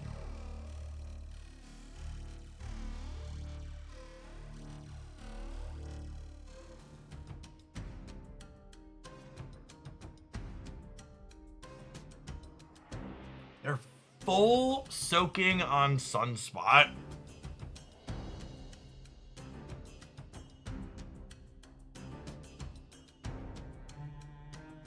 Gosh, I almost want to just match them here, right? Because if I soak, my Sunspot grabs the Monster Metropolis off their thing.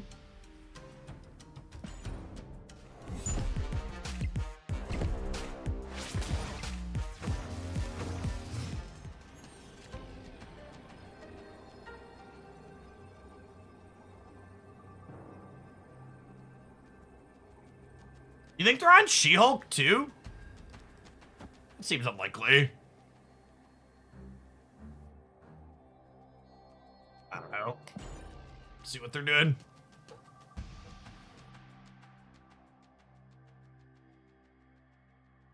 This is going well, Nexus. Hope things are good with you.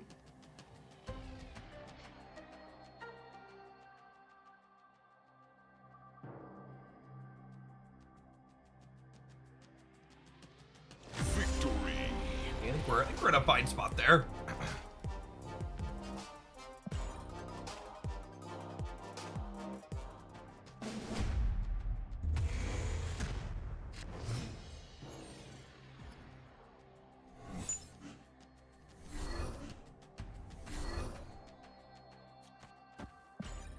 We got a submission for a Shocker deck, Privy. And this deck probably doesn't want Shocker, but it was the least bad deck that had Shocker in it. So, you know.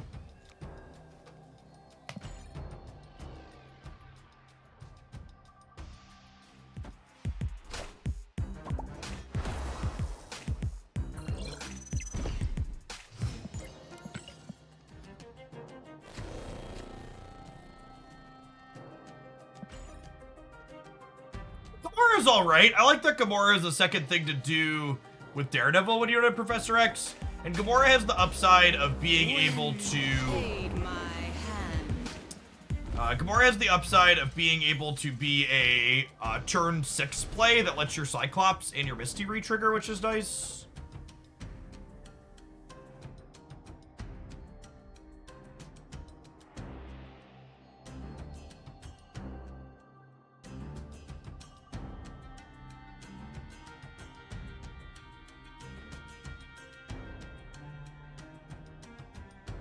Thanks for all the follows today, by the way. My Twitch tracker here, so we've had over 500 new people tap the heart button.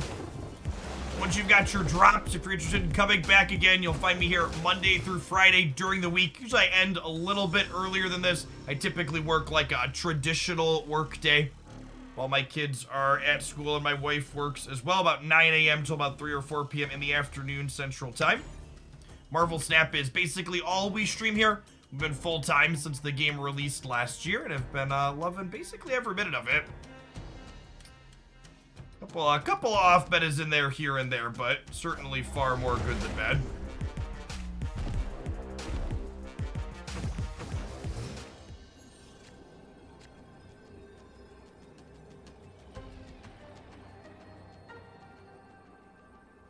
We just bop some Doombots and call it a day here?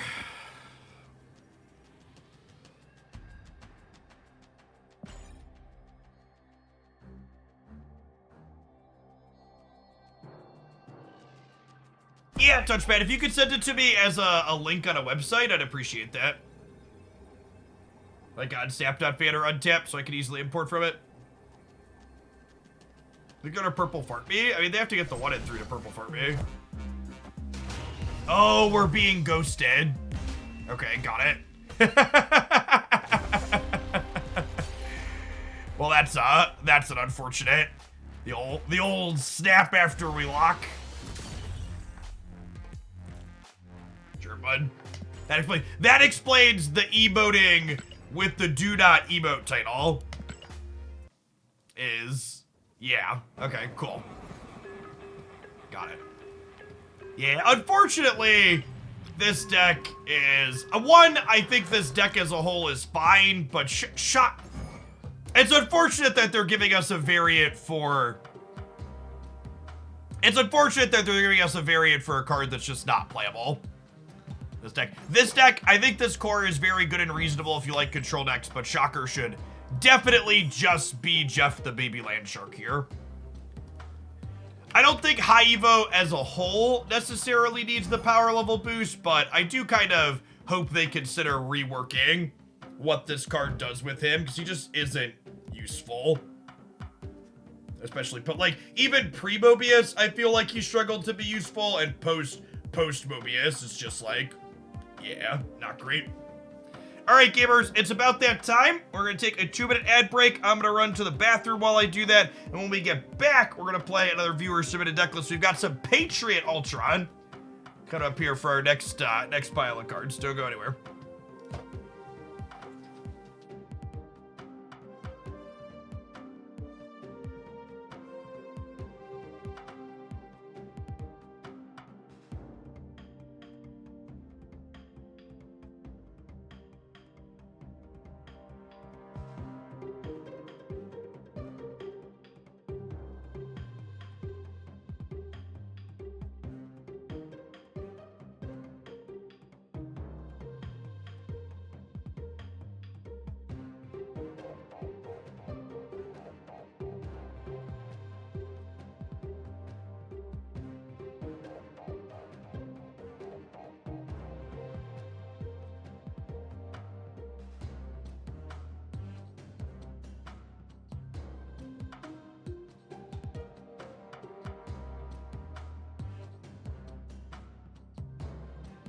OT tomorrow. No changes this week. This is the off week, so it's OTA, patch, OTA, nothing, OTA, patch, OTA, nothing. This is the nothing week.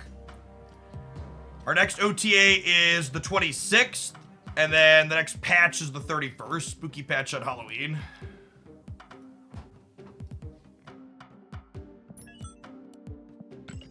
Hello, baby girl. Oh. You have poop. Okay, you gotta go upstairs and tell that to mommy, okay? I will be upstairs later, okay? Yeah, he's working late tonight.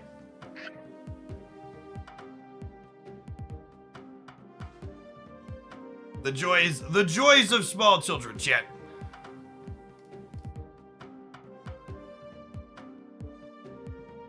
Reminder to poop, guys. Keep your bowels operating.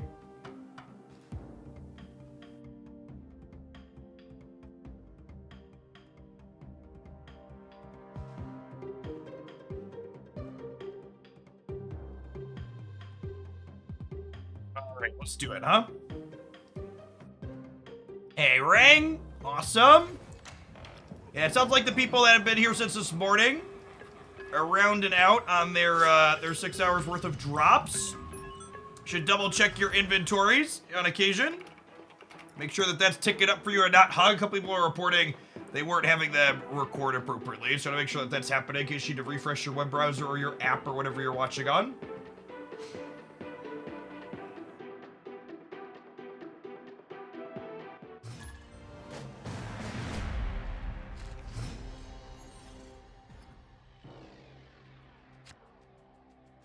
Snap. Opponent snapped.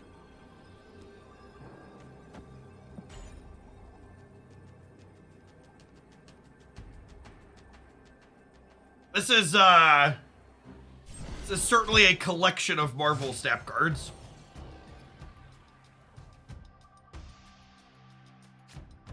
Is Super Scroll doing something in this metagame that I'm not thinking of?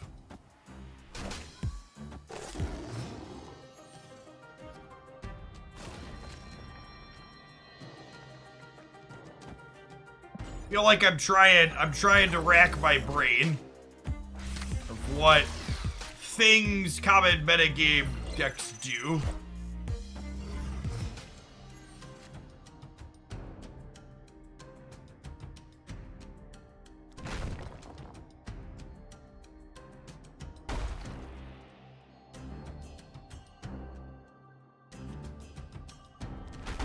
Can copy their Luke Cage, I guess?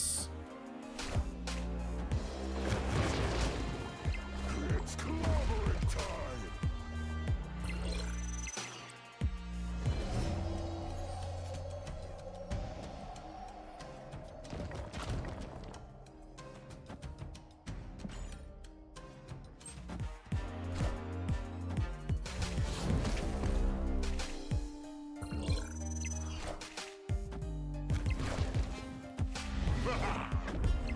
Waha!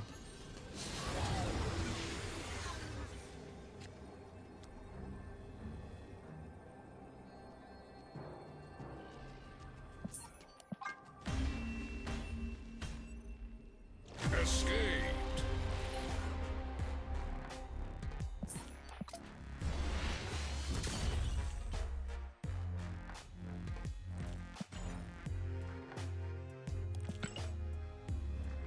We'll keep the core of Patriot stuff here. We're gonna go ahead and get rid of Super Scroll. He is just not a good metagame card. Pig's kind of an awkward one too. Our Patriot Elsa deck certainly feels like it wants Mysterio.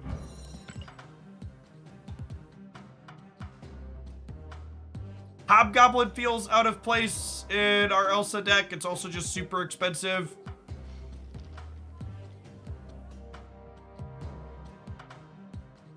We can play Shocker. I think Shocker is probably better than Hobgoblin. I don't know that he's good, but yeah, I don't hate Wasp. I'm a big fan of Wasp. Wasp with Elsa randomly gets you some solid value.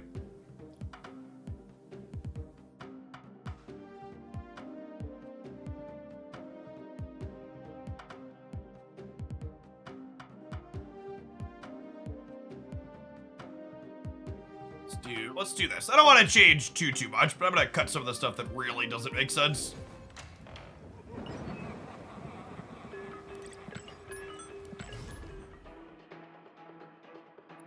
least keep the core theme of what someone sent in the same. Yes, exactly that, Immortals. I don't know that we're gonna go all night. I think my plan, the viewer count's been falling off a little bit as people finish up. I think we're gonna stream till we fall to like 3,500 or so. If we stay above that for another couple hours, we'll keep going. It's hard to know exactly what things will look like as the night goes on. So I don't want to stay up too late because I want to wake up and do a full day again tomorrow. Hey, Previ! Gifted a tier 2 sub! Well, that's super generous. Good evening.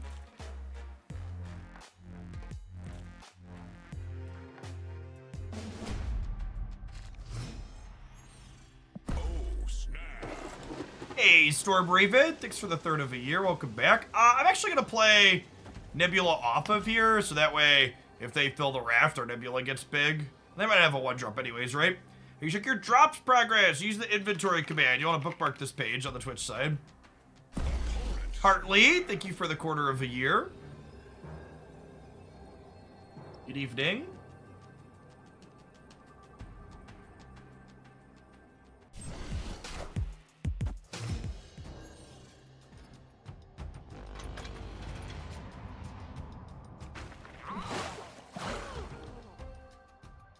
Hey, Serial Senpai, thanks for upping for the second month.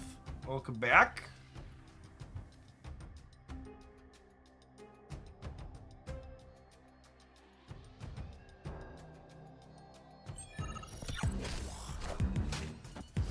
Mr. Patastic. Happy drops day to you too. They've done nothing so far, so I think I'm fantastic-ing here so we can play for the raft. Next turn we'll be able to fill it out.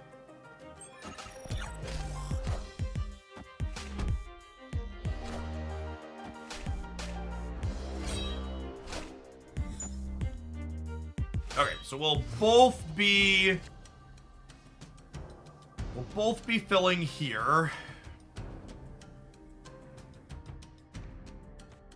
Did I do this? I might do this. Do I need to put the real Mysterio here? They're gonna assume they fill with swarms. They go to 13. This puts me to 6, 11, and then plus Blue Marvel. Yeah, this is fine.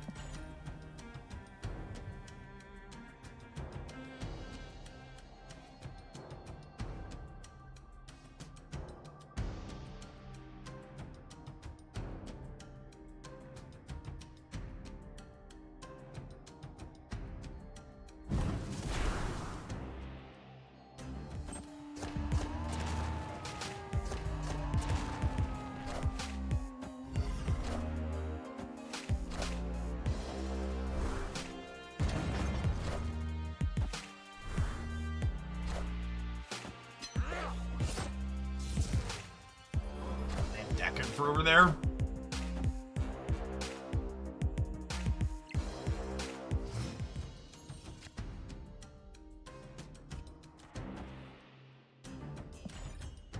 I don't think the discard deck's gonna Mobius us, so I'm gonna chill on the Galactus for now.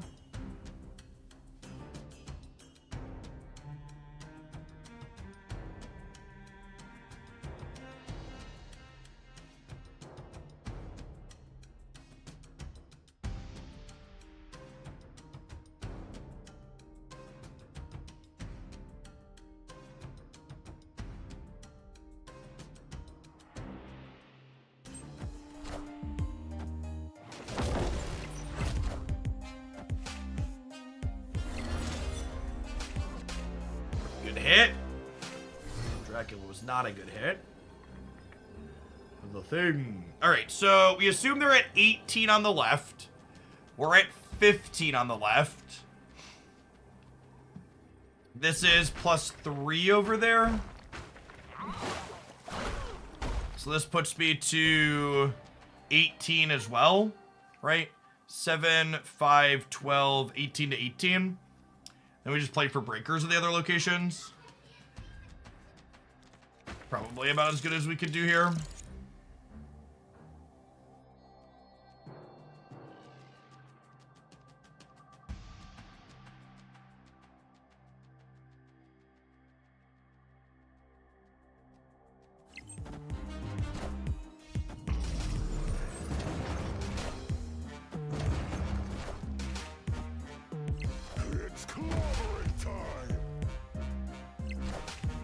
Hey, B-War, thanks for the brand new Prime. Appreciate the support.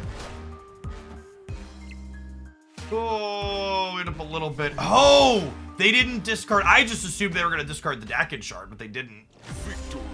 That works out. Thank you for the Titania double up deck. I've been playing it. It's been great fun. Is that the Destroy double up, B-War?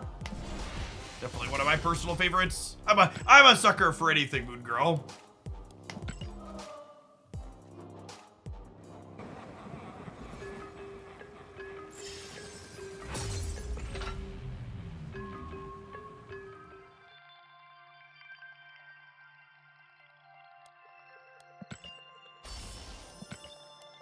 I want to close my office door real quick. The boys are playing chess together and they are not quiet while they play.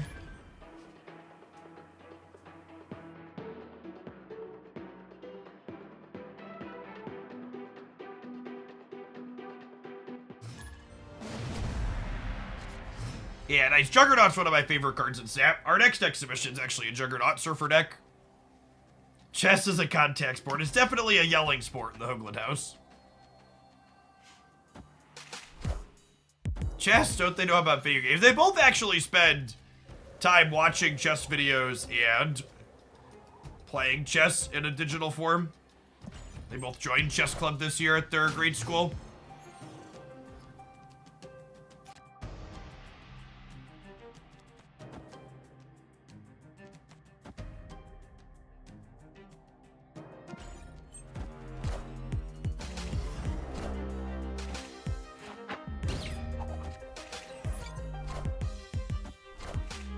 It's a solid one to pork.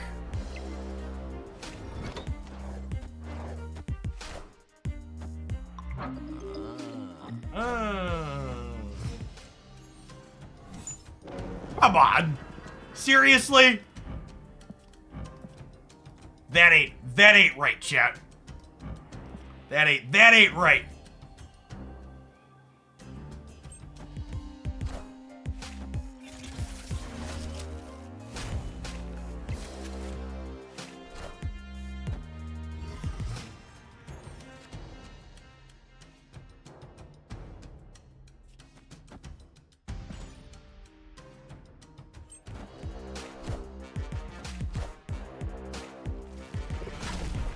That's a big boy.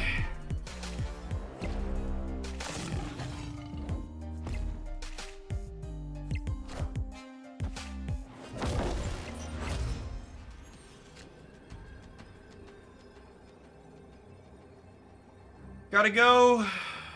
Gotta go right now. Gotta go right now.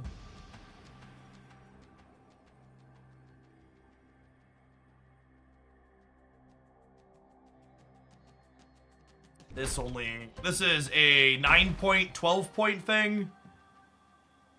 They have Sabertooth plus something else, so we can't win here.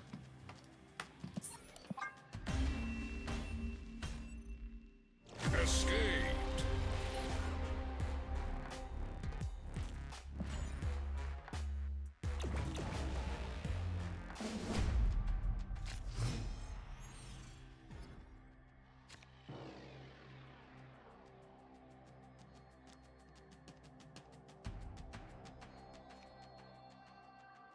I think I'm gonna vibe on Spider-Ham for a second, because by waiting for them to play a couple of cards out, Ham is more likely to catch something like Null or Death as it moves over towards the left side of their hand.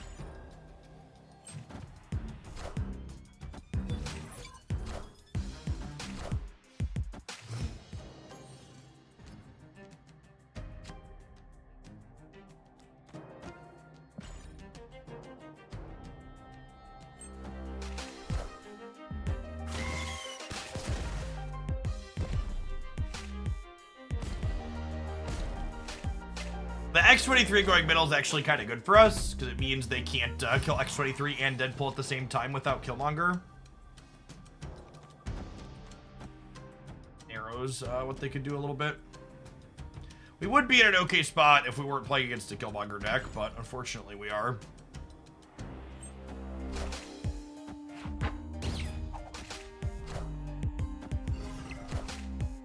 Venom here. Yeah.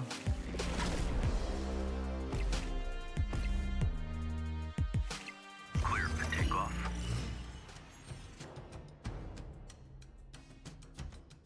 Love to draw Mysterio next turn, but also unsure if that'll be enough to drag us across the finish line. Mysterio would let us fill every slot on the board.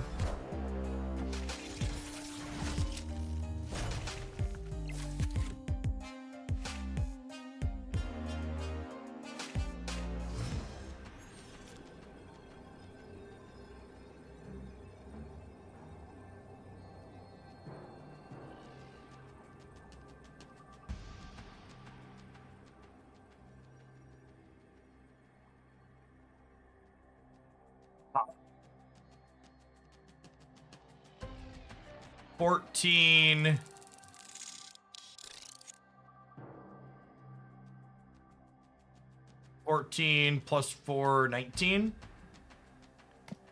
That might do it. Oof. Having to only pay 1 cube to learn the Rizola deck feels good.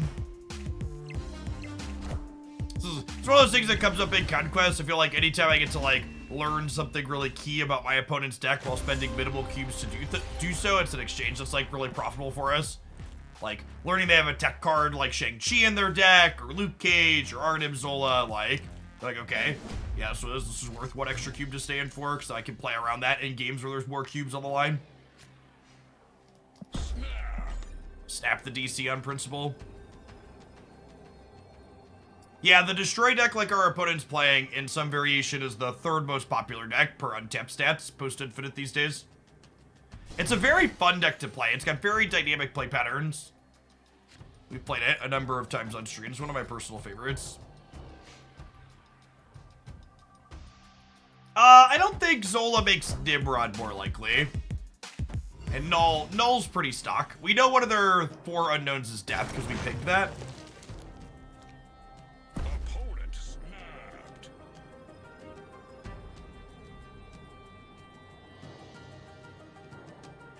Okay, but like, what if I just left the rocks in play?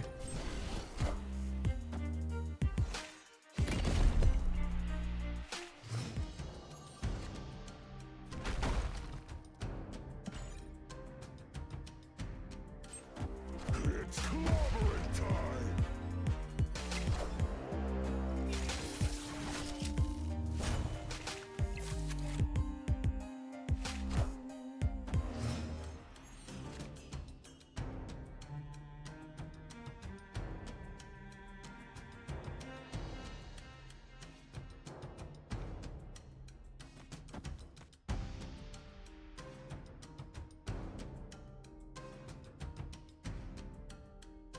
Do I want a Mysterio or not's the question. Would I rather blue Marvel this turn into Mr. Fantastic Patriot next turn? Do I wanna play harder for here, or do I wanna play harder for here? It's an extra 4 to blue Marvel here. I think I'm just doing this. Playing hard for the Collapse Mind is bad into a Killmonger.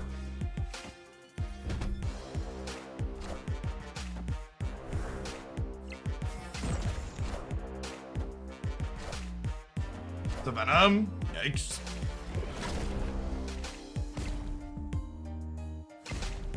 Go to Patriot instead of Mr. Fantastic. I kind of don't want them to know that I have the Patriot guaranteed, right? Kind of want that to be a surprise.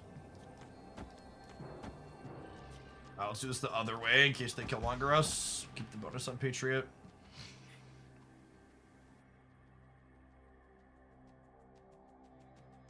Is Patriot better or worse than Blue Marvel? He's 5 here. He's no extra here. This might actually be better. It still puts me ahead here, and they have to commit some points.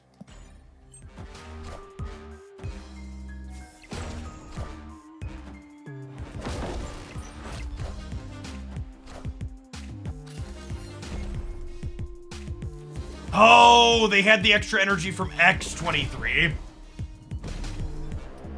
I forgot they could do both.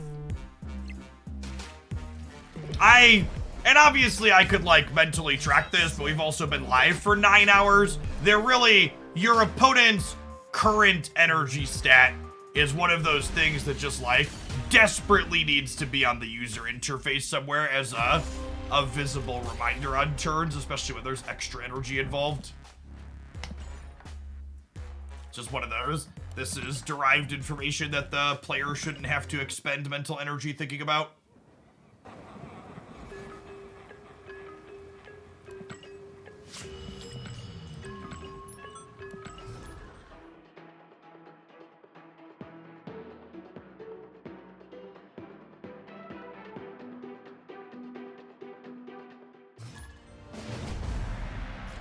Master of Tricks, thank you for the 3/4 of a year. Appreciate that. Welcome back.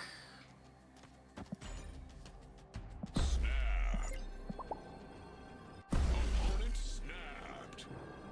Yeah, I really like this Darkhawk avatar. I spent all of my gold on it, no shame. It was a bad value bundle that we paid through the nose for the art on.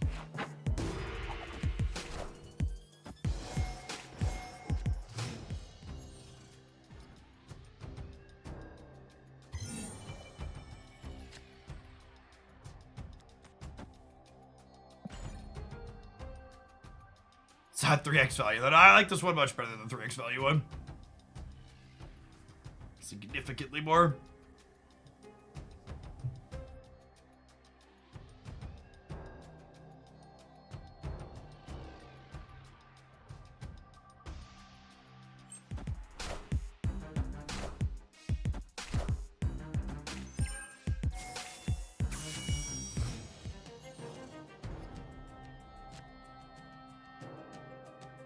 Yeah, Wasp into Jeff.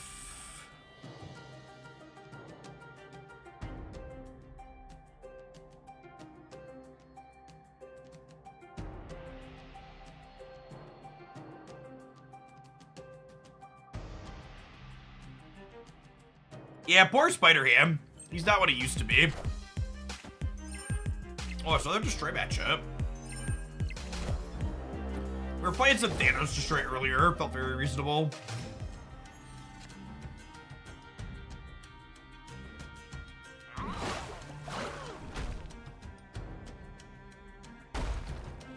Put the thing down over here so it's not abundantly clear that we're a Patriot deck. Got on Quest. Twitch drops is a mythical time. Elusive creatures like 7 PM, Jeff.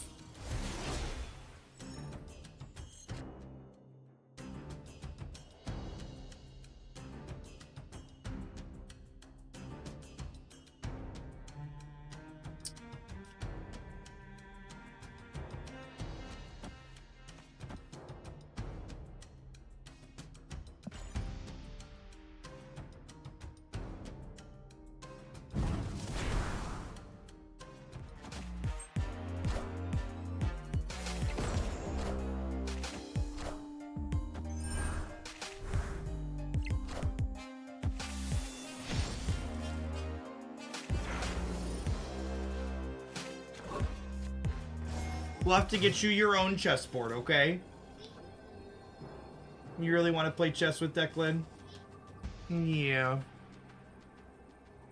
Jacob and Declan will be going to bed in a little bit, and then you can have their chess set once they go to bed, okay?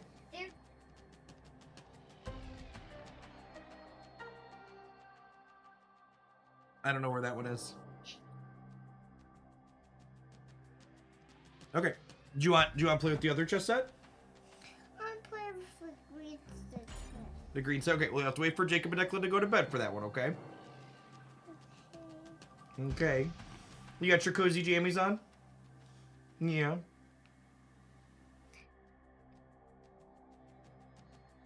Daddy's got to work late tonight, okay? But mommy's upstairs. And brothers are upstairs. Is that you again? That is me on the mat.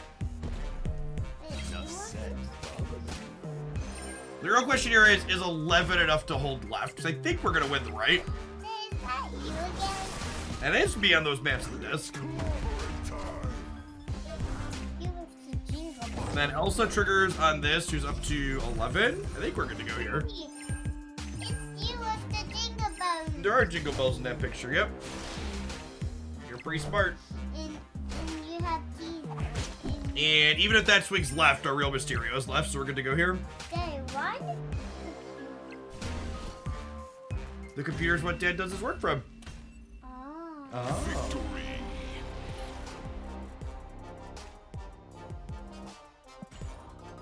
You got a sweater? Or we let me move along? M-Tang? Wow. Oh, snap.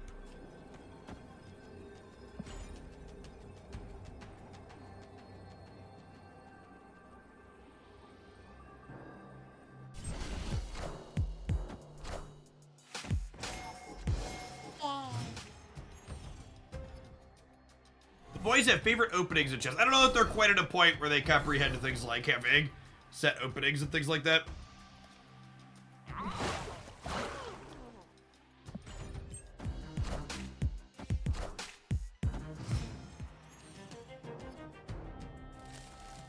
Wasp or a ham would be great here, so we can trigger Elsa. Perfect. All right. Ooh. I want to like that. You want to hug Daddy? I'm scared of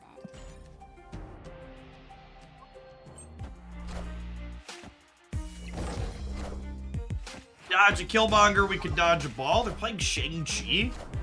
The gamer. Time's up. Time's up.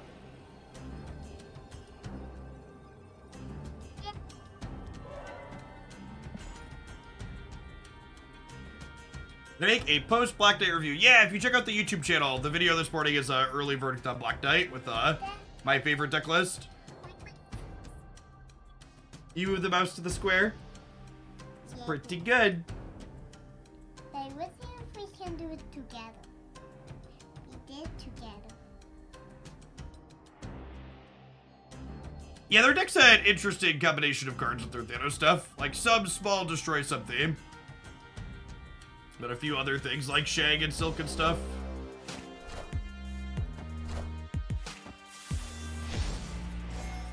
Oh man, does this win? Because the Mr. Fantastic gives us the win on the left here, right? It kicks the Silk out. That's a sweet, sweet one. We're the winner, baby girl.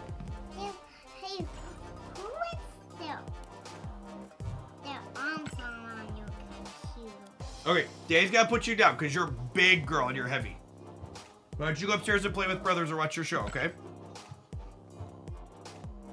Actually, could you be a big helper? Can you carry this box upstairs for me? Thank you. Okay, you don't have to. Tried to give her a job, chat. She was too smart for me. Work is for suckers.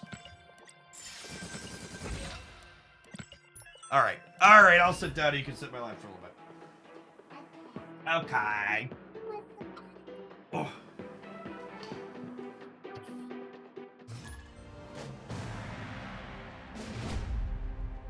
Coming down. Don't pull on it. Don't pull, just wait.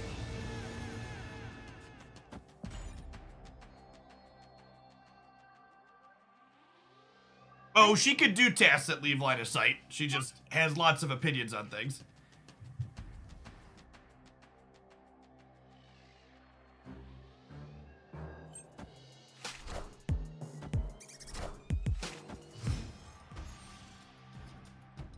She's currently discovering how to use the mouse and is fascinated by it. Fast, fast, fast. Put our pig right here. No, Daddy. Let's put him. Who does that pig look like? It's Spider-Man. It's Spider-Man. A Spider Ham. It's a pig. I'm gonna put him right. Spider-Man. Spider-Man is Haley's favorite superhero, Jeff. I'm gonna put Spider-Man over here. That's a solid hit for us. I think we'll snap on that. Especially because Put him. they don't know. Hold on, baby girl. They don't know that we're a Patriot deck yet, and that these things coming across the middle are going to be useful to us. Let me. Does she like baby shark? Do you like baby sharks, Haley? Yeah, what do baby sharks say?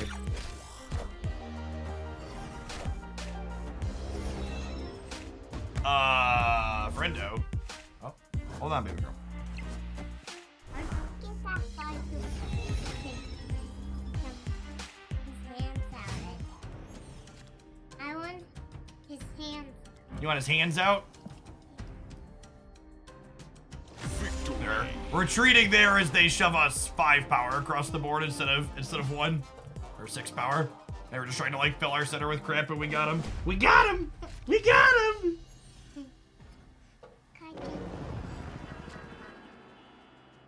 All right, let's play our pig. Little pig, little pig. Yeah, guys, we do that again. Put that blue guy somewhere else by that Spider-Man. You know, put the blue guy by the Spider-Man. Yeah. The blue guy likes to go in the middle. Okay, then let's put it in the middle. Okay. We gotta wait our turn.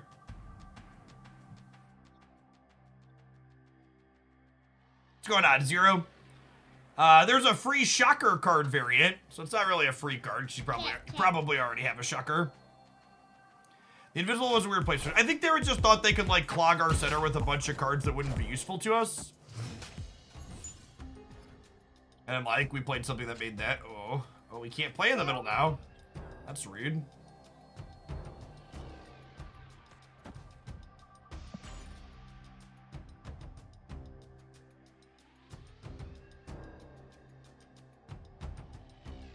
They are probably the best Patriot deck if I had to guess here. I would expect Valkyrie to be in their output range realistically. Our deck's pretty solid into Valk though, all things considered. We have a lot of ongoing effects. Then why do you keep doing this? Oh, don't press the buttons, baby girl. Would you already dad push them? The buttons. Yep, only Daddy. You can put your hand on the mouse, but Dad's gonna be in charge of pushing the buttons. So, which button do this do? Which button do this do? I don't know. Forward and backward buttons don't do anything in the games. Can I do the roller one? No, no rollers, please. But I'm trying to move it. Okay, so one of these things left is a Mysterio, and the other one's a 1-drop. Let's go Cage into Jeff here. Hey, what is he, Haley? A shark! It's a shark! Haley loves sharks, Jet.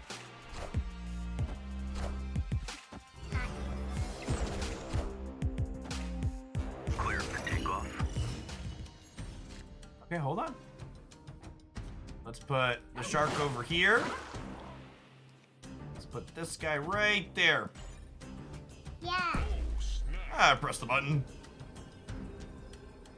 Looks like we're ahead here. Crimson Cosmos was awkward for us, but it was also awkward for them, so kind of a wash.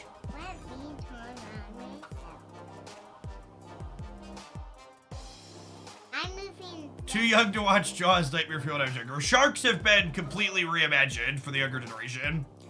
There are doo-doo sharks with mommy, daddy, and baby sharks that sing lots of happy nursery rhymes. Where did the triangle go? What? Where could the triangle? There's a triangle? That's called the mouse. Where could the triangle, the mouse go? Where could the mouse go? Where could it go? I'm gonna put it all the way over here, and boop.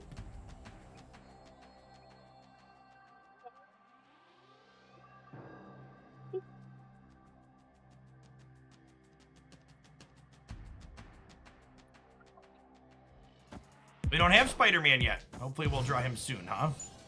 Look, he's up there.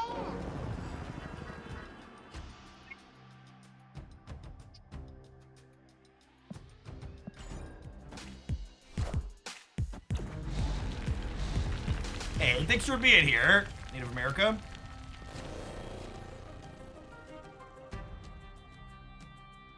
Alright. take this guy, shove him there. That big guy wants to be in the middle. Any way to increase your chance of getting specific boosters, but Boy Null hasn't been fed in months. So you can very slightly increase your odds that a specific card get boosters in your deck With the triangle. by making sure it's the only card that doesn't have enough boosters to be upgraded. But that still only doubles its chances, which means instead of being 1 in 12, it's 2 in 13. So it's like not that much more likely. Let me try. I just your desk. That is my desk. Why are you in charge if it's my desk? Who built it? Who built it? Dad and Mr. Kip built it. You remember us building it. I watched it. You built it. You did watch us build it. Dad, you know these on here? They are, in fact, roping fairly hard. Dad, I think you. Okay, confirmed that they are also a Patriot deck.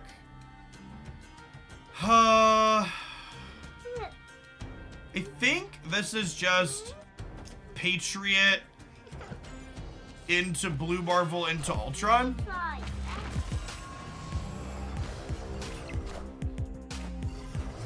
I think is the line here. Opponent stat me. I think I'm staying. I want to try to do this way.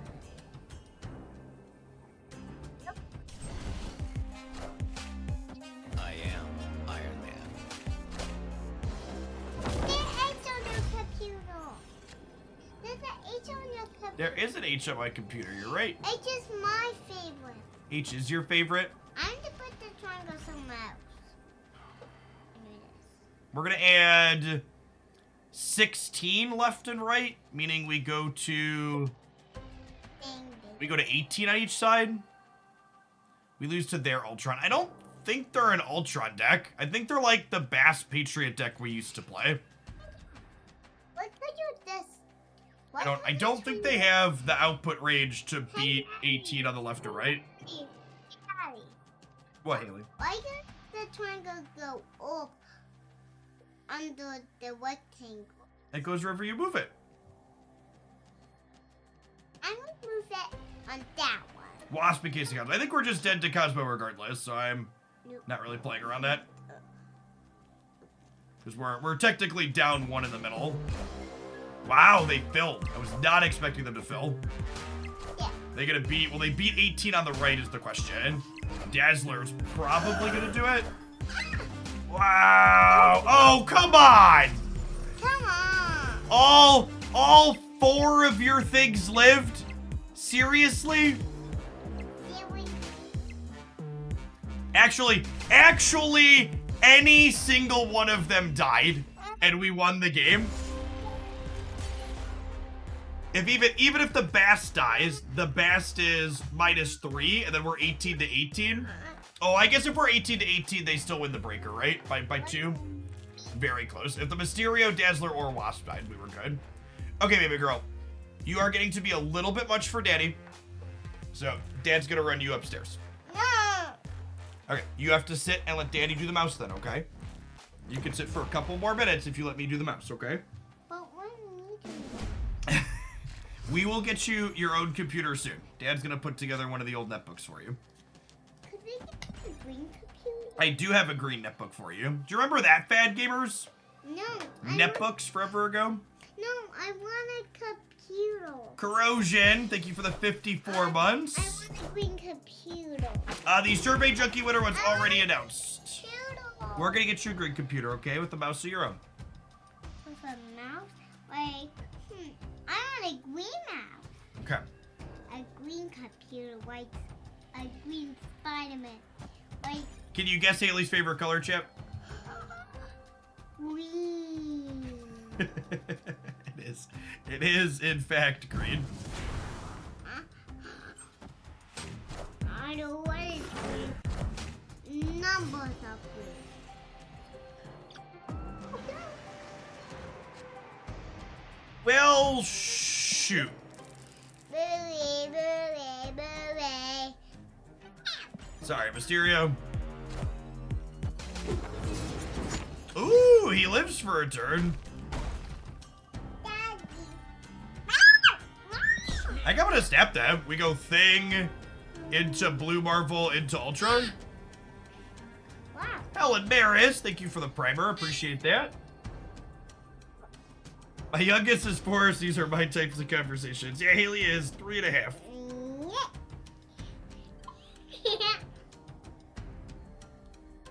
Arguably, chat, there are some days where she's more intelligible than talking to Twitch chat for 8 hours. I could you just move it on this little Victory. Could you just move it? I could First Prime sub for the Green Network. We're gonna get it put together. Got one sitting upstairs in the office. He's gonna put a fresh Linux install on it. move it somewhere. Why could you move it somewhere? Why could you move that somewhere? Why could you move that somewhere? Been seeing a lot of these Zeus Town decks that, you know, Killmonger's underplayed. Yeah, outside of the Destroy archetype, Stop it! Killmonger's not really seeing play as a tech card in decks that want to play tech cards. Definitely way more Shang-Chi's and Shadow Kings and Luke Cage's and Mobius's. Hey, baby girl, remember what I said? If you want to stay here, you gotta let Daddy do the mouse. But I want to do the mouse. I want to do that mouse. So these plays are a bit sus. I think they're just taking their time. I think the opponents played this match very well. They've been a little deliberate with their plays. They've been playing kind of slowly, but I think they've played well with all the choices that they've made. I like to do the mouse.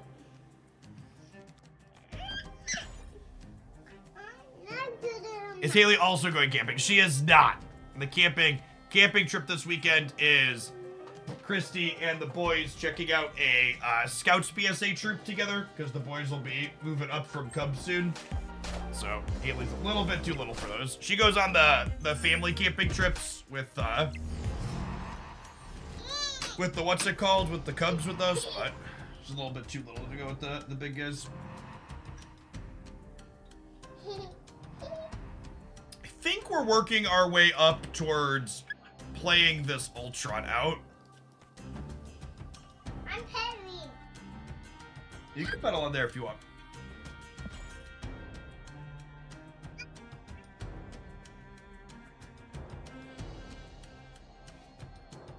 Be careful, tiny girl. Do I have a button in this? That's how fast the pedals go. This makes the pedals go faster or slower. Daddy leaves it slower, so it's harder to pedal. No, I like it fast. I like it fast, Dad. Because I'm a big girl. Yeah, the claiming things like the drops or the Nitro Hawk and stuff is not instantaneous in Snap. You have to like click it, and sometimes you have to refresh the app for it to like fully come through.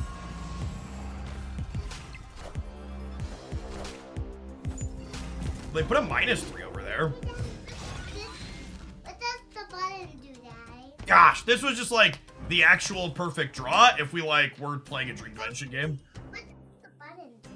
The button needs batteries, and Daddy doesn't have batteries in there, so it does nothing currently.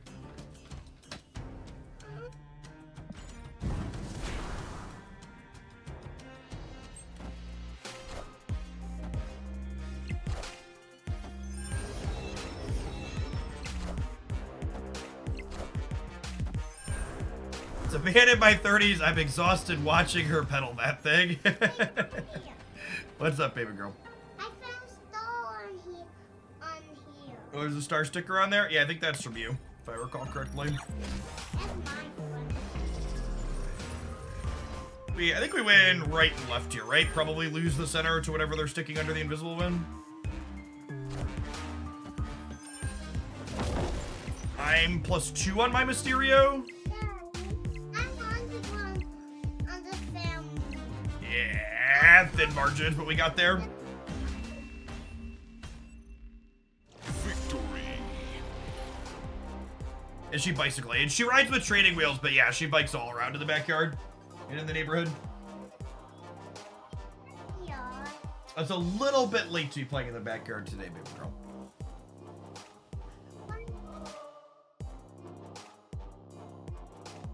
Actually, is this so light out? No, thoroughly dark. It's 6:30, chat. You can tell it's fall. It's like, it's 6:30. Is it dark out yet? Yes, it is resoundingly dark.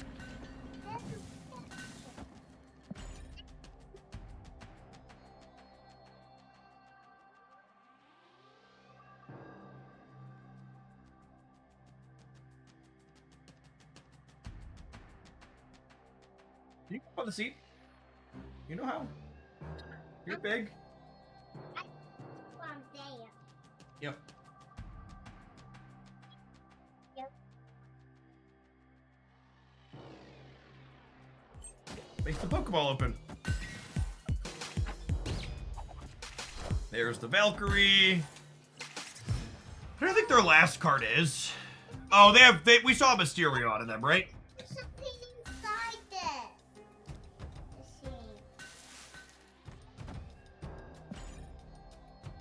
see. Nebula mid, encourage them to play out into Necrosha. What is this thing, Daddy?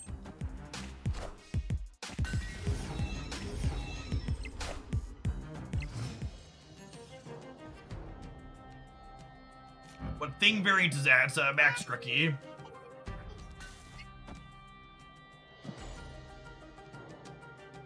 Turtle? My Squirtle turtle? Oh, my favorite. Oh yeah, their last card is Valk, isn't it? They must have copied our Mysterio from something. No, they played Mysterio, right? Oh, there's a pig card here. They're Mysterio and Valk. Like I felt like my brain was breaking. I was like, where is this other? What is this other card?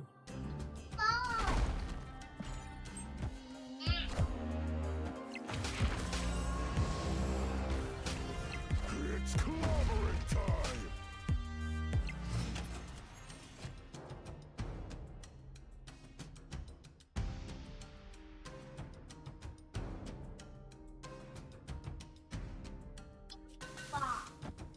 It's a ball, Daddy. If we do this to max the Stark Tower bonus, and then we just like Ultron left next turn, and then trigger Elsa over there too, I think I'm into it.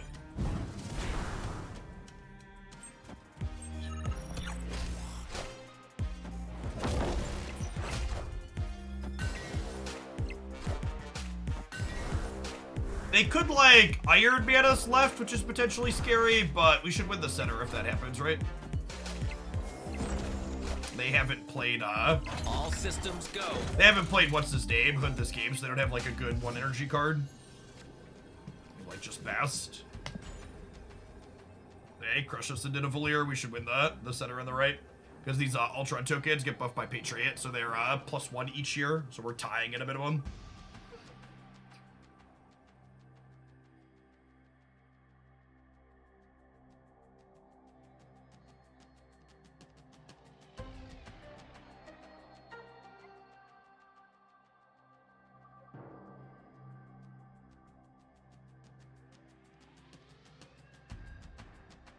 Sit. The final countdown. 2 feats.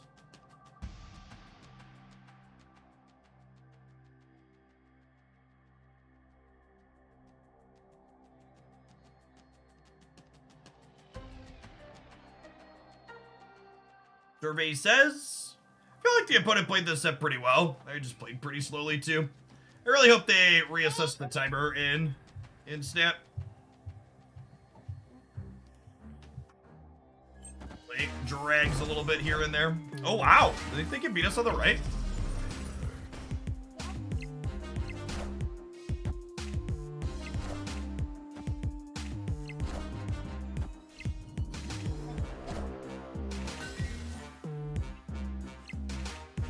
Gosh, did they get us over there? No, we're good with real Mysterio, right? Alright, close. Close! Victory. You have a shield to stop bad guys? Can you come here? You're adorable. Like this looks. What do you think, chat? Is she ready to stop bad guys? No, Daddy, there's no bad guys. Hold it up! Stop the bad guys! Ah! There's no bad guys.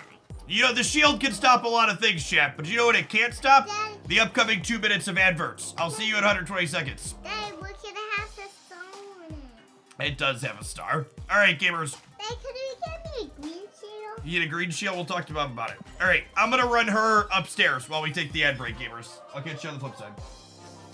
Wait, you can't carry this, though. Because you're gonna hurt yourself. That one's real metal, chat. Not a toy. I want my daddy upstairs. I want my Haley upstairs.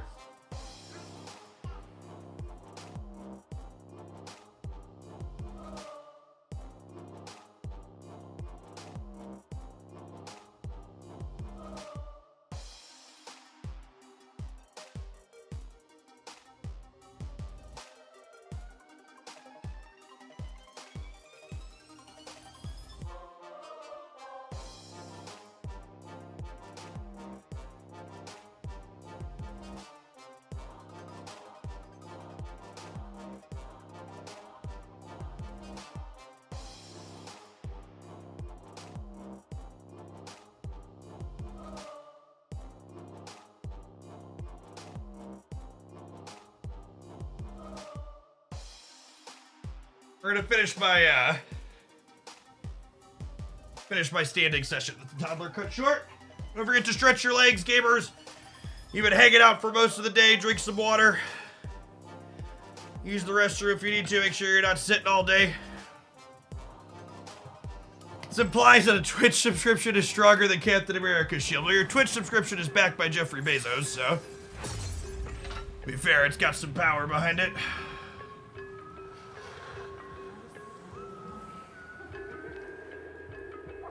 All right, how's the vote going, chat?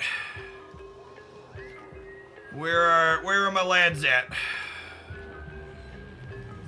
Is the Human Torch 47% still? Either the voting is frozen or we're rock solid. Shout out to all the Human Torch supporters. We're gonna get us a variant.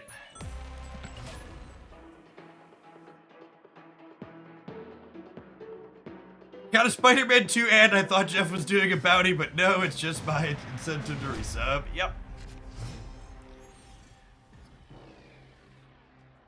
Yeah, it's been stuck at those exact percentages for a while, so I wonder if something's frozen on their back end. It was updating earlier today.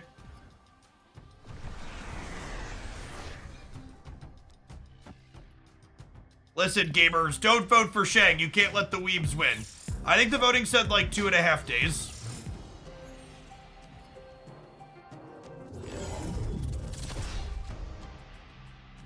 But listen to music in your headphones or just the game audio? Just the game audio.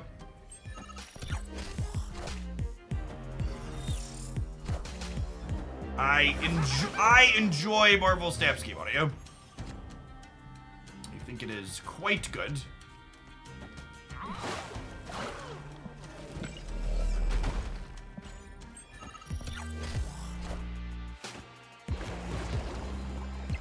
It's clobbering time.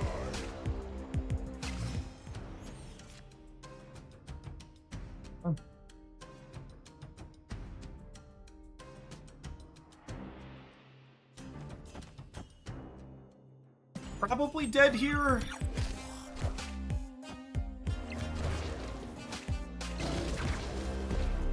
Yikes.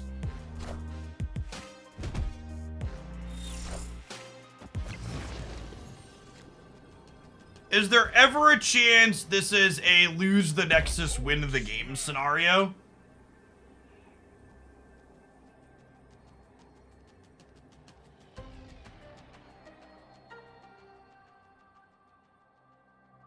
Lose the Nexus, win the game. I think there's a non-zero chance that it is. They can lie with us? Yeah, baby. God damn it. God, that card is such a fucking toxic stain. Just goes in literally every deck. If I had... If I had Ultron left, would we have won the game? We would have gone 12 or 15 to 15, and we would have been, no, because the man thing shrinks the thing, right? Yeah, that was an option.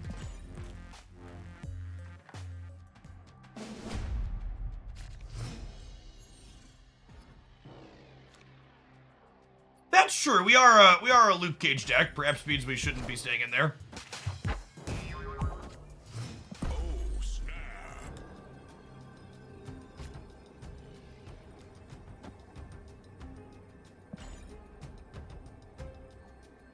Get him out of here.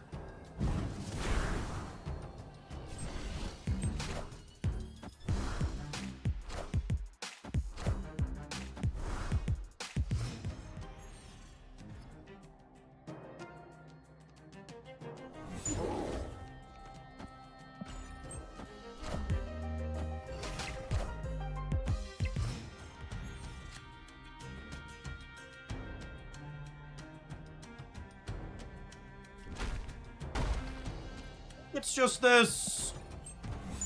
It's clobbering time.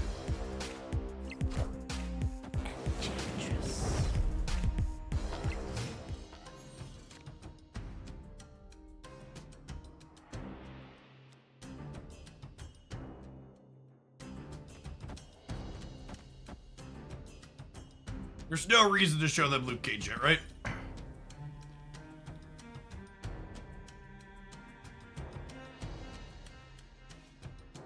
I'm playing a lot of the Jane, Hella deck, and Samurais, but discarding a lot of Fart Clouds. Yeah, that's actually low-key one of the big upsides of that deck. Or the Alliance change that it gets discarded to Samurai a lot of the time now. Man, and that's a blue marble. Does this ever win the game?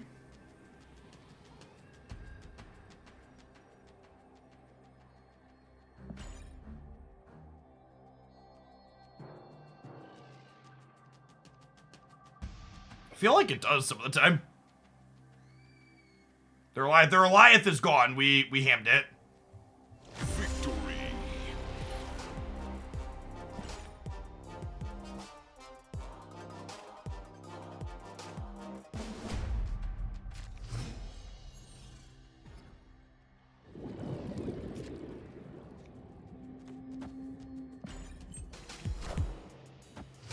Our Nebula's not very good at this matchup because they are a Killmonger deck.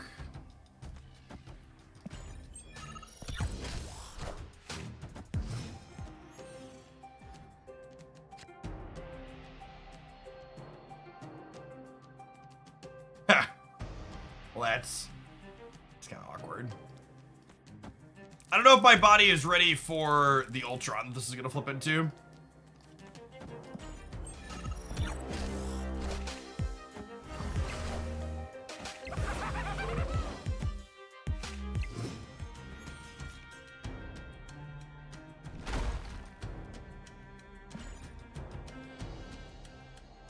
Quantum Tunnel's not Lockjaw. I don't need to be in a rush to play into it, because I can play all my cards in there in a single turn, ideally.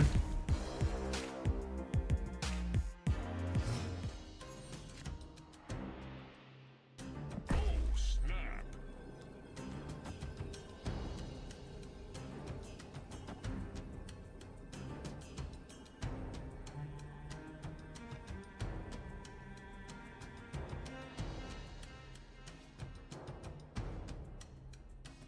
Do I Jeff this turn or do I Mysterio? Hitting Ultron would still kind of suck. Would it though?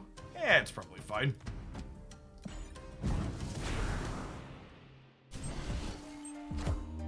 Oh, playing into the middle of the turn they're Gamoraing is a bad play.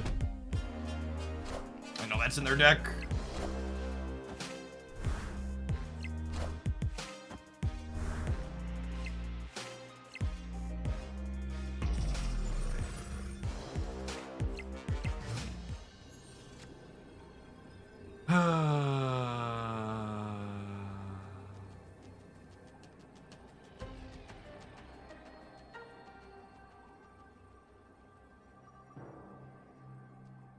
Opponent snap. Yeah, Boomer, fuck off. Escaped.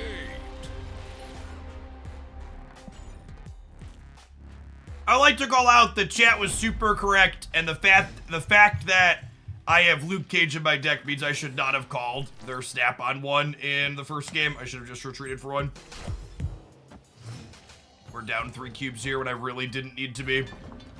In a matchup that we're going to be favored into because we're playing an appropriate tech card. Bad play on my part. They're playing Armor in their Killmonger Goliath deck.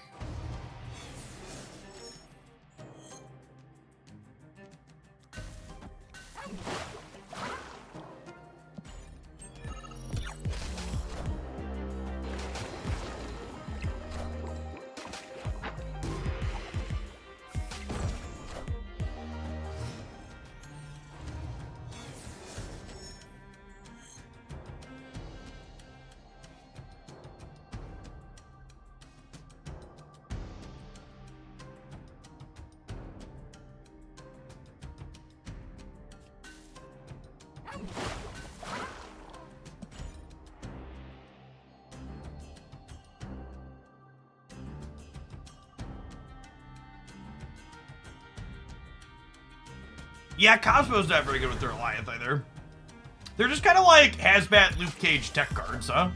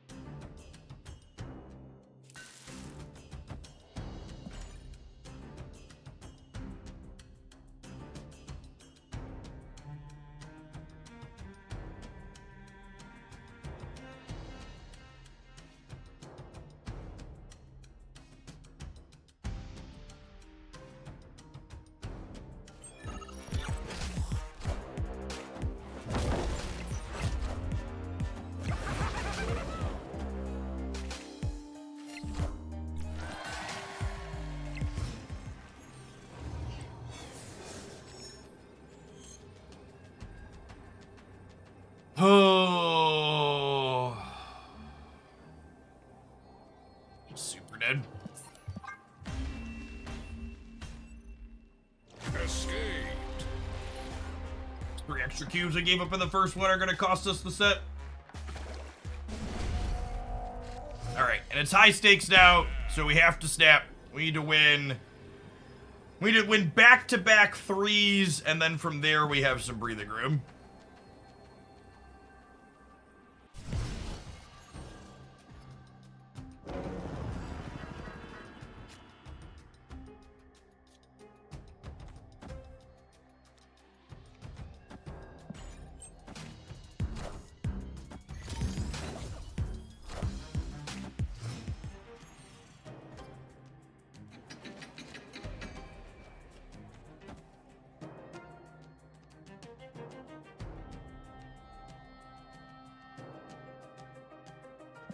Yes.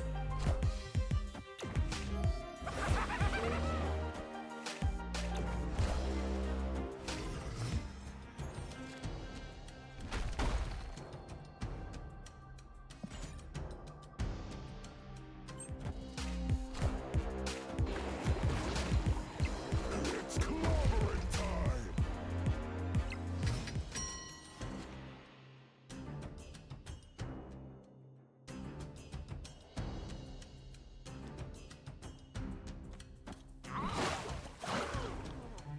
And we're hoping to win the coin flip on the Blue Marvel going left.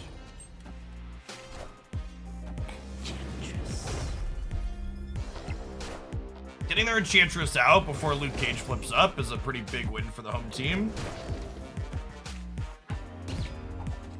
Win a central, Grand Central Quick Flip. We can, okay.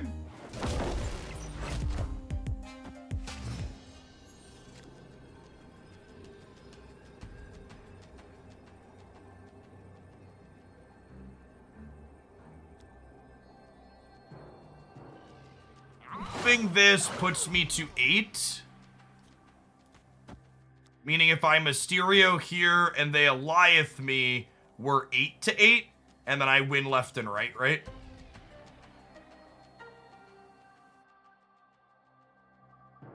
Victory.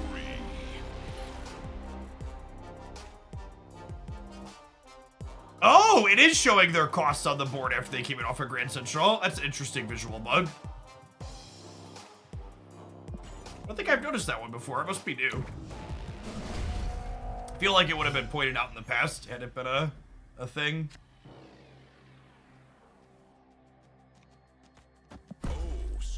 Our hand's okay. I'm basically just gonna snap again here because I think we need to win this one, and then we have 2 shots to win the last one.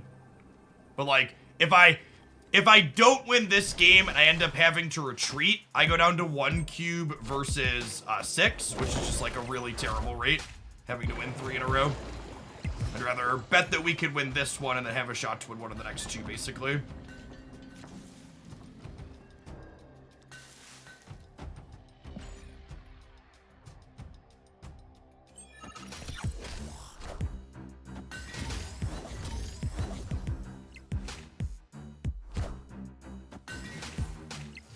I want to make sure I put Patriot and Blue Marvel in different paths, so that way, if they Enchantress me, they're forced to decide, do they want to Enchantress Blue Marvel or Patriot? And if they choose Blue Marvel to Enchantress me on, Patriot will actually make it bigger, which is nice. Killmonger, not only is Killmonger kind of weird in your armor deck, but choosing to Killmonger your Man-Thing deck is also a little strange, right?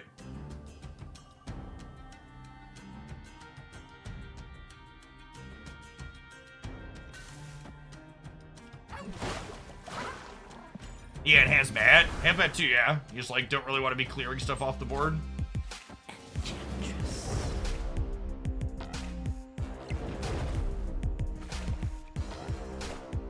Wait, the Enchantress their Man-Thing too? Sure, deal.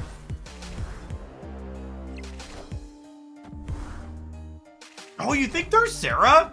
They might be Sarah as one of their unknown cards. That's a good thought. That's a good take I hadn't thought of. What's going on, Nola Loop? Thank you for the 3rd of the year. Welcome back.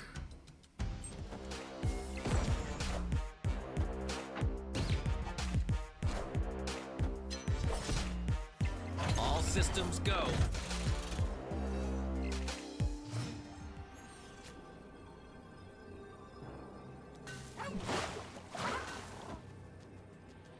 what's this? -5 plus 11.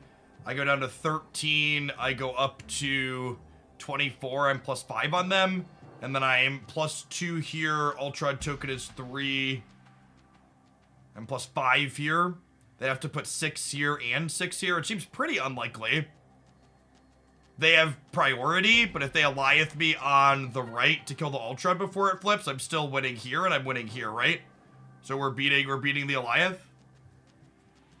Hey, thanks Lemon Soda Cat. I appreciate you checking out today. Dead giveaway. Thanks for the Prime. Is there anything I'm not thinking about here? This is beating Alioth, right? Is there anything else they could do that it loses to? I don't think so. I don't think they can put 6 on each side.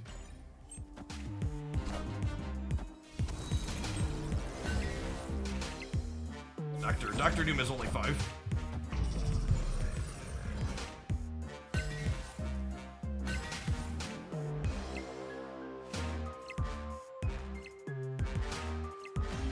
Yeah, priority didn't matter for the Alioth, chat. If they Alioth here, they won the right, but then they lost left and center because the Jeff moved. Okay, and now we're in a spot where suddenly we're in the driver's seat and we have a game to give. So we won back-to-backs, and now we have a game that we can give up.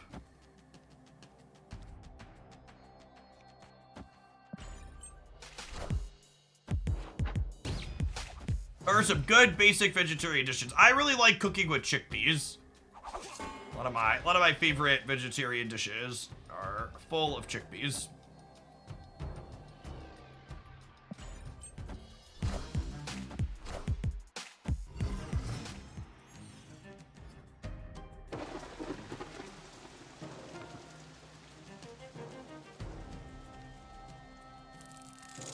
And where I want to be playing stuff to keeps changing around. It's moving target. Hopefully they play armor here this turn.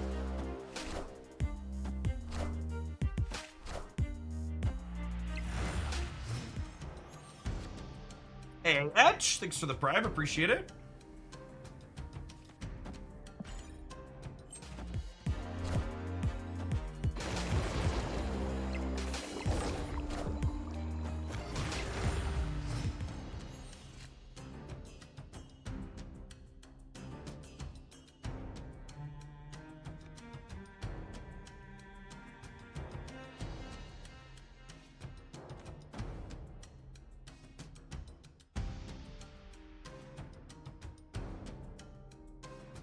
What if I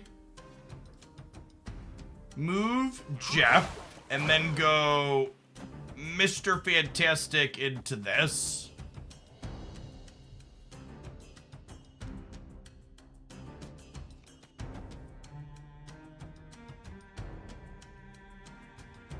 I have one spot next turn then. We could also like just do this turn and then wait and see what we draw. We're probably gonna Gamora me. Yeah, that's a good thought of the Gamora this turn. Wow, they had the Gamora teed up left already? Just the Soul Read. That was the only place I could play the Blue Marvel, so whatever.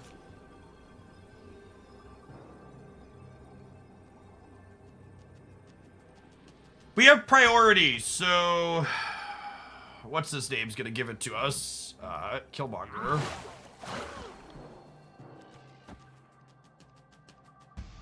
So it's 4 and then 7. It's plus 11 here, so we're winning here. We're winning all the way across. Yeah, I mean, they're all in, so we're staying. Do this and see how it goes.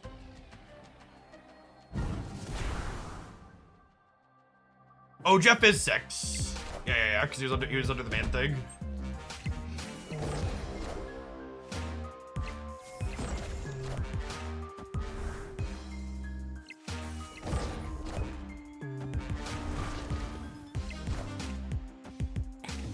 Alright, and if they Enchantress the Patriot, they also lose their man thing, right? So, like, it's kind of a wash.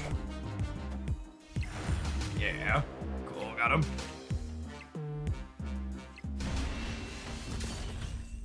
That was a solid comeback. Honestly, like, this deck was fun to play. Just like, I really wasn't expecting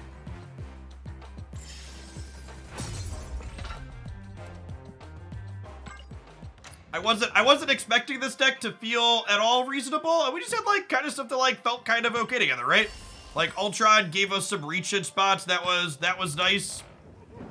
We cleaned up a couple of the details from the original submission. Honestly, I think my big takeaway from that set is Spider-Ham feels so close to a card that I want to be playing. Like, no joke, if Mobius didn't make the pig you're giving them free, I think Spider-Ham would be in a pretty reasonable spot as far as like good disruptive cards go.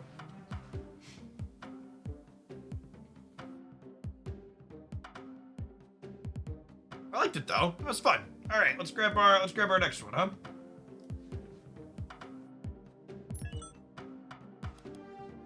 I am thoroughly hydrated.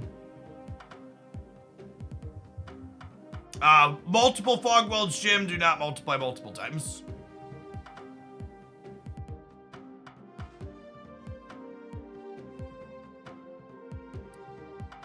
Okay, what is this doing? We've got some Silver Surfer stuff here. A little bit of a movement sub-theme. No Brood has to be wrong, right? I think Chavez is some nonsense too.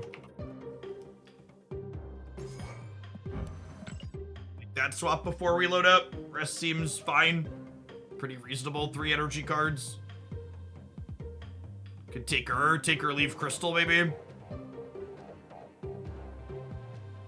Going on, Thrin. Thanks for the over 3 years. Appreciate that. Welcome back.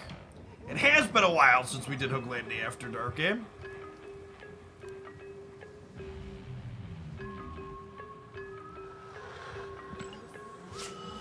Hey, I think Crystal inside of Surfer is pretty fine. Surfer decks really want to find their namesake.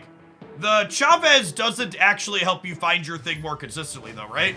Because like you want to find like your Juggernaut by turn 6, and Chavez makes you less likely to have your given card on turn 6, which is not good. Chavez makes you more consistent on turns 1 through 5 at the cost of being less consistent on the final turn of the game.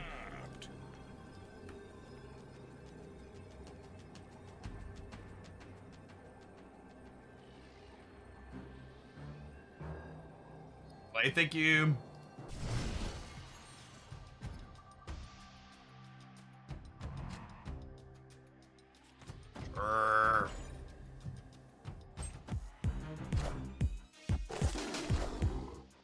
Oh, you want to put King into the Storm Pit path? King into the Storm path, sure. It technically helps with that, yeah. Just pull your Zabu into New York here. Them less choices at the end of the game.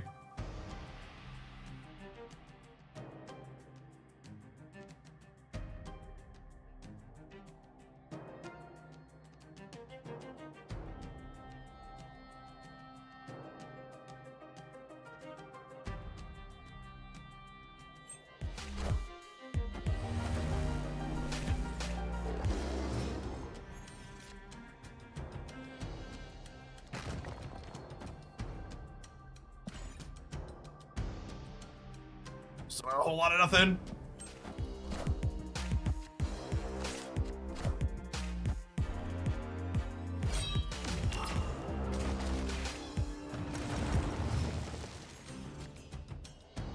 Fury, eh?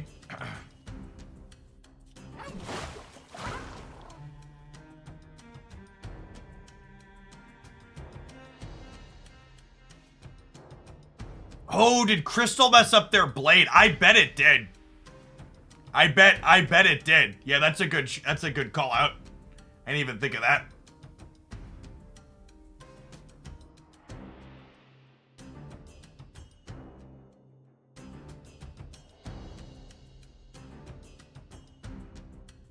What am I doing with my 3-drop this turn? It could just be Brood into the Ghoulia, and just like I have enough of everything else. It means I'm a lot likely to draw Kingpin, but it's energy efficient at least. I mean, thanks for getting out one side.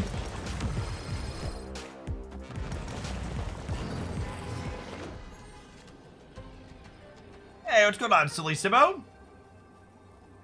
Good to see you night gamers hanging around. Oh, Vision in New York.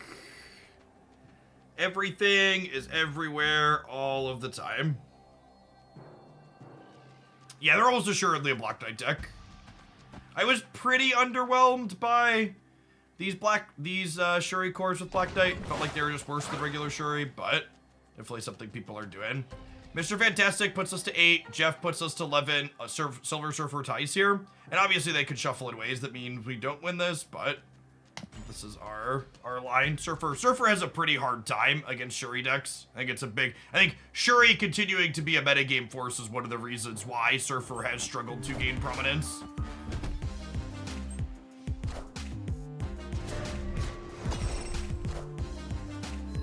Yeah, they just have anything on the right. Rock doesn't do it though. Got him. Victory. What's going on, Objective Opinion? Yeah, it's Drops Day. You're stream for another hour or two, baby. Want to be able to do a full day tomorrow. We'll let the crazy people like Dexter do the 24-hour ones. I'm an old man, chat. I need my sleep.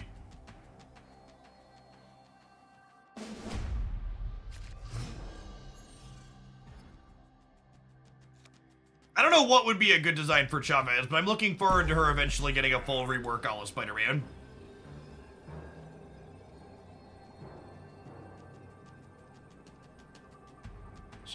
Chavez is a card that the game would be better off without her being effectively just deck thinning.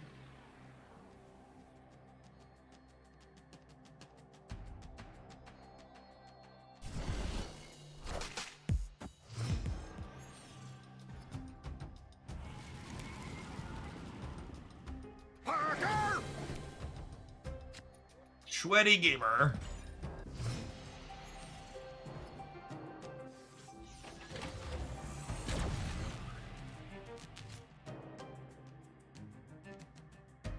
The second error confirmed that they were working on it. They heavily implied it.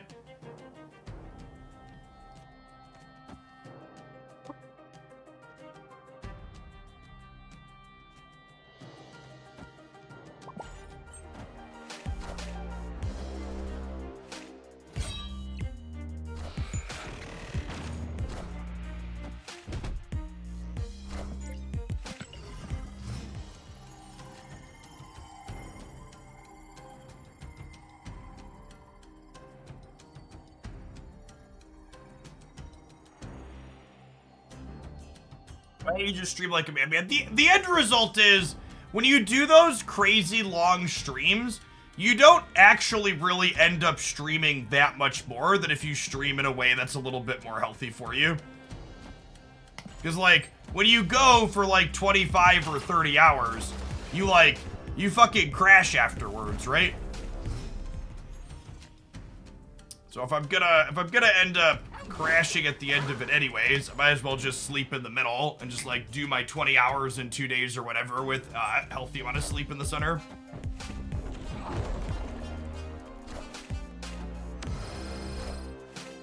They have the vision again.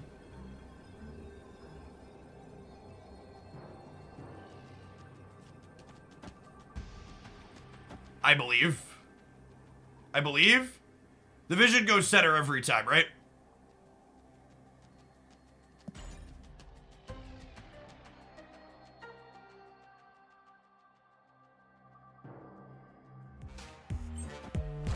Rip.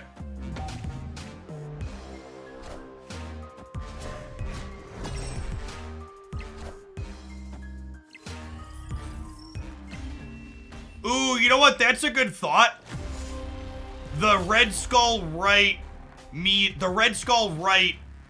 that they want to move Vision right to get bigger on the Taskmaster. So I should Kingpin right because they're more likely to move there because of the Red Skull. Is a read I should have had there. Snap. Opponent snapped.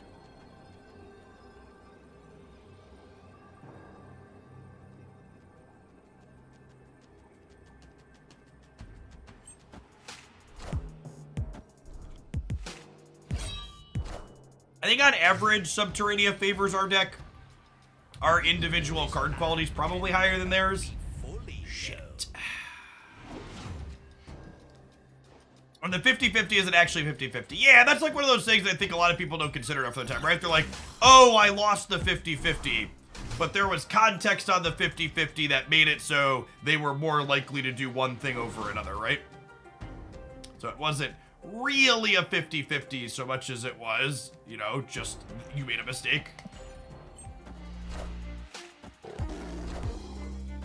Wind aid my hand. Oh, individual card. I think our deck has higher individual card quality and less, kind of weak cards, which means we're probably favored into a Subterranea game. Rip.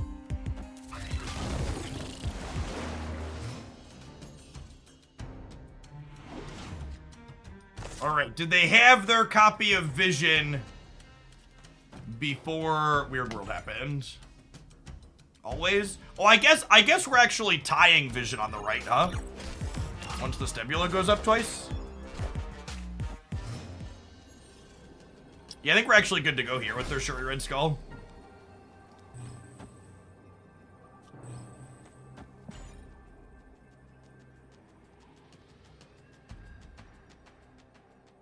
I've been live for about 10 hours, Mr. Mikey. All right, go for another hour or two. And then we'll call it a day and do it all over again tomorrow.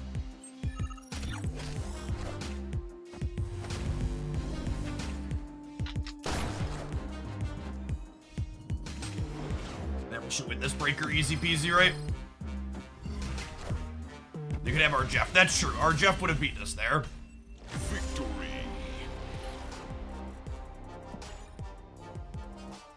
All right, before we dive into a potentially, we're working our way towards another split on him, a potentially longer Silver Conquest match, it's time to hit the ad break. I will catch you on the flip side. As always, you won't miss any gameplay. See you at 120 seconds stop subs. Thanks for hanging out.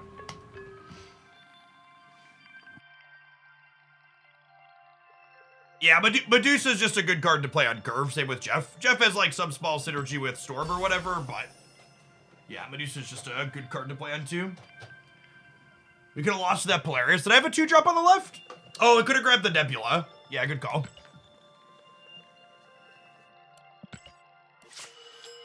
Could have grabbed the Nebula.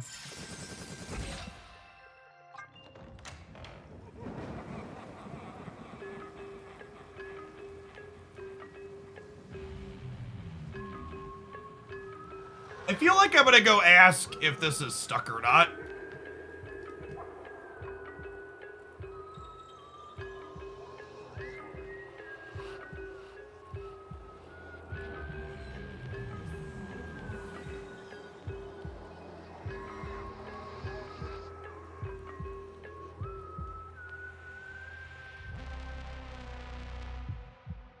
This has been on the same thing for the last few hours. Is it not changing anymore, or is the front end stuck?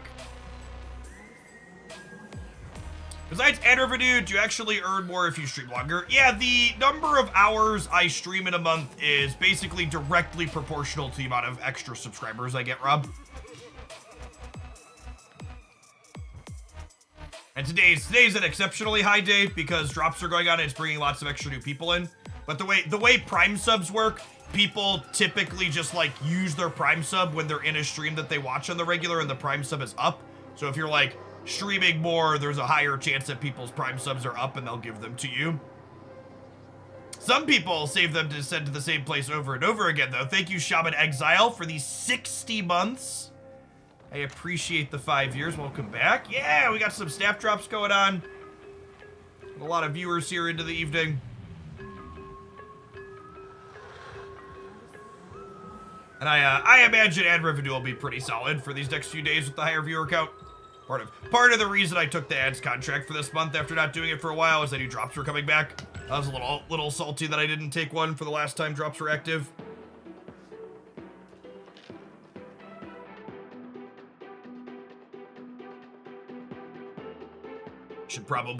I should probably be capitalisming a little bit harder while snap metrics are still high. How does it work? If I don't own a card and it was chosen by the community, you'll get access to play with that card via the variant, but you'll still have to open the base version from a Series 3 cache at some point in the future. Opponent snapped.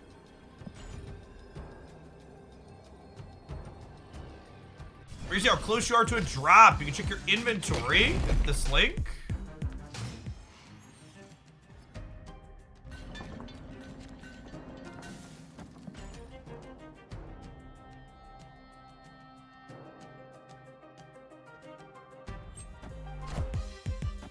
Wind aid my hand. Storming their lockjaw path is solid. Oh, good God. We just do this now, right? It's a little sad I can't keep... Well, I guess if I do this... I could pull the lockjaw out, which would not be good. All right, I'm going to do this and hope that they just don't get anything too huge here on this first hit.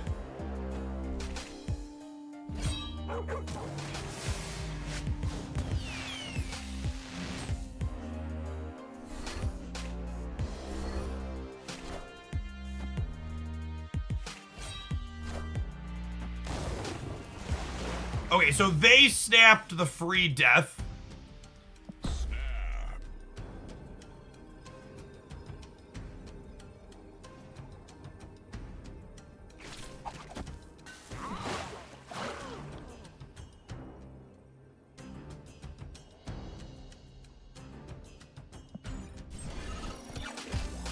Friendly neighborhood Spider-Man here.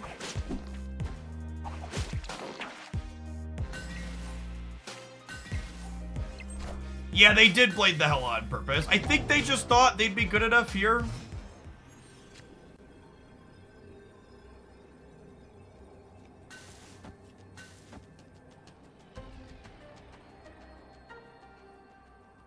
This wins here.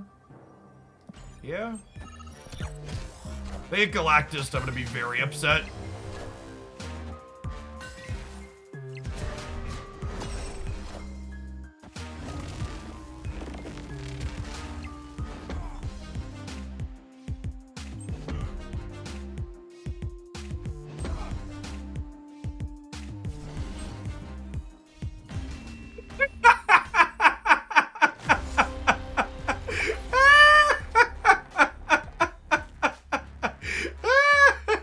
Ain't even bad. Not even bad. We did not get Galactus. Not bad. It's fine. Not a big deal. In the words of the greatest poet of our generation, chat, you just gotta shake, shake, shake it off.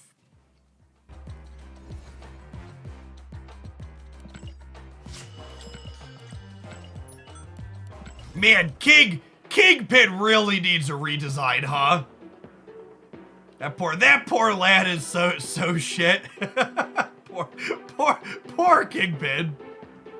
Just cannot catch a break.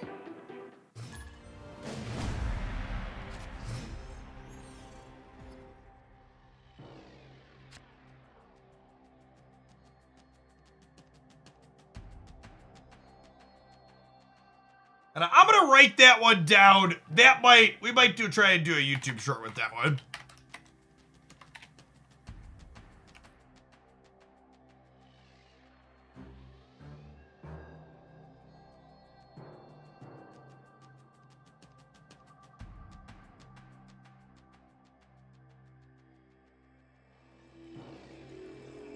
All right, apologies.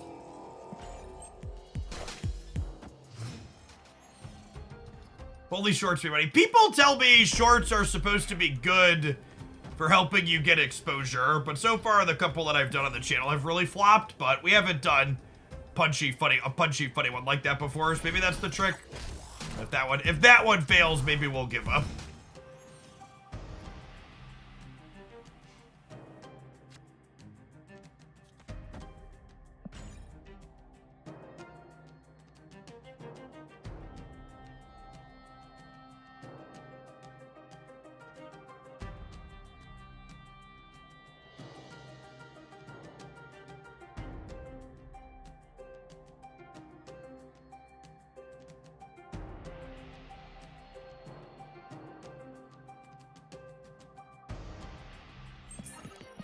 My opponent didn't snap me back, and they're running the rope down every single turn in the Proving Grounds.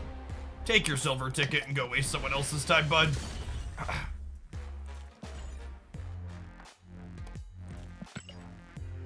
From other creators, I've heard shorts are really bad for monetization and help drive engagement on the main channel. Yeah, that's what I've heard from people too, Fordsmith. But both of the shorts I published had an absolutely abysmal number of views and did not result in meaningful numbers of new subscribers. So, I don't have a lot of data points, only a couple, but so far the couple of data points that I have are like not promising.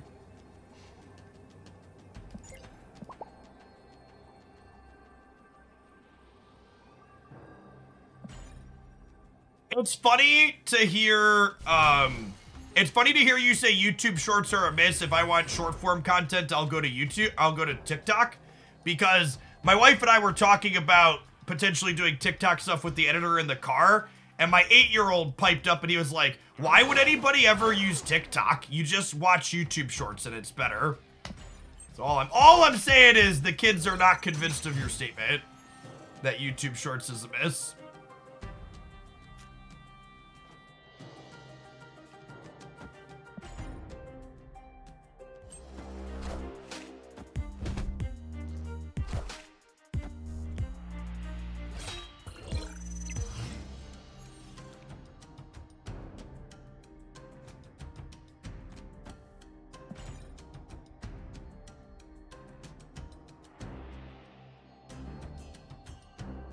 Listen, chat, I'm over the age of 30. I've never ticked a talk in my life.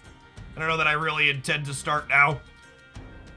It's funny to hear someone describe YouTube as they want to go there for long form content though, because all of my metrics following data-driven stuff as far as engagement stuff goes on YouTube is shorter is better there too. Like being too long is real bad.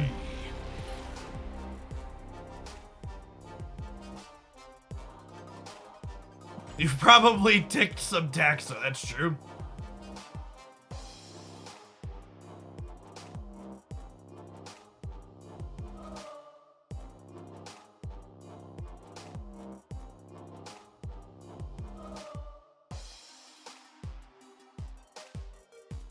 What is with people? Come on.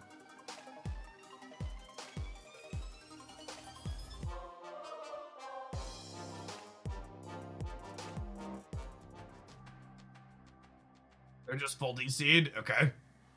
Yikes. At least we got our silver ticket, I guess.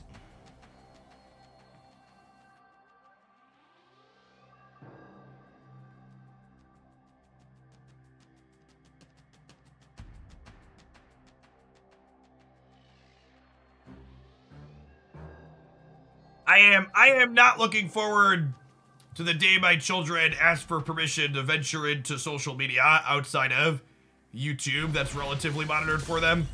I don't know that I'm prepared to deal with them wanting TikToks or Twitters or whatever. Not Twitters or Facebooks. I'm sure the kids don't do that anymore, but whatever they've moved on to.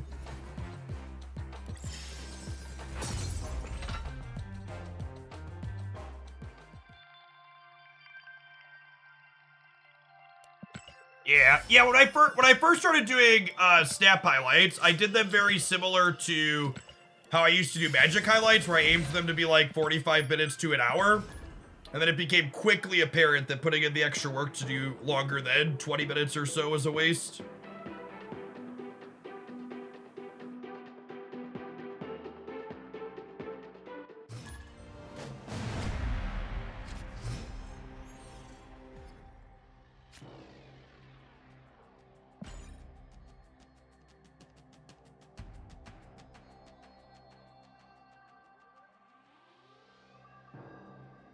Evening Puppet. Got some Hazmat Wong goodies queued up for our last deck after this one.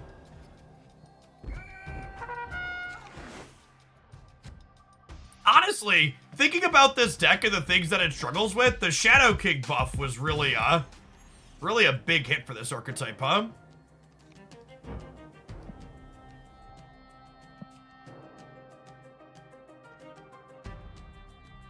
Jean's typically good at this matchup, but not good into Alicia. I think I'm still snapping, so I think it's one of our better shots. You should post on MySpace.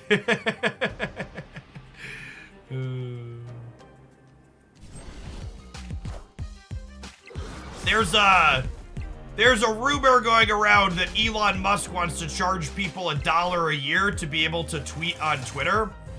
And I'm really hoping for my own sanity that he goes ahead with that. Because if there's if there was ever anything that could eventually kill that platform, it would certainly be doing that.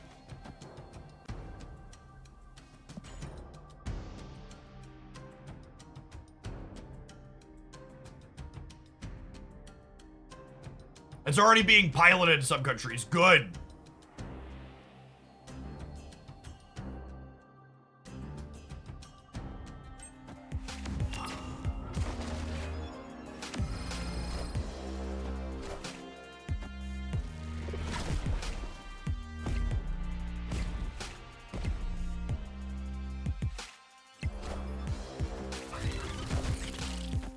Wind aid my hand.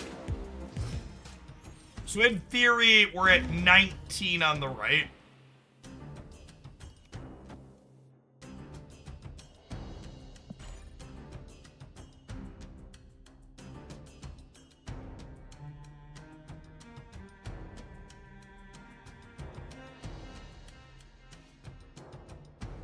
Just start a live journal. There's a name I haven't heard in a long time.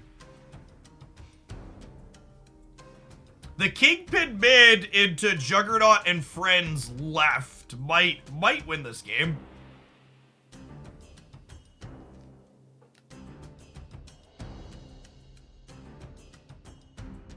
It would be nice if Kingpin could blow up something other than our own board before we're done here.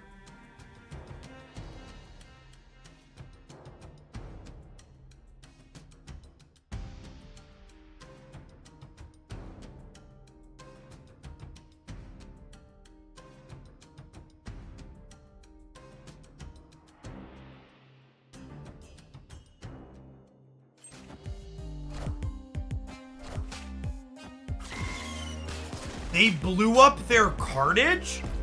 Wait, why didn't they play... I was like, why didn't they play Deadpool right? Because the Jean Grey meant they had to play it. Okay, I think we're good. I think we're good. Okay, wait, and this is hilarious, right? Because Spider-Man pulls Deathlock into here. Oh, this is awesome.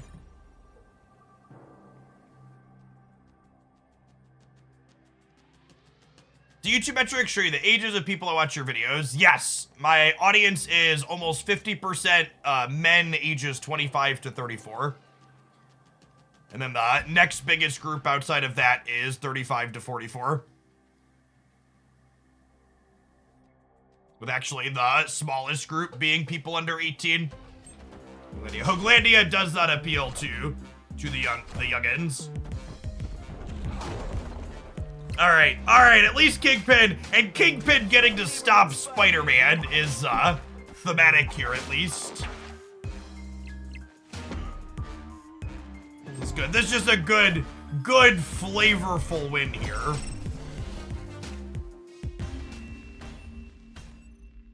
Victory.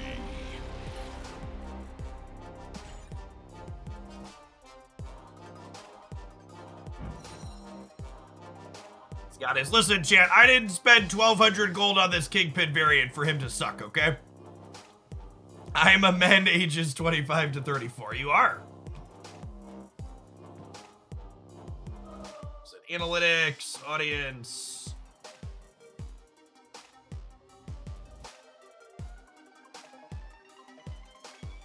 %, 25 to 34, 30%, 35 to 44. 9% 45 plus, 16% 18 to 24, 0.5% 13 to 18, or 13 to 17.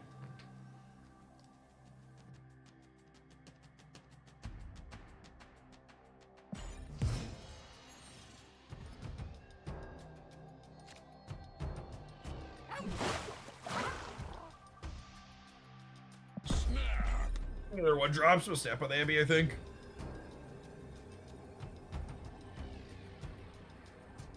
White Hot Room is in theory good for us with Brood as well.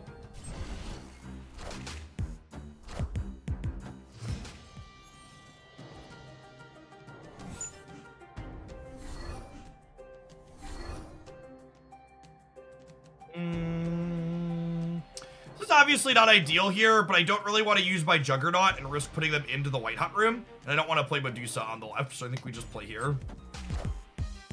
What am I streaming for? Probably another hour, hour and a half or so. But if you're someone that's hanging out just passively watching, I'll raid someone else doing drops when I'm done. So if you're chilling, your numbers will keep on going. What could you do to drive up teenage viewership? I don't really know that's a demographic I'm trying to reach, if we're being honest here.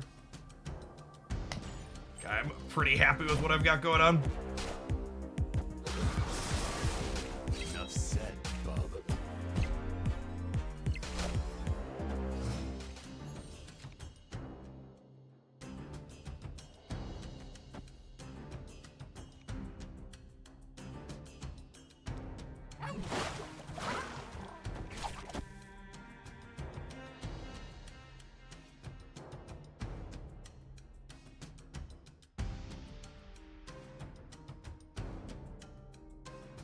This is the line. They might also be getting the White Hot Room here, though. They're not. That's great for us. Friendly neighborhood Spider-Man here.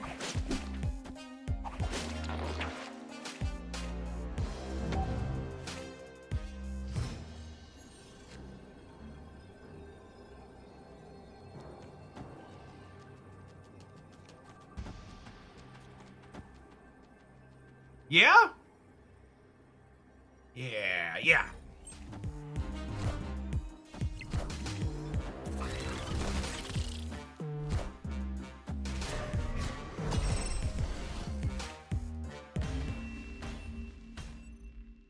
Victory.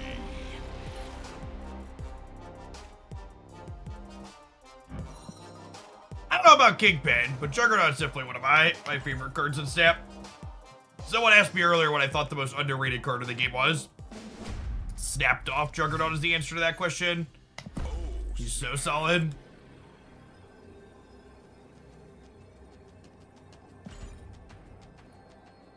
Or just bully snapping at this point, because we're 10 to 2.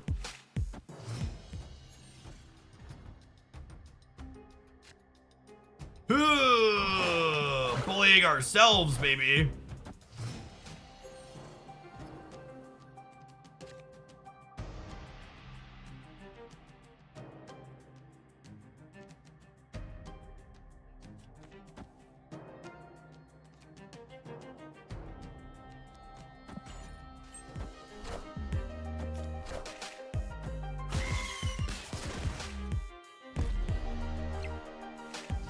Oh, wait, chat, you want to see a trick? We have priority. So if I Juggernaut the Altar of Death and we put a face down Deadpool into Fist Tower, it stays dead.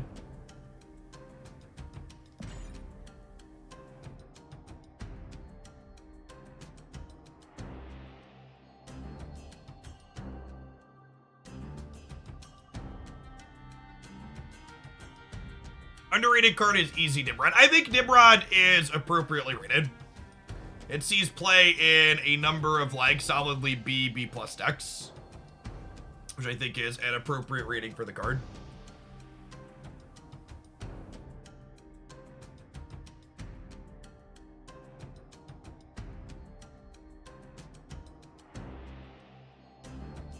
Come on, refs! Yes, if a Deadpool or like a Wolverine or anything dies face down, they don't have text boxes and they don't come back. This was the Deadpool, right? So it's gone. Got him! Easy dub.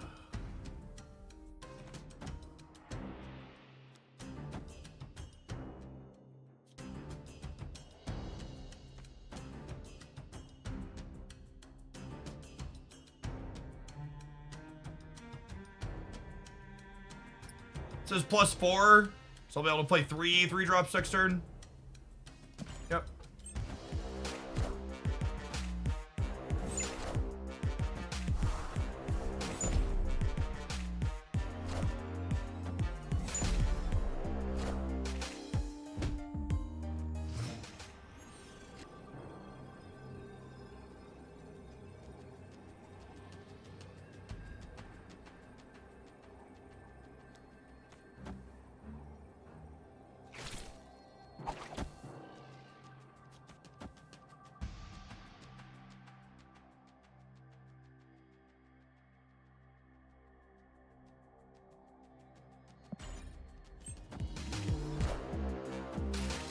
Ah, rip. GG. Have we seen Zola? I think we saw Zola earlier. Friendly neighborhood Spider-Man here. I should have played around that. I should have probably like put Spider-Man middle. Spider-Man middle would have won this, right? Because it would have taken death either left or right, and with Kingpin we were fully covered, and then we would have won here with the Mr. Fantastics 2+ here. That's fine. We gotta win one of the next 4.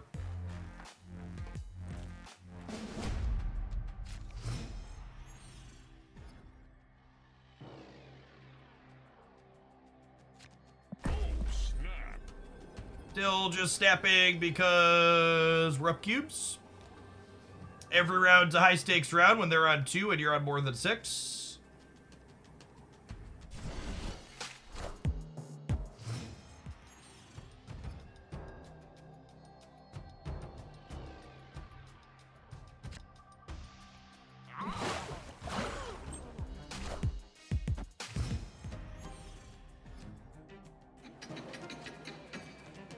Are certainly locations. Wind aid my hand.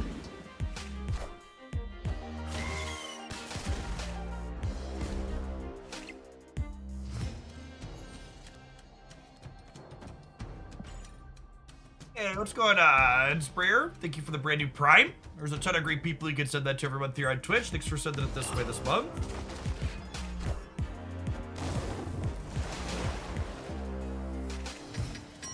Oh, speaking of Nimrod, are they a Nimrod build? Is that what's going on here?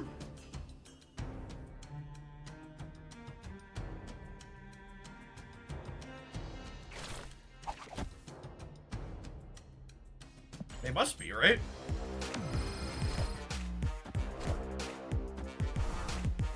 Friendly neighborhood Spider-Man here.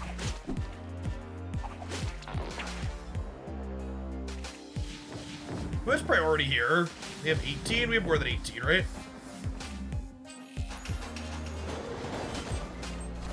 Oh, shoot. Forgot. Grand Central was happening. This is perfect, though, right? Just actually can't lose.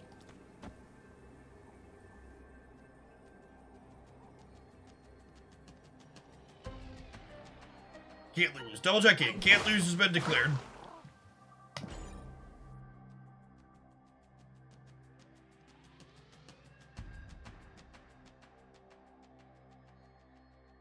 They have big purple fart energy. I mean, we have priority, right? Random Destroyer. If their last card is Destroyer. No, we win still too, because this kills it face down. No, we're good. Doesn't matter what they do. These cards aren't flipping up.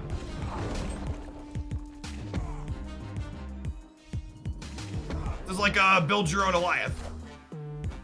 Nomad, thank you for the 37 months. Appreciate that. Welcome back. It's like Goliath, but cooler, chat, because it uses a shit card.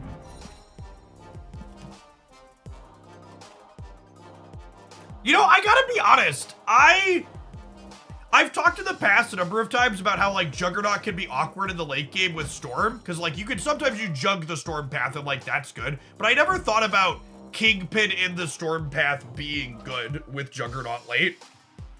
I don't know that I like Silver Surfer as a deck necessarily in this metagame. But the idea of playing Kingpin, Storm, and Jug together kinda makes me something I want to play with. Because part of the reason why Storm has felt clunky in recent memory is because of Vision and stuff like Jeff and Nightcrawler being able to slip into her path late, and Kingpin kind of fixes that problem, right? I've got another viewer deck to finish tonight, but that might be what we start with tomorrow, is kicking the tires on some Storm, Kingpin, Juggernaut stuff. Those are all cards I really like playing.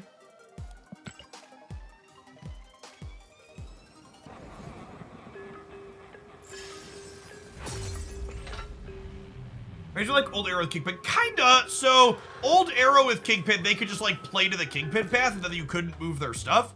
But with Storm, they can't play there, right? So it kind of like forces it on them.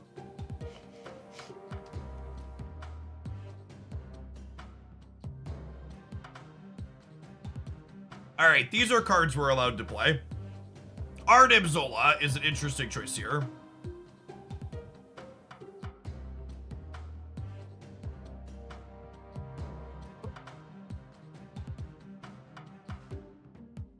All right, let's give this a try, but I have to imagine the curve on this is not profitable. Yeah, Severe's. I might cut one of their cards for a rogue. Hey, thanks for the submission, Touchpad. Yeah, I think we need a way to interact with Cage. I also think we probably have too many 4s. Is it Absorbing Man out? It's probably Absorbing Man out, right?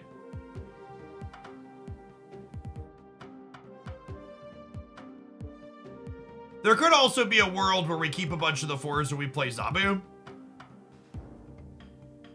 Yeah, I can see. I really don't want to make that big of changes to the deck. Zola's like for Wagga Flip stuff. Yeah, I guess, but like if they have Luke Cage, that just doesn't work, right? Where's the submission from? Just Toxic. Just Toxic, are you hanging out? If at a minimum, I want to put Rogue in here. Have you tried Zabu in here? Because there's so many 4s.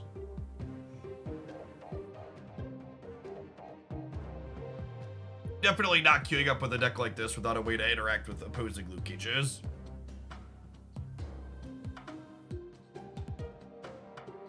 Probably just Wasp is a free cut.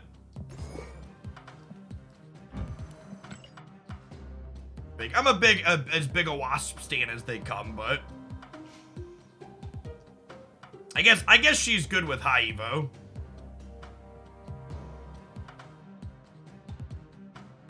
I don't know. Let's start here. We'll play a round or two. See how it feels. Oh, we got our Elsa variant, chat. Been gaming all day. Set his favorite. All right, let me take care of this real quick.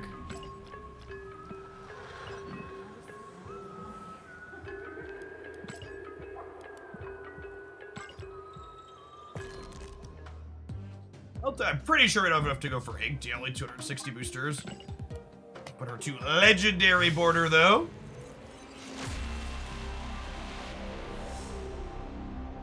I don't. For those of you that are new here, I don't upgrade my cards past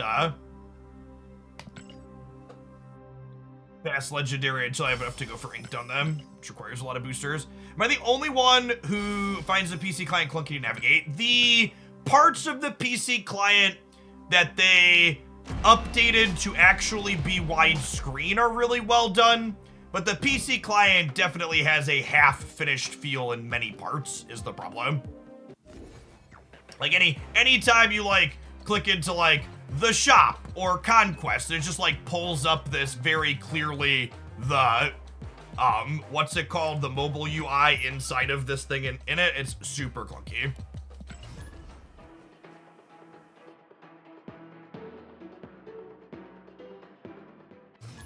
So the parts that they got done, I think are very reasonable, but there's a lot of parts that just very clearly aren't done yet.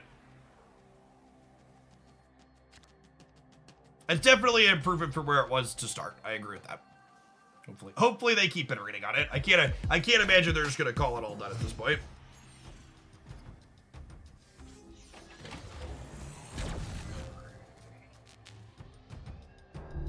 Our deck's actually not that good of a Project Pegasus deck.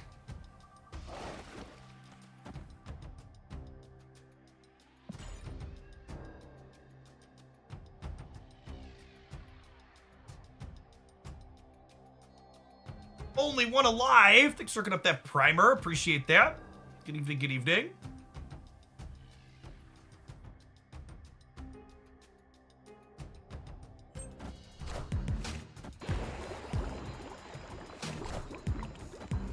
Get some bubbly over here.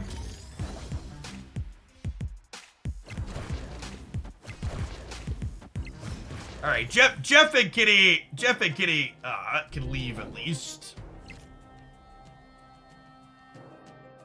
Subscribe so I can say hi. Well, hello. What's going on, Tisbaden? Appreciate you hooking up the Prime.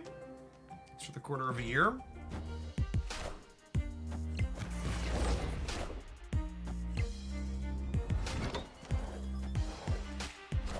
Should Luke and Man-Thing go to the same lane to potentially spoil opposing rogues? That's a reasonable thought. I don't hate it.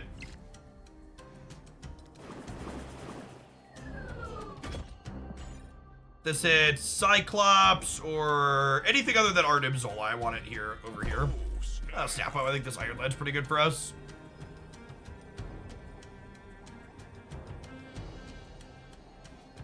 A sub without a follow. Yeah, I turned off followers chat since we're in sub-only mode. Which is like a more restrictive thing.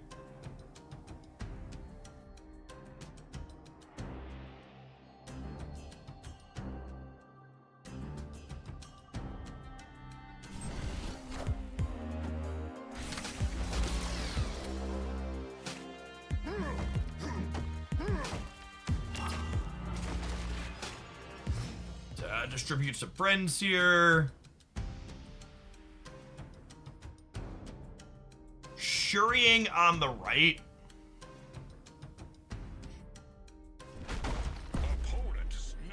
Snapping me back. There's like the Red Skull Shuri deck, probably.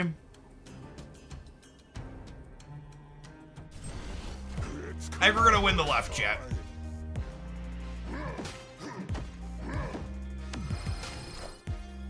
Yeah.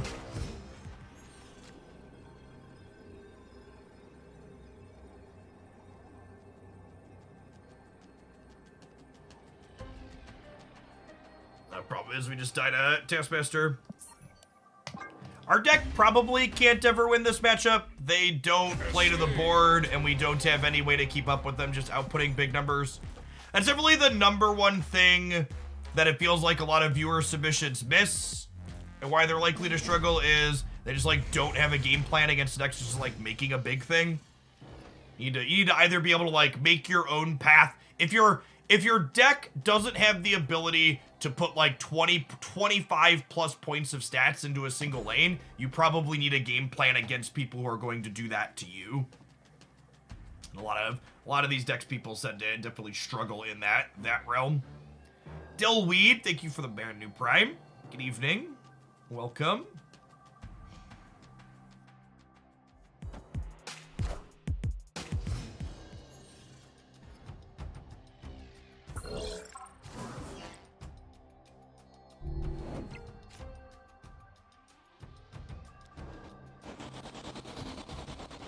You'll have to pardon me for a moment. I don't get to play with this card often.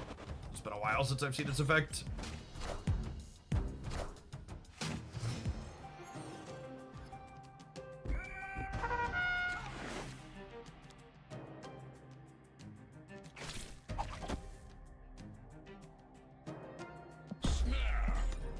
About as good as the hands we're gonna get.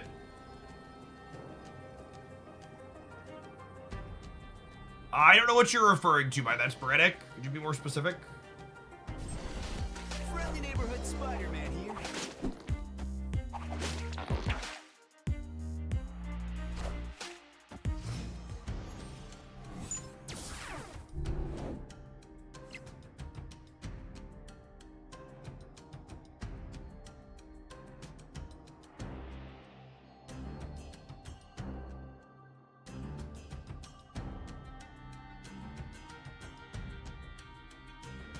High Evo should buff Quicksilver for the decks that use him. So, Quicksilver is a good example of a card that his purpose isn't to be competitive.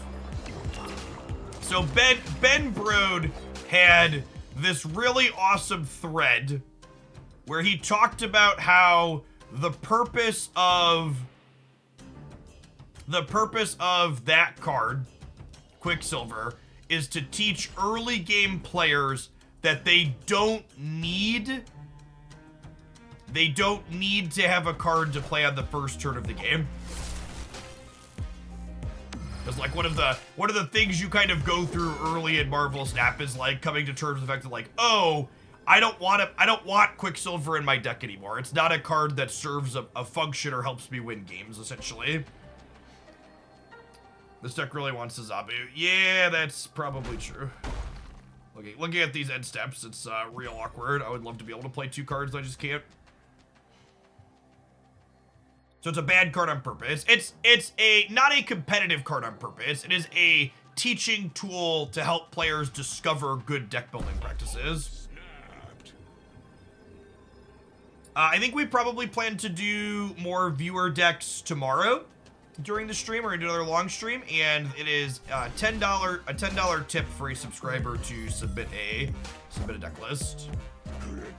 Yeah, if we'd have just literally been able to like play a second card, we could have flipped against the Taskmaster. We just like don't have the energy.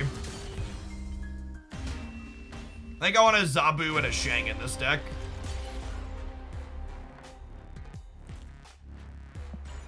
Take it to the Proving Grounds and go from there. Hey, Rogue upgrade.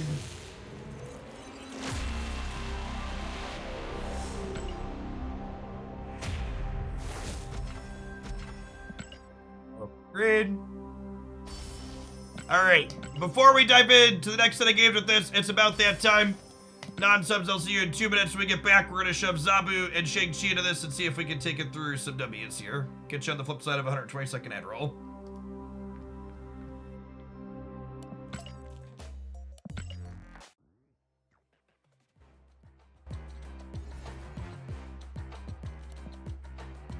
So this is something that I find to be a fascinating dynamic here on Twitch, is that when I wasn't regularly running scheduled ads, and I would take a miscellaneous break to like run to the bathroom or do something really quick for 2 minutes, I would lose a large chunk of viewers every time I did that.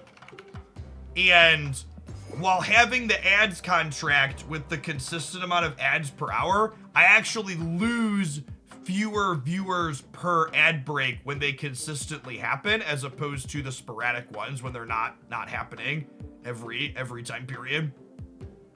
It's a really interesting psychology / noteworthy thing that happens with behavior. Yeah, I would have thought it would be the opposite, that like it would be more tolerable if it was sporadic and infrequent. But when they're sporadic and infrequent, yeah, exactly, right? So like you lose far fewer people, and it gives me more organic breaks. Well, so no, what I'm saying, Dan, is when I would have to take a break that wasn't like scheduled, I would still run ads while I'm taking that break. But the ads that I'd run while I'm just taking an organic break, instead of it just being like periodical, cyclical, every 40 minutes or so we run 2 minutes, these sporadic ad rolls would cause, on average, like 10 to 15% of my viewers to drop. And with the consistently timed ads throughout the course of the day, that doesn't happen. I don't know that I have an explanation for that phenomenon, but it's definitely like, as someone who like didn't run scheduled ads for like the last few months, so we've been running scheduled ads for like the last 2.5 weeks now, it's a big difference.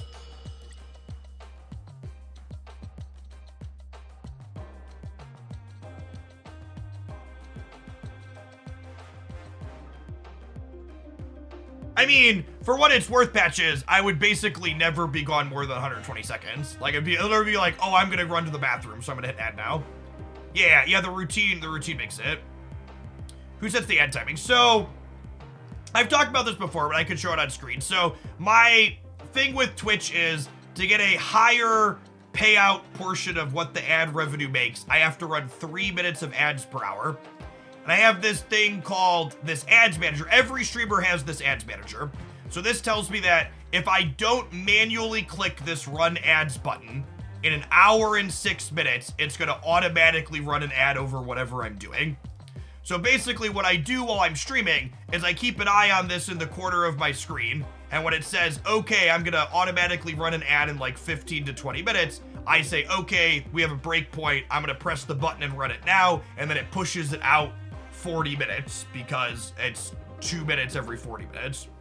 So it's not exactly 40 minutes because I'm doing it manually, but I wait for that organic breakpoint when it's getting close-ish, and then I push it out again so it never happens over the top.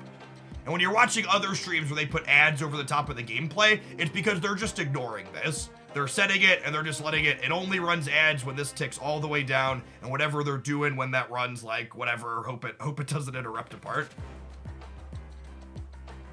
Yeah, and you could also, you have 3 snoozes that build up here too. So like I could press this and now like the next ad starts 5 minutes later.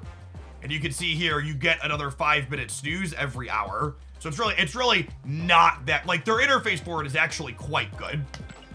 I feel like credit to Twitch. They've created a good tool to allow streamers who want to manage their stuff efficiently to manage it efficiently in a way that's not disruptive, or as least disruption as possible to their viewers.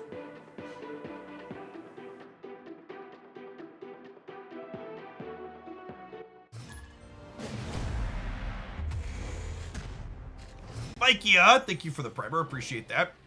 And for people that are newer to the channel, you're not familiar with me or my background here on Twitch. I'm something of a relic on this platform. My account was created in May of 2012, so I've been streaming for 11 years. I've been a Twitch partner for over 8 years. I've been doing this as my full-time job for about 6.5 years now. Before Marvel Snap, I did a lot of Magic the Gathering. We streamed both their old Moto digital client before Arena, and we streamed some Paper Magic. Played a bunch of other different card games and strategy games over the years after that as well. I've been around the block. We know what we're doing, what we're talking about here, generally speaking. And that is an extra fun fact. This year, in my decade on the platform, after Marvel Snap release, is actually my singular best year on Twitch as a content creator in terms of revenue and metrics. Marvel Snap and the switch to it has been a fun and wild ride. I still play Paper Magic at all. I do not. I don't think Paper Magic is a very good game compared to other modern digital designs. I'm not sure we're going to be able to keep up with Triple Elsa gamers. I think we're probably dead. I'm not quite day 9 old, but I'm close.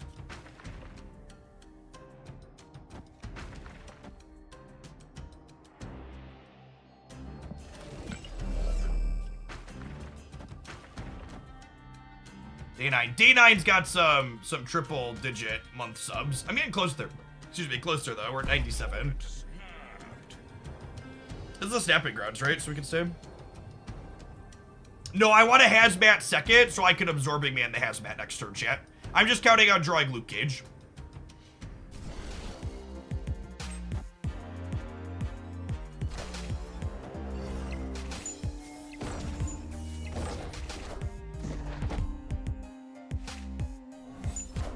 Day9 is one of the nicest folks I've ever pursued. I've never met Sean in person, but all of my interactions with him online have been nothing short of stellar. Seems like a genuinely good dude.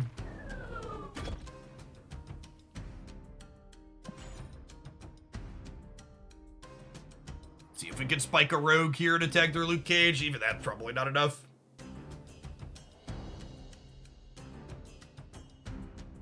Yeah, maybe I'm just supposed to shag them is a good call. Could see that being the call.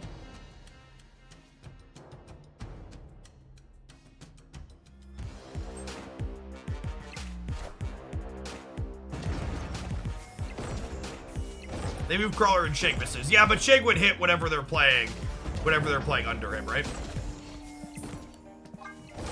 Would have killed this card. Escaped.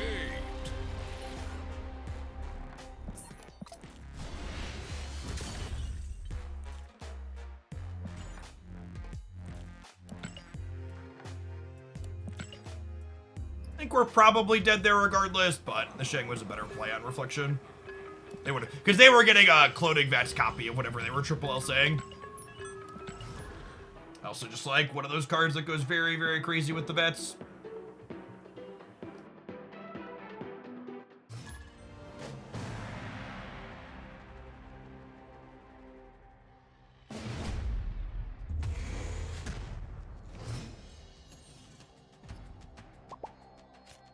Opponent snapped.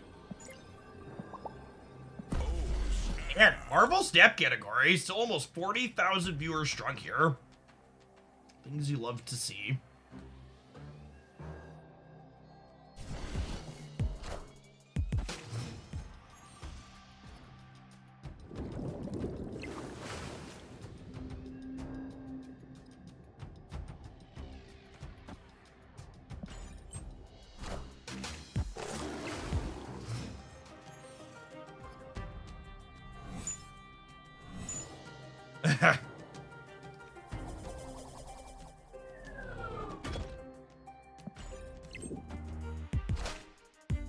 Wind, aid my hand.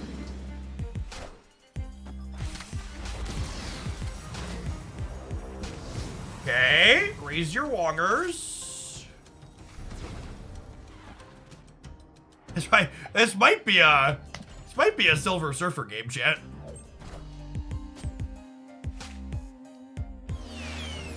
Yeah, looks like some hella gaming here from the opponent. Clear for takeoff.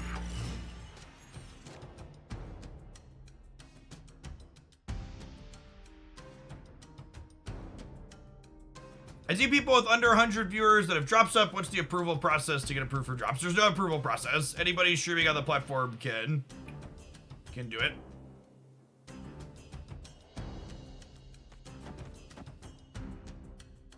Am I doing this? I think I'm doing this.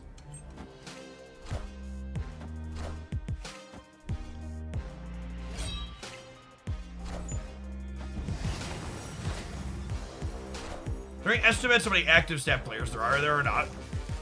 Not that I'm aware of.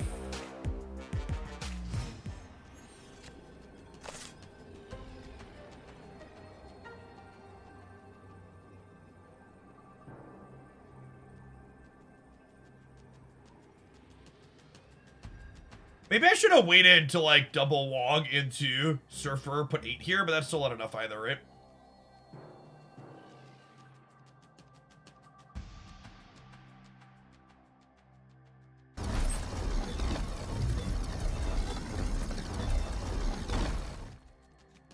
I guess this just doesn't do anything here, right? Because it's Dracula.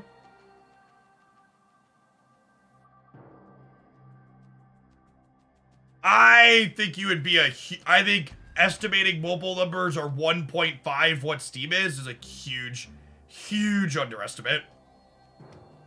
Games like this are way bigger on mobile than they are on PC, and it is not close.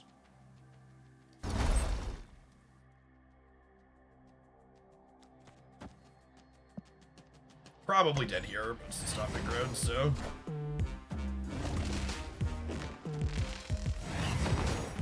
Oh my gosh, we're gonna lose. We're gonna lose because I played this here. Otherwise, we'd have tied. We're probably dead to the Dracula either way. But the thing gets to throw out some candy here first. The minuses stay on the Dracula thing. They do not. No, so thing is very bad against Dracula.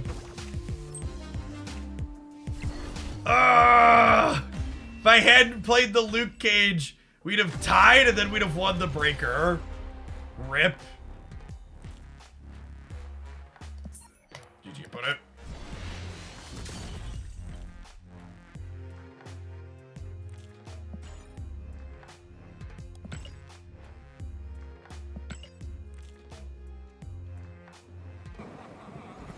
I don't know if we're gonna get on the scoreboard with this one, gamers. We'll give it the old college try here, but Hazmat is not a super competitive card.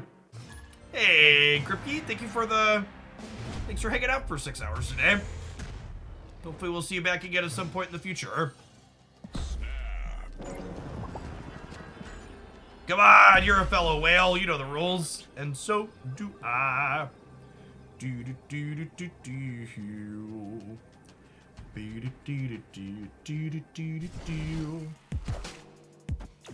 Echo! Alright, well, we know we're not playing by Wong. God. I hope they redesign this card to not suck at some point, because God, it's just such a fantastic piece of artwork. Actually, I lied. I skipped this this variant pull. Don't make this card good. I'll be sad I don't have this art. Don't do it. Don't do it. Don't make me sad that you'll give me FOMO if you make Echo playable. Eldrac, thank you for the 2 entire years. Welcome back.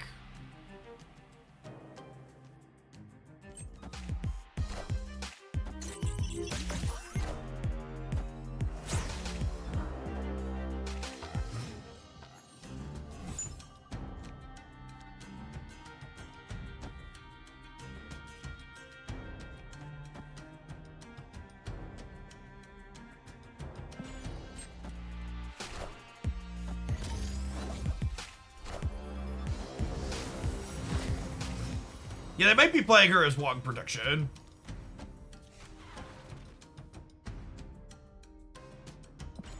In the case. Wind, aid my hand. And our Danny, well, welcome back to the step side. Good to have you here.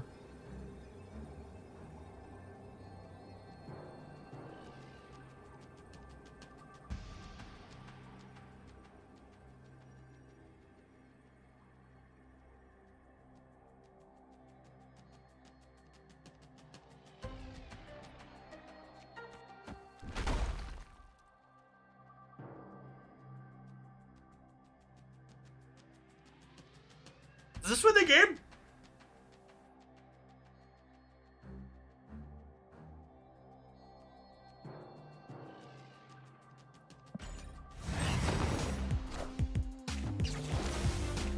By George, I think we've got him. Oh shit! I forgot we were gonna be losing to the 3 on the right.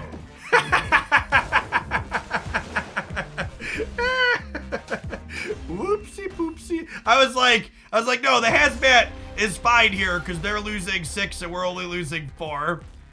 I forgot these were gonna die. You want some more competitive Black Knight deck? Yeah, if you check out my Hooklandia Step YouTube channel,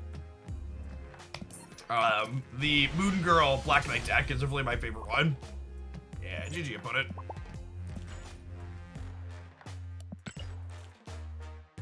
Does Absorbing Man work after the thing? He does, yeah.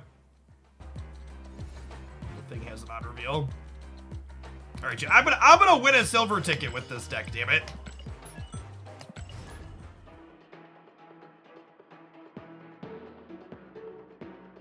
I believe.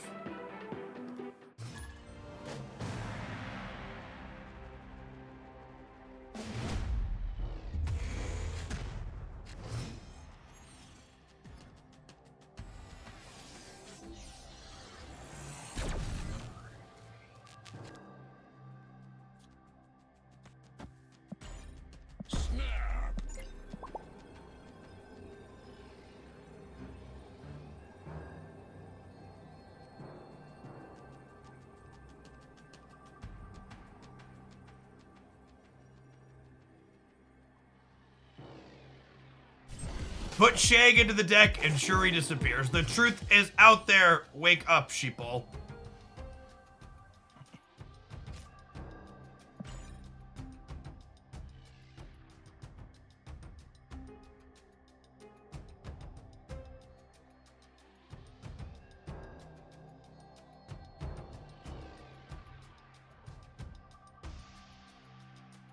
What if Echo pulled all the text off any card the opponent put in her lane, so it'd stop anything but odd reveals? That sounds really powerful.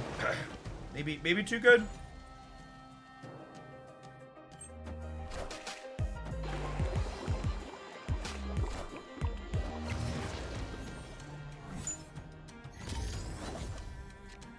As you made your sheeple joke, I queued into someone with the username Truth. I told you they're out there. They laughed at me, but here we are.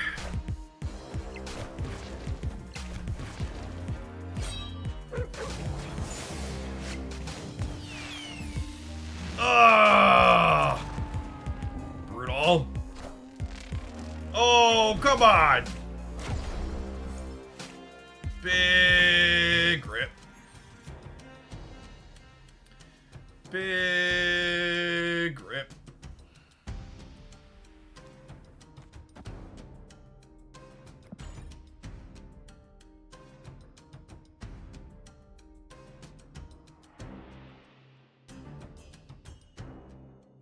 Shag as a target. At least, maybe, I think we're winning that path without Shag, right?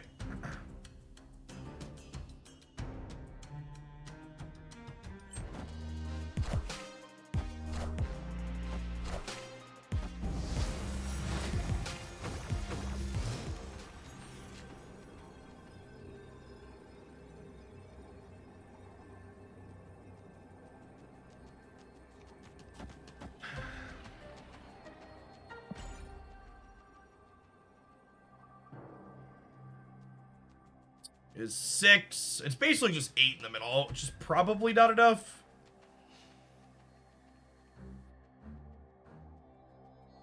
Oh, you know what? Am I supposed to, like, Thing plus Cage? Or if I Think plus Cage, the Cyclops does a trigger. Cyclops does a trigger.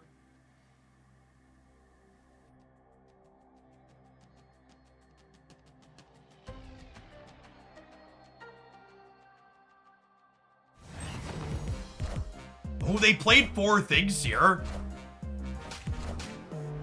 Oh my gosh. Do we get them? Do we get them because they played Arnim Zola? No, still not enough. Absolute, literal, best case scenario. Still absolutely and entirely dusted. Brutal, savage, wrecked.